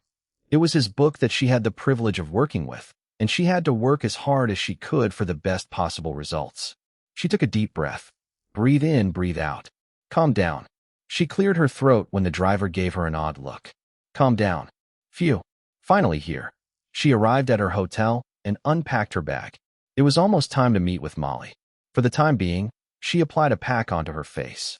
Hope the makeup comes out okay, she thought as she mentally prepared herself for the meeting. She had already bought a new perfume. To portray intelligence, she tied her hair in a ponytail and applied a nude lipstick onto her lips. The woman in the mirror was plenty beautiful, and she was satisfied with how she looked. I look good today. After applying her perfume as a final touch, she headed for the nearby cafe. She had been there with Molly from time to converse with him over tea. This time was no different. As she opened the door to the cafe, she was immediately greeted by the smell of roasted coffee beans. She walked past the black barista and went further into the cafe. Though the cafe was packed, one person stuck out in particular, a gentleman with white hair. Molly. It's been a while since I've seen you. Taking his eyes off the book he was reading, Molly raised his chin at the sound of Nabi's voice. They happily greeted each other. After ordering coffee, they took some time to catch up with one another. You know about Coin's new book, right? Of course. She has an incredible fan base in Korea. I've already prepared an offer. She drank her coffee. Speaking of which, she debuted pretty early too, didn't she? She was looking for the right timing to slip something in regarding Yunwoo. She wasn't received well at first. She was well acquainted with Kelly Coin's debut. She had debuted at an early age, but her book had not been well received. It had been harshly criticized in every possible way. When Nabi thought about it, the book hadn't actually been that bad. The jealousy towards Coin had been oddly strong at the time. Yet, she didn't wait to write her next book. Nabi tried to shake off the thoughts on Coin. She shook her head sideways and changed the subject. She had to focus from then on. Yunwoo is different. The Trace of a Bird is genuinely charming. It's controlled. This author speaks in a friendly manner, but there's a strong tone behind his words. The more you think about his age, the more shocked you will be. Controlled. It's hard to imagine, right? She gave him a synopsis of the book and shared the clues that she had gotten out of her conversations with Juho. I've had many conversations with him. She spoke the truth. Bluffs or exaggerations wouldn't work with the veteran agent. I was shocked. It was hard to imagine his age from his attitude. We were able to communicate, and he had a deep understanding of literature. You'll know when you get a chance to read his book, but more than anything, his book is pure and childlike. Yet, The author himself might as well have been an adult. That's how calm he was.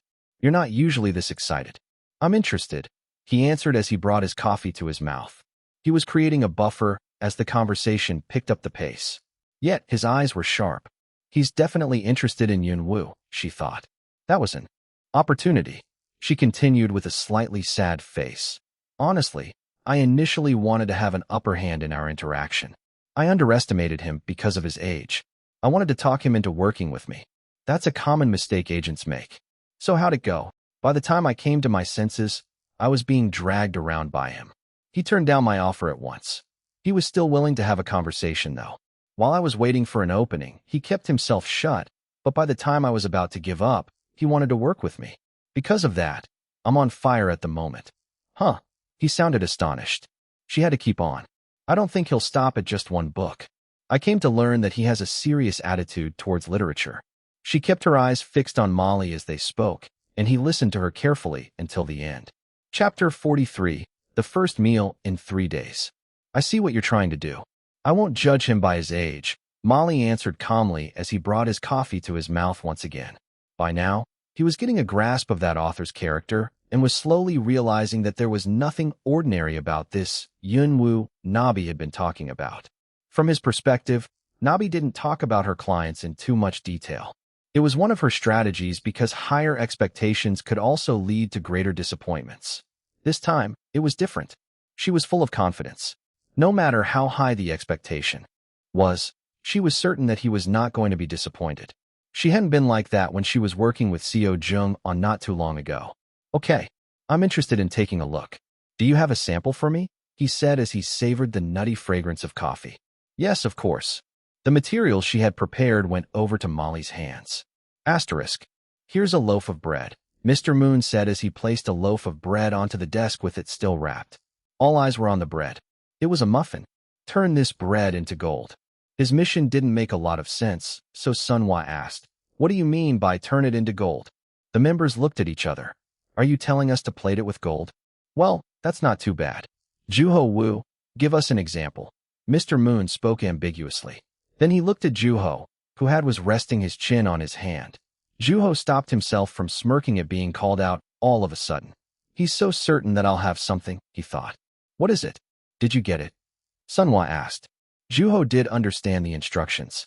Though he was planning on keeping his mouth shut, he was forced to speak by suddenly becoming the center of attention. A loaf of bread after starving for 3 days. Everyone understood with that one sentence alone. Just the thought alone was enough to understand how precious the bread must have been. Before a person who had been starving for 3 days, a loaf of bread would be much more precious than gold. They probably wouldn't trade it for gold. I see. That's what he meant, Seo Kwang murmured. Altogether, the club members understood the entirety of that day's lesson from Juho's example. Once they understood, it actually sounded fun, and everyone willingly started discussing their ideas with one another. Okay, let's do this. They brainstormed as they sat around the bread. That loaf of bread had to be made precious, so everyone thought as hard as they could while looking piercingly at its smooth, golden brown surface. What if everyone was sharing a loaf? BOM said. It probably makes the bread more valuable than it is when only one person's eating it. Wouldn't it still be less valuable than gold? Yeah, I guess you're right. She smiled awkwardly as she scratched her head. Juho's example was stuck in their minds. They couldn't think of something different. Seo Kwang spoke up next. What about having a loaf to yourself without having anyone else knowing? That's a little ambiguous. Sunhwa tilted her head. Wouldn't he feel guilty for tricking others, she thought. The word betrayal was as far as it could be from the word gold. Seo Kwang argued, why? There's a saying that food tastes best when you're eating in secret. You don't know if someone chose to eat that loaf of bread in secret even with a piece of gold in front of you. Maybe he's right. Who would do? This guy. You're funny. I think I'd feel guilty too. Gold would be better. Seo Kwang clicked his tongue at Bomb's answer as he quarreled with Sunhwa. Well, I think it depends on how you set the situation. Try to be more specific. For example, being surrounded by the people you'd hate to be around, Juho said. I actually wouldn't feel all that guilty. What if everyone's stranded and on the verge of starving to death? It wouldn't be weird to choose bread over gold. Sunhwa, Seo Kwang, and Baron answered Juho in order. Baron was drawing something on his sketchbook as he spoke nonchalantly. Bom clapped timidly, and Sunhwa placed her hand on her temple. She seemed upset. Why couldn't I think of that? Isn't it because you're not as quick as Juho? She retaliated with her hand at Seo Kwang, mocking her. As he looked at the two close friends, Juho said, "Let's not compare ourselves to others and make ourselves feel small." That tranquility. I hate how politically correct he can be. Haha. Juho laughed it off. Sunhwa glared at him as he laughed peacefully, and Bom said timidly, "Then the bread in another person's hand must look more valuable. There's a saying that the grass always looks greener on the other side." Clap, clap, clap. Mr. Moon clapped at Bom's words. He seemed proud of her. Their discussion was going much better than he had anticipated. Then, let's try the opposite this time. Make it worthless, less than dirt. The members got together excitedly, and Seo Kwang said, "Let it sit for a few days. It'll go bad, and nobody will be able to eat it." It was simple, but it wasn't wrong either. You might as well throw it on the ground. Sunhwa seemed unsatisfied with his answer. Juho gave another example. How about a leftover loaf? When a person had already had too much to eat, the smell of bread alone would be enough to make them nauseated. They'd probably want to go out and walk around more than anything. What's wrong with leftovers? It tastes fine once you microwave it. Besides, how do you not finish your bread? Have you heard of the 5-second rule? Seo Kwang and Sunhwa presented their arguments simultaneously.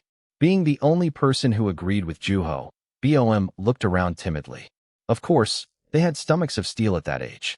By the time everyone had enough opinions, Mr. Moon changed the subject of the discussion. He showed them a picture of a steep cliff. Its irregular surface gave off a dangerous feeling. That cliff looks pathetic compared to the real thing, Seo Kwang said mischievously. It was true. A picture of a cliff didn't hold a candle to the actual cliff. Then, a clay wall made by a child has got to be the same way. Sure, but wouldn't it be different for the parents? I guess so. They'd probably give anything for their child. They might give the child away for a gold. I know my mom wouldn't.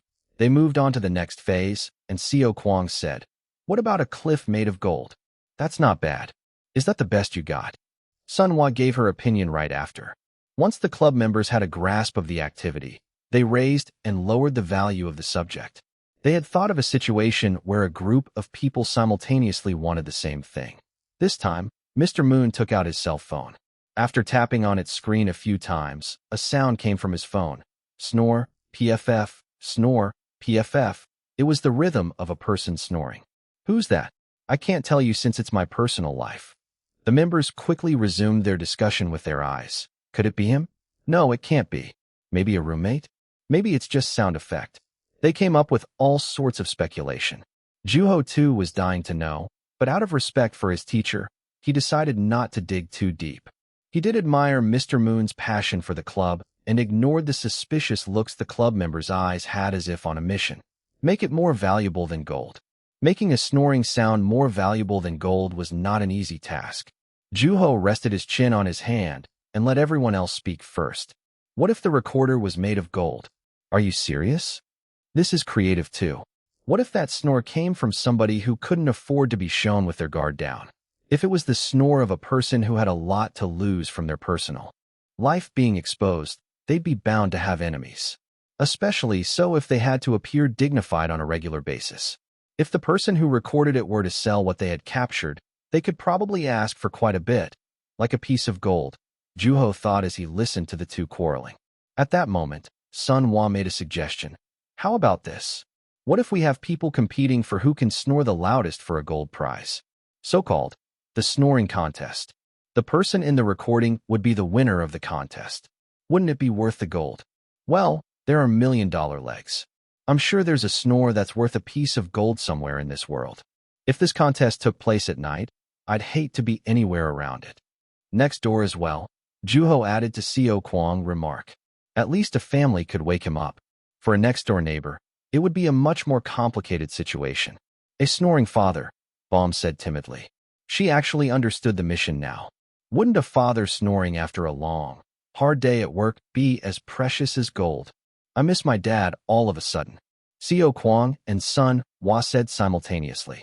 Juho thought of his father going to bed early after coming late from work. He snored quite loud at times, but he wanted his dad to be healthy more than anything else, even if that meant he would snore for the rest of his life. I've heard snoring is a sign of bad health, Sunhwa said. Her sensitivity simply didn't last. The students came up with a few more ideas for their discussion. As he sat still listening to them, Mr. Moon suddenly stood from his seat when it was time they start wrapping up. All eyes were focused on him, and he opened a shelf and took something out. Is that for us? Sunhwa asked. That's not, Juho said out of reflex. He recognized what it was at once. In the past, he had seen the label on the bottle countless times. This is alcohol. Mr. Moon had brought alcohol to school, and Seo Kwang said, this is going to get you fired. It's for educational purposes. Still, the school will call the parents. Not if I don't get caught, he answered briefly. It definitely wouldn't be good to be seen with alcohol at school. He had hid the bottle in a shelf because he was aware of that fact. Schools and alcohol didn't blend well. Juho stared into the shelf where the bottle was in. As familiar of the sight of it was quite entertaining. Everyone was excited. But why did you bring this? Are we going to drink it? I said it's for educational purposes. There was a blunt sound as he opened the bottle, and everyone exclaimed in astonishment. Juho squinched his eyes and looked at the bottle in Mr. Moon's hand. Now make this cheap. I want to smell it. Seo Kwang raised his hand. He added an excuse as Mr. Moon looked at him. To allow for a more realistic imagination for the club members, he handed the bottle over to Seo Kwang without hesitation. Like a dog, he put his nose over it. No one said anything, but they all waited for their turns. It does smell like alcohol. Since coming up to high school, Seo Kwang had had experience with alcohol. His parents would let him take a few sips sometimes. However, seeing alcohol in school was an exciting experience. He passed the bottle to Sunhwa as she rushed him impatiently. It smells like alcohol, she said. Chapter 44, Something I Saw. BOM and Baron soon joined in on getting a whiff of the bottle. Lastly, it was Juho's turn. He looked at the bottle in his hand. Unlike the bottle he had been used to, it was clear. It smelled familiar. It smells like alcohol. It was the same smell he had reeked with at one point. He revisited how he felt then. He couldn't stop once he had started drinking. Whatever he needed to do would be ruined by his alcoholism. When he woke up the next day, he had been overcome with guilt. His memory slowly faded away, and he began to find broken things around him. Ugh, I hate this, Sunhwa said as she shook her head. She was right. Juho hated it too.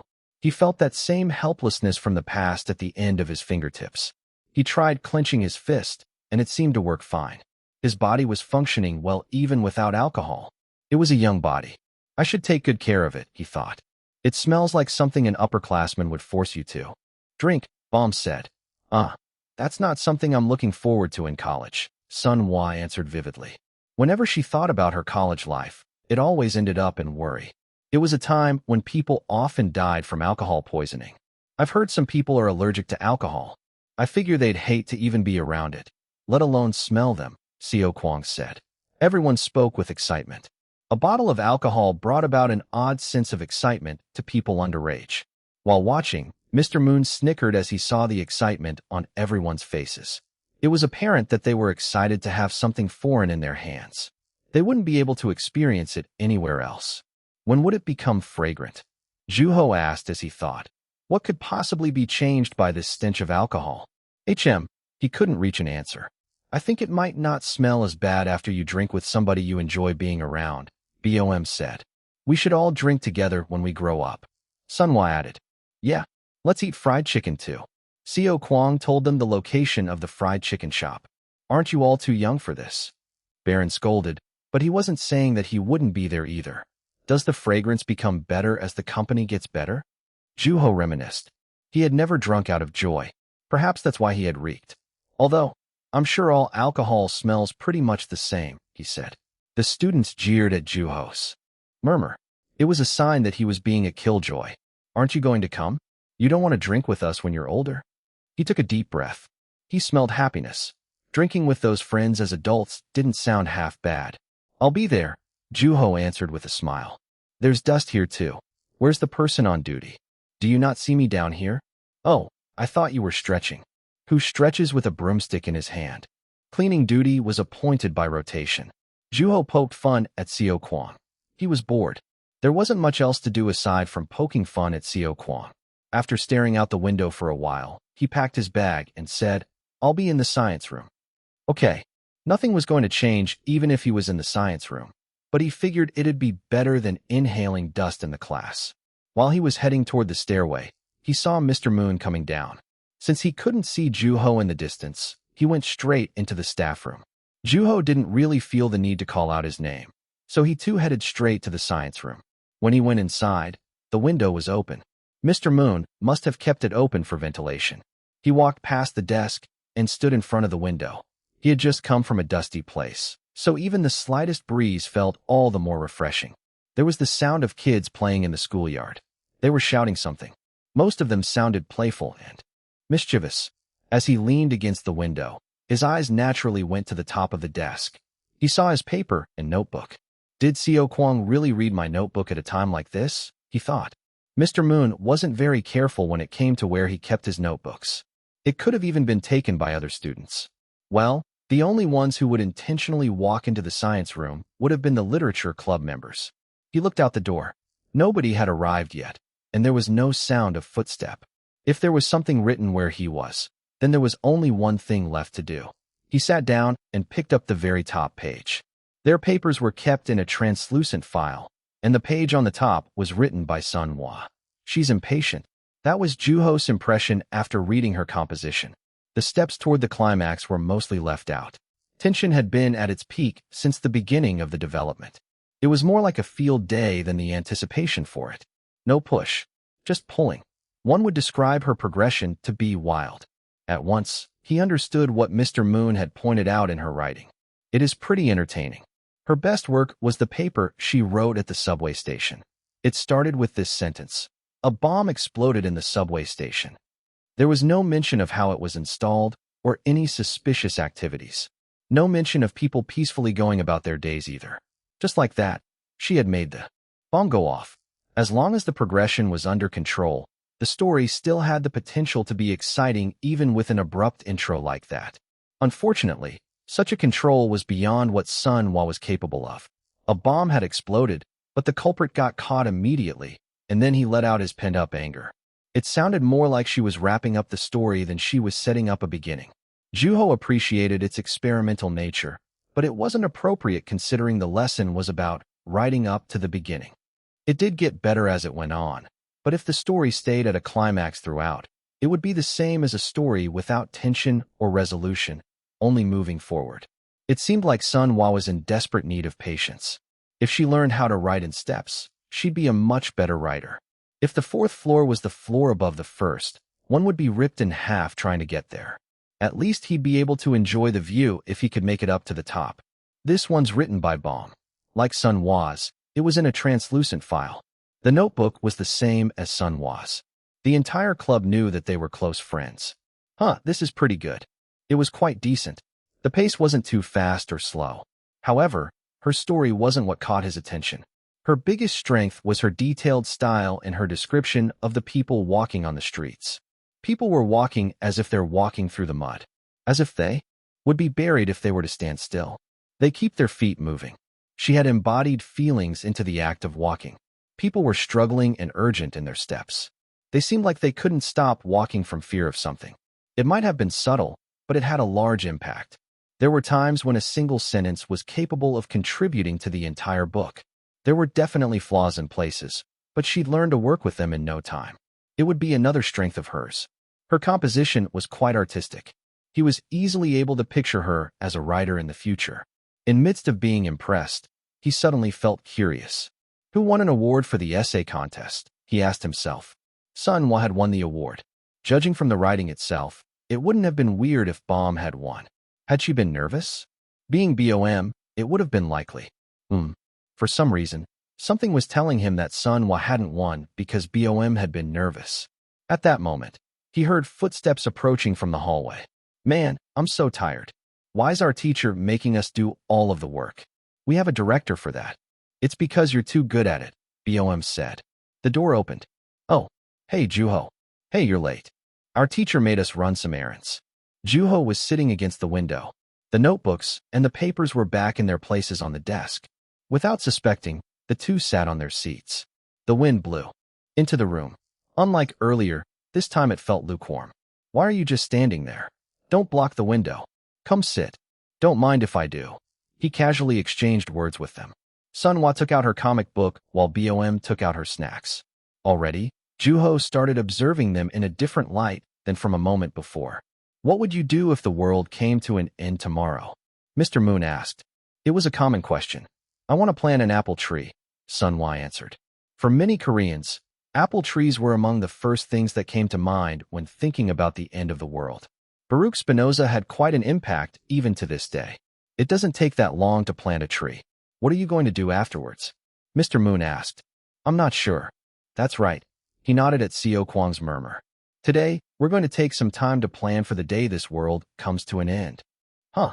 Wouldn't it make today the most depressing day knowing the world as we know it would come to an end tomorrow? Would you be able to think of how you were going to spend your time? I do kind of feel helpless. Seo Kwang thought of a dystopian movie he had seen recently. Everyone had lost their minds with the incoming apocalypse. In that situation, would anyone be able to carry out the plan they'd come up with previously? Even if we come up with a plan now, would we be able to carry it out then? Who said anything about carrying it out? I don't expect you to. Well, if you came up with a plan, you gotta carry it out, right? Mr. Moon asked after Sunhwa's exemplary response. Do you think the day before the end of the world will come in your time? It's always possible. Sunhwa hadn't really meant what she said either. She scrunched her forehead, and Juho snickered. Everyone had the same thought. Then, what's the point of planning? This plan is for the present, Mr. Moon said calmly. The present? Yes. Even if the world is coming to an end, you gotta survive the present. You should plan while you're still around, right? What you want to do, and who you want to do that with. A plan for the present. If the world is coming to an end tomorrow, what would I do? What would I want to do on the very last day? Nobody knew when that day would come. That was what death was like. Juho thought about what he had to do that day if he were to die the next day. Mr. Moon suggested a more detailed situation. You see it in the morning news. It's telling you not to go to school. That's actually kind of nice. Everyone nodded in agreement at Seo Kwang's response. Among them, Mr. Moon was also included. It was exciting to think about not having to come to school. It sure is. Imagine the anchor says these words with a shaky voice. Tomorrow, this planet, our home full of life, will be coming to an end. Just now, it was made official by the most influential, powerful, and global organization. The government is yet to make a statement, and people are in chaos. Dear viewers, today marks the last day of the Earth. The last day on Earth. While that day was bound to come, it almost felt like it was right around the corner. Chapter 45. A Flower Yet to Bloom, 1.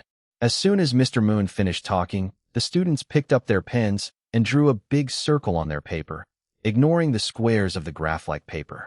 At that moment, the circle was empty. What time are you planning on planting the apple tree? As if unable to think of a time, Seo Kwang asked Sunhwa. She gave him a genuine, serious response. I want to plant it right after I see the news. I should do something to calm myself down, like planting a tree. Maybe I should read. Whose book do I read? Are there going to be more classics by then? Yeah, probably. Seo Kwang had made an obvious choice. He looked like he was looking more to the new books in the future rather than the apocalypse itself. What about you, Baron? Juho asked. He too was drawing a neat circle on his sketchbook. He was truly an artist. I'll probably live just like any other day. Is that so? Just like any other day? It didn't sound like a bad idea. Well, I did think about running around the neighborhood, but naked. Whoa, that was bold of him. Heck, it's the last day on Earth. What couldn't they do?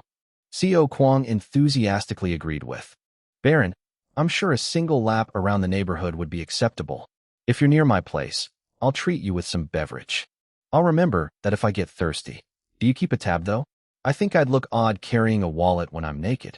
If you're arguing about something being weird, that was already over the moment you said naked, Juho thought.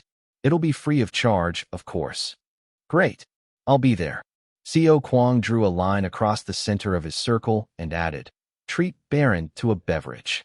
He had already set a time, midday, without even getting Baron's opinion. What are you planning on doing? He asked as Juho looked at his planning chart. I'm probably going to be writing, presumably, he murmured nonchalantly. I wonder what would come out in the face of death, he he thought to himself. Okay, you go ahead and write. If you finish, you have to come show it to me. You have to. Promise. What's wrong with you, man? You're making me uncomfortable. His words were like those of a predator that was pouncing on a prey, so Juho turned around from Seo Kwang's uncomfortable enthusiasm. He paid no attention to Juho and kept on blabbering things like, I have to read your work before I die. I'm more curious about what you'd write than any other author. His words were quite overbearing. Okay. Juho gave up trying to be serious. He couldn't ignore such a passionate reader, so he decided to keep things simple. Eat. Take a walk. Write about the last day. Seriously, what's with all the fuss? You need to see someone for that addiction of yours. If my love for print is a sickness, I refuse to treat it for the rest of my life. Sunhwa was also organizing her chart to find time for her comics. In Juho's eyes, there was hardly a difference between the two. Do you want to read comics together? Bom asked Sunhwa as she watched her working on her chart. Sure. You should come over. We'll plant a tree together. We'll probably get hungry afterwards, so I'll bring us lunch. They almost sounded like they were going on a picnic. How innocent, Juho thought with a smile. A picnic on the last day. That doesn't sound too bad. Our chart looks exactly the same. Huh. Their charts looked identical from the layout to their bedtimes to when they'd wake up in the morning.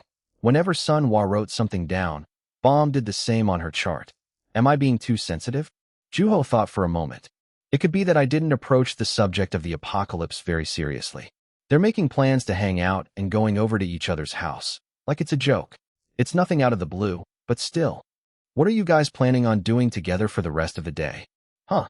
Bom, is there anything you want to do? He asked with his usual tone of voice. After a brief thought, she answered with an awkward smile. I'm not too sure. Is that right? Yeah. Maybe it's because it doesn't feel real to me. Then, Bom changed the subject somewhat forcefully. How about you, Juho? What are you going to do? She turned her eyes to his paper. For some time, there had been something that had bothered Juho. He had been noticing a sense of incompatibility in Sunhwa and Bom's friendship and had become curious. The past memories rushed through his head. The essay contest. The sprint race. Bom didn't get ahead of Sunhwa. It was especially apparent when she was presenting her results during writing lessons. He had seen their identical notebooks and the similar self-introductions that were written inside them. He thought of the time when the club members had been to the school library together. That was when he noticed something strange.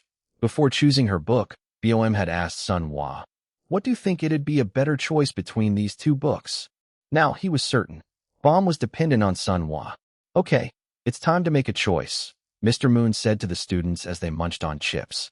What are we choosing? They asked each other with their mouths full. An essay contest hosted outside of school, he explained briefly. Juho looked at pieces of paper next to the chalkboard. They were filled with information Mr. Moon had been collecting so far. Newspaper companies, publishing companies, universities, cultural foundations, literature associations. There were countless places hosting a contest. There's also a competition for special recognition, so choose carefully. It's up to you to decide which contest you want to be part of. Winning an award at a special recognition competition was a huge boost to college applications. As the name of the contest suggested, it meant that the winner was going to be recognized for his special skill in literature. It was a competition many wanted to win desperately. Can we not be part of one? Seo Kwang asked lightheartedly. The others, who were walking toward the board to get a better look at the papers, stopped and looked at him. Mr. Moon nodded. Your choice. No one's going to give you a hard time.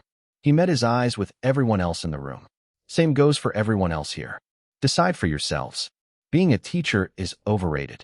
You can't live another person's life on their behalf. If you have something you don't want to do, all you have to do is say it, like Baron. Baron shrugged with the sketchbook in his hand. So, if there's something you want to do, go for it. Even if you have the slightest of desires. I may not look or sound like one, but I am a teacher. I wouldn't put you all in harm's way. Juho looked at the papers hanging on the wall. They were from a high school amateur competition. He hesitated. Can I be part of that? What if people find out who I am? Wouldn't I get in people's way? Maybe I shouldn't compete. I didn't want to take part in a competition. Once, amid the chaos in his head, those words jumped out of his mouth before he could do anything about it. Mr. Moon answered, then choose. Come find me when you've made a decision. With those parting words, he walked out of the science room. In the middle of the heavy atmosphere, Juho walked up to the front. Youth Literary Award, National Essay Contest Award, Literature Competition, National High School Essay Contest. There are a lot. Despite the number, every contest had something in common. Qualification, high school student. He brushed his smooth hands together, thinking about how they had been wrinkled before when he drank. Now, he too met the qualification. What are you going to choose? BOM asked from the side. Sunwa was also looking at the details of the contest from the other side. She had to have decided to take part in one. He stared at her face. She relied on others. Others were an essential existence to her. She avoided doing anything that would put her on someone's bad side. For that reason, she didn't try to prove herself to be superior than others. I'm not sure yet. It was a sensitive issue, and he decided to observe more. Like Mr. Moon had said, he couldn't live her life for her after all. I've made up my mind, Sunwa said confidently as she grabbed one of the papers. She had chosen a competition hosted by a renowned 4-year university. National High School Essay Contest. Are you aiming for the special recognition? It was like her. She'd always been an exemplary student. Win an award, and then get into a university. It's like catching 2 birds with 1 stone. I can't miss this. It won't be easy. Kids who compete in that train relentlessly at private institutes, Seo Kwong said. The name of the competition itself gave off a strong impression. There was no way around it. Yet, Sunwa stood her ground. You might as well shoot for the stars. I kind of want to experience it for myself too. I made up my mind. BOM, do you want join? While she was looking at one of the papers, she nodded. At that moment, her eyes moved to another spot and stopped at the literature essay contest, something different from Sunwa's choice. Weren't you thinking about choosing another competition? Juho asked her quietly. Huh? Oh, not really. I think it'd be nice to have Sunwa around. I don't think I'll be as nervous either, she answered with a smile. As he looked at her, he heard a small voice sound from behind him and turned around. I'm going after the prize. Oh, $1,000 in cash. It was Seo Kwong. He had a piece of paper in his hand. I thought you didn't want to take part in any of them, Juho said. Everyone else is, so I felt kind of awkward backing out on my own. Do you even want to? Meh, I'm not sure. Sometimes, I can't figure out my own heart. Juho nodded. Nobody knew for certain. A person's heart was quite a pain in the neck. What's the hurry? Juho asked. After thinking on it briefly, Seo Kwong scratched his head and jokingly changed the subject. Come on. It's $1,000. Who wouldn't want that? If I win, I'll take you out. Everyone turned their attention to Seo Kwong after his exaggerated remark. Without saying much, Juho moved aside. He had no intention to force a conversation. There's a prize. Yep, $1,000. I want fried chicken. Me too. Sunwa and BOM had already thought of what they wanted. Pizza for me, Baron said, having sat quietly all this time. He'd never miss an opportunity like that. Juho told everyone in a low voice. You guys might not want to celebrate too soon. At least we have something to celebrate, Sunwa said. Then, she remembered something she'd been meaning to ask. What about you, Baron? Are you planning on taking part in a competition? You're the sole artist in the literature club after all. Of course I am, Baron answered nonchalantly. Then, he took out a piece of paper he had been keeping to himself. Mr. Moon wouldn't leave me out. These are the details for the sketching competition. Wow, when is it? Can we go cheer for you? Forget it. You'll distract me. He turned down the offer at once. As he watched the club restored to its boisterous atmosphere, Juho turned his eyes to the Youth Literary Essay Contest. It was relatively unpopular. Should I? Go with this one. The next day, he ran through the park early in the morning. It had become part of his daily routine to enjoy a beverage when he reached the rest area. As he quenched his thirst, he saw Sung Pil sitting straight on the bench. His thick eyebrows looked even darker, probably because he was sitting in the shade. Chapter 46. A Flower Yet to Bloom, 2. So, you are still not making any friends? Juho asked. Sung Pil was quite a straight edge, which was unusual for his age. Without any change in his expression, he admitted the fact that he was alone. Nope. Aren't you bored? At once, Sung Pil shook his head. He wasn't bored, apparently.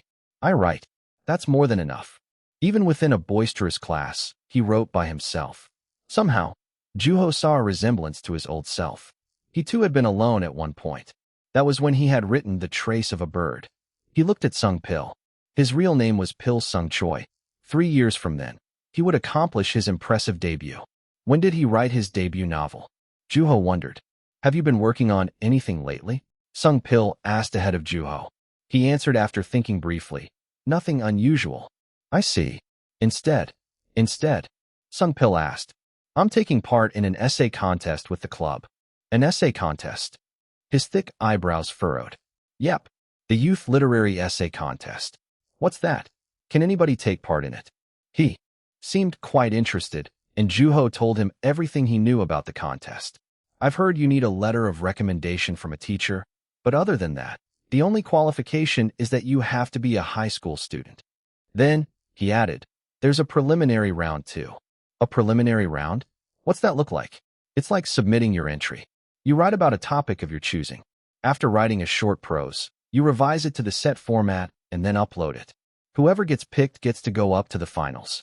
I heard they give out the subject the day of. That sounds fun. His voice was filled with interest, and Juho said, you should give it a try. Should I? He asked back immediately. His heart was already more than willing. After suddenly standing up from his seat, Sung Pil told Juho, we'll meet at the finals. He hadn't even applied yet. If the judges like what I wrote. No, we can make it happen if we work hard enough. We'll meet at the finals, he emphasized again. Although it was just before sunrise, his face was already shining brightly. Juho chuckled with a sigh. Fine, if it's possible. There was 1 week left until the deadline for applications, and Juho was sitting in front of his computer. A topic of my choosing, huh? He couldn't resist the yawn forcing its way out. He felt sluggish and was not in a mood to write. There was 1 week left. He thought about starting back the next day, but soon, he shook his head. There was no guarantee that he'd be more motivated then, so it'd be safer to upload it when he could. He would have looked for another competition if he had been on his own, but now that Sung Pil was involved, Juho had to keep his end of the deal. A topic of my choosing. The topic was the contestant's choice, which meant that they'd accept just about anything. Juho applauded their generosity. I have to get past the preliminary round somehow. There was no time to lose. There were countless kids who had paid a handsome amount of money for detailed analyses of the past year's winning composition. However, it was hard to say that the Youth Literary Essay Contest would be more popular than Seo Kwang's or Sun Hwa's. That still doesn't mean that the competition will be taken over by those private institutes either. There was no right answer in literature. Analyzing an award-winning work didn't always lead to winning an award. A high school literature contest was different from the professional world. What the critics were looking for the most was probably writing honestly, heartfelt, unpretentious, honest compositions that made them continue reading despite the crude sentence structures. For example, a mother's letter was one of those things because there were emotions behind those words. They were heartfelt. Before sincerity, even the most skillfully written sentence became mere pretense. Writing with sincerity might be something that was easier for those with less writing experience. At least, I prefer sincerity. In writing, he'd much rather prefer sincerity over skill. Sincerity. He immediately thought of someone. He was loud and had thick eyebrows. When he came across a 10-cent coin on the street, he didn't hesitate to take it to the police station. And he was not afraid to admit that he was alone. Let's do this. He thought about writing about Sung Pil and grabbed a piece of paper that was rolling around the room and picked up a pen. First, he had to give shape to the ideas floating around in his head. Sung Pil and thick eyebrows would not be necessary. He's alone. He writes. He's honest. His writing. His future, present and past. Freedom. Police station. Race. Sincerity. There was no way he could include all those thoughts. The length of the composition was limited. In that case, a core foundation had to be established. He had to pick out the most memorable parts of the story. The past of a person who had succeeded. That was not a failure. It was a leap toward success. He thought about Sung Pil's present. He writes by himself in a classroom full of kids. In that place, he was alone. Is this going to turn into my story? He reminisced about his past and revisited memories that were more than 30 years old. He had been alone. He couldn't figure why that was. A person always became alone at some point. There was no seat for him. Anywhere. With his tightened lips, he listened to the sounds coming from the classroom. One by one, he wrote out his honest feelings, advancing towards something, at least for the duration of his writing. Just like that, the trace of a bird was born. He overlaid his memories with another person's appearance. Then, he closed his eyes and pictured Sung Pil looking more mature, but slowly getting younger. This should do. He put his hands over the keyboard. Tick, tick. For a while, there was nothing but the sound of the pressed keys. An author looking back to his first writing. Calmly, Juho wrote out his story. Did you apply? Bom asked, and Juho nodded with a piece of cookie in his mouth. Of course he had. Your competition, the Youth Literary Essay Contest, is happening first, right? Sunhwa asked while bringing some cookie crumbs to her mouth. I think so. Every contest started on a different date. In terms of order, Juho's was first. Will I make it to the finals? I'm sure you will. Crunch. Seo Kwang had answered while chewing on his chip, and Juho added with a shrug, you don't know that. No, I'm confident you will. You sound way too confident. What if I don't? As Juho said that with a smile, Sunhwa shouted, hey, don't you say stuff like that. Yeah, you'll make it. Bom added, smiling. If you did a good job, you'll be fine, Baron said indifferently. You gotta start us off on a good note, so that we can ride the wave. Have a refreshing start. Sunhwa, Baron, and Seo Kwang said in order. Although hiding behind their presumably encouraging words, their true meaning was obvious. Bom smiled awkwardly. I'm moved to tears from all of your support. Buzz. As soon as Juho finished, a phone rang. The five immediately turned their eyes to the same place, and Juho slowly reached for his phone. He checked the screen. It's from the essay contest. There was a still silence, and yet, apparent clamoring. In that moment, only Juho was calm. Hurry, read it. I'm sure it's good news. Goodness, I don't know why I'm getting so nervous. You should be too. Hurry up and read it. Sunhwa, Bom, Seo Kwang, and Baron rushed him in order, and he calmly checked the message on his phone. Congratulations. You have been chosen as one of the finalists. The science room was filled with cheers. Juho was at a subway station. He was about 10 minutes early to the appointment, so he walked into a nearby convenience store and bought a drink. When he walked out of the store as he opened his bottle, he saw Sung Pil standing there, looking around. You're early. He turned around at the sound of Juho's voice. Here we are, going to the finals. He had a satisfied look on his face. That day was the day when the finals were taking place. His thick eyebrows moved up and down with joy. Seriously, what luck? You mean skill. It was a rare talent to be able to make such arrogant remarks while maintaining such a modest appearance. Sung Pil urged him on. We should get going. We don't want to be late. Yep. There was plenty of time, but Juho followed him without arguing. The two got on the subway. What do you think the topic will be? Sung Pil asked with a slightly excited voice. It was apparent that he was looking forward to the contest. I'm not sure. It could be anything really. It could be this subway train we're on. There was no way to know when they hadn't even arrived at the conference hall, so Juho just thought out loud. The subway. I see. The subway.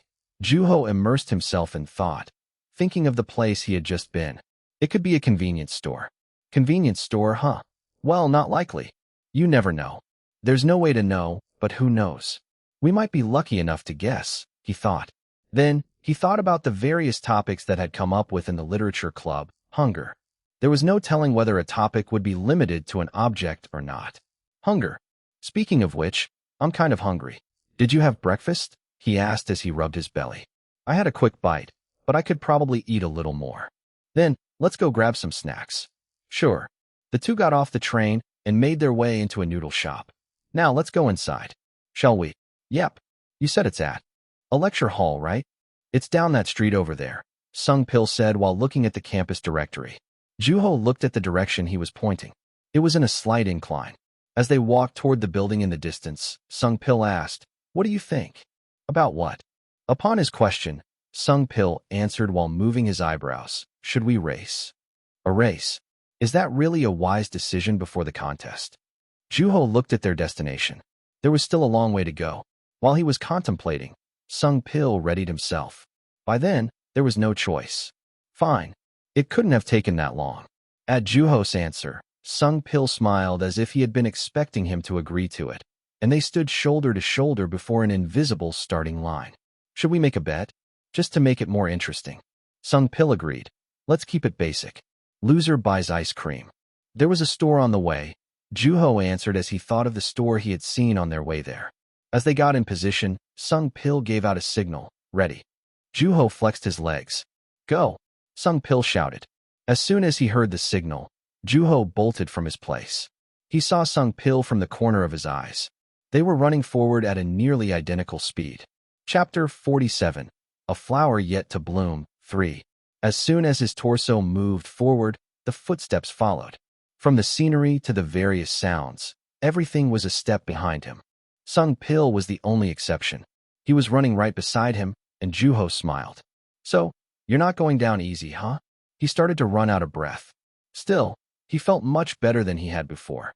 The building was near, and the door became visible, so the two thought simultaneously, whoever passes through that door is the winner. Although his legs were tired from running uphill, Juho pushed on. Sung Pil did the same. Here I come, Sung Pil shouted. They were getting close to the door, and Juho added with a smile, I can't let that happen. Then, he took his final step. With his hand on his side, he bent forward. It was harmful to sprint immediately after a meal, but he chuckled as he caught his breath. Haha. Ack. No. Victory. Sung Pil groaned in defeat. He too was gasping for breath. Running up a hill was twice as hard as on a flat surface. On top of that, they had covered quite a distance. Still, 29 total. 15 wins, 14 losses. Juho felt great. They occasionally raced each other, and the results so far had been 14 to 14 out of 28. It didn't feel bad at all to be adding another victory to the record. I could have caught up. That's a shame. Sung Pil clenched his fist at Juho's calm attitude. The other contestants stared at the two as they walked into the building. The tension in the air had been alleviated by their race. Paying no attention to the people looking at him, Juho looked around. The lecture hall was on the first floor. That's where he was going to be writing. He left Sung Pil writhing in defeat and asked a college student who was working as a guide for information, We're not late, are we? No. There's still plenty of time. After checking the time, Juho told Sung Pil, Take all the time you want. There's plenty of time. There's always a next time, Sung Pil said as he sprung up and brushed down his sides with his hands. It really wasn't a good idea to sprint right after a meal. While drawing people's attention, they walked confidently into the lecture hall. There are so many desks here, Sung Pil said the first impression he got from the hall, and like he had said, there was a large number of desks. The hall was full of them, each capable of seating at least 4. There were empty seats here and there. As Juho found a seat in the backmost desk, Sung Pil sat himself in the row ahead. He was visible whenever Juho turned his head diagonally to the right. There was a large screen in the front of the hall, and the Youth Literary Essay Contest was written in large letters. Underneath it was the time for the beginning and the end of the contest. 2 hours. It was plenty. I wonder what the topic is going to be. They're not going to make us play word chain all of a sudden like Mr. Moon, are they? You, sir, tell me the first word that comes to your mind. Whoever that would be would panic. As Juho occupied himself with random thoughts, somebody walked up to the podium. He introduced himself as a professor of creative literature and explained the schedule of the contest. Then, he talked about the following school orientation and lecture that would be given by an author who had also been invited to be one of the judges of the contest. At that moment, a sound came from behind everyone, and he walked and bent over at the waist. He was late, but the professor didn't try to punish the contestant. For the most part, they seemed to be gracious toward people who were slightly late. It wasn't such a strict contest after all. I will now present to you the topic of today's contest. The moment everyone had been waiting for. The topic marked the beginning of the contest. The entire lecture hall stood still. There was an odd tension in the air. The professor took out a small piece of paper and then added, Winter, Beach, and Days. Please choose one. You may begin. As soon as he finished, the 3 words popped up on the screen, Winter, Beach, and Days. Some kids started writing as soon as they received their papers, whereas others took more time to think. None of the words Juho had guessed in the subway were there. I guess that's obvious, he thought. What to pick? The only 2 that his mind was attracted to were days and beach. Days. Time coexists with space. Days spent in a certain place. He thought about the conversation he'd had with Sung Pil on the subway ride to the campus, subway, convenience store. I'm more drawn to beach. I've written about a subway before. He thought about the beach. The weather at the beach tends to be unpredictable. Waves break. It's sunny for a moment, and then the rain starts to pour down the moment after. It's a cloudy sky. After a peaceful time, a storm is bound to follow. As he put down the paper onto the desk, he closed his eyes and imagined the storm. The girl who lived at the beach knew all about the storm that followed at the end of peace. The sky changed. Clouds changed their shapes. The air and the temperature felt different. Everything changed from how they had been when things were peaceful. The wind carried plenty of dust. The dust piled up in people's hearts, breeding anxiety and impatience. Juho picked up his pen. His arm brushed up against another person. The student who sat next to him looked at his arm, but soon turned his eyes back to his own paper. I forgot that I was sharing the desk with 3 other people, he thought as he lowered his eyes. The pens and pieces of paper were enough to fill the desk. His eyes followed down the desk. Paper, pencil, hand. Paper, pencil, hand, cockadoodle. A rooster crowed in his head. Is this what it's like to live as a chicken in a farm? It almost felt like he was stuck in a word factory. This is frustrating. He put down his pen and looked around the hall. There were many hands busy, writing. The professor had been long gone, but a few of the administrators were standing around. He looked diagonally from him, and with a serious face, Sung Pil was steadily filling out his paper. His thick eyebrows were slightly furrowed, a sign of concentration. He was doing well, but he too was about to brush up against the person sitting next to him. There wasn't a lot of space, and Juho felt constrained. In the end, he stood up from his seat. I need some fresh air. He randomly chose one of the people standing and asked for permission to step out. In a friendly manner, the person showed him the way to the restroom. Sigh. Juho went the opposite direction from the restroom and pushed open the door made of glass. The outside air rushed in, but it didn't feel all that refreshing. He breathed slowly while leaning against the door. A building was blocking his sight, so he moved his eyes up to the sky. For some reason, the sky felt lower than usual. What if I can't write anything? It was suffocating to even think about going back into the lecture hall. A storm. He imagined a gust of wind sweeping across the hall. It'd make things a bit more refreshing, he thought. Haha. Of course, that wasn't going to happen. Excuse me, what are you doing here? He turned back at the sudden sound of a person's voice. A man with a friendly face was standing there. He looked to be in his mid-30s, and as Juho stood straight, the man asked again, Is there a problem? He sounded friendly, and Juho knew who that man was. Professor Bong. Do you know me? You're famous. It'd be nice if I were, he answered with a gentle smile. It was not a sign of modesty by any means. Then, Juho realized that what he had said hadn't happened yet. Jun-Soo Bong. This is before he becomes known. So, Juho added to settle the matter. I'm a fan. I've been enjoying your work quite a bit. Thanks. I didn't know I'd have such a young fan. Although he was an excellent writer, his work didn't appeal to the masses. From a livelihood as an author perspective, absence of such appeal was fatal. Yet, he refused to change his style. Then, he became famous. Juho stared intently into his face. He had heard that he used to teach as a professor before committing to writing full-time. The professor from the lecture hall had mentioned something about a lecture. Could he the speaker? At that moment, he remembered that he had forgotten to answer the professor's question. I came out for some fresh air. You're taking part in the essay contest, right? I saw you back there. You were the only person looking up. Did he catch me getting distracted? Juho thought as he laughed awkwardly. Jun-Soo waved at that. Oh, I didn't mean anything bad. I just thought that you knew the value of knowing your surroundings. I see. Thank you. Jun-Soo nodded with a smile, a naive kind of smile, and Juho would have never guessed that he'd be meeting him here. Are you here as a judge? Yes, embarrassingly. Embarrassing. He was cautious about judging other people's writing. However, Juho accepted it. An amateur wouldn't recognize a master, but a master tended to recognize an amateur at once.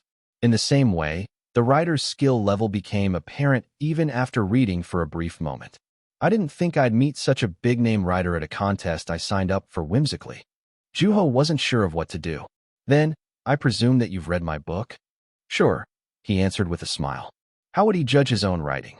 Before that, will I even be able to write anything for the contest? Juho thought. Buzz.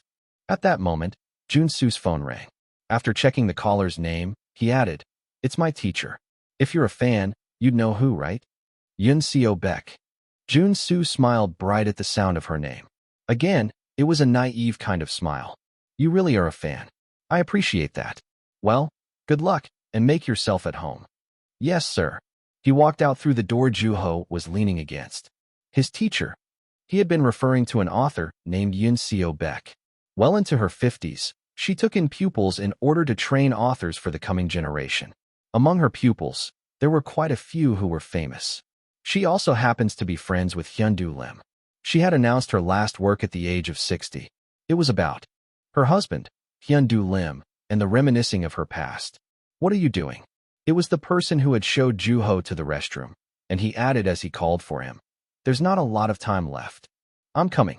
Juho rushed back. He sat down once he came back into the hall. It wasn't like he was going to have more space, because he had been gone for a few minutes. He looked to his sides. There were contestants busy writing. With serious faces, they each wrote down their own, unique stories. How many of these students would actually grow up to be an author? How many of these students would actually dream about their childhood? Sadly, most of them would probably fail. There was no guarantee, whatsoever, that they would achieve their dreams in life. He was aware that it also applied just as much to him. No matter how talented or how hard one tried, failure was always near. Some stayed completely still out of fear. Some kept moving despite it. Some carefully calculate their next step. There were many ways to deal with failure, and none of those were wrong answers. Humans were bound to experience failure regardless. Well, maybe not him. Chapter 48. A Flower Yet to Bloom 4. Pil Sung Choi. In the future, he would become a best-selling author under the name of Sung Pil. He was a flower yet to bloom, and his potential was yet to be fully realized. Juho looked forward to the countless books he would be putting out in the future, and even more so to the moment when that bud bloomed into a beautiful flower in their cruel world. He saw Sung Pil's back from behind. The people sitting beside him were leaning forward just like him. Everyone had their heads down with their eyes focused on their paper. Only those who could dare to straighten their backs in that place were given the rights to escape and move up to a higher place. Would Sung Pil dare to take the chance? As Juho's thoughts meandered, Sung Pil suddenly looked up and glanced over at Juho. Their eyes met. Juho was somewhat surprised by him. He was mouthing some words, and Juho looked carefully to try to figure out what he was trying to say. Hurry up and get back to work. Juho chuckled quietly at his concern. With his thick eyebrows twitching, he turned around and faced forward. He didn't quite blend with such a serious atmosphere. Amid anxious, impatient people, he was the only person who was excited. Perhaps that was how he would be able to soar to the sky as a writer. I want to write about him. The girl who lived at the beach was no longer. Only the thick eyebrows remained in Juho's mind. He wanted to see the sight of Sung Pil facing the storm. He wanted to know how to face the storm. He checked the time. There was about an hour left to the competition. He mapped out a story in his head, and there wasn't enough time to write everything he wanted to. The format of his story didn't quite fit the occasion, but it was a story he could finish in a couple of hours. Well, I gotta follow what my heart desires, he reminded himself as he picked up his pen. As he was busied himself writing, his hand again made contact with the person next to him. Just like previously, he briefly glanced over without saying anything. He stopped writing, looked in her direction, and whispered, "Sorry." He apologized first. She seemed flustered, but soon after she lowered her head. Juho smiled, feeling relieved. Like everyone else in the hall, Juho moved his hands busily. He was rushing slightly. Even as he recognized the urgency in his heart, he kept on writing. There was no time, so it made sense that he was feeling that way. It was nothing unexpected. What was more important in that moment was to maintain a rational mindset. One shouldn't be carried away by the urgency in his own heart and make the mistake of letting his hand take over. The wise thing to do was to write with rationale. There wasn't much meaning to a composition that had been rushed into completion because the writer had been in a hurry. His hand no longer reeked with alcohol, and he knew he was capable, so he tightened his grip around his pen. Now, please bring your submissions to the front. A voice informed the end of the competition. Then, Juho looked up. The creative literature professor was at the podium. Is it over? He put down his pen. His hand was glowing bright red. Sounds that had grown distant slowly made their way back. The lecture hall was getting noisy. Some looked relieved whereas others looked sad. While massaging his hand, Juho slowly stood up from his seat and walked toward the podium. When he walked outside after submitting his paper, Sung Pil was there. As soon as he saw Juho, he walked over to him and asked, "How'd you do?" SOSO. I feel pretty confident. What did you write about? The beach. I see. I went with days. He had just answered Juho's next question without even being asked, and Juho nodded. Days, huh? He was curious about what kind of story might have come out, but he wouldn't be able to read it now that it had been submitted. As he watched the other contestants lingering outside, Juho asked Sung Pil, "I think there's a school orientation now. I'm thinking about heading back. What are you going to do? You're not going to stick around? Can we do that?" "It's up to the person." Sung Pil took a moment to think and said, It's still part of the schedule. I think I'd better stick around." I knew it. He had a diligent character, and he wanted to stay for the entirety of the program. Juho nodded. "Well, I'll see you tomorrow morning. I'll buy the ice cream tomorrow." Juho remembered their bet from earlier and chuckled. He could have let it slide. Without saying any more, the two parted ways. Juho walked back to the subway station on his own, thinking, as he walked down the darkening street, what was my answer to his question when? He asked how I did. SOSO. Maybe I could have done better. Bitter, he kept walking. Asterisk. Jun-soo looked at the pile of papers before his eyes. Other judges like Professor Choi, Professor Han, and Professor Byung were also reading something. "I guess it's too soon to expect the next Yun-woo," Professor Choi murmured as he put down what he had been reading. There was regret in his tone. Jun-soo answered, "If these kids wrote like Yun-woo, I wouldn't be able to keep my job." Haha. "You've got nothing to worry about, Mr. Bong. Everyone knows about your skills." "It'd be nice if that was true," Jun-soo answered to Professor Byung with a chuckle. "There are still some who did well. Look at this one." Professor Byung handed Jun-soo one of the submissions. Topic, days. Name, Pil Sung Choi. After reading through it, he nodded. This is good. He used a convenience store as the space for expressing the time loop.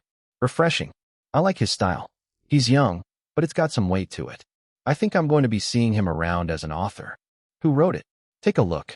He stretched as he handed over the paper to Professor Choi. He was tired from reading through and judging other people's writing. He found no joy in reading for the purpose of categorization. No matter how sloppy it was, a composition that embodied its writer's dreams made for an excellent work. Coming to think of it, what about that kid I ran into earlier? Since he didn't know his name, he couldn't look for his work. Then, he thought about the lecture. I didn't see him. He set aside his thoughts and continued reading through the piles of paper. Next up, this time, the paper was On the Beach by Juho Woo. That's a unique name. What should we do for dinner afterwards? Let's go for a drink nearby, shall we? We still have a lot of work to do.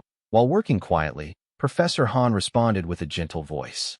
The two other professors laughed it off and then went back to reading. You look so serious, Mr. Bong. What are you reading? Professor Han asked while looking at him. Jun-soo didn't respond. Professor Choi, who was sitting next to him, called for him again. Mr. Bong? Yes. Still, Jun-soo looked up in a delayed response. At that, Professor Choi took the paper from his hand. What is it that's mesmerizing you? With a cringe, he added after taking the paper from him. This is incomplete. It should be disqualified. He put the paper down without even reading it carefully. Of course, this is a competition, Jun-soo said as he kept his eyes fixed on the paper. It was a competition. There was no award for unfinished work. Yet, I don't think I'd like anything else in here anymore. Asterisk. Juho stared into the ceiling as he lay on his bed. He was regretting his performance at the competition. There wasn't enough time. He had been ambitious. He had known that he was cutting too close. He had been aware that he might not be able to finish it in time. I didn't think I'd actually not finish. He thought he would have been able to pull it off. He didn't feel angry or sad. Only, the regret lingered at the end of his fingertips. Sung Pil. He had done it. He reminisced about the past. It had been about a week since the competition, and as usual, he had met up with Sung Pil for his morning exercise. His thick eyebrows had seemed like they were sitting higher than usual. I got the award, he had said with a slightly stiff voice. While he had been stretching, Juho had looked up at him. He had been looking down with anticipation and concern. Ha! At the sight of his stiff, peculiar expression, he couldn't help but laugh. Flustered, Sung Pil had asked seriously, Why are you laughing? You should have seen the look on your face. That'd be difficult since I don't have a mirror on me at the moment. Juho hadn't been surprised by the news. He'd had a feeling that Sung Pil might win. Congratulations. After laughing for a good while, he had sincerely congratulated his friend. Sung Pil had smiled joyfully. He had won an award in his first essay competition. He definitely had potential. He lost the race that day, too. Juho got up from his bed. Rustle. Dozens of pages made a rustling sound whenever he moved on the mattress. It was the remainder of the story that he hadn't had the time. 4. After facing the storm, the man became even stronger. Would things have been different at all if I had actually finished? Or would Sung Pil have won still? Although, I'm not particularly crazy about the award. His only regret was not being able to compete with Sung Pil's story, whose work would have moved the hearts of the judges more. Well, I didn't even make it to the end, so what can I do? An incomplete work was not read by the judges. It was a competition after all. The moment he had submitted his work, no, the moment the bell had rang, Juho had known all along. I felt confident for once. For once, he had actually felt the desire to write, to beat Sung Pil, and to write about him. Well, no use in crying over spilled milk. Desiring a change of environment, he decided to go for a walk. He stepped on the floor, and there were papers scattered throughout even that. He walked toward the door, stepping over many pages. The sun feels hot today. He put his hand over his eyes at the sudden sunshine and felt the parts of his body exposed to the sun getting warmer. He walked aimlessly. When did I start going on walks? He tried to retrace his memories. At first, he didn't like to wander around outdoors. That changed when he started writing. Since then, he intentionally went out whenever there was time. It could have been that being an author involved going out and looking for things. He walked into a residential area. There were many hills because the entire neighborhood was on the mountains. From time to time, he saw the mountain peeking through the alleyways, and he went up and down several hills, growing sweatier. By the time he had lost count of the hills he had climbed and gone down from, he saw another hill before him. Without hesitating, Juho headed up. It's kind of steep. He moved slowly. The peak of the hill was pointing toward the sky. Then, he saw a person, a mother with a stroller with her baby inside. They must have come out for a walk too. He looked at the houses that were facing one another between the hills. He couldn't remember exactly from when, but it was definitely one of the older memories. It had been either really hot or really cold, but the only thing left in that fragment of memory was a voice. I heard it around here somewhere. The voice of a mother had come through the wall of the residential area. There had also been the sound of a baby crying. It had been weeping in sorrow while the mother shouted, "I'm so sick of this. I've had it." Had she been saying that to her baby?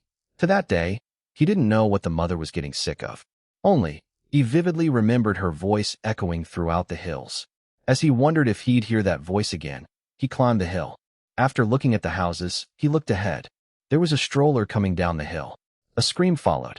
Chapter 49, The Sound of a Crying Baby. Somebody was shouting. Juho was looking at the stroller that was still coming down the hill. A stroller coming down a hill was not a problem in and of itself. However, this was different. A stroller was rushing down the hill on its own, away from someone. No one was holding the stroller's handlebar. No one was around the baby. The stroller was plunging down the hill, and with an ominous sound, it finally fell. Thud. It was hard to tell if the sound had come from the stroller or from his heart. Thud. The stroller that had been plunging down the hill toward Juho had suddenly changed its course toward the right. There was a wall there, and the stroller didn't seem sturdy enough to protect the baby from the cold concrete wall. I hear it. At that moment, he had heard the sound of the baby. It hadn't been the sound he remembered. The baby inside the stroller had been wailing. He saw the baby's red lips through the stroller's translucent cover. He had run towards it without hesitation, getting closer to the baby. However, he wasn't fast enough. He had to be faster or he wouldn't be able to save the baby. At that rate, the stroller would ram into the wall. The sound of the baby's wail distracted him. Who was screaming earlier? It was probably the mother, he thought. Her scream overlapped with the voice in his memory. I'm so sick of this.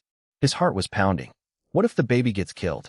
What if the stroller rams into that rock-solid wall? Get the stroller. He recognized the words that jumped out of his mouth. Get it. Who was he shouting to? He saw the baby's hands reaching towards the sky and leapt. He fell on his side, holding the stroller. Then, he felt a strong impact against his back. Gah! Wah! Wah! He felt dizzy, and he was breathing raggedly. His heart was pounding, but he heard a cry. A cry. The baby's alive. The baby's not dead. He picked up the stroller. The baby was covered in a bundle of cloth, and there were no apparent injuries. My baby. The mother rushed down the hill toward the baby, who was still wailing. Juho leaned against the wall and collapsed. Thank you. Thank you so much. Oh no. The stroller fell. You should go to the hospital to make sure the baby's okay. Yes, of course. Thank you. Goodness, I can't thank you enough. He heard her thanks from the distance. His ears were ringing. It almost felt like he was underwater, and he felt sluggish. When he snapped out of it, both the mother and the baby were gone, and he was standing on an empty hill by himself in a dazed state. I wonder if the baby's going to be okay. He looked at his hand. It was bleeding. The small wound was throbbing painfully. His palm started to heat up. It was slightly itchy and painful at the same time. Soon and slowly, he went on his way, his pace picking up gradually. I must write. His mind commanded him. You must write now? He looked through his pockets, but there was nothing. No pen, nor paper. He looked around. There was no paper, anywhere. I have to write before this feeling fades away. He couldn't find the tools he needed and clenched his hands into fists. The wound was still throbbing. He ran through the hills with every bit of strength he had, up and down. Gasps of warm air came out of his mouth. I have to go write. I have to write out what I'm feeling. I have to start my story while this feeling is still fresh. I have to write it out while it's still raw, before I start trimming it with rationales. I have to embody this feeling in my writing. He tripped on a rock on the ground, but thankfully, he didn't fall. Juho restored his balance and continued running as fast as he could, doing all of that just to write. He was running out of breath, and he felt water going into his nose. The water that surrounded that world was going into his body. The screams of the mother were still lingering in his ears. The fear of death was still raw in his mind. The wailing of the baby was still haunting him. He finally arrived home and slammed the door open, taking his shoes off in a hurry and running into his room. Pencil, pen, it doesn't matter. Paper, paper, paper. Quickly, fast. Sigh. Juho swallowed anxiously. His mouth was dry. He needed to drink something. There was a water, a deep ocean, and he had to pull what he was looking for out of that. He had to dredge it out. It had to come up nearly to the surface. Mother, baby, wailing, distance, death, wall, scream, hills. It needs to be more specific. The mother looked young. She had a mole, 2 moles under her eye. She was red around her eyes, and so were her eyes.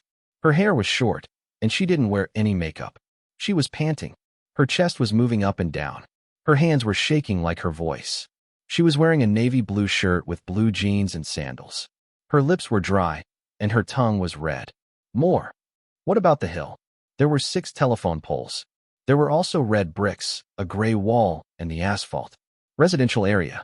It wouldn't have been weird if somebody had been watching. It wouldn't have been weird to take notice after hearing either the baby or the mother. It was exactly like how he remembered.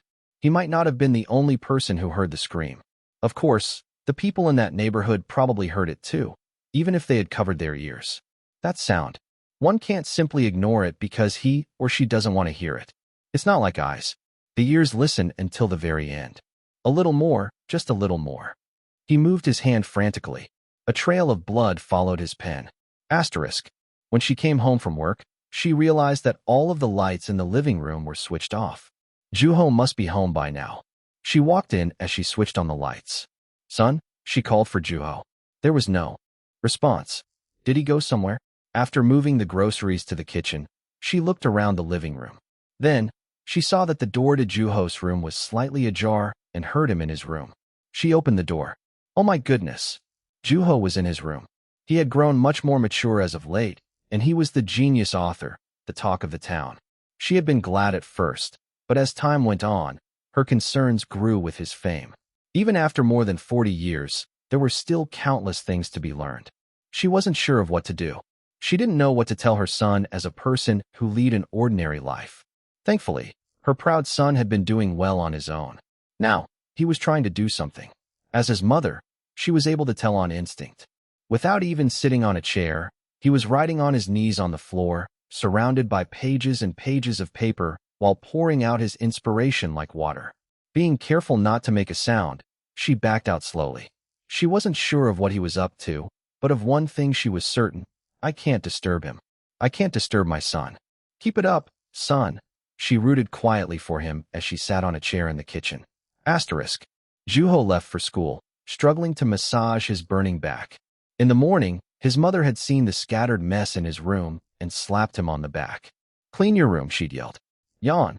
On the hand covering his mouth, there was a bandage wrapped around it, and he was startled by the blood on his pen. His eyelids felt heavy from writing into the morning. Though it hadn't been refined, he tried moving around bits and pieces of his story. As a consequence of that, he was going to school with hardly any sleep, and he might as well give up trying to stay awake for his classes. I'm sorry, teachers. Hey, what's with your face? As he was passing through the gate, a voice called for him from behind. He turned around and saw Seo Kwong waving at him. He had asked, surprised by Juho's appearance. I didn't get a lot of sleep last night.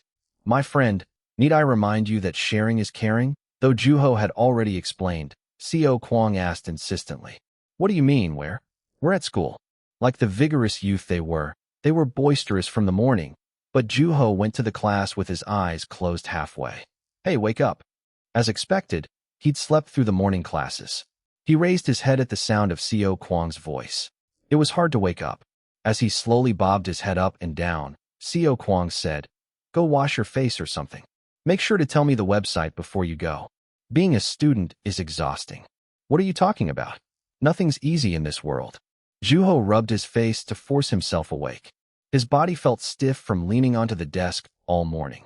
Then, he stood up and opened the window, but the breeze wasn't cold enough to wake him up. Let's go eat. I'm starving. Yeah, I should eat. He stood up and asked, Sunhwa and BOM are joining us for lunch, right? If you're late and get in trouble, I'm not going to take responsibility for your decisions. Is it that late? Well, not enough to be scolded by Sunhwa. The two headed for the cafeteria and saw Sunhwa and BOM waiting for them in the distance. Just as Seo Kwong had said, Sunhwa didn't look very happy. BOM was next to her, busy trying to calm her down. You two, why are you so late? Do you have any idea how important a meal is to a student? I'm not rushing here for no reason, you know.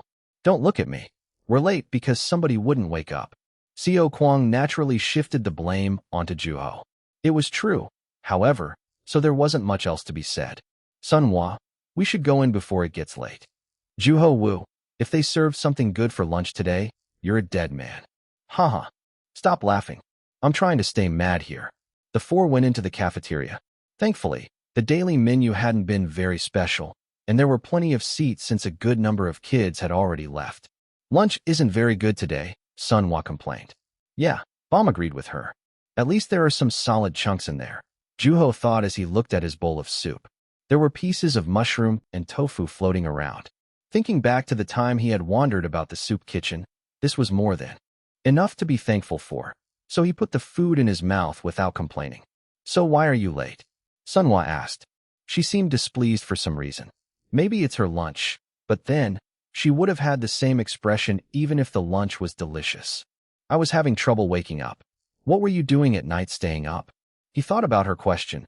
How do I explain this? Juho had written throughout the night. He'd started writing because he'd ran into various sources of inspiration when he had gone out for a walk. He had gone for a walk because I didn't get the award, Juho answered as he reached for a side dish. He regretted not finishing his composition at the competition. Chapter 50, The First Encounter. At Juho's ambivalence, Seo Kwong asked as if he couldn't believe what he had just heard. What? Why? Who were the judges? Which competition were you part of again? You of all people, though. You. Hey man, there's no need to be so nosy. Well, it's just that, of all people. Sunhwa glared at him, and Juho explained while Seo Kwong still wore a puzzled look on his face. I just didn't have enough time. Then, he put the spoonful of food in his mouth. For some reason, nobody was talking. He picked up a piece of kimchi from the tray and brought it to his mouth. Crunch. Crunch.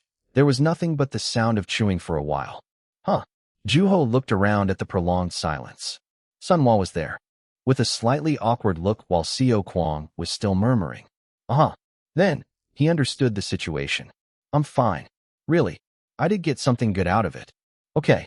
For some reason, the response was still lukewarm. I can't think of a way to explain this. I'll just leave and be for now. he thought as he chewed his food. The next morning, he found a black plastic bag full of snacks on top of his desk. When he picked it up, he found a comic book underneath. The heroic story of a protagonist who overcomes the trials of his past. That's what was written on the back of the book. He started reading it, and it was actually not bad. Soon, Co. Kwong arrived. Instead of a bag full of something, he had brought a bag full of questions, and Juho answered them lightheartedly, saying, "It's fine. I wrote the rest at home. I wasn't even interested in the award anyway." At that, Co. Kwong's eyes lit up. "Let me read it. I don't know where I put it. I'll find it. When are you free today? Can I come over?" No. Not for a while. I have ideas for my next book in my room." If he sees it, he might find out that I'm Yun Woo. This guy's quick when it comes to reading and writing. He added as Co. Kwong was still in shock. "I'll bring it to you later. You promise?" "Yep." After comforting Co. Kwong, he smiled as he looked at the comic book and the bag full of snacks. His friends were unstoppable. I should share this with the rest of the club members. Having read through the comic book between classes, he had a lively conversation about it with Sun Hwa. He had to spend significantly more time listening to her, but nevertheless, it was a fun time. "I'm home. Hey, I'm actually on my way out, so you'll have to eat dinner on your own. Don't forget the fruit." "Okay, be safe." When he got home, Juho changed out of his school uniform and sat himself in front of his desk with a cup of water. There were untidy stacks of paper to the side. He was somewhat afraid to reach for them. This is going to be hard to read. It's going to be all over the place. A composition written in the midst of an intense emotional experience was usually difficult to read later. Still, he had to choose. He had to pick out bits and pieces to knit it into a story. He had to reach for a lump of clay that barely held its shape. He had to cut and trip to make something out of it, whether it was a person or an animal. He leaned against the backrest and slowly relaxed his body, trying to replay the events in his head. There was a mother and her child. Daughter? Son? I can't know yet. A doll without any facial features came to mind. It was wearing a name tag that read Mom. Juho approached her. The mother loses her grip on the stroller. The stroller rushes down the steep hill. When he saw that, he became curious about the expression on her face, so he turned around and looked at her. The woman without eyes, nose or mouth looked around as she recognized him staring at her. He tried to talk to her. "Aren't you going to go after the stroller?" The doll didn't respond. "Your baby is in there." She still didn't respond. Only, her stomach was slightly bloated. She was breathing in. "Your child is in danger." The cloth on the doll puffed up. Air was trying to escape. "Your baby might die." "Oh."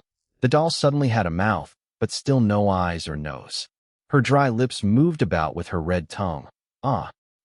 Look, the stroller fell." "Oh." "Can you hear the wailing?" The mouth that opened was now splitting sideways. "E. The wind blew through the gap. "E." That was all she had said so far. "Can you enunciate so that I can hear you better?" "E." "Speak louder. Move your mouth more." "E. She sounds like a broken cassette player," he murmured in frustration. Although her mouth was the only feature on her face, she still couldn't say anything. Juho was growing impatient and anxious at the eerie sight. He took a deep breath, trying to stay calm. He couldn't afford to overthink things. "I'll wait here, so tell me." E. She moaned with her long, thin lips. He carefully observed her face. It wasn't easy to look for an expression in a face without eyes or nose. Still, he kept his eyes fixed on her. "How are you feeling?" The shape of her mouth didn't change. E. How did you feel when you found me?" Her lips got even thinner. "I could have been too slow. They kept getting thinner. You said you're sick of something." Her stomach puffed up. It bulged out more than her breasts. Her bloated stomach sank back to its place, and he felt her breath on his cheek. He saw her teeth between her rolled-up lips. He saw her tongue. It was all red. "You've been smiling." Juho smiled with her. Slowly, he walked away from her. He wanted to hear more, but he had to stop for the day. Tap. A small, hail-like thing fell from the sky. It was a piece of debris of some sort. Then, it started pouring like rain, but what fell cracked like it had been shattered. "I'll come back another time." With those words, he opened his eyes. He couldn't remember how long he had been keeping his eyes closed. As he sat there exhausted, Juho felt something wet on his feet. The glass of water had fallen on the floor. Thankfully, none of the pages were wet. It had been a good thing that he had kept the glass on the desk, so that he could clean his room. Well, I guess the adults want us kids to listen to them for a reason, he thought. Mother. There were countless mothers in that world. A woman who delivered life, and then the life that was bound to fade away. After staring up at the ceiling for some time, Juho reached for his pen. In the end, he didn't clean the water until it was close to dawn. All right, eyes on the board. Math class. As he scratched his eyes, he took out a small notepad from his pocket. Juho had bought one after the incident at the hillside, and it was small enough to be portable. He had tried writing out his story in a notepad. Looking at the scattered fragments of the story, he thought, it's not enough. It lacked too many things, much like the faceless woman. Meeting a character had always been exhausting. Whenever Juho started a conversation, they answered honestly. Of course, the woman had just started talking, but she was incapable of saying words or sentences. It was a proof that her character hadn't been fully formed yet. I'm sure she'll look more like a person the next time I see her. Once again, he organized what he had written on his notebook. There were plot holes throughout. Whether it was a person or an event, he needed raw material in order to fill those holes. Juho tried to imagine the forthcoming path of the protagonist and looked around to see what he could find, but the fog was too thick. He couldn't see anything. Yet, there was one thing he wanted. He wanted something that would work in contrast with the dark overall tone of the story. He was looking for something that stood out at a glimpse, yet stayed consistent with the rest on the inside. The issue was that he had no idea where he could find such a thing. He tried searching through his thoughts. There were passing images, but nothing popped out. He needed something veiled and somewhat discreet. Inner thoughts, feebleness, hesitation. What surrounds these words? So if you substitute this part with one. He was getting too sleepy. Juho tried to shake his head as hard as he could, but he couldn't resist his heavy eyelids. Considering he had been up almost all night, how sleepy he was made perfect sense. Having two jobs was not easy. Therefore, we can infer the solution through this process. Yawn. Juho yawned once again. He tried to stay awake as he wiped the tears that oozed out of his eyes, but it was no use. I gotta get some shut-eye. I'm sure Seo Kwang will wake me up. I'm sorry, Tiak. The math teacher's voice slowly faded away. His head fell lower and lower, and he didn't fight to stay awake this time. After sleeping through his afternoon classes, he barely woke up and walked over to the science room. With Seo Kwang nagging him to wake up, he opened the door. Sunhwa and BOM were already there. Hey, they greeted like usual. There was nothing different except for the coldness in the air. After staring at the two for some time, Juho opened his mouth. I'm asking just in case. What? Did you guys get into an argument? There was a visceral response from Sunhwa and BOM, but it wasn't until after a few seconds later that they denied him. Yep, they did, Seo Kwang murmured. Nope. Juho knew their answers weren't entirely sincere. He was incredibly surprised to learn that they had fought. There was a crack to their already fragile friendship. Though they were pretending to be okay, a relationship leaning one direction was susceptible to fall apart. The two were not on good terms. Was that a good thing or a bad thing? He felt an itch at the end of his fingertips and decided to learn more about what had happened. But before he could say anything, at that moment, the door slid open. It was Baron. Though they greeted one another like usual, he had to have noticed the coldness in the air also because he also looked at the two girls and asked, Did you two fight? Nope, Sunhwa answered. However, no one believed her. The tension was apparent even at a glance. They were usually talking and laughing together, but this time, neither was saying a word. I don't think you're being honest. We didn't fight, BOM answered, but her expression was saying otherwise. It was obvious something had happened. Then, Mr. Moon walked in, and he too asked the same question as the others. Did you two fight? Nope, BOM answered again. Mr. Moon looked at the two girls briefly and added, If you're interested in applying for an essay contest, come find me in the staff room. Juho and Baron, if there's another contest you'd like to be a part of, come see me. Yes, Mr. Moon. Even as the rest of the club members answered, Juho couldn't open his mouth. Seo Kwang started poking his side, wanting for an explanation, but Juho wasn't sure what to tell him. Chapter 51, Myself, Others, and My Friend 1. Seeing Juho showing no response, Seo Kwang whispered, What's with them? They were doing fine yesterday. It was almost like one couldn't live without the other. Did something happen? I don't know. There's no way you don't. Come on, fess up. Sadly, Juho really didn't. He saw a river flowing between Sun Hua and Bom. It was the distance between them. Bom was sitting anxiously, examining Sun Hua's face, while Sun Hua didn't even look in Bom's direction. He observed the two from time to time. Asterisk. As usual, Sun Hua was getting ready for class. She sat in her seat and opened up her textbook. Like those of diligent students, its pages were filled with her notes. She believed that grades brought a certain image to a student. A student who had good grades would be seen as an exemplary student. On top of that, if she were to pay even the slightest attention to her looks, she'd become untouchable. Such a position actually existed within the boundaries of school, and Sun Hua had always worked hard to keep herself in that spot. Hey, is she reading a comic book? Seems like she is.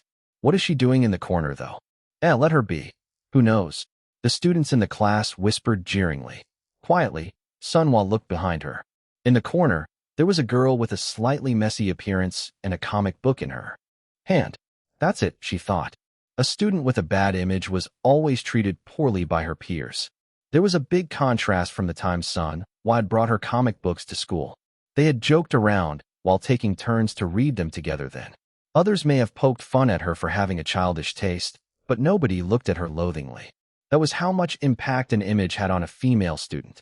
An image was made to be seen by others. After all, people weren't made to live in solitude. They had to live being mindful of how they appeared to the eyes of others, always. Hey, Sun Hua, someone's looking for you, said one of the girls who had been slandering the girl with the comic book up to a moment ago. When she looked into the hallway, she saw Juho standing outside. She got up at once, feeling unpleasant being in that environment. Juho took her to the schoolyard. Apparently, he wanted to say something to her. What do you want? She asked grumpily as she sat down on a wooden bench outside. There were several benches in a small space under a tree in the schoolyard, and Juho sat on the innermost seat. In his hand, there were 2 beverages he had bought from the cafeteria. I wanted to say something really quick. Is this a confession? Huh? Are you laughing at me? She sat next to him and took a beverage from his hand. She seemed certain that it was for her, and since she had guessed right, he didn't say anything. I didn't fight with Bomb. With those words, she chugged her beverage. He looked at her and said, I read your paper. PFFF. She spewed the beverage in her mouth out like a fountain. Fortunately, she hadn't been looking in Juho's direction, so there were no casualties. Instead, she left a dark stain on the ground. Before he had time to go look for tissues, she asked with a flustered voice while wiping her mouth with her hand. What did you say you read? Your paper. I found it in the science room. I couldn't help it. Who do you think you are? Xiao Kwang. Are you a print addict too? Do you read whatever you find? Sorry, I was too curious. How are you so confident? She looked at him in disbelief. It was a good thing that she didn't seem infuriated. I apologize, he added. Well, it's not. Sigh, she sighed. I'm not exactly in a place to be saying things like this to you. What do you mean? Nothing. Surprisingly, she wasn't as angry as he had been expecting. If anything, she seemed more anxious. How was it? She asked for his evaluation. Is she worried about how others are evaluating her skill? He thought. It hadn't been anything special, but he chose his words carefully. I enjoyed it. It was fun, wild, and it didn't beat around the bush. Yeah. Yep. Despite an answer that resembled a compliment, she remained anxious. Why is she still anxious? He wondered. Soon, he reached the answer. Did somebody tell you that you're bad at writing? Huh. I knew it. It was apparent. How did he know? She thought as she looked at him. From a writer's perspective, it was a simple answer. Who? Was it Mr. Moon? No. She fiddled with the empty can in her hand. It was hard to see her face because of her hair, but she continued with a calm voice. In middle school, I used to love to write. What about comic books? I wasn't into them back then. Xiao Kwang would have jumped with joy. Who would have thought she had been into literature at one point? When I finished a story for the first time, I showed it to my friends. I was so satisfied with how it had turned out. In my eyes, it was better than any book I'd ever read. But her head dropped lower. They laughed at me. I was so offended. I felt really, really awful. But you know what? I laughed with them. Ha ha. Right? It's funny, right? Like that. It must have left a dent in her pride. That was what it was like to be evaluated by others. There was cruelty to one's evaluation of herself not being in line with others' evaluation of her. That was the first time I'd experienced something like that. I did well in school, and my looks weren't half bad either, so I didn't have to worry about being laughed at. It was her first time. That was why she had chosen to mimic her friends rather than being wise in the way she handled their criticism. That was it. I'm not really traumatized or afraid of being around people. I just let it slide. She had been doing well so far. Just like everyone else her age, she took exams and received her grades. Like she'd said, she wasn't afraid of being around other people or lived with trauma. However, none of that meant that she wasn't hurt. It's just that I've come to realize how much impact others around me have, she said calmly. Since then, I've distanced myself from reading. So, that's how you got into comic books? Yep. I borrowed one from a friend who was always getting picked on. Unlike her, I never got picked on. He thought about the moment when he had visited her in class. A lone girl and a comic book in her hand. At once, he was able to picture her friend. There was always a loner in any class. For the most part, classrooms always looked the same. She wanted to redeem herself. She wanted to cover up her memory of being laughed at by her friends with something special, and she desperately hid her wound. He opened his mouth as he looked at her and said, "And now, you're writing again." Once again, she had a pen in her hand. How did she come to decide to join the literature club? I met BOM. She's good with compliments. She tells me something positive no matter what I do. Whenever she is around, I feel safe to write. I actually was safe too, she said. I see. He understood their relationship now. A girl who's in need of compliments had met. A friend who leaned on others around her. As long as she complimented Sunhwa, BOM could stay as her friend. As long as she complimented Sunhwa, it was okay for BOM to lean on her. Sunhwa was like a flower that bloomed in May. It only bloomed when BOM came. TL's note, BOM means spring in Korean. Then, that's why you're keeping her around. I can understand her. At her answer, he remembered. She was supposed to be part of an essay contest with BOM. Sunhwa had been the one who had suggested it. Whenever BOM asked her a question, she'd always answer without hesitation. I know what it feels like to let people walk all over you, she added. They were similar. They were both being swayed by one another. He looked up to the sky. A purple flower had fallen off a branch. Spring was over. The flower's stem on a wet, lonely branch almost looked like a bud. What's with the long face? I have indigestion from the fried chicken I had for getting an award. No matter how much I throw it up, it doesn't go away. She sounded like she was suppressing her feelings. She knew BOM had let her win. A person who was exceptionally talented tended to get picked on by others. For that reason, BOM would never try to surpass Sunhwa. I've read her paper too.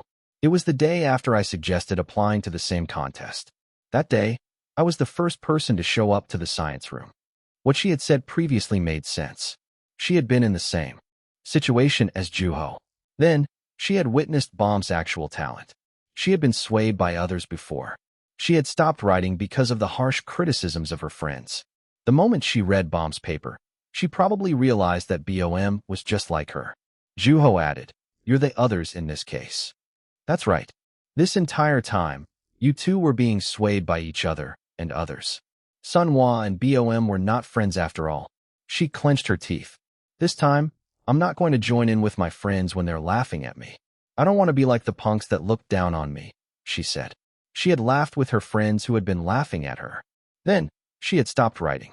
On the other hand, BOM had been busy studying Sunhwa. She wouldn't dare to write sincerely. They were very much alike. I suggested we apply for different competitions. From the moment they started relying on one another, they would have been apart for the first time. It was obvious how flustered BOM must have been. She was really flustered. She kept pretending that she didn't understand me, so I had to be direct with her. What did you say to her? To choose for herself. That's why there had been tension between the two. Sunhwa was wearing a gloomy expression, and Juho said, "You did the right thing." Regardless of the result, she had tried to be brave. She had tried to change, but it wasn't easy. Juho knew better than anybody else how difficult it was to change. Only, he thought it would have been better if Sunhwa had been more honest with BOM. "I want to be friends with you." Her nose turned red. What if BOM doesn't like me anymore? Her voice trembled. She may have been brave, but after all that, she was still a high school student. It would have been challenging for her to handle a friendship that had gone sour. It must have been the same for BOM. When it came down to it, they were alike and in the same year. Is there nothing I can do? He raised his hand as he took out a notebook from his pocket. He had been forgetting about it for a moment. Then, he swung his hand and slapped Sunhwa's back. She snapped her head up to the sky. Ow. Wuss. What did you call me, punk? He added as she fumed with anger. Isn't this what you wanted? Just like that. She rubbed her back, which was throbbing in pain. He was right. Frankly, he wanted to do what he had just done to her to BOM. Stop being a wuss and keep moving forward. Don't think about what others think of you. What are you afraid of? Face it head on. However, he couldn't say that to BOM when Sunhwa was afraid of it herself. She wasn't in the position to be able to tell BOM what to do. Can I do it? Ask yourself. Sunhwa hesitated and then clenched her hand into a fist. If I ask for help now, would I be relying on others still? Would I be repeating what I've been doing? She asked. Juho answered with a smile. Then let's try this. What? I'll help you before you ask for help. After a brief silence, Sunhwa asked, why? There was raw emotion in her voice, and Juho answered her. I want us to have a drink together when we're older. Chapter 52, Myself, Others, and My Friend Too. After the conversation with Sunhwa, Juho returned to class. He had brought his half-empty bottle with him. After finishing what was left in the bottle, he went on to chat with Seo Kwang as usual, and then went out to the hallway to take out the trash. As he walked through the empty hall with an empty bottle in his hand, he saw a familiar figure standing in front of the trash can. It was BOM. She was standing with an empty bag of chips in her hand, and she threw it into the trash can without a thought, not even bothering to separate the recyclables. Juho said, that should go in the other can. BOM jumped in her place. If she were to receive help from others, she would have to maintain her image of an innocent, timid girl. So, she seemed nervous to be caught at a vulnerable moment. Juho pretended to have not seen her. It is confusing, especially things like plastic. Why ya? Are you here to take out the trash too? Yep. It was an obvious question, and he answered her by tossing the empty bottle into the trash can. Did you eat all that? There were crumbs from different snacks. It seemed like a lot for her to be able to eat on her own.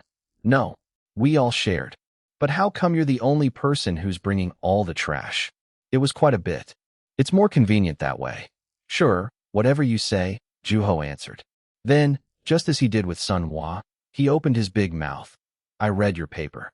I'm sorry I did it without your permission. Huh.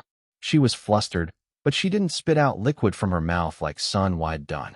BOM blinked awkwardly for a brief moment, and then continued with a smile. That's okay. It doesn't matter. You don't seem angry. She wasn't angry. She didn't seem to have taken offense, not one bit. It's nothing to be angry over. Good to hear. Well, you're a good writer. Are you sure?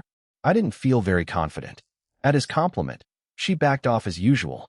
Sunhwa's paper was good too, but I like your descriptions in particular. I see. Should we get going? The bell's about to ring any minute now. She quickly changed the subject in case Juho was saying that her paper was better than Sunhwa's. A talented person tended to be the target of envy and jealousy. Juho said, I'm a good writer myself. Huh. As if she didn't understand him, she looked up to his face. What I'm saying is that you don't have to worry about me being jealous of your skills. I'm a good writer myself. You're brimming with confidence, aren't you? Did I sound like Sunhwa? A little bit, BOM answered with a relieved look. Do you have time on the weekends? Why do you ask? I wanted to shop for some clothes, but I don't know the trends.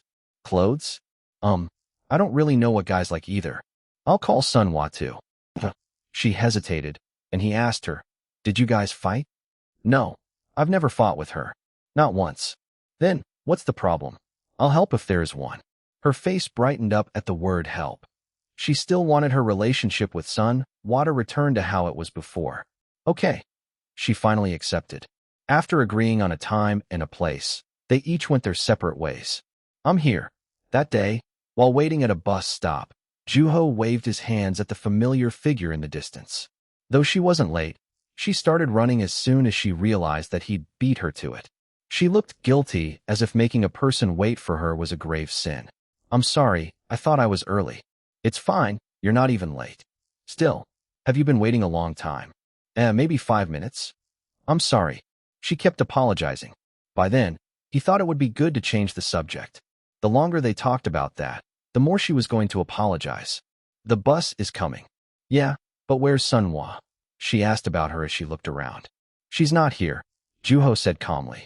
At his response, BOM stopped looking around and gave him a flabbergasted look. What?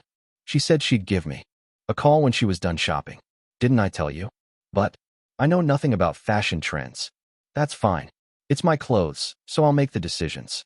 I'll just ask for your opinion from time to time. The two got on the bus and sat next to each other in the back. It headed downtown. From the time the bus took off, and even after it had driven past several stops, the two didn't say anything to each other. Juho cracked open the window, and a gust of wind rushed in. As he watched the passing scenery, he said, So, when you shop for clothes? Yeah. She had been sitting quietly until he suddenly started talking, and she sat up at once to listen to him. He continued as he looked ahead. Do you tend to buy what you like, or what suits you? Me? Probably the latter. She didn't sound confident in her answer, and he asked her why. She hesitated while studying his face. BOM seemed anxious about their opinions not lining up. Well, if I buy clothes that suit me, I don't have to worry about regretting my decision later. Do you usually regret if you end up buying clothes that you like? Not necessarily, but if they don't suit me, it'd be embarrassing if somebody pointed it out to me. So, you give up on the clothes that you like. Is that how it works? I'm not sure anymore. He whispered as he kept his eyes on the passing scenery. I think you'll always regret something, no matter what. I see. Still, it's human nature to want to prevent it from happening. Yeah, I agree. I hate it. Having been hesitant so far, she nodded. Their conversation stopped for a brief moment, and he turned his head towards the window. Nobody wanted to regret. Yet, everyone had regrets at some point. Before long, one's body would start to tense up as soon as they thought about their regret. Fear had always been lurking just below the surface, telling that they would never reach a favorable outcome no matter what they did. Writing was just the same way. Maybe that one vocabulary could have been better. Wouldn't this sentence get in the way of the flow? Wouldn't it have been better altogether if I had written it from a different perspective with a different protagonist? Wouldn't it have been better if another writer had written about the same thing? As soon as those thoughts entered a writer's mind, he wouldn't be able to write a single word, and he would develop a sudden urge to hand over his pen to another person. Yet, he couldn't let go. So, the only thing left to do was, next stop. A voice came from the speaker within the bus. Then, suddenly, the bus shook as it went over a bump. Well, in that case, I guess there's no point in worrying ahead of time. What do you mean? Your clothes. I was worried if I'd know what I was picking. I think you'll do fine too. Bom smiled at Juho, agreeing with her. He had already gotten used to her smile. She was the only person who responded in such friendly manner. If he had been with Sunhwa or Seo Kwong, they would have sneered at him. Let's get off the bus. The two arrived at the shopping district. Countless clothing stores were lined up on the street, one after another. There were also a lot of people walking through the district. Everyone had to have been out for the weekend. When Juho and BOM were jostled into a random clothing store, there weren't nearly as many people. Though it might not have been a good thing for the shop owner, it was good for them because it would allow them to shop in peace.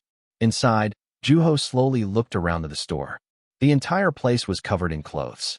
From the counter, the owner, who looked to be middle-aged, said with her nasally voice, "Please let me know if you need any help." As he looked around the t-shirt section, he picked out a shirt and held it in front of himself. How does this look? It looks good, she answered with a smile. Then he picked up another shirt next to it and asked, What about this one? Yeah, that too. How about this one? That one looks good too. She'd never say it with her own lips if a shirt didn't suit him. So, he said with a slightly concerned tone of voice, I can't possibly afford all these t-shirts. I don't know too much about fashion. I'm sorry. Juho had heard her say that several times now. Still, he didn't stop asking for her opinion. Inevitably, the amount of time spent in the shop was getting longer. Red, blue, green, white, and black.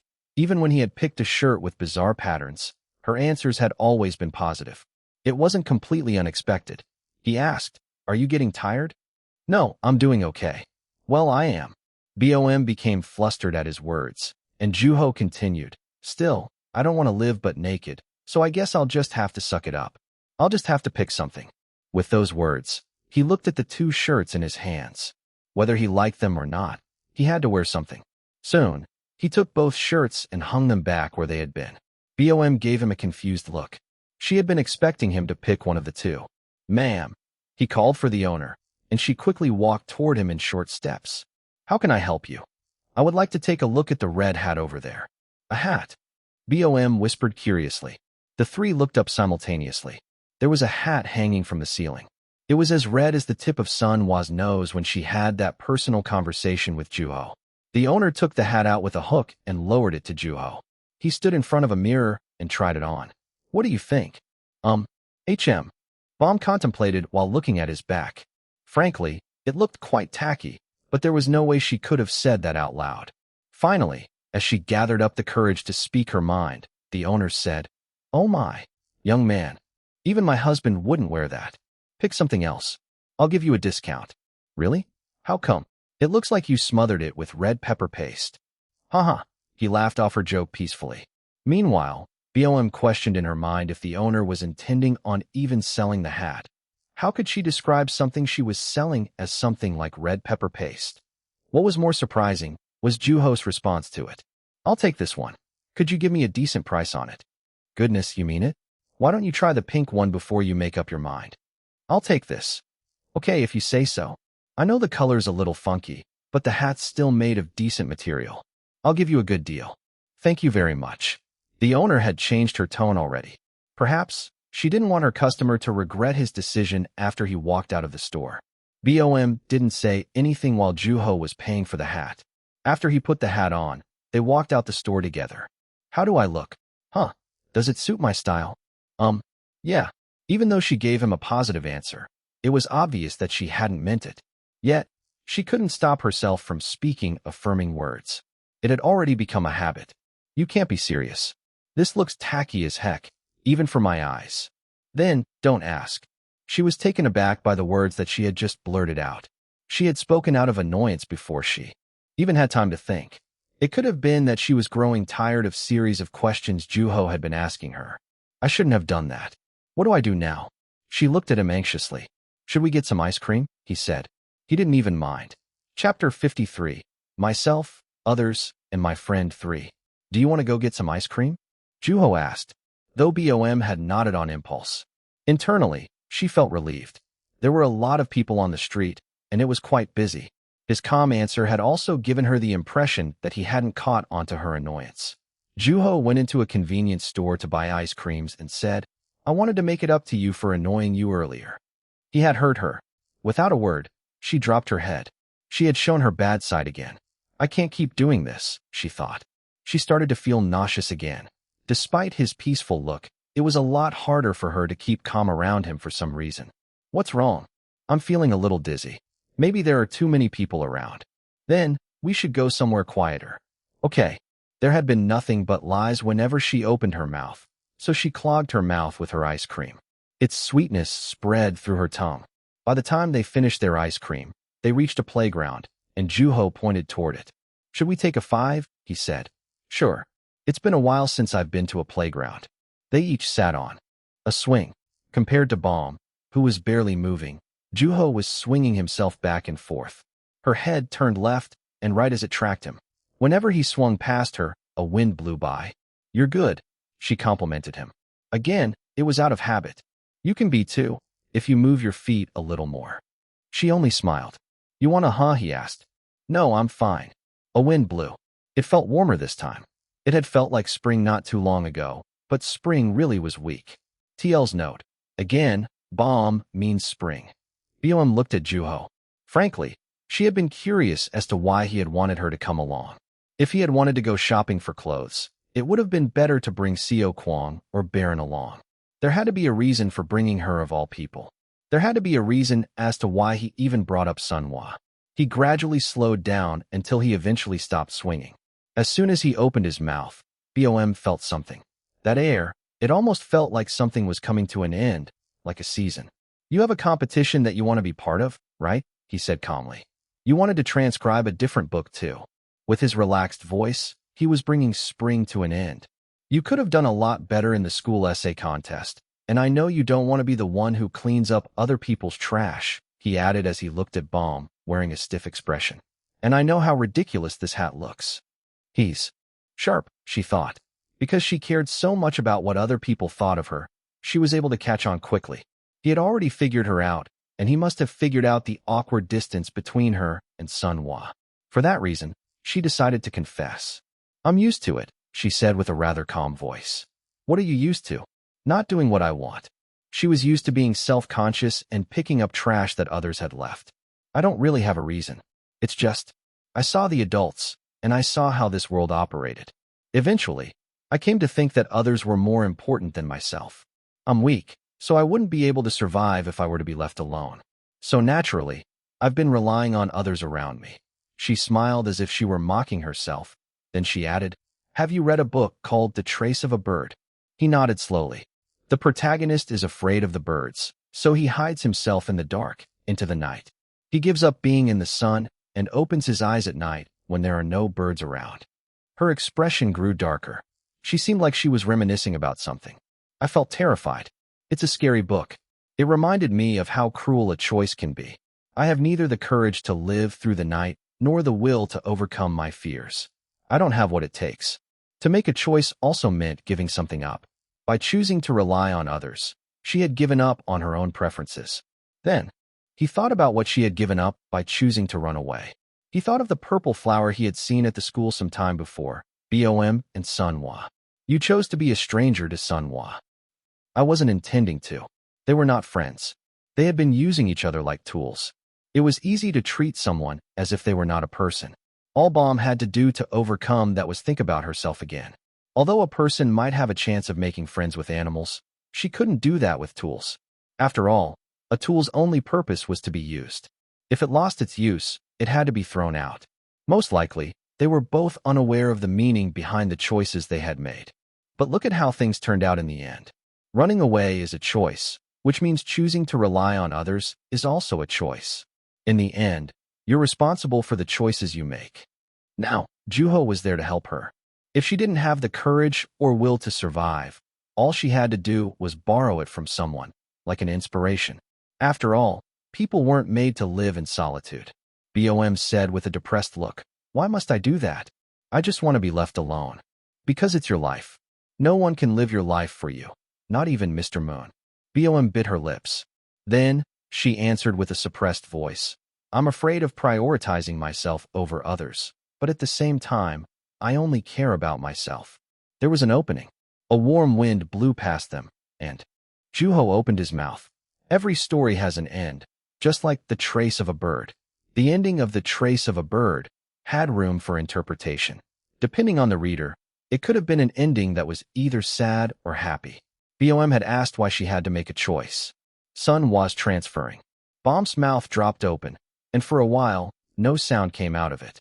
When? Are you serious? She said that. Why? Where? Is she going far? She's leaving me behind. These were probably her thoughts. Actually, I lied, he said without taking his eyes off of Bom's expression. What? It's a lie. Sun was not transferring, he said calmly. Why? She asked. Why did you lie to me like that? What did you think just now? He answered her with another question. Her eyes were shaken, and there were lingering thoughts in her head. Judging from her behavior so far, he was able to speculate a possible answer. Do I have to find another person? Do I have to find a replacement for Sun Hua? Do I have to find another person to depend on who will make decisions for me and help me when I'm in a rut? Her pale expression made it obvious to him. How much longer are you planning on being swayed by others? He had said the same thing to Sun Hua. Are you going to repeat that? I don't know. I don't know anymore. She seemed exhausted, and he added, You still have to choose if you don't want to be stripped naked. What would you do? He looked up to the sky for a moment. It was still clear, and it would be a while until that day came to an end. Just like he had done with Sun Hua, he said to her, Ask yourself. She dropped her head, but he added as if he were comforting her. If you want to be left alone as you are at the moment, that's fine. That's your choice too. I'm not going to tell you anything. I won't dislike you either. You'll probably stay a stranger to Sun Hua. But hey, I can be your friend. You'd be catching two birds with one stone. Someone to depend on, and a friend. Doesn't that sound good? Instead of an answer, she bit down on her lip. For some reason, she couldn't give him an answer. Juho had made a tempting offer. One where she wouldn't have to change a thing about herself. At the same time, she would get to be friends with him. There would be nothing more. Yet, her eyes met with his red hat. It was tacky. It looked ridiculous enough to make her laugh. How did he manage to find a hat like that? No. She disliked herself being swayed by what Juho had been saying. She disliked herself for choosing to be a stranger to Sunhwa. She disliked herself for depending on others just to get by. She wanted to leave it all behind. Why? Juho asked. She answered, because I still want to be friends with Sunhwa. What are you giving up this time? He asked again. If that was going to be her choice, she had to be responsible for it. The wind blew again. It was still warm, like the air that was coming out Bomb's mouth. You can't replace friends. At those words, Juho smiled quietly. Spring had ended. Though she was sad, she didn't cry. After all, spring always came around. Everyone knew it. He nodded as he checked the time. Now, should we go see Sunhwa? She stood up from the swing, and it swung on its own. I want to write a letter. So be it, he answered. She rushed to a stationery store and bought some letter paper and a pen. When Juho saw the heading, to Sunhwa, he turned his eyes up to the sky. This is a matter between her and Sunhwa. It'd be tactless of me to intervene any further. The kids in the neighborhood glanced over at Bom as she wrote her letter while squatting on the playground. She paid them no attention. Juho took his notepad out of his pocket. He had been expecting a day like that and had known that it wouldn't be difficult for Sunhwa and Bom to be actual friends. After all, he had met them in the literature club. As he thought, he wrote down a sentence on the notepad. A piece of writing writes itself. Asterisk. After receiving a call from Juho, Sunhwa walked into a neighborhood cafe. It was a familiar place, but she had never been inside. It had a warm atmosphere, and she sat by the window and ordered a drink. After a brief moment waiting, a hot cup of tea had made its way onto her table. Having preferred colder drinks, she would have never ordered hot tea on her own. Though the weather wasn't very cold, the tea warmed her hands as she held cup. Her cold hands proved that she was nervous. Sigh, she sighed deeply. Soon, Juho would bring Bom to the cafe. The bell rang as the door opened, and she heard the conversation between the two people. It's warm out. Spring's finally over. How time flies. They sounded like they were close with one another. Those two have brought along a word that Sunhwa's been anxiously waiting for. Bom had always been lowering herself. She had done it at the essay contest. Thanks to her, Sunhwa had been able to receive the award. She hadn't said anything. That was why she had been hanging around Bom. To her, it had been only fair that she had gotten the award while others lacked in their skills. Her and her peers had always been raised and taught that way. It had been common sense to prioritize results. As she always had, Sunhwa comforted herself as she focused on the result. In the end, she had come a lot farther than she was aware. In her stomach, the fried chicken she had had as an awardee had been growing in size. It had latched onto her and had not come out. After the conversation with Juho under the tree, she had revisited her paper. She had been pretending not to see what she saw and not to know what she knew. It was filled with stupidity. There was not one bit of sincerity. In other words, when he had complimented her paper, Juho had been sugarcoating his words. Fun and wild, huh? Chapter 54. Myself, Others, and My Friend 4. Juho Woo, that oddball. Sunhwa thought out loud about the person in her mind. Whenever she thought of him, the first thing that came to mind was his droopy face. Whatever happened, he'd always be the only calm person. He was weird. It was hard to picture him being startled by something. Whenever she looked at him, she felt sorry for her cowardly self. Sunhwa held back her smirk. The way he spoke was very much like his character, calm and unfazed, and their recent conversation had left her feeling vulnerable. As she looked out the window, she saw Bom walking toward the cafe. What if she doesn't like me? She thought anxiously. It would have been a lie to say that she wasn't afraid. Still, there was nothing to regret. As Sunhwa greeted her, she found herself smiling before she even realized. No matter the result, Sunhwa was able to smile. Asterisk.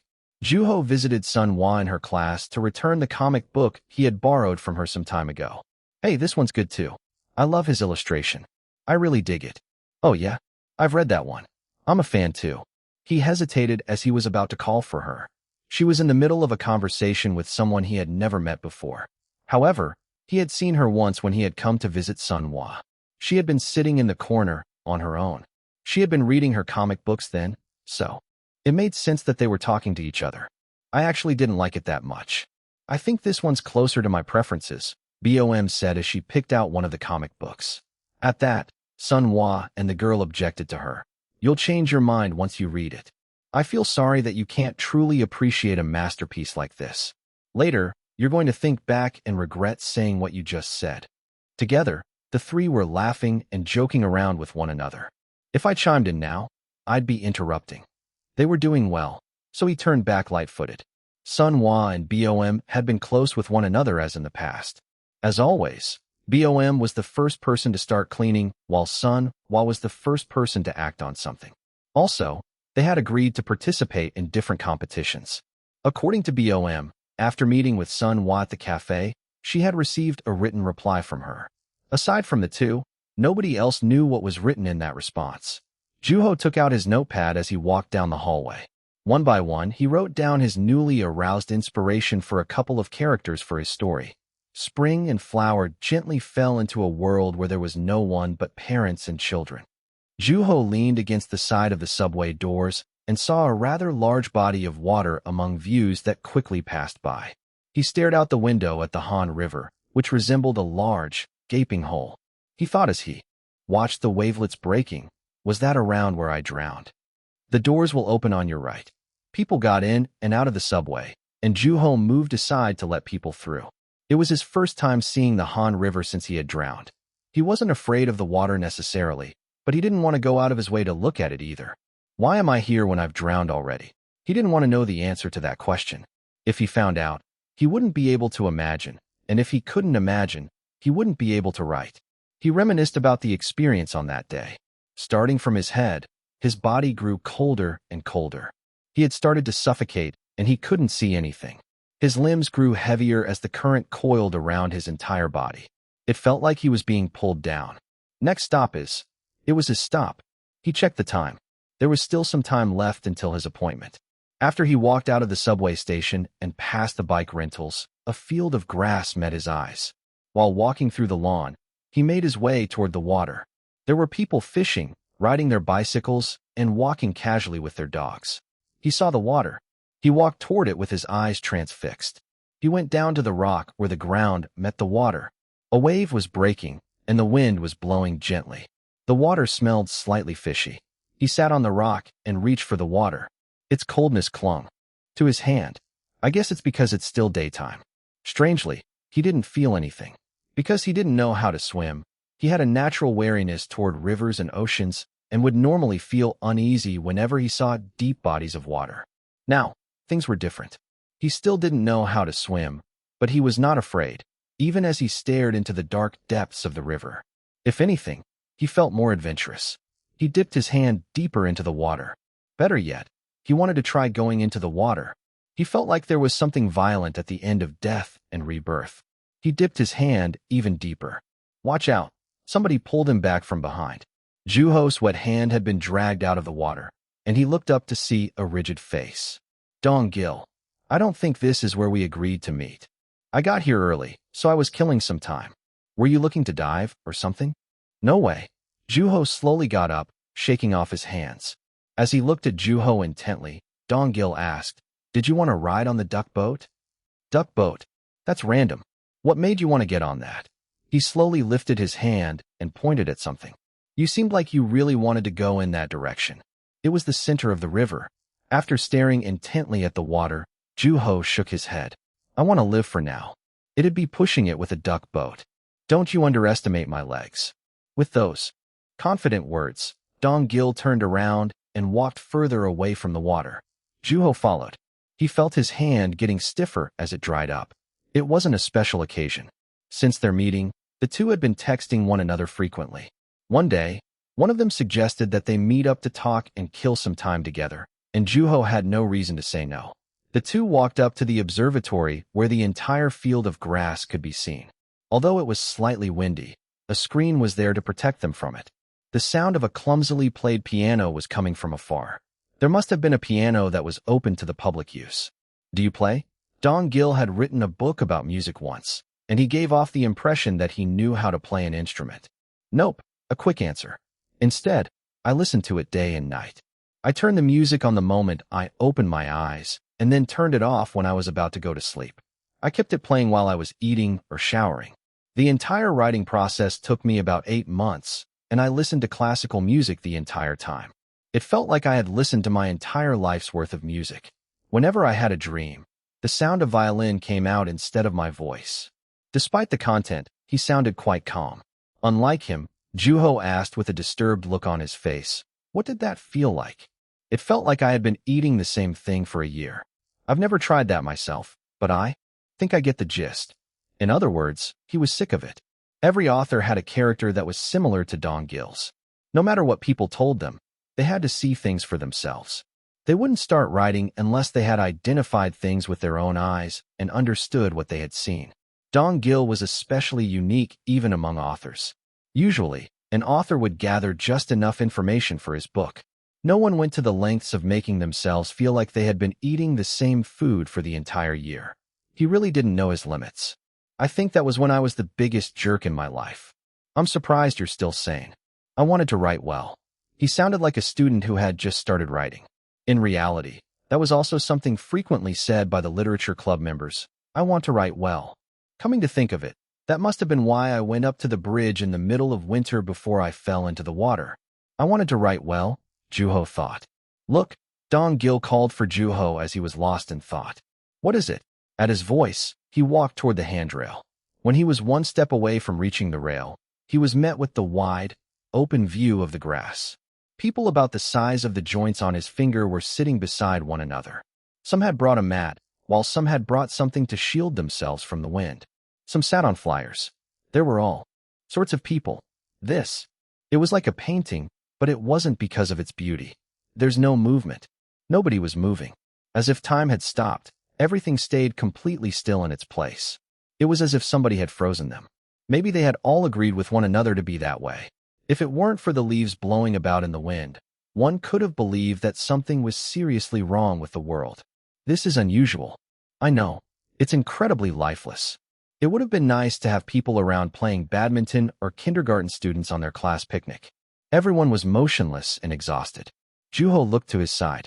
Don Gill was watching the motionless scenery as if that wasn't his first time. When did you first see this? To answer his question, Don Gill slowly parted his lips. I was out for a walk to see if I could find anything interesting in amid the average, boring, everyday life. I was looking for some inspiration. Is there a but coming?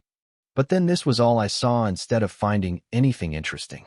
Well, it has become a form of inspiration in its own right since, but I wasn't exactly thrilled about what I saw. It's almost as if these people have been told to stay completely still. He was right. It wasn't a pleasing sight. Despite the number of people around, the lawn was almost too quiet. The silence in the lawn brought Juho a sense of physiological fear. It was unsettling, and Don Gill added, if I were God himself, I'd pour water onto these people. On these people? At least it'd make them jump from their places. Besides, it'd look much more entertaining. Juho imagined it. There's a natural disaster. Water levels rise, and it floods over to the people. Still, I can't really picture these people running and screaming. Wouldn't they just be swept away quietly? The water bill would be monstrous. Well, I'd just have to reimburse them. As they joked around, a sound came from behind. When Juho glanced over his shoulder, he saw a foreigner. His blue eyes were fixated in Juho's direction. They were as blue as the East Sea. As their eyes met, the foreigner approached him. I asked for direction, he said in awkward Korean, with a guidebook in his hands. Where were you going? Juho responded in Korean. Here.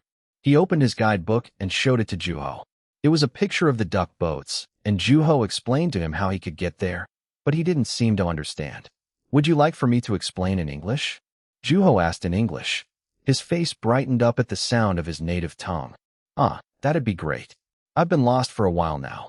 I've gone straight and then turned left like how it is in the guidebook, but as you can see, I'm still lost. You have to turn right here. Oh my, I've gone the opposite direction. It's not too far from here. When you walk down from here, walk toward the water. You'll get there in no time. Chapter 55, Seo Jung. During a hot summer, 1. Juho told him the directions as he pointed toward the water visible from the observatory. The man nodded as if he had understood it better. After thanking Juho, he disappeared into the motionless scenery. Juho prayed that he would reach the duck boats safely. He felt Dong Gil staring daggers at him from the side. Your English is good. Your directions were very accurate, Dong Gil said with a surprised look. He must have understood their conversation. Why didn't you join in? You were doing just fine, so I just watched. I'm really interested in languages. Have you lived in another country? I've never been outside Korea. Yet, you're still fluent enough to speak naturally with a foreigner. Dong Gil looked at him intently. What? Juho asked. He answered with a squint. I was wondering if our genius author himself was also a talented linguist. It was apparent that he was joking. However, that was not the case at all. Juho had gained that strange, yet useful ability after having drowned in the river. The river. For some reason, what Dong Gil said earlier lingered in his ears. If I were God, I would pour water onto these people. He looked up at the sky. Clouds were floating by. Could it have been a washing fee of sorts? He thought, and answered Dong Gil with a smile while he looked at him. Of course. People don't call me a genius for no reason. Shameless, too. As they joked around, Dong Gil remembered some news he had heard. A genius. There was another genius around him. Mr. On's book is coming out soon, right? Yep. It's been 5 years since his last book, I believe. Seo Jung-on was a best-selling author who had written several major works. He was also a close friend of Dong Gil. He had a very sensuous style. Yet, he hadn't written anything for the past 5 years for some reason. Every writer had their own pace, but he usually didn't leave too much time between books. Has he been traveling? Nope. He's been home. Is that so? Noticing that the air felt slightly heavier, he changed the subject. You said he likes to wear things that are comfortable, right? He has an underdeveloped sense of fashion. Juho remembered hearing the same description in the past. Unlike Dong Gil, who was all about looking presentable, Seo Jung was the complete opposite. On the contrary, you're very strict about what you wear. It's common sense. You have to be mindful of what you're wearing when you're meeting someone. At that, he began his lecture on attire.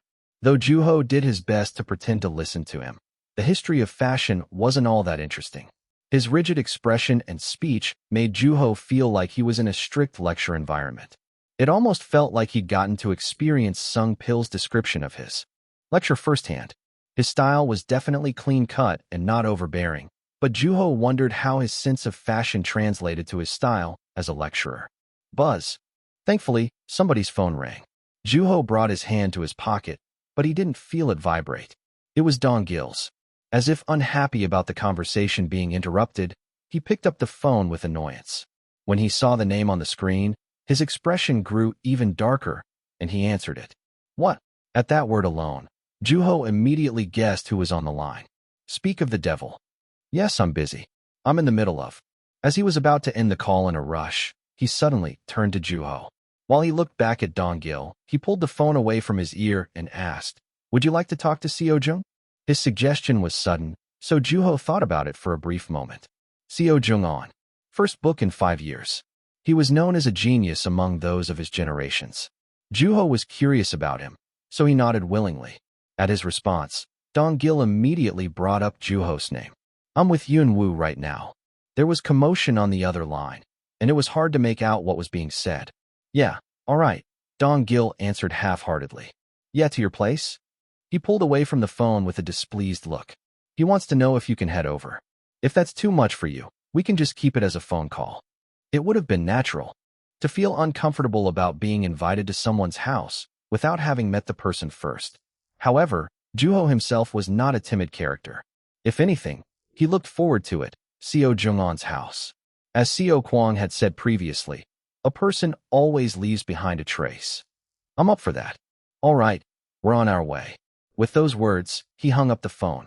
Juho had been running into more and more people he had never met in the past. He walked down the observatory with Dong Gil toward the motionless people.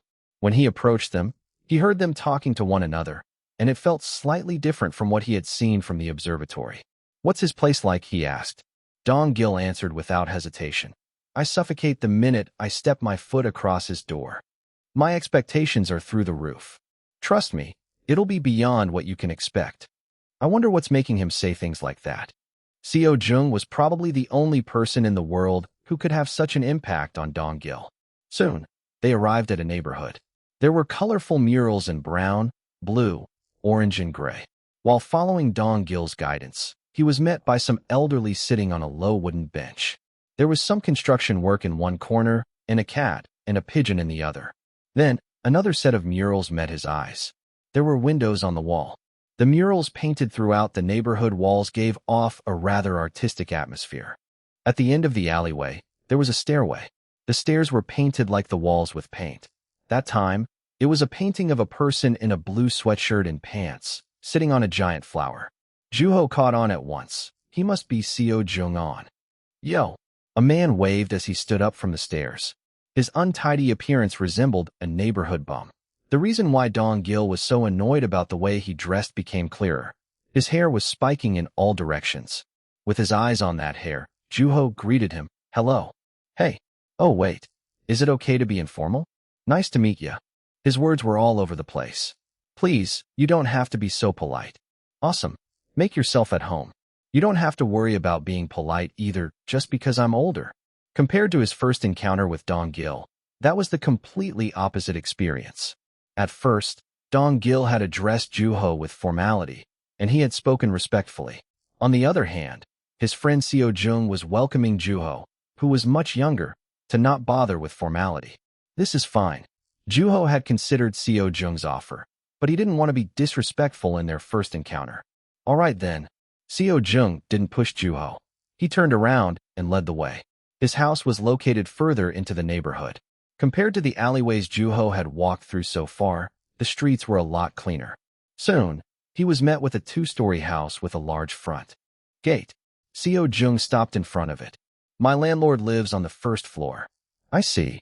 She might be rough around the edges, but her favorite color is pink, he told Juho as he opened the gate. After walking past a small yard, he was met with an old, average-looking house. Wow! Juho exclaimed. The front yard of that not-so-special-looking house was filled with flowers of all colors and shapes. Even the pots were of different colors. The mysterious flowers showed off their beauty, and a brown clay pot shone from the sunlight, while the fresh, green leaves and flowers exhaled their fragrance. They glistened from tiny water droplets. The place was full of life. He thought back to the scenery at the observatory. This was completely different. It was as though the plants were smiling at him. It's a nice house, isn't it? Yes, Juho answered without hesitation. There's something even better inside. Juho's experience was quite different from Dong Gil's description of his friend's house.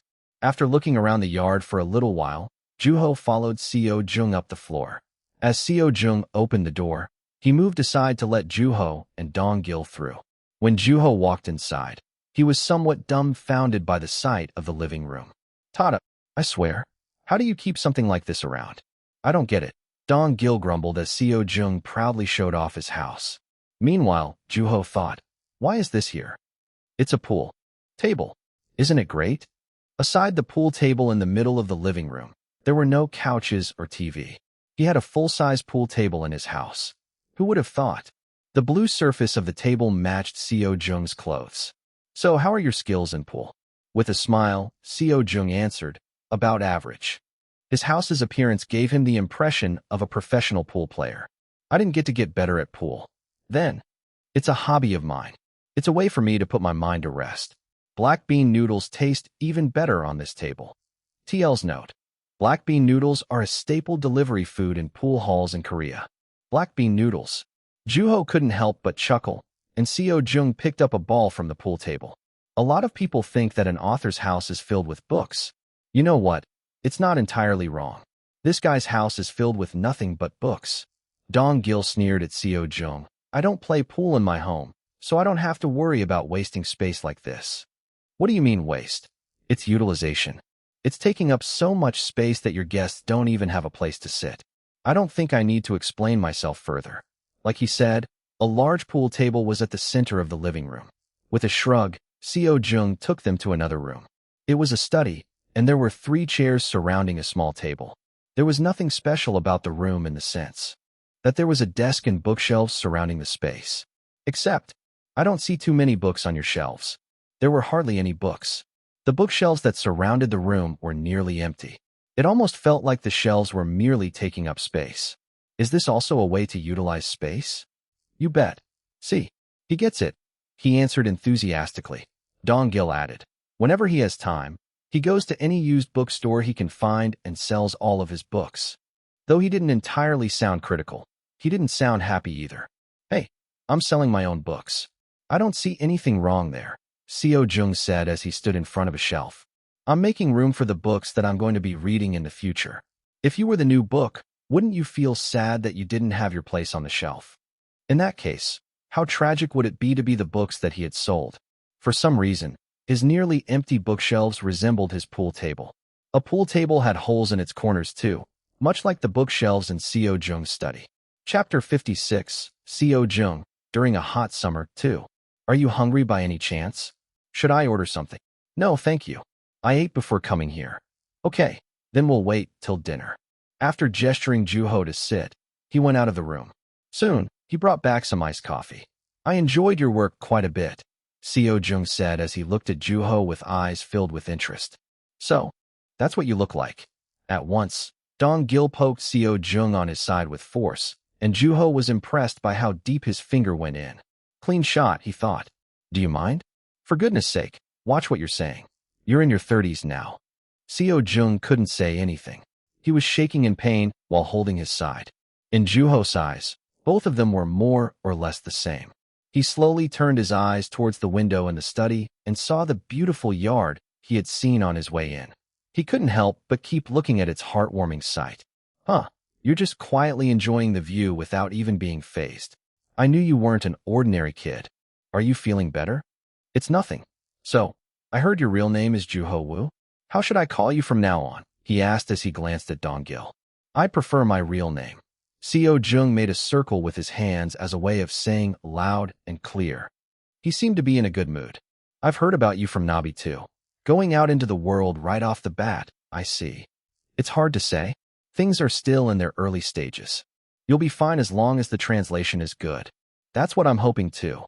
Seo-jung's book was doing quite well in the US. Juho thought about his book, and the first word that came to mind was growth. Every character in Seo-jung's books was three-dimensional. One would say that it felt like German literature. He enjoyed writing. Things that enabled his readers to become emotionally invested into the protagonist. So, where did you write The Trace of a Bird? At home. Maybe at school. He seemed like he had quite an interest in Juho. Well, if he wasn't, he wouldn't have wanted to invite him in the first place. It was an honor to be recognized by an author who would be actively working for another 30 years. Both. At home and at school. I'm not very picky about where I write. I am picky about how I'm feeling at the moment. If my heart was willing, I could write while laying on my stomach in the street, he murmured silently. When did you get into writing? I'm not sure. You must have written quite a bit before you were happy with the results. Seo-jung posited simply, and Juho took a moment to think. Nope, he answered. Huh, I didn't write all that much. It was the first work I'd ever completed. I didn't even want to be an author at the time. I submitted it to the essay contest nearly on impulse. Impulse, Seo-jung echoed quietly. Juho took a sip of his coffee. People usually took some sort of action as a means to alleviate their anger. Some screamed while others kicked things around them. Some listened to music. In Juho's case, he had a habit of writing out his anger. It tended to be all over the place, so he never bothered to read it again later. However, a novel was not the same. It didn't work that way. A book came to completion through countless revisions. Whether the writer wanted to or not, he had to revisit his draft. That was what it looked like to write rationally. The Trace of a Bird, that book had been written on impulse. It had been almost like throwing a fit to alleviate his own fears and anxiety. Naturally, it was more emotional than it was rational. He could have done better. He could have written more elaborately. With Seo-jung staring at him as if observing and measuring him, Juho said, That's why I'm not satisfied with it. Seo-jung nodded slowly. You really are a writer, he added. They were words of recognition. To an author, writing in large spurts took on a different meaning. Mr. Moon had said in his past lesson, We have to write a lot. It's the only way to get better. It had been a lesson for those who weren't already writers, much in the way of what Seo-jung had just said. An author simply wrote too many words. It was more than one could count.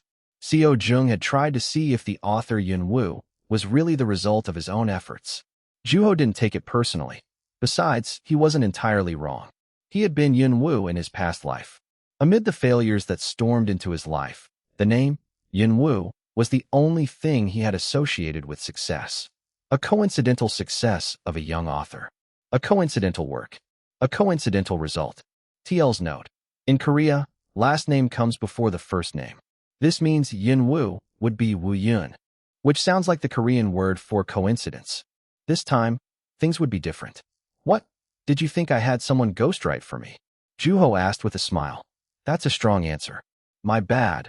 My bad. Seo Jung apologized as he scratched his head. Juho waved his hand in denial. You two are the real writers, he answered as he thought about the pool table in the living room and Dong-gil's list of things I clearly like. Development was one of the essential elements of a novel. Authors analyzed and reinterpreted various situations between characters once they took them apart. Because authors made their living out of writing, they had to be aware of everything that was happening around the world. Even at the sight of a small pebble thrown into their boring, everyday life, authors desperately took hold of it to feel and trim it into writing material. Their hands might be covered in cuts and blisters, but that was hardly an issue. I can't tell if that was a compliment or not. As Seo Jung sat in confusion, he suddenly clapped his hands. Clap. The sound resonated through a small hole in the room. Is it true that you turned down the film adaptation offers? I heard that one of the directors who approached you was really famous. Where did you hear that? It's common knowledge. Us writers know everything about each other, you know, he said boldly. Since it wasn't anything he wanted to hide or felt uncomfortable talking about, Juho answered honestly. Yes, you've heard right. As he had discussed with Nam Kyung, Juho had turned down every film adaptation offer. Among them were famous directors and studios that were quite big. So, why did you turn them down? Your books would have sold even more. Kids your age are usually into celebrities, aren't they? Besides, we're living in the video era. Ah, wait. Was it because you didn't want the director changing the story? Seo Jung asked. Juho thought for a brief moment. I already know the outcome. It's a complete disaster. As honest as the answer might have been, he couldn't talk about something that hadn't happened yet. He looked for another reason in his mind. True, but I'm not looking to make any tricky demands either. If I were to have my book made into a movie, I'd like the director to have full creative authority. I don't want there to be a condition in terms of film adaptation. I wouldn't mind if the director decided to name the movie with an entirely different name. Of course, it wouldn't have been ideal to have the director change things in the story. However, there was no right answer to a book. It took shape based on the reader's interpretation and their emotions. For that reason, Juho felt at peace about having one of his readers as the director. He was okay with actors and actresses interpreting the book their own ways. However, but at that point, I wonder if a film adaptation would even be necessary. The book is already doing well, and I don't really have a celebrity that I like. Still, if the film does well, your books will sell even more. Greed can lead to one's downfall. Seo Jung tilted his head as he studied Juho's response. He seemed curious. I don't get the impression that you're anticipating success. You almost sound like you know you're going to fail. I just don't have a good feeling, that's all. My intuition tends to be pretty accurate, Juho answered calmly. Intuition, huh? That's fair, Seo Jung admitted. Well, you never know what could happen. I might change my mind too. A person can't change so easily. Still, what's more fickle than a person's heart? As he took a sip of his sweet and bitter coffee, a pigeon flew into the yard. It walked about as if it was home. Like an arrogant person with his hands behind his back, it looked at the flowers with its wings folded back. Aren't you scared? Seo Jung asked as he spotted the pigeon. Seo Jung sounded playful because he was thinking of a fictional character that immediately came to mind when it came to fear birds. I'm not Yun, you know. There's a rumor that you're actually afraid of birds. I've heard that as well. You have? Do you look up your own name and things like that? No, I've heard from a friend. A friend, I see. Seo Jung reached into his pocket. Dong-gil saw what he was doing and protested. If you're going to feed the bird, you should. Stop. The boy has to eat. You mean you don't see how chubby that thing is? Seo Jung paid no attention to Dong-gil and kept looking through his pockets. Soon, he took out his hand with a disappointed look. He couldn't find anything with which to feed the pigeon. He didn't have any snacks around either. His hand moved slowly away from the window. Juho said as he watched, I heard your new book is coming out soon. Yep, that's right. It's been 5 years, right? I've been waiting anxiously myself. That's an honor, Seo Jung answered as he looked out of the window. A cat, he said as he pointed. For a moment, Juho wondered if he didn't feel like talking anymore. However, there was no fatigue or annoyance on his face.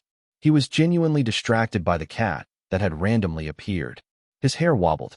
Juho looked toward where he was pointing. There was an adorable kitten sticking its head through an opening in the front gate. The kitten meowed sadly. There were quite a few animals in the neighborhood. First, a pigeon.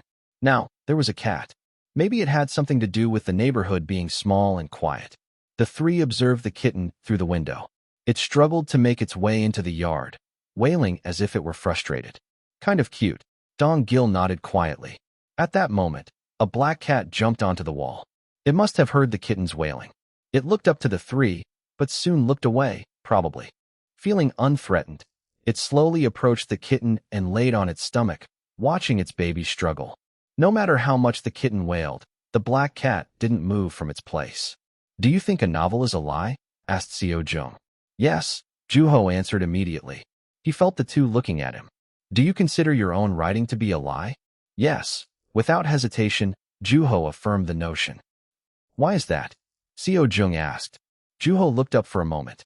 Instead of a blue sky, he saw the white ceiling of the study, only visible to the people inside. I looked up the word lie in the dictionary once. What did it say? Decorating something that's not true is truth. Juho had a thought when he had seen that sentence. I think it is the very essence of what I do. A novel is a story made up by an author. Sigh. Seo Jung sighed deeply as he plunged his head against the desk. He was making a strange sound. Chapter 57, Seo Jung, During a Hot Summer, 3. Seo Jung made a high-pitched, slightly nasally sound. That's harsh. Are you saying that your readers are reading your lies? Mr. Wu, I'm hurt. I feel lonely. Dong Gil's expression grew darker, but Juho added as stared at Seo Jung, who claimed to be a reader who had been hurt by him. You have to let me finish. There's always truth in a book. Don't be sad.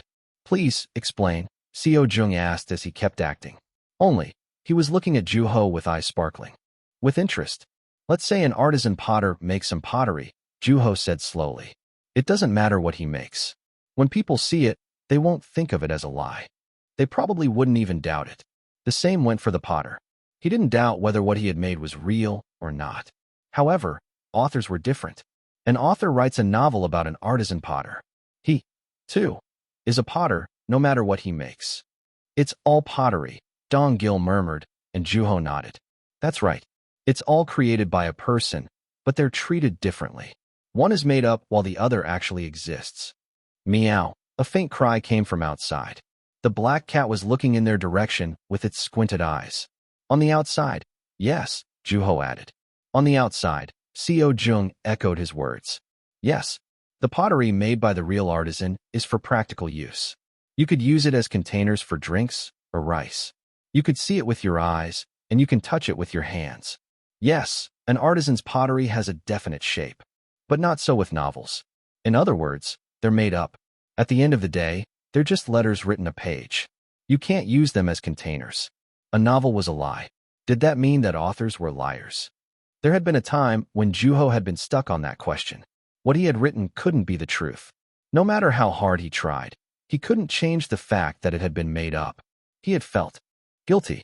He had felt like he had been no different from a con artist. He hadn't been able to look at novels the same way. His head and mind had been chaotic. The calm waters in his mind had started shaking out of control and become murky.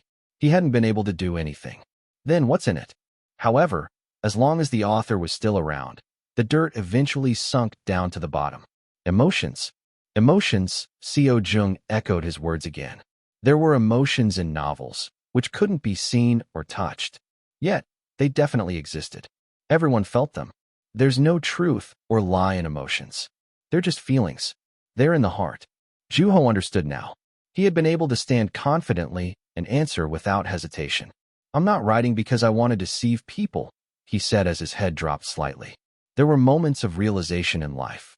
Like a thunderstorm, they came without warning. Then, what followed was time. Juho had to spend years and years living in order to understand the difference between what was true and what was false. It had been long enough for the dirt to sink back down to the bottom, so the waters were no longer murky. Though it had been a long time, It didn't feel like a big deal in hindsight. When Juho looked ahead, he saw a white mug filled with coffee. An author writes the potter, not the pots themselves. A person is much larger and more complex than pottery. If he's distracted with what's true or false, he loses his shape and becomes unrecognizable. We often feel uneasy at heart when he decide that all novels are lies. That's the evidence. Incredible. Clap, clap, clap. The room was filled with that sound. Dong Gil was slowly clapping with a straight posture. That's Yin Wu for you. You look like an idiot next to him. Seo Jung smiled bitterly. It's embarrassing, but I gotta admit. It took me 5 years to reach that conclusion, but you've already figured that out. That wasn't true. Juho hadn't figured out the answer as quickly as Seo Jung had said. He thought as he swallowed words that he couldn't let out. 5 years. That was the amount of time he took to write his most recent book. Was that the reason? That was the reason, Seo Jung answered as if he read Juho's mind. He chugged his coffee and then wiped his mouth with his sleeve. One day, I felt sick as I was writing. I broke into cold sweats like I'd eaten something bad. After that, I couldn't write. Juho knew what that felt like. I couldn't answer any questions about myself. My brain had stopped working. I didn't dare to go outside, even if I've always been a homebody, he added. The first year was bearable. I thought to myself, let's treat this as a vacation. I'll feel better in no time. But after a year, and the year after, nothing changed. I started growing anxious. Juho observed him. He saw his casual attire and his spiky hair.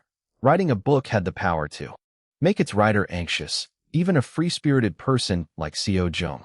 It was no use, no matter how much I talked to him. It had been something he had to explore all along.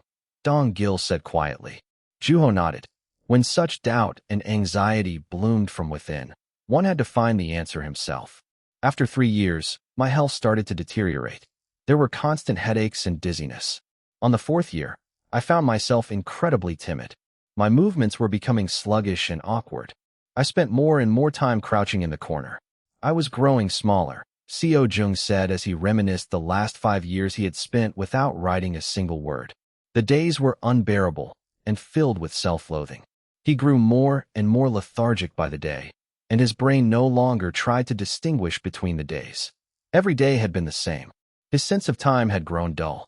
Time had flown past him. Time was just passing, and I couldn't have been more afraid, he said. How did you manage to get out of there? Juho asked quietly. Funny story, he said with a chuckle. One day, my landlord told me to expect some noise because she was going to plant a big tree in the backyard. I couldn't see the backyard from here, so as usual, I just went back to sleep. A tree and the landlord. It had been a sudden change of pace. How was he able to come out of his rut? The place was kind of noisy for several months, and there were sounds of people moving, building materials. Still, I stayed home quietly. One day, I noticed that the house was unusually quiet, so I'd opened the window to see what had changed. Then, I heard a faint chirping. That was when I realized where the tree had been planted. Juho imagined a tree that would have existed in a place that his eyes couldn't reach. It was refreshing, several times more than usual. I couldn't remember the last time I had breathed in the fresh air. From that day on, it became my daily routine to breathe in fresh air with my windows wide open. One day, I was sitting by the window, getting some air like usual, and my eyes met with my landlord's in the yard. So, I said hi, and we had a short conversation. Do you know what she said then? Seo Jung asked with a smile. There had never been a tree. Once she started, she realized how complicated it was going to be, so she gave up. Things had felt so good since the tree had come, but it turned out that the noise had been made from some nearby construction. In hindsight, it was kind of odd that planting a tree would take so long. If I had used my brain just a little more, if I had come out and looked just for a moment, I would have known right away, but my sluggish brain had been thinking there was a tree the entire time. That whole day, I was rolling on the floor laughing. Although the tree wasn't there anymore, I felt refreshed. I had finally reached the truth, he added. The tree reveals itself the moment I believe it exists. My job was to reinterpret that as a development in my writing. His eyes sparkled in the shade, and he smiled brightly while looking untidy. One day, the anxiety would return. Times of confusion and chaos would always come back, and he always went on a quest in search for truth. I'm looking forward to your new book. You should. It's probably going to be nothing like my other books. It'll be long. Is that right? In what way? Maybe spiraling downward instead of growing. It was the polar opposite of what he had been writing so far. Most of his books had characters who grew more mature throughout the book. They experienced things for themselves as they grew and groaned in pain. Then, they learned. Let me tell you a secret, Seo Jung whispered, although there were only two other people in the room. The protagonist is a corporate worker. I've already read that in the synopsis. Buy the book if you want to know the rest. Dong Gil didn't even look surprised. The two cats were gone, and there was no kitten wailing. They had to have left to look for another place to stay, and Juho asked as he stared out the window at the empty front yard. I guess you had an answer this whole time, Dong Gil. There was no need to find an answer. My stories are based on my own experiences. In other words, they're real, he answered brusquely with his arms crossed. He might not look like it, but he's the simplest person in. Here, what's that supposed to mean? Do you have something to say about my looks? I've known you for years now. It's kind of late for complaints. I don't think I like your tone. That was very Dong Gil-like. Someone had told Juho that every author has their own unique personality. They each wrote with their own hearts. It was their hearts that defined their stories and writing styles. Juho looked at the clock on the wall. They had been talking for quite some time now. I'm hungry. Like Seo Jung had said, the pool table made the black bean noodles taste even better. As he was his way out after cleaning up, Seo Jung asked, when are you planning on writing your next book? He had asked lightheartedly. Yet, there was substance in his question, and Juho felt Dong Gil looking back from the gate. I'm already working on it, he answered as he quietly stepped out. Stop right there. That day, Juho had to stay even longer at Seo Jung's place. Chapter 58, A Cat from a Summer. Hey, have you read this yet? Juho looked up from his desk. He had been just about to take a nap. As usual, he had been writing late into the night. Unaware of his state, Seo Kwang was extremely excited. He had Seo Jung's new book in his hands. This is exceptional. It was worth waiting 5 years for. Juho took the book from his hands. The title was One Room. I've read it, he answered. He had read it as soon as it came out, but unlike what he said, Seo Jung had gave him a copy as a gift. In the book, there was a corporate worker who was slowly losing his grip on his emotions. The time flew by, and he grew more and more dull. Yet, he didn't bother to resist it.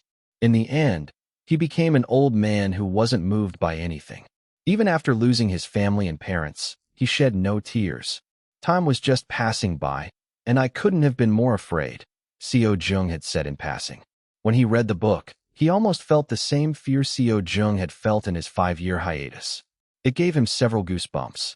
How was it? Seo Kwang asked. It was incredible, Juho answered after a brief thought. He didn't want to lose. Yawn. As soon as he got home, he took long nap. While stretching, he went to the kitchen to find something to eat and found that the table had already been set. There was a note from his mother next to the bowl of rice. I'm going out for a little while. I'll be back soon. Did she think that I'd be anxious when I woke up? With a smile, he took the note and placed it into his desk's drawer, along with the notebook he had used to write his past failures.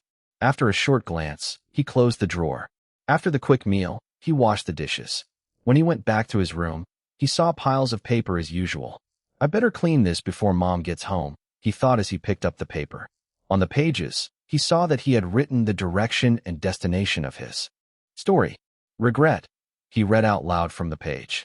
The word didn't have a very good connotation. An unfiltered emotion brought along a cloud of dust, and the waters in his mind began to reek. He loved how fitting the word was. From his chair, he put his hands on the keyboard. He tried to remember how he felt in that moment. A story couldn't happen in the blink of an eye. A person had several emotions, and they rose up to the surface while taking different shapes. A writer was also a person. He couldn't maintain the same emotion every time he wrote. For that reason, he had to remember what he had felt when he first started writing that story. The baby was falling, and the mother rushed to the rescue. The stroller suddenly changed its course towards the right. There was a wall at the end of its course. The stroller slammed against the wall, and the baby took the impact, but the baby wasn't crying. Silence. A sound echoed throughout the quiet alleyway. I'm so sick of this. There was a sound of babies wailing. Their voices filled the alleyway together. Silence and wailing. The two contrasting words competed for Juho's attention before his eyes. A mother who had lost her grip of the stroller. A mother who was sick of her baby. Two babies crying. Silence. What if the mother had let go of the stroller intentionally? What if she had pushed the baby down? The boundary between silence and wailing disappeared, and the two became one. The sound of two. Women lingered around Juho's ears. There was a noise. He heard a scream. She had begun screaming the second she'd lost grip of her stroller.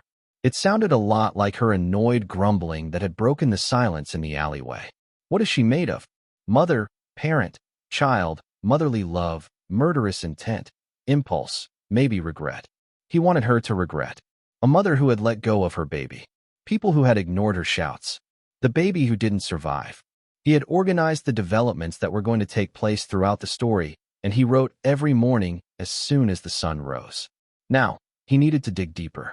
Then, meow. He heard a cry. It sounded like a kitten that was both sad and somewhat annoyed, and he looked back. His eyes met with a black cat, the same one he had seen at Seo Jung's house. It was looking at his direction with sadness in its eyes. That cat had been watching its baby as it struggled to go over the windowsill. It was lying down comfortably, and Juho tried talking to it. "Why aren't you helping?" "That kid is strong," the cat answered as his tail moved about. "That's not what I'm seeing. Look at its legs, they're shaking. Maybe it's too slippery." "Human," the cat quietly called for him. Its squinted eyes sparkled brightly. "This is our business. Stop interfering. Then do something about the wailing." Its pupils dilated in the middle of its yellow eyes, and it said, "Aren't you the one who called for us?" "Meow," the kitten cried again. The cat was right. He had called his memory of them for ideas. Is it a he or she? A boy? What about the baby inside you? At Juho's words, the cat's stomach puffed out. Its light, pink nipples became visible. A girl. "So, you already know, even if the baby hasn't come out yet." "Of course. It's my baby," the cat answered as she licked between her legs. Her fur was greasy. She was quite dirty. "Should I bring you something to eat?" "That won't be necessary. The baby needs nutrition." She scoffed. "My baby's strong." "Then, how about bath water?" "Are you trying to take me in?" she asked with hostility. On the other hand, she sounded seductive. "I don't know if I can take both of you in," he answered as he put out his hand to stroke her. "Meow," the baby cried once again. Its mother raised her claws. "Then, get lost," she snapped as she scratched Juho's hand. There were scratched in his hand, and blood slowly bubbled up to the surface. A drop of it spilled through the crack in his skin. Meow. The cat no longer spoke like a person, and Juho opened his eyes. There was nothing on the windowsill. He thought of the upcoming developments for his characters. A son, and started typing away. Stomach twice the size of her breasts. 2 people, for lives. The sound of typing that had filled the room came to a sudden stop. That wasn't enough. This isn't enough. It's too flat. I need it to be richer, he thought. He wanted to add more color to his story.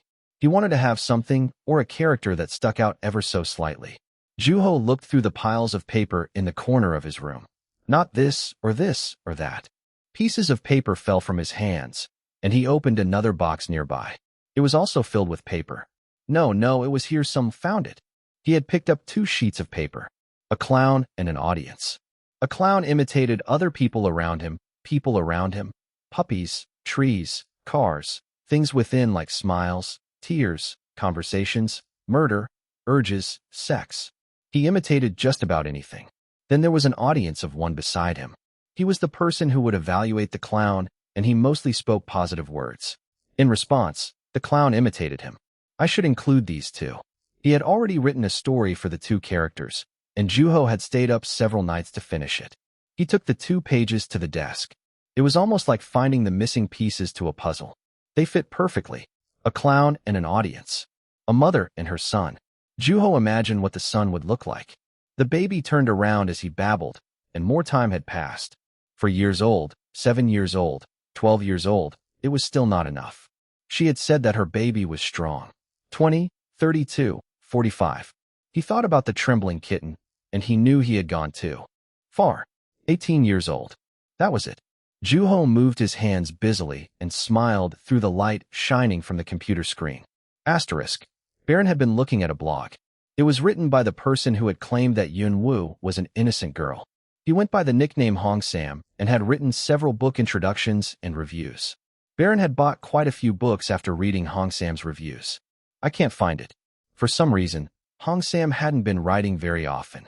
Without any explanation, the announcement had said that he wouldn't be able to upload anything for a while. Did he go on a trip? He said he was an adult, so maybe he's trying to make a living. Still, as an avid reader of his blog, Baron was disappointed by his absence. The comment sections were also curious about his whereabouts. Among many reasons for the blog's popularity, the biggest reason was that his affection toward books was very apparent in the way he wrote his reviews. Every single review had been written after he had read through a book. He read a ridiculous amount of books, and people naturally believed what he wrote. Now, he had disappeared without an explanation. Baron too had left a comment. Is there something going on in your life? Son, come out and eat. Okay, he answered as he turned off the computer and walked out to the kitchen. Asterisk. So what do you want to eat? What do you want, Baron? Juho asked. They were on their way back from exercising together. Baron had been exercising consistently for quite a long time. The skills he had shown at the sprint race were the result of his consistent effort up to that point. He usually walked around the park in the evening, while Juho's activities were mostly in the morning, so there had been no chance for them to run into each other. As he ran errands at the market for his mother, Juho decided to take Baron along for snacks. There was an intoxicating smell, and they stopped in front of an old lady who was cooking pancakes on a grill. 2 seafood pancakes with green onions, please. The lady took turns looking at Juho and Baron, and then answered with a smile. The batter started to sizzle as soon as it came into contact with the grill. Its golden brown color made it look all the more scrumptious. Food tasted a lot better after exercising. As he quietly watched the pancakes cooking, Juho suddenly remembered something and said with his eyes on the grill, Have you been to Hong Sam's blog recently? Yeah, there hasn't been any updates. Do you know what happened? Don't know. Hong Sam himself isn't saying anything, so there's no way for me to know. True. Baron had answered without taking his eyes off of the grill. He too was an avid reader of Hong Sam's blog, who had also been left confused. Why hasn't he been writing anything? Maybe he's just tired of it, Baron said brusquely. There was a deep sense of disappointment in his tone. Because of the nature of his blog, Hong Sam had to read through an entire book before writing a review. If he was tired of having to read through an entire book for every review, it would have made sense that he was growing tired of it. Still, there were doubts as to what might have happened. Maybe, but wouldn't he have said that he was quitting altogether? I guess so. Maybe he's been in an accident. If he had been in an accident, he might not have gotten around giving his readers an update. Let's see. It's been about a month since his last post, so if he really was in an accident, his injury was severe enough to keep in the hospital for at least 4 weeks. Not something I want to think about. Right. Baron thought briefly. If there had to be another reason. He did say he was an adult, so it has to be that he's trying to make a living. Chapter 59, Hong Sam's Confession 1. Juho nodded in agreement. I've thought about that too. I wonder if he's actually busy. Hong Sam couldn't have run the blog with a daily job. If he had no time to read, then he would have nothing to write about either. Though Baron's theory was the most realistic among the others, there were still things that needed explanation. He'll come back eventually. Wait, have you always been a fan of Hong Sam? He's a big influence when I'm buying a book, Baron said as he quietly looked at Juho. I know you're also looking for some sort of explanation. Haha, you got me. It was true. They had been learning more about each other as they spent more time together. It was a good thing that Baron had started taking more interest in lower-classmen. To be honest, I got an eerie feeling from his latest post, Juho said with a smile. Eerie? His latest post, as in his review of One Room, right? Baron remembered heading straight to the bookstore after reading the review, and Juho nodded. What about it? I didn't notice anything different. It's just that it's odd. What is? Baron asked with a confused look on his face. Hong Sam is an honest person. You can tell if he liked the book or not from the length of the post. He's also a fan of Seo Jung-on, and the book, One Room, is his first bestseller in 5 years. It's been getting a lot of good reviews, and it actually is a good book. I'm sure the book suited his taste. Yet, there was nothing different about his latest post. It was odd. As a frequent visitor of his blog, Juho had a gist of Hong Sam's taste in books. If One Room hadn't suited his taste, he wouldn't have hesitated to express his disappointment in his post. Now that I think about it, you're right. I didn't get the impression that Hong Sam was excited about the book. That's strange, right? The two immersed themselves in thought. What would make him distance himself from reading? Here are your pancakes. With a loud voice, the old lady brought a large plate out to them. While Juho put his thoughts on hold to eat, he suddenly hesitated when he saw the food on the table. Ma'am, I believe we only ordered 2. It's on the house. You're from afar. Juho looked at Baron. There was another plate in front of him, and he calmly thanked the old lady. Thank you very much. You speak good Korean. I'm sure you didn't get to eat well back home. Let me know if you need more. As if he had been used to the situation, he brushed off her kind-hearted discrimination. Juho had heard her mention something about a poor country, but Baron interjected before Juho had the opportunity to say anything. I'm used to it. Besides, more for me. That's not a good thing to lie to yourself about, Juho said as he stared intently at Baron. Baron smiled as if he had given in. Fine. You know what? I still don't like it. Happy. Now, since you are complaining, I can dig in without having to worry about shame. At that, they picked up their chopsticks together. What's with you lately? Juho asked Seo Kwang as he brought a spoonful of rice curry into his mouth. Huh. Seo Kwang hadn't been himself as of late. So far, he hadn't been caught reading his book during class, and lately, he had been getting in frequent trouble with the teacher even when he hadn't been reading in secret. Because he sat right behind him, Juho too had been called out several times for dozing off. Whenever there was time, Seo Kwang quietly looked out the window and sat in a daze. Something must have happened. On top of that, he had been the only person who hadn't decided which competition he was going to sign up for. Juho asked as he rubbed his tired eyes. Did somebody burn all of your books? I don't even want to think about that. So do me a favor and keep that thought to yourself. Then what is it? Why have you been walking around like a zombie? Is there something going on at home? No, it's nothing like that, he stalled. Did you get yourself into trouble? Nope. Do you need money? I'll take it gladly if you have some. Did you get heat stroke? My health is fine, he answered as he mashed the rice with his chopsticks. Maybe it's something he can't talk about openly. Juho decided not to be nosy. Well, if you did something wrong, it's usually best to just confess, he added as he continued eating his food. If he really had done something, it would have been best for him to come clean to the others around him. Did he steal something? Juho shook his head at the thought. Seo Kwang didn't have the guts to do such a thing.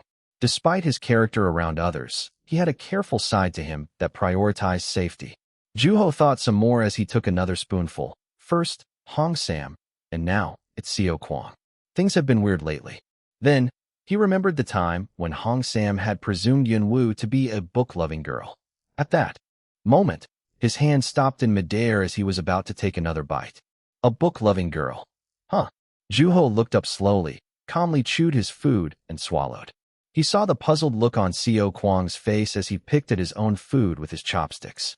Meanwhile, Juho quietly organized his thoughts. Seo Kwang was the first person who told me about Hong Sam. It's been a month since he wrote on his blog. He thought about the time when Seo Kwang started acting strangely, and it had been about a month. The corners of his mouth turned up slowly as he reached his conclusion that Seo Kwang and Hong Sam were into the same type of girl, a book-loving girl. You're Hong Sam. Seo Kwang froze. Yeah, he confessed suddenly. Juho took his spoon that had been buried in a pile of rice curry out and said, Let's eat for now. Okay. As they ate, the two didn't say a word to each other.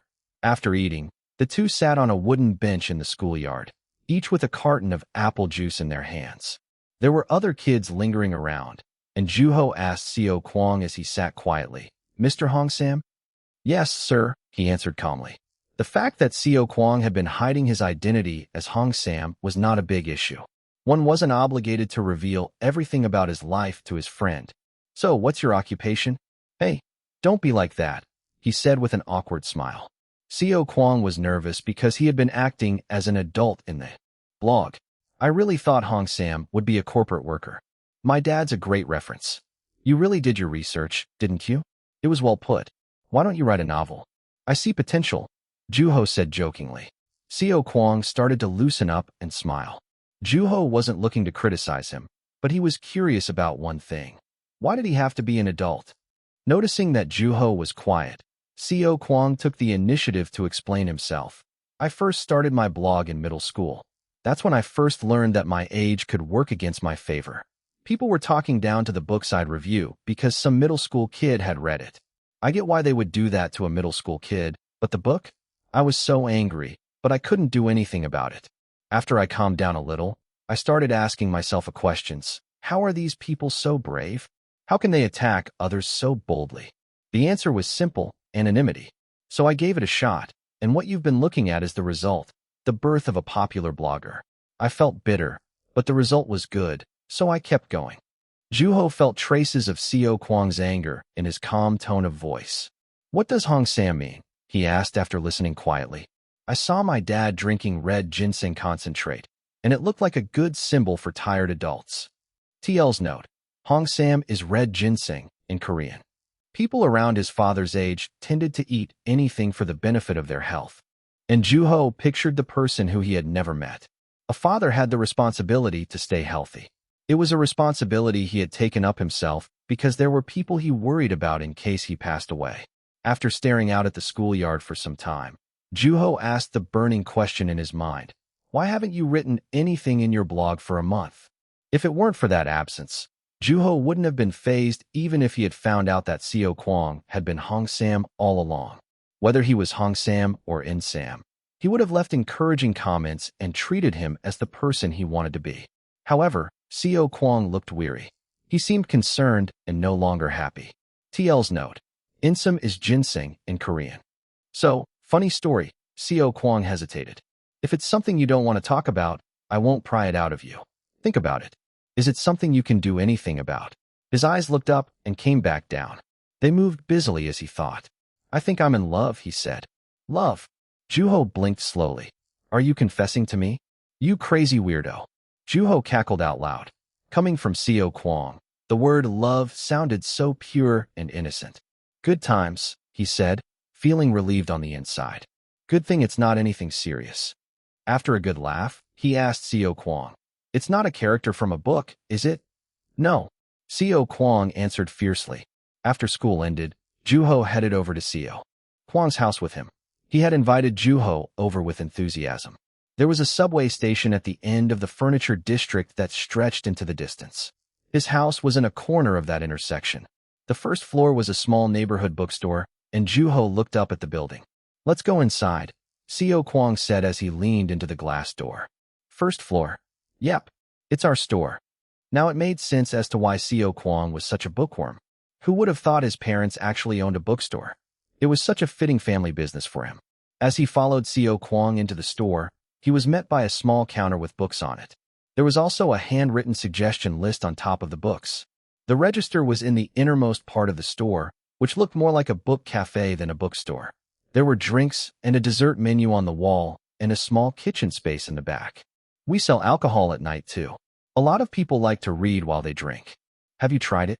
I've begged my parents for a sip once. They want me to wait till I'm an adult, he said, slightly disappointed. Cafe, bar, that was how a small neighborhood bookstore survived. In front of the register, there was a generous-looking lady staring at the two. He must be a friend, she said. Yeah, this is Juho. As Seo Kwang introduced him, the lady's eyes widened. Why, hello? You must be that Juho. I'm Seo Kwang's mom. How are you doing? She smiled brightly as he greeted her with a bow. Her somewhat mischievous smile had a striking resemblance to Seo Kwang. I've heard about you a lot. It must be tiring to hang out with Seo Kwang. Chapter 60, Hong Sam's Confession, 2. Tiring. Seo Kwang grumbled at his mother's playful words. Make yourself at home. Feel free to read whatever you want, she said. Seo Kwang took Juho to a place in the innermost part of the store. It was quite far from the register, so they didn't have to worry about their conversation being overheard. What would you like to drink? We have good bread too. Whatever you want, you can have it for free. Though Juho turned her down respectfully, she brought out drinks and a generous amount of bread. Thank you. Of course. There's a lot more. Yes, ma'am. While Seo Kwang left for a moment, Juho looked around the store. There were all kinds of books, from nursery rhymes to self-help to literature. Among all the books, nursery rhymes were the most common, especially the ones from overseas. All written in their original language, there were enough to fill an entire wall. Those are our store's main products. Our store is well known among nursery rhyme collectors, Seo Kwang said with a laptop in his hand. A customer was behind him. Hello. CEO Kwang's mother welcomed the customer with a bright smile. He ordered a drink and picked out a book for himself. He seemed to be a regular. Having distinguishing qualities is essential for neighborhood bookstores. Although, I can't really read them because they're in English. That's unfortunate. Sure is. I'm sure you understand what it feels like to wait desperately for a translated copy of a book from your favorite author. Maybe, maybe not, Juho answered with a smile. Then, CEO Kwang clapped as if he'd remembered something. You speak English, right? So annoying. Why don't you learn? It's a lot easier said than done. That is true. Learning a language was not easy. James had told Juho once about his struggle with teaching foreign students.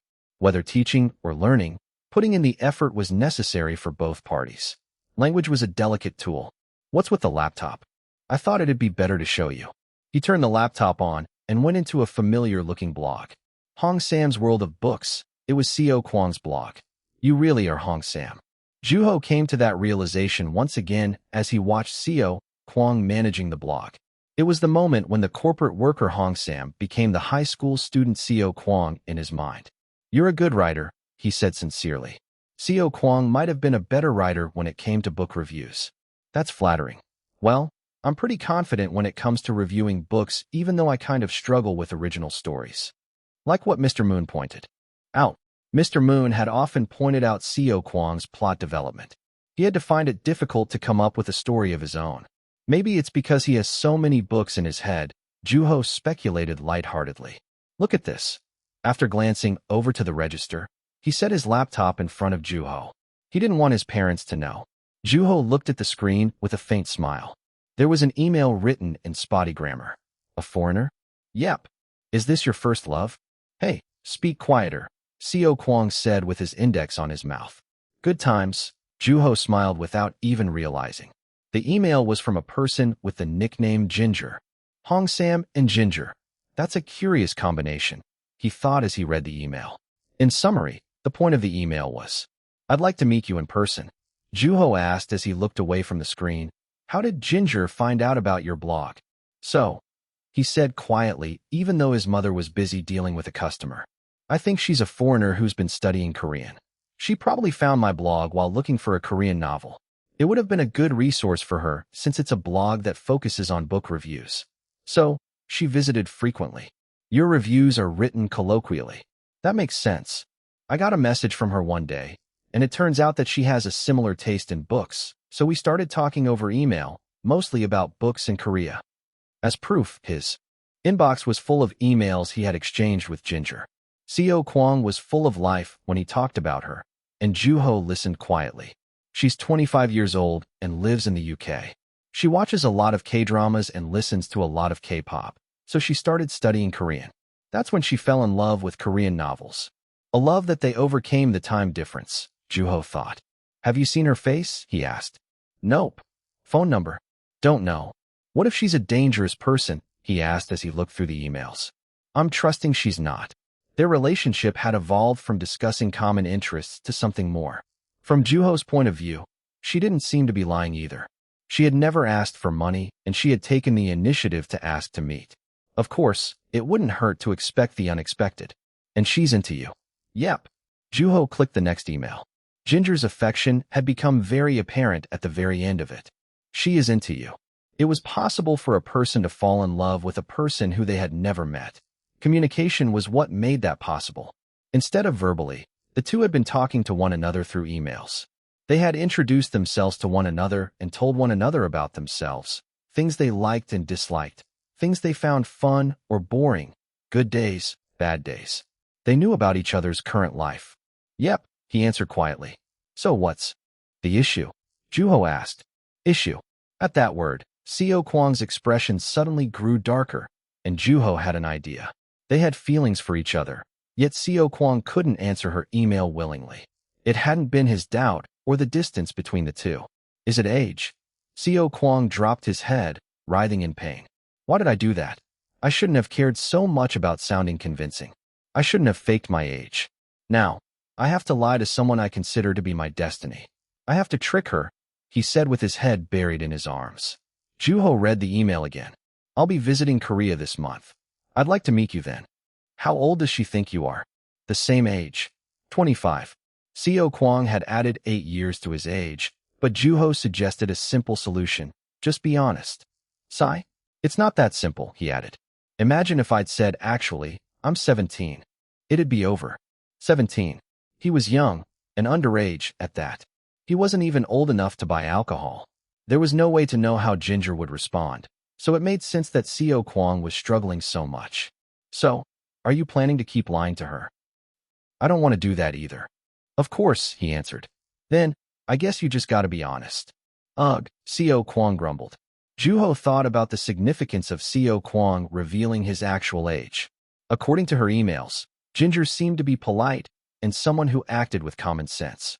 He had predicted that a 25-year-old Ginger would not consider a 17-year-old Seo Kwang as a romantic partner. You know that, right? Seo Kwang knew, and that's why he had been hesitating. The two had been communicating and sharing each other's lives. Unfortunately, Seo Kwang was neither 25 nor a corporate worker. It was so nice, Seo Kwang said. Waiting for her replies had been the most heart-fluttering moments of the past 17 years. Juho stared at him intently. Man, some lover you are. Please don't make fun of me, he answered sadly as he thought of Ginger. I don't want to lie to her, but I don't want to tell her the truth either. Juho didn't feel that criticizing would be necessary. There was no use in crying over spilled milk. In all this, Seo Kwang was probably the person who was hurting the most. You still have to write back to her, right? Seo Kwang nodded sadly. He really didn't want to trick her, and he had been constantly fighting with the thoughts in his mind. Otherwise, he'd simply walk away from the situation and he'd justify himself as he did. For that reason, he needed someone to question him so that he could come up with an honest answer. How do you want to do this? Juho asked. There was a brief moment of silence, and he sipped on his drink as he waited for an answer. It was grapefruit ade, sweet, and slightly tart. The surface of the cup was covered with droplets of water that flowed down the cup, pulled by their own weight. Finally, Seo Kwang responded, I'm not going to trick her. And then, he asked, I'll see her. I'm done hiding behind my nickname. Okay, now, it comes down to how you're going to write your reply, Juho said as he savored his drink. Ah, Seo Kwang cried. The fear seemed to revisit him as he came closer to the core of the issue. Why don't we write something sincere, like when you're reviewing a book? Juho suggested in order to prevent him from backing out. I'm a timid loser at heart. Don't you think that will work somehow? With first loves, being snazzy had no value whatsoever. Apparently, next to alcohol, it was the second scariest thing to be drunk on.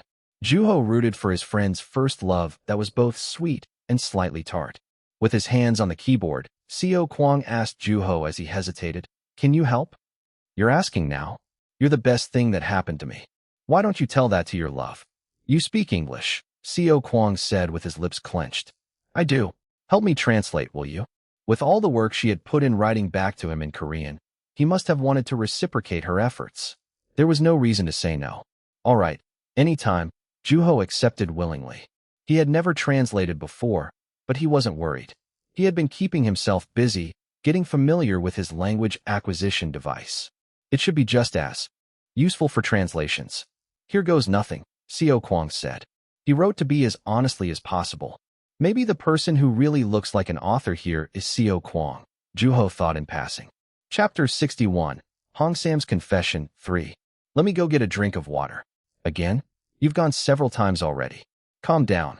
No, I feel like my voice is going to crack. I can't let that happen when we're meeting for the first time. If you don't want to go to the bathroom in the middle of a conversation, wait. I guess so. I'm going to go to the bathroom really quickly then. Juho was trying to calm Seo Kwang down. They were waiting for Ginger in front of a large bookstore in Gwanghwamun. After sending her an honest email, she had written back the following day. Unlike previously, it had been written in English that time. Juho translated it. Though she sounded flustered, she was understanding. Seo Kwang wrote that she didn't have to see him if she didn't feel comfortable doing so, but she didn't cancel their plans. How do you think this will go? I'm not sure, Juho answered calmly. I'm sure this is the end, Seo Kwang said. Maybe of the feelings? Juho answered as he looked at him intently. Seo Kwang ruffled his hair and looked up. I'm going to make the most of it while it lasts. With that, he focused on keeping his spirits up. He tried to concentrate on being an average teenager who looked forward to meeting a girl. and Juho didn't say anything else. Without getting any explanation, the club members looked at him weird. Did you finally lose your mind? Sunhwa said. I do feel like I'm getting close. This is a beautiful world we're living in. Sunhwa was at loss for words. Instead, she tapped Juho on the arm. Don't ask me, he said. Don't you write anything like, I won't let a drop of water touch your hand, Mr. Moon said after reading Seo Kwang's composition. Unlike Juho, who was chuckling, Seo Kwang answered with a bright smile. Yes, Mr. M. He was a brave fellow, that one. Do I need anything else? Should I have a book in my hand or something? No, you're fine the way you are. Yeah? What about my hair? Should I go put on some wax? No, you're fine. He must have asked those things at least several hundred times. Seo Kwang had been frantically fixing his hair and making himself look tidier. Meanwhile, Juho patted his tense, rigid back. You're doing fine. Just be yourself, he said. That's the hardest thing for me at the moment, he answered as he wiped his sweaty palm on his pants. I don't think I've been this nervous about meeting someone. It wouldn't be this bad, even if I was meeting God himself. That's not nice. I don't have a religion, but I feel like now would be a good time to find one, he said, and Juho prayed that he wouldn't make a mistake in front of Ginger. How's my breath? I brushed my teeth 3 times. You want a whiff? Yo, get that away from me, Juho said as he pushed Seo Kwang away. Try taking a deep breath. You're going to be exhausted before you even see her. I'm fine. Unusually fine. I didn't get a wink of sleep last night. But how is that I don't even feel tired? Probably because you're excited, Juho murmured internally. It seemed like Juho would have to have the same conversation with his friend a couple hundred more times before Ginger arrived. He looked around as time approached. She had said that she'd be wearing a green cardigan, but he didn't see anyone with one of those yet. Isn't it fascinating? Seo Kwang said with a calmer voice. What is? That I fell in love with someone I haven't even met? Writing is amazing. It transfers emotions just as they are. It's different from speaking. Juho nodded quietly. Writing really was amazing. It made a bookworm fall in love with a girl. Being as tactful a student as he was, Seo Kwang wrote to her with awkward English and attitude. I'm going to apologize when I see her. This time, in person. I'm sure she'll forgive you. Then, I'll confess. I'll tell her that I still like her. Not as the 25-year-old Hong Sam, but as the 17-year-old Seo Kwang, he said with determination and added, I'm sure she'll say no, but at least it'll be in person. Juho thought of her emails. There had been forgiveness in her reply. She hadn't canceled their plans and she had said that she understood him. Then, she had said jokingly at the end, I guess now you need to address me formally. As a person who had a deep interest in Korean culture, she must have understood the significance in speaking with formality. There would be a distance between them as Nuna and Dongsing, older sister and younger brother. Things would never go back to the way they were when they would talk to each other as people of the same age. Seo Kwang and Juho both understood that as soon as they saw that sentence in the email. After all, Seo Kwang had tact. Yet, he insisted on coming out to meet her. To be rejected once again. To confess to her one more time. I'll buy you fried chicken. Let me know when you're done, Juho said quietly. Seo Kwang's face puckered for the first time. No thanks. I have a feeling I'd be haunted by bad memories if I have fried chicken again. I love fried chicken too much. While you're at it, buy me pizza instead. Juho nodded, although he was slightly confused. If that's what you want. All right. Whatever it is, I'll let you eat to your heart's content. Good luck, he said.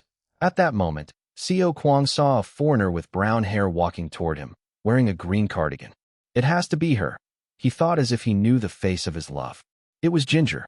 I'm going to have myself the bestest day in my life, he said as he took a step forward. He was still nervous on the inside. Leaving his anxiety behind, Seo Kwang walked toward her. Juho watched them having a conversation from the distance. Seo Kwang was making exaggerated movements. First love. He let out a faint smile at the sound of those bittersweet words and thought about the excitement on Seo Kwang's face. Then, he took a small notebook out from his pocket. In there were a mother with her 2 children. Love. She must have experienced it at some point in her life. There had to be a time when she had met her love for the first time. He felt the woman's gloomy, aggressive appearance mellowing out a little bit. It was a busy day at the publishing company. People worked while being surrounded by books. They read pages and pages of drafts while keeping in touch with the authors and deciding on the designs for the book covers. Amid the bustle of business, Nam Kyung was writing an email to the people who had shown interest in adapting Juho's book into a movie. It wasn't uncommon for authors to turn down a movie adaptation offer. Every author had a reason for not wanting their book to be made into a movie. Juho was the same way. He'd made the decision because he'd had an opinion as an author. As an editor, Nam Kyung's job at that point was to respect the author's opinion. He looked through the inbox and the countless offers he had turned down. There were names of renowned studios and directors among them. Sang Young-ju. His hand suddenly stopped as he scrolled down the list. He had heard of that name from a movie preview show that aired every Sunday. In that week's episode, they had introduced the directors. Nam Kyung had paid little attention, even as the TV showed a climactic scene of one of Sang Young's movies. He had never heard of his name or his movies before that. However, although he'd never drawn millions of people to the audience or been invited to a film festival, his movies were simply gorgeous. Why isn't he known yet? It was Nam Kyung's first question when he saw one of his movies. It has to be time. It's a matter of time before he spreads his wings as a director, he thought. It was unfortunate that he had turned down such a talented director. He hadn't realized it when he had written to the director, but the regret finally caught up to him. Maybe I should try bringing it up to Juho again, he said and reached into his pocket to find his phone, but it was empty. Where did I put my phone? He thought, looking through his messy desk. Because of that, he had completely missed out on the conversation between his coworkers. There's a strange person outside. A strange person? I'm not sure, but apparently he's just sitting still in front of the building. Should we call the police? I'm sure that security will take care of him. I'm going to learn English, Seo Kwang said as he shoved a slice of pizza into his mouth. He was completely incomprehensible, but Juho was able to understand somehow. Why? Juho asked as he sipped on his Coke. I've made a promise. What promise? He asked as he chewed fiercely. The world might not have been such a beautiful place after all. That I'm really going to go visit her the year I turn 25. So, you two decided to stay friends? Yeah, friends. Friend-zoned, he said angrily as he chugged his cola. He almost looked like he was drinking. When I met her, she greeted me in Korean. She had done so informally. So, I greeted her back. As agreed, he addressed her with formality. They had both been sincere in their promises. He poked the cheese that had stretched out from the pizza and said, So that's why I'm going to learn English and let her know how I feel. What? Hi, he said with a mischievous smile. Like Ginger had done, he was planning on saying hello to her in her native tongue when he eventually turned 25 years old. That's not exactly formal. I know. Okay then. There was no promise that he would actually be able to get in touch with her when he turned 25. His heart might have changed by then. She might be seeing someone by then. Still, he had decided that he was going to learn English and visit her. There was nothing Juho could do but root for his friend. Where did you learn English? I'm self-taught, he answered with a shrug. You can do that. I'm sure it depends on the person.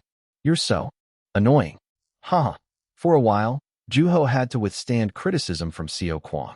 One day, I'm going to surpass you, he said with unexplainable determination. He must have been drunk from his Coke.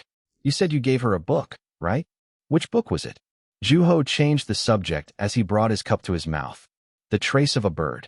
Juho almost spat out his drink. Why? He asked as he barely swallowed the drink in his mouth. Well, it's a good book. And she's a fan of Yunwoo, he mumbled as if complaining. Do you want more food? Juho asked. He felt sorry for him for some reason.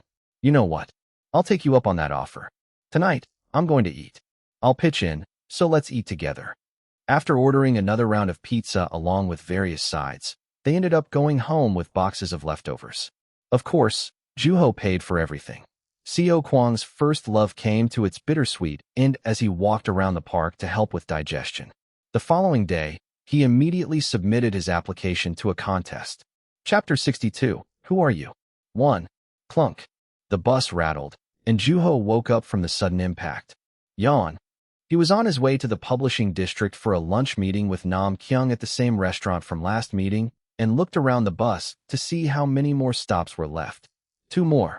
He thought of Seo Kwang as he looked out of the window at the scenery. Zooming past, the night after he had indulged in pizza with Juho, he had asked his parents to send him to a private institute to learn English. His parents willingly accepted his request. Not many parents would stop their child from wanting to study more. Since then, he had changed. Instead of reading books, he occupied himself with memorizing English words. What didn't change was that he still wasn't paying attention in class. In terms of writing, he worked even harder to improve his skill. After the school essay contest, he had been gradually distancing himself from writing. He had struggled to finish his composition and spent even less time thinking. His skill had been solid from the sheer amount of reading he had accustomed himself to, but had wrestled with creative writing and hadn't bothered to overcome his weakness. However, he had been fully aware that the cause of his weakness was in himself and had asked Juho to write sincerely, saying that he wanted to read what Juho wrote. So, Juho had written with all of his heart. As a result, Seo Kwang had lost interest in writing. Now, he began to write again, just like he had before. No, he was working even harder. The reason he had picked up his pen had been simple. He simply had found a purpose, a new purpose to write. Juho thought of the day when he shared that purpose with him in person. They had been on their way to the science room together. Hey, he called for Juho, who had been walking ahead. Juho stopped and looked back. Yeah. Seo Kwang looked up at his eyes from where he stood and said determinedly, I'm going to be translator. It had been his resolution and desire. A freshman in high school, he had finally found something that he wanted to do after his breakthrough after the ginger incident. He had decided to commit his life to translating until the day he couldn't work anymore. He wanted to be a translator who enabled people to have access to more books. Juho looked down from where he stood and saw that Seo Kwang had never been so determined before. So, you go ahead and be a writer. Why? Juho asked after a brief moment of silence. Your writing tends to move people. Look at how I turned out. Isn't that because of your first love? Okay, now you're pouring salt on an open wound, he said sternly. Then, he stopped Juho as he tried to walk away. You should be a writer. I want you to. It's not like you want to do anything else. Well, I'm not sure. It's not like I can be a novelist just because I don't have anything I want to do, you know? So, you're not going to be a writer? He asked. I didn't say that. He was already a writer. He had already made his debut and had his book released. However, that hadn't been his end goal. There were limits to being a novelist, and Juho didn't want his life to be under such restrictions. He slowly opened his mouth and proclaimed, rewarding Seo Kwang for sharing his future goal honestly, I want to be great. What? It might sound somewhat childish and exaggerated, but that's the kind of thing I want. For a while, Seo Kwang seemed dumbfounded. Well, then be a great writer. A great storyteller, he said with a smile. Haha, what makes you so desperate for me to become a writer? Juho asked as he laughed at the sound of the word he had become so familiar with. It's so that I can translate your books. That's my goal, Seo Kwang answered. That's kind of silly. What did you say? We should get going. We're running late. I said, what did you? Hey. We ended up being late, and Mr. Moon looked daggers at us. Juho reminisced as he stared out the window. The bus started moving again toward the next stop. From that point on, Seo Kwang would change even more. It was not about whether or not he was going to be successful. There was a world of difference between someone with a goal and someone without one. It hadn't been that long since he had started learning English, but Juho was certain that he was going to pick it up quickly. After all, Seo Kwang's skills with language were quite impressive. He imagined Seo Kwang as a translator. It suited him quite well. What would it be like if he actually translated my books? He thought. The books translated by Seo Kwang would reach all over the world. People who spoke other languages would laugh and cry as they read what he had translated. However, it would be a while until that could happen. As Juho looked up after organizing his thoughts, he rushed to press the stop button. Damn it, I missed my stop. When he finally got out of the bus, he appeared in front of a publishing company. The restaurant had been long gone. The good news was that there was still time until their meeting, so he wouldn't have to worry about making Nam Kyung wait. He was left with no choice but to let Nam Kyung know. I'll meet you in front of your office, Juho wrote in his text. At that moment, Nam Kyung was hearing about a strange man who had appeared in front of the office and hadn't even been aware of his phone vibrating on his desk. Meanwhile, Juho made his way toward Nam Kyung's publishing company. There were cars parked here and there in the streets. He checked his phone as he walked, but Nam Kyung hadn't responded yet. Maybe he's busy. I'm sure he'll still come out on time, he thought to himself. Look, it's a fox. I like bunnies more. There was a family with children in the distance. A young boy and a girl each had a picture book in their hands. That must have been what the kids were talking about. No running. You'll fall and hurt yourselves. The kids were excited beyond control. They seemed like they couldn't be still. Juho heard their laughter from where he was and thought the sight of the little girl following after her brother was quite adorable. He watched for a bit, but continued on after he remembered he had plans with Nam Kyung. His office was right around the corner, so there was no way that they would miss each other. Excuse me, I should give him a call when I'm in front of the building.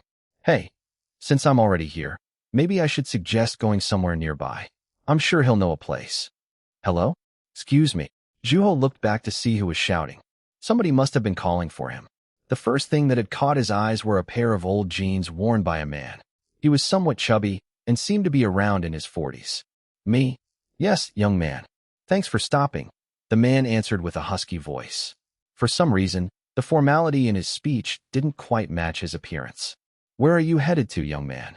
A publishing company, Juho answered somewhat suspiciously. What business do you have there? He didn't sound like he was criticizing. He was genuinely asking for his reason for going there. Who is this person?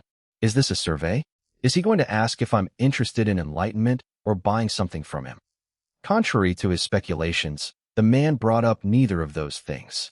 Juho had wondered if he was a reporter, but he didn't seem to have a camera on him. Is he an employee for the publishing company? He doesn't seem like it, he thought. Which publishing company were you headed to? Seeing how Juho remained quiet, he rephrased his question.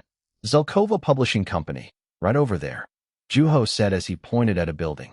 The man turned his head toward the direction Juho had pointed and then turned back to look at him again. Juho was confused. If you don't mind me asking, who are you, Ajusi? He asked as he stared back. TL's note. Ajusi means Mr. in Korean, usually referring to an older man. His eyes sparkled. He seemed like he was certain of something. What's he so certain of? I'm the director that you turned down, he answered brusquely before Juho even had time to think. Oh. His brain spun faster than usual. I'm not sure what you're talking about. Now, if you don't mind, I have a place to. Mr. Yunwoo. Haha. Yep. You hear that name everywhere nowadays. He gave a nonsense answer as he slowly stepped back. He couldn't decide whether he should run or try to strike a conversation with him. What's a director doing in front of a publishing company? Is he here to see me? Then, I should probably try to talk to him at least, he contemplated. He studied the director's face to see if he had come to express his resentment towards being turned down, but rather than anger, there was nothing but certainty. He seemed certain that Juho was Yunwoo. How did he know? It's not like it's written on my face, Juho thought. You were looking at that family over there just now, right? The director asked as a way to keep Juho from running away. An average high school student wouldn't look at a family like that. Not just high school students, but people in general. They would walk right past them because they're busy surviving. Unless they work in a field like the one you and I work in, they wouldn't bother. You're an author, am I right? He explained his reason for thinking Juho to be Yunwoo. The field? He must have meant a field of work that required an individual to make detailed observations in a regular basis. Regardless of field, there were occupations like that. One of them was being a writer. Being a director was probably similar. He had to have been observing Juho to reach his conclusion. Juho stopped in his tracks. He had really come looking for Yunwoo. What are the odds? So, he had decided to talk to the director. What are the odds?